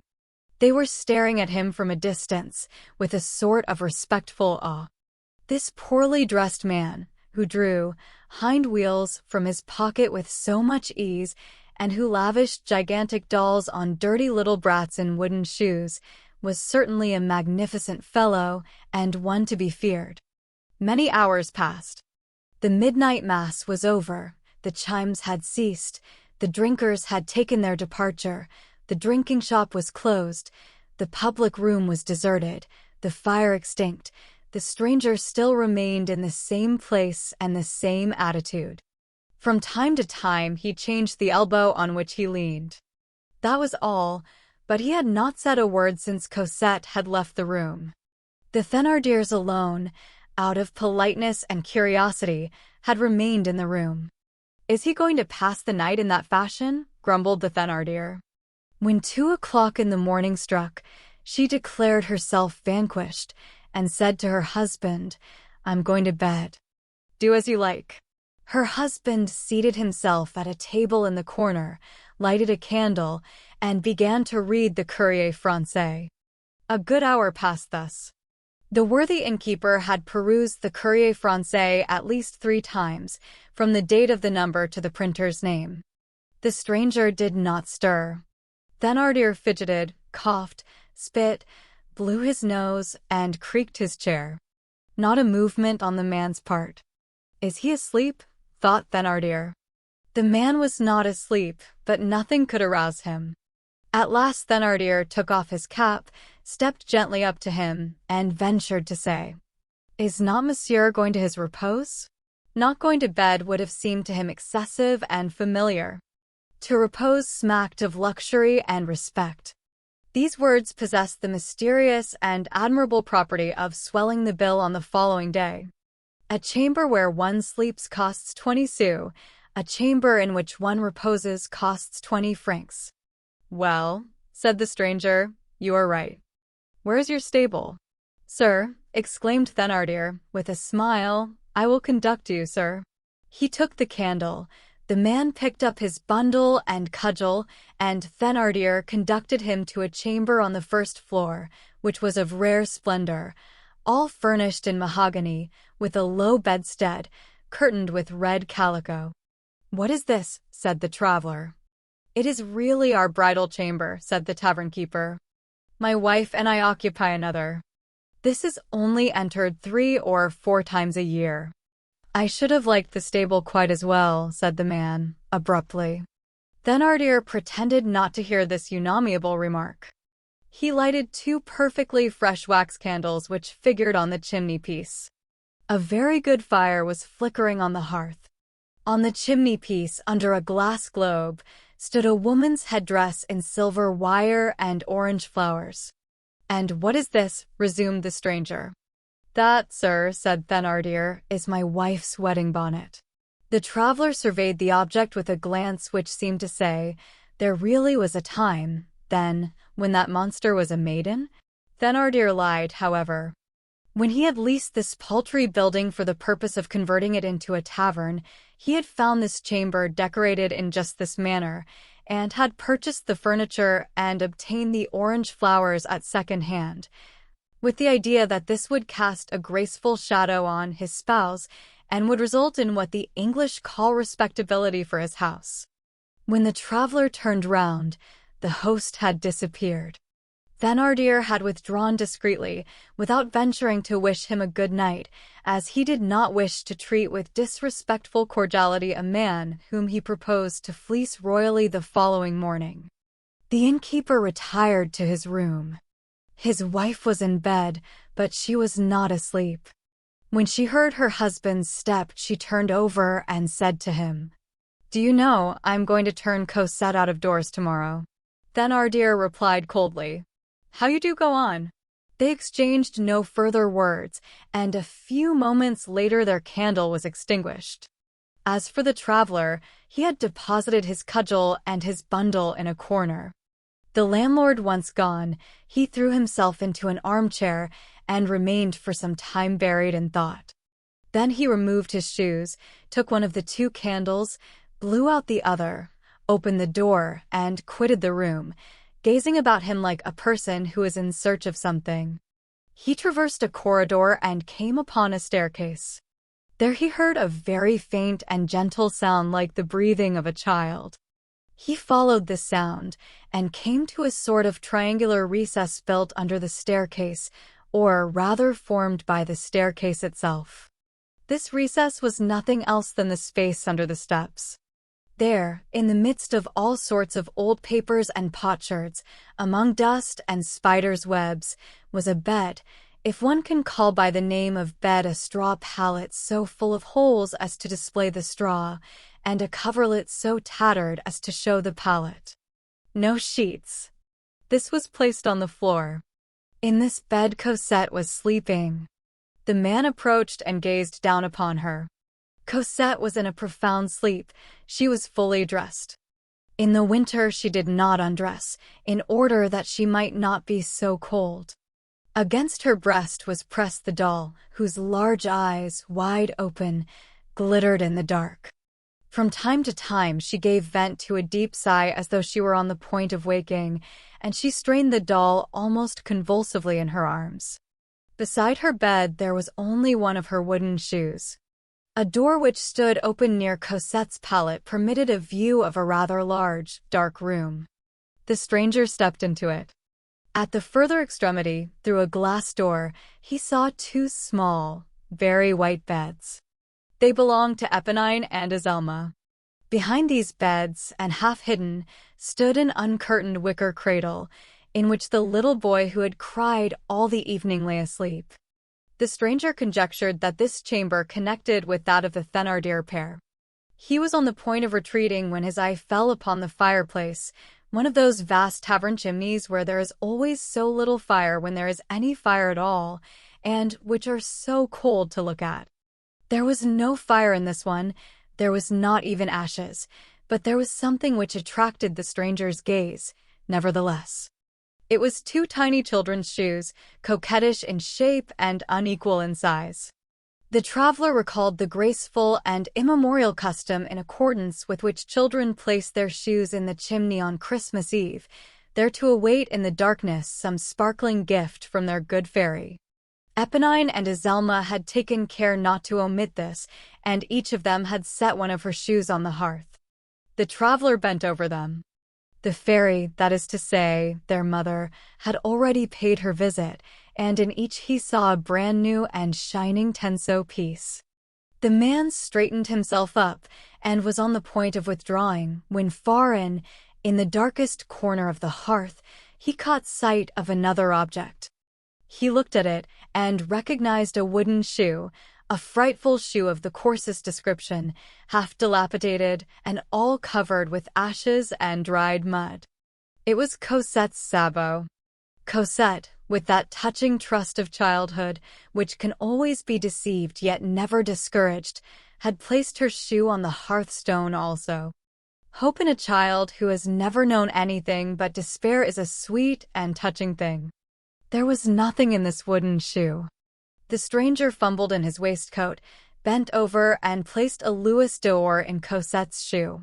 Then he regained his own chamber with the stealthy tread of a wolf. Chapter 9: Thénardier and His Maneuvers. On the following morning, 2 hours at least before daybreak, Thénardier, seated beside a candle in the public room of the tavern, pen in hand, was making out the bill for the traveler with the yellow coat. His wife, standing beside him and half bent over him, was following him with her eyes. They exchanged not a word. On the one hand, there was profound meditation; on the other, the religious admiration with which one watches the birth and development of a marvel of the human mind. A noise was audible in the house. It was the lark sweeping the stairs. After the lapse of a good quarter of an hour and some erasures, Thénardier produced the following masterpiece. Bill of the gentleman I know. 1. Supper 3 francs. Chamber 10. Candle 5. Fire 4. Service 1. Total 23 francs. Service was written service. 23 francs, cried the woman, with an enthusiasm which was mingled with some hesitation. Like all great artists, Thénardier was dissatisfied. Puh! He exclaimed. It was the accent of Castlereagh auditing France's bill at the Congress of Vienna.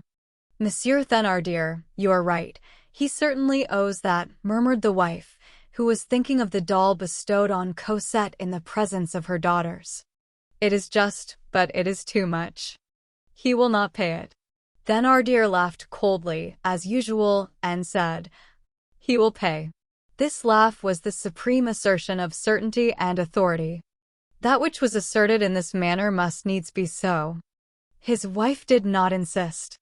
She set about arranging the table. Her husband paced the room. A moment later he added, I owe full 1,500 francs.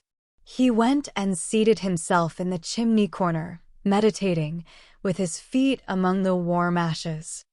Ah! By the way, resumed his wife, you don't forget that I'm going to turn Cosette out of doors today? The monster! She breaks my heart with that doll of hers. I'd rather marry Louis XVIII. Then keep her another day in the house. Thénardier lighted his pipe and replied between 2 puffs, You will hand that bill to the man. Then he went out. Hardly had he left the room when the traveler entered. Thénardier instantly reappeared behind him and remained motionless in the half-open door, visible only to his wife. The yellow man carried his bundle and his cudgel in his hand. Up so early, said Madame Thénardier. Is Monsieur leaving us already? As she spoke thus, she was twisting the bill about in her hands with an embarrassed air and making creases in it with her nails. Her hard face presented a shade which was not habitual with it, timidity and scruples. To present such a bill to a man who had so completely the air of a poor wretch seemed difficult to her. The traveler appeared to be preoccupied and absent-minded. He replied, Yes, madam, I am going. So monsieur has no business in Montfermeil? No, I was passing through. That is all. What do I owe you, madam? He added. The Thénardier silently handed him the folded bill. The man unfolded the paper and glanced at it, but his thoughts were evidently elsewhere. Madam, he resumed, is business good here in Montfermeil? So, monsieur, replied the Thénardier, stupefied at not witnessing another sort of explosion. She continued, in a dreary and lamentable tone. Oh, monsieur, times are so hard. And then, we have so few bourgeois in the neighborhood. All the people are poor, you see. If we had not, now and then, some rich and generous travelers like monsieur, we should not get along at all. We have so many expenses. Just see, that child is costing us our very eyes. What child? Why, the little one, you know. Cosette, the lark as she is called hereabouts. Ah, said the man. She went on. How stupid these peasants are with their nicknames. She has more the air of a bat than of a lark. You see, sir, we do not ask charity, and we cannot bestow it. We earn nothing, and we have to pay out a great deal. The license, the imposts, the door and window tax, the hundredths. Monsieur is aware that the government demands a terrible deal of money. And then I have my daughters. I have no need to bring up other people's children. The man resumed, in that voice which he strove to render indifferent, and in which there lingered a tremor. What if one were to rid you of her? Who? Cosette? Yes. The landlady's red and violent face brightened up hideously. Ah, sir, my dear sir, take her, keep her, lead her off, carry her away, sugar her, stuff her with truffles, drink her, eat her, and the blessings of the good Holy Virgin and of all the saints of paradise be upon you. Agreed. Really? You will take her away? I will take her away. Immediately. Immediately. Call the child. Cosette, screamed the Thénardier. In the meantime, pursued the man, I will pay you what I owe you. How much is it? He cast a glance on the bill and could not restrain a start of surprise. 23 francs. He looked at the landlady and repeated, 23 francs? There was in the enunciation of these words, thus repeated, an accent between an exclamation and an interrogation point. The Thénardier had had time to prepare herself for the shock. She replied with assurance. Good gracious, yes, sir, it is 23 francs. The stranger laid 5 5-franc pieces on the table. Go and get the child, said he. At that moment Thénardier advanced to the middle of the room and said, Monsieur owes 26 sous. 26 sous, exclaimed his wife. 20 sous for the chamber, resumed Thénardier, coldly, and 6 sous for his supper. As for the child, I must discuss that matter a little with the gentleman. Leave us, wife. Madame Thénardier was dazzled as with the shock caused by unexpected lightning flashes of talent. She was conscious that a great actor was making his entrance on the stage, uttered not a word in reply, and left the room. As soon as they were alone, Thénardier offered the traveler a chair. The traveler seated himself. Thénardier remained standing, and his face assumed a singular expression of good fellowship and simplicity. Sir, said he, what I have to say to you is this, that I adore that child. The stranger gazed intently at him. What child? Thénardier continued. How strange it is, one grows attached. What money is that? Take back your 100 sou piece. I adore the child. Whom do you mean? Demanded the stranger. Our little Cosette. Are you not intending to take her away from us? Well, I speak frankly, as true as you are an honest man, I will not consent to it. I shall miss that child. I saw her first when she was a tiny thing. It is true that she costs us money. It is true that she has her faults. It is true that we are not rich. It is true that I have paid out over 400 francs for drugs for just one of her illnesses. But one must do something for the good God's sake. She has neither father nor mother. I have brought her up. I have bread enough for her and for myself. In truth, I think a great deal of that child. You understand, one conceives an affection for a person. I am a good sort of a beast. I am. I do not reason. I love that little girl. My wife is quick-tempered. but she loves her also. You see, she is just the same as our own child. I want to keep her to babble about the house." The stranger kept his eye intently fixed on Thénardier. The latter continued, "Excuse me, sir, but one does not give away one's child to a passerby like that. I am right, am I not? Still, I don't say, you are rich, you have the air of a very good man, if it were for her happiness. But one must find out that. You understand. Suppose that I were to let her go and to sacrifice myself, I should like to know what becomes of her. I should not wish to lose sight of her. I should like to know with whom she is living, so that I could go to see her from time to time, so that she may know that her good foster father is alive, that he is watching over her. In short, there are things which are not possible. I do not even know your name. If you were to take her away, I should say, well, and the lark, what has become of her? One must, at least, see some petty scrap of paper, some trifle in the way of a passport, you know." The stranger, still surveying him with that gaze which penetrates, as the saying goes, to the very depths of the conscience, replied in a grave, firm voice, "Monsieur Thénardier, one does not require a passport to travel 5 leagues from Paris. If I take Cosette away, I shall take her away, and that is the end of the matter. You will not know my name, you will not know my residence, you will not know where she is, and my intention is that she shall never set eyes on you again so long as she lives. I break the thread which binds her foot, and she departs. Does that suit you? Yes or no?" Since geniuses, like demons, recognize the presence of a superior god by certain signs, Thénardier comprehended that he had to deal with a very strong person. It was like an intuition. He comprehended it with his clear and sagacious promptitude. While drinking with the Carters, smoking, and singing coarse songs on the preceding evening, he had devoted the whole of the time to observing the stranger, watching him like a cat and studying him like a mathematician. He had watched him, both on his own account, for the pleasure of the thing, and through instinct, and had spied upon him as though he had been paid for so doing. Not a movement, not a gesture, on the part of the man in the yellow greatcoat had escaped him. Even before the stranger had so clearly manifested his interest in Cosette, Thénardier had divined his purpose. He had caught the old man's deep glances returning constantly to the child. Who was this man? Why this interest? Why this hideous costume when he had so much money in his purse? Questions which he put to himself without being able to solve them, and which irritated him. He had pondered it all night long. He could not be Cosette's father. Was he her grandfather?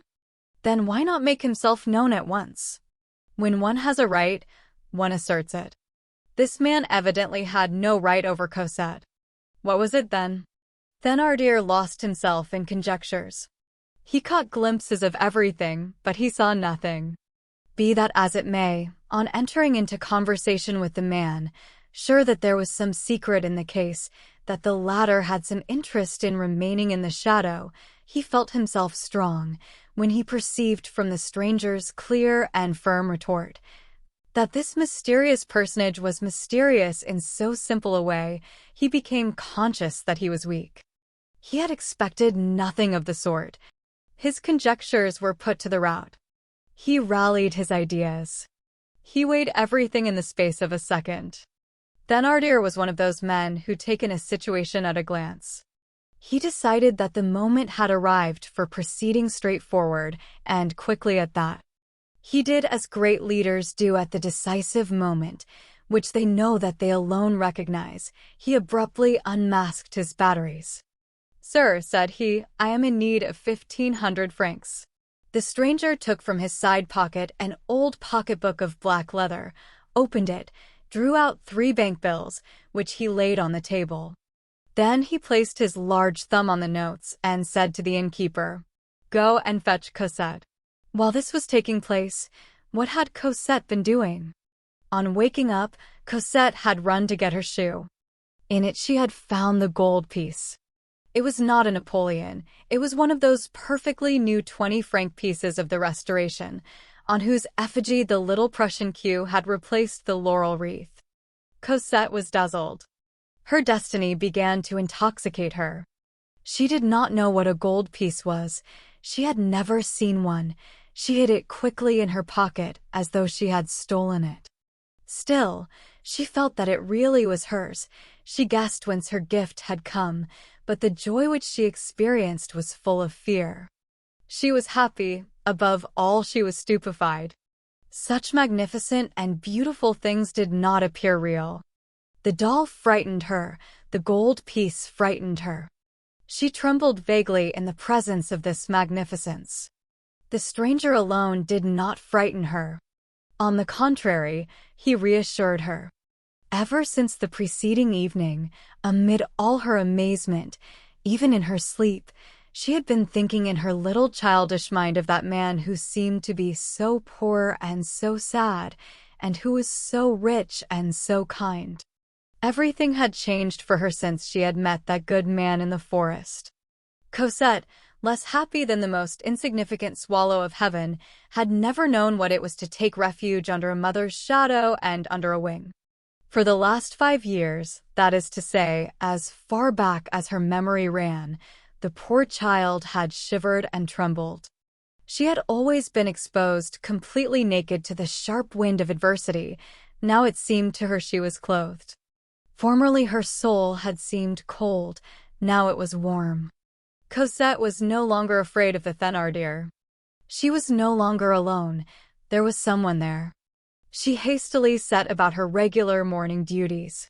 That Louis, which she had about her, in the very apron pocket whence the 15-sou piece had fallen on the night before, distracted her thoughts. She dared not touch it, but she spent 5 minutes in gazing at it, with her tongue hanging out, if the truth must be told. As she swept the staircase, she paused, remained standing there motionless, forgetful of her broom and of the entire universe, occupied in gazing at that star which was blazing at the bottom of her pocket. It was during one of these periods of contemplation that the Thénardier joined her. She had gone in search of Cosette at her husband's orders. What was quite unprecedented, she neither struck her nor said an insulting word to her. "Cosette," she said, almost gently, "come immediately." An instant later Cosette entered the public room. The stranger took up the bundle which he had brought and untied it. This bundle contained a little woolen gown, an apron, a fustian bodice, a kerchief, a petticoat, woolen stockings, shoes, a complete outfit for a girl of 7 years. All was black. "My child," said the man, "take these and go and dress yourself quickly." Daylight was appearing when those of the inhabitants of Montfermeil who had begun to open their doors beheld a poorly clad old man leading a little girl dressed in mourning and carrying a pink doll in her arms pass along the road to Paris. They were going in the direction of Livry. It was Armand and Cosette. No one knew the man. As Cosette was no longer in rags, many did not recognize her. Cosette was going away. With whom? She did not know. Whither? She knew not. All that she understood was that she was leaving the Thénardier tavern behind her. No one had thought of bidding her farewell, nor had she thought of taking leave of anyone. She was leaving that hated and hating house. Poor, gentle creature, whose heart had been repressed up to that hour.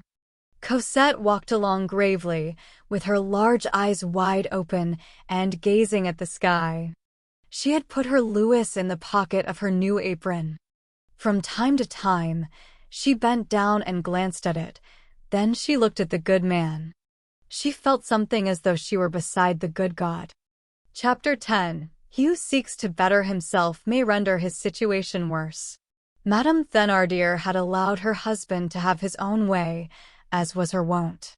She had expected great results.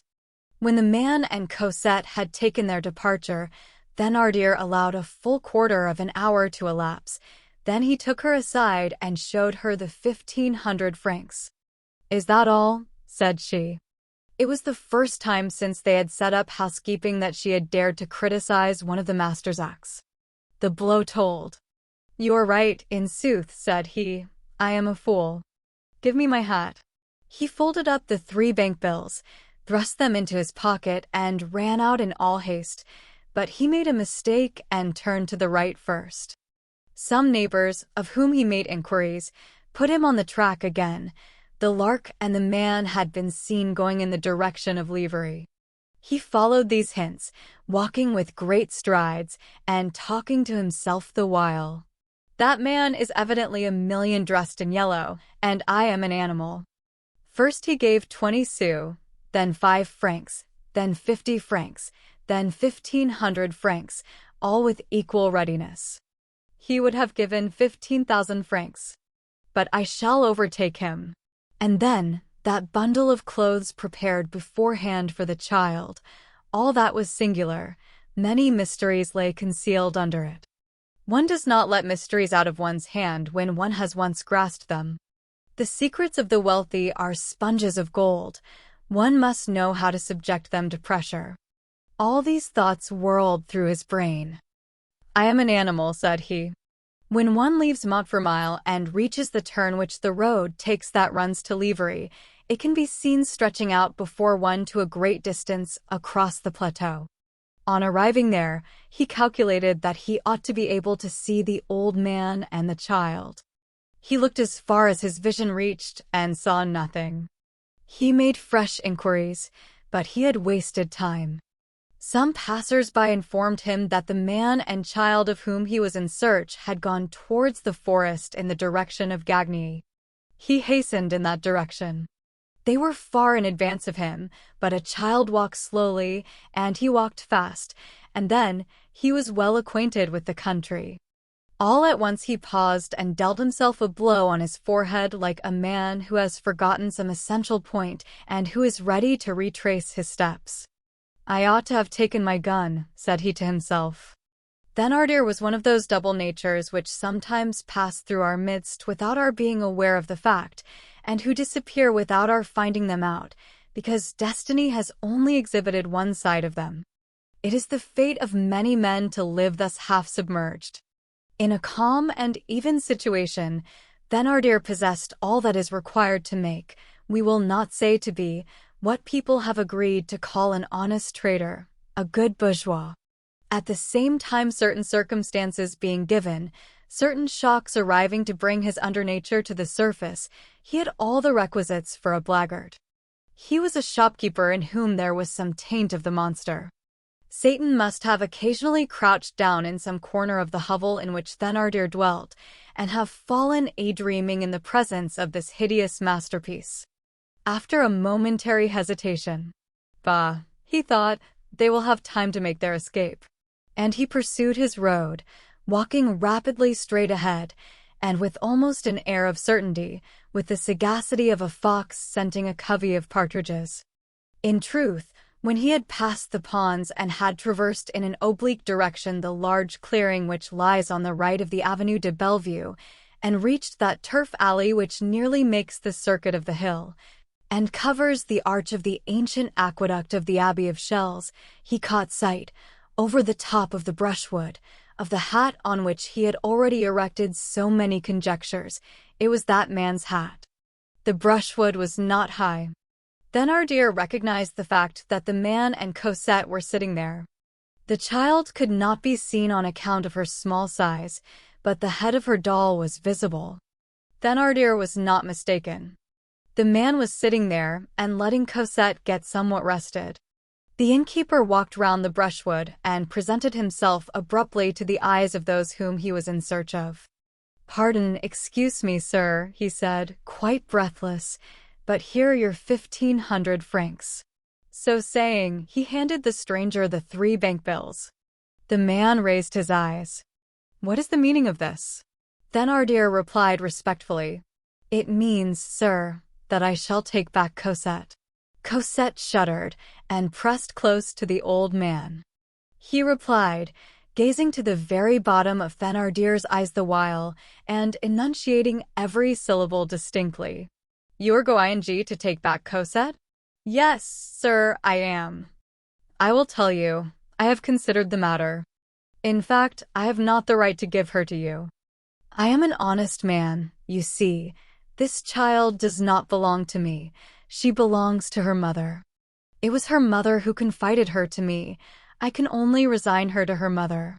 You will say to me, but her mother is dead. Good. In that case, I can only give the child up to the person who shall bring me a writing, signed by her mother, to the effect that I am to hand the child over to the person therein mentioned. That is clear. The man, without making any reply, fumbled in his pocket, and Thénardier beheld the pocketbook of bank bills make its appearance once more. The tavern keeper shivered with joy. Good, thought he. Let us hold firm. He is going to bribe me. Before opening the pocketbook, the traveler cast a glance about him. The spot was absolutely deserted. There was not a soul either in the woods or in the valley. The man opened his pocketbook once more and drew from it, not the handful of bills which Thénardier expected, but a simple little paper, which he unfolded and presented fully open to the innkeeper, saying, "You are right. Read." Thénardier took the paper and read, Sir M. March 25th, 1823. Monsieur Thénardier, you will deliver Cosette to this person. You will be paid for all the little things. I have the honor to salute you with respect. Fantine. You know that signature? Resumed the man. It certainly was Fantine's signature. Thénardier recognized it. There was no reply to make. He experienced two violent vexations, the vexation of renouncing the bribery which he had hoped for, and the vexation of being beaten. The man added, "You may keep this paper as your receipt." Thénardier retreated in tolerably good order. This signature is fairly well imitated, he growled between his teeth. However, let it go. Then he essayed a desperate effort. "It is well, sir," he said, "since you are the person, but I must be paid for all those little things. A great deal is owing to me." The man rose to his feet, filliping the dust from his threadbare sleeve. "Monsieur Thénardier, in January last, the mother reckoned that she owed you 120 francs. In February, you sent her a bill of 500 francs. You received 300 francs at the end of February and 300 francs at the beginning of March. Since then 9 months have elapsed at 15 francs a month, the price agreed upon, which makes 135 francs. You had received 100 francs too much. That makes 35 still owing you. I have just given you 1,500 francs. Thénardier's sensations were those of the wolf at the moment when he feels himself nipped and seized by the steel jaw of the trap. Who is this devil of a man? He thought. He did what the wolf does. He shook himself. Audacity had succeeded with him once. "Monsieur, I don't know your name," he said resolutely, and this time casting aside all respectful ceremony, "I shall take back Cosette if you do not give me 1,000 crowns." The stranger said tranquilly, "Come, Cosette." He took Cosette by his left hand, and with his right he picked up his cudgel, which was lying on the ground. Thénardier noted the enormous size of the cudgel and the solitude of the spot. The man plunged into the forest with the child, leaving the innkeeper motionless and speechless. While they were walking away, Thénardier scrutinized his huge shoulders, which were a little rounded, and his great fists. Then, bringing his eyes back to his own person, they fell upon his feeble arms and his thin hands. "I really must have been exceedingly stupid not to have thought to bring my gun," he said to himself, "since I was going hunting." However, the innkeeper did not give up. "I want to know where he is going," said he, and he set out to follow them at a distance. 2 things were left on his hands, an irony in the shape of the paper signed Fantine, and a consolation, the 1,500 francs. The man led Cosette off in the direction of Livry and Bondy. He walked slowly, with drooping head, in an attitude of reflection and sadness. The winter had thinned out the forest, so that Thénardier did not lose them from sight, although he kept at a good distance. The man turned round from time to time and looked to see if he was being followed. All at once he caught sight of Thénardier. He plunged suddenly into the brushwood with Cosette, where they could both hide themselves. "The deuce," said Thénardier, and he redoubled his pace. The thickness of the undergrowth forced him to draw nearer to them. When the man had reached the densest part of the thicket, he wheeled round. It was in vain that Thénardier sought to conceal himself in the branches. He could not prevent the man seeing him. The man cast upon him an uneasy glance, then elevated his head and continued his course. The innkeeper set out again in pursuit. Thus they continued for 200 or 300 paces. All at once the man turned round once more. He saw the innkeeper. This time he gazed at him with so somber an air that Thénardier decided that it was useless to proceed further. Thénardier retraced his steps.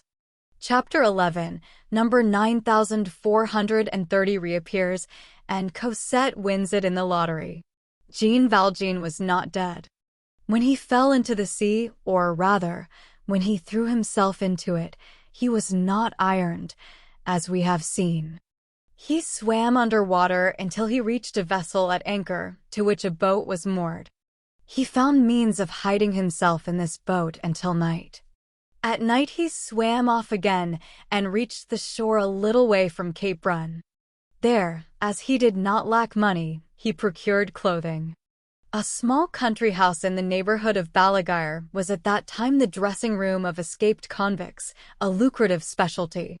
Then Jean Valjean, like all the sorry fugitives who are seeking to evade the vigilance of the law and social fatality, pursued an obscure and undulating itinerary. He found his first refuge at Prados, near Busset. Then he directed his course towards Grandvillard, near Briançon, in the Hautes-Alpes.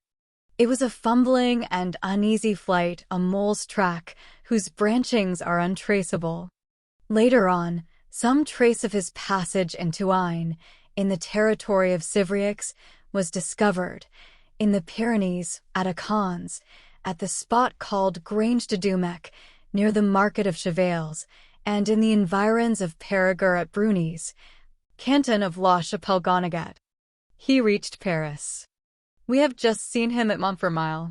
His first care on arriving in Paris had been to buy mourning clothes for a little girl of from 7 to 8 years of age, then to procure a lodging. That done, he had betaken himself to Montfermeil. It will be remembered that already, during his preceding escape, he had made a mysterious trip thither, or somewhere in that neighborhood, of which the law had gathered an inkling. However, he was thought to be dead, and this still further increased the obscurity which had gathered about him. At Paris, one of the journals which chronicled the fact fell into his hands. He felt reassured and almost at peace, as though he had really been dead. On the evening of the day when Jean Valjean rescued Cosette from the claws of the Thénardiers, he returned to Paris. He re-entered it at nightfall with the child, by way of the Barrière Monceaux. There he entered a cabriolet, which took him to the esplanade of the Observatoire. There he got out, paid the coachman, took Cosette by the hand, and together they directed their steps through the darkness, through the deserted streets which adjoin the Orsine and the Glacier, towards the Boulevard des l'Hôpital. The day had been strange and filled with emotions for Cosette. They had eaten some bread and cheese purchased in isolated taverns, behind hedges. They had changed carriages frequently. They had traveled short distances on foot. She made no complaint, but she was weary, and Jean Valjean perceived it by the way she dragged more and more on his hand as she walked. He took her on his back. Cosette, without letting go of Catherine, laid her head on Jean Valjean. Hi, Free Audiobooks Chronicles here. Thank you for listening. If you enjoyed the book and want to support this channel, please check our Patreon at Free Audiobooks Chronicles. Your support is what keeps us going. Thank you so much.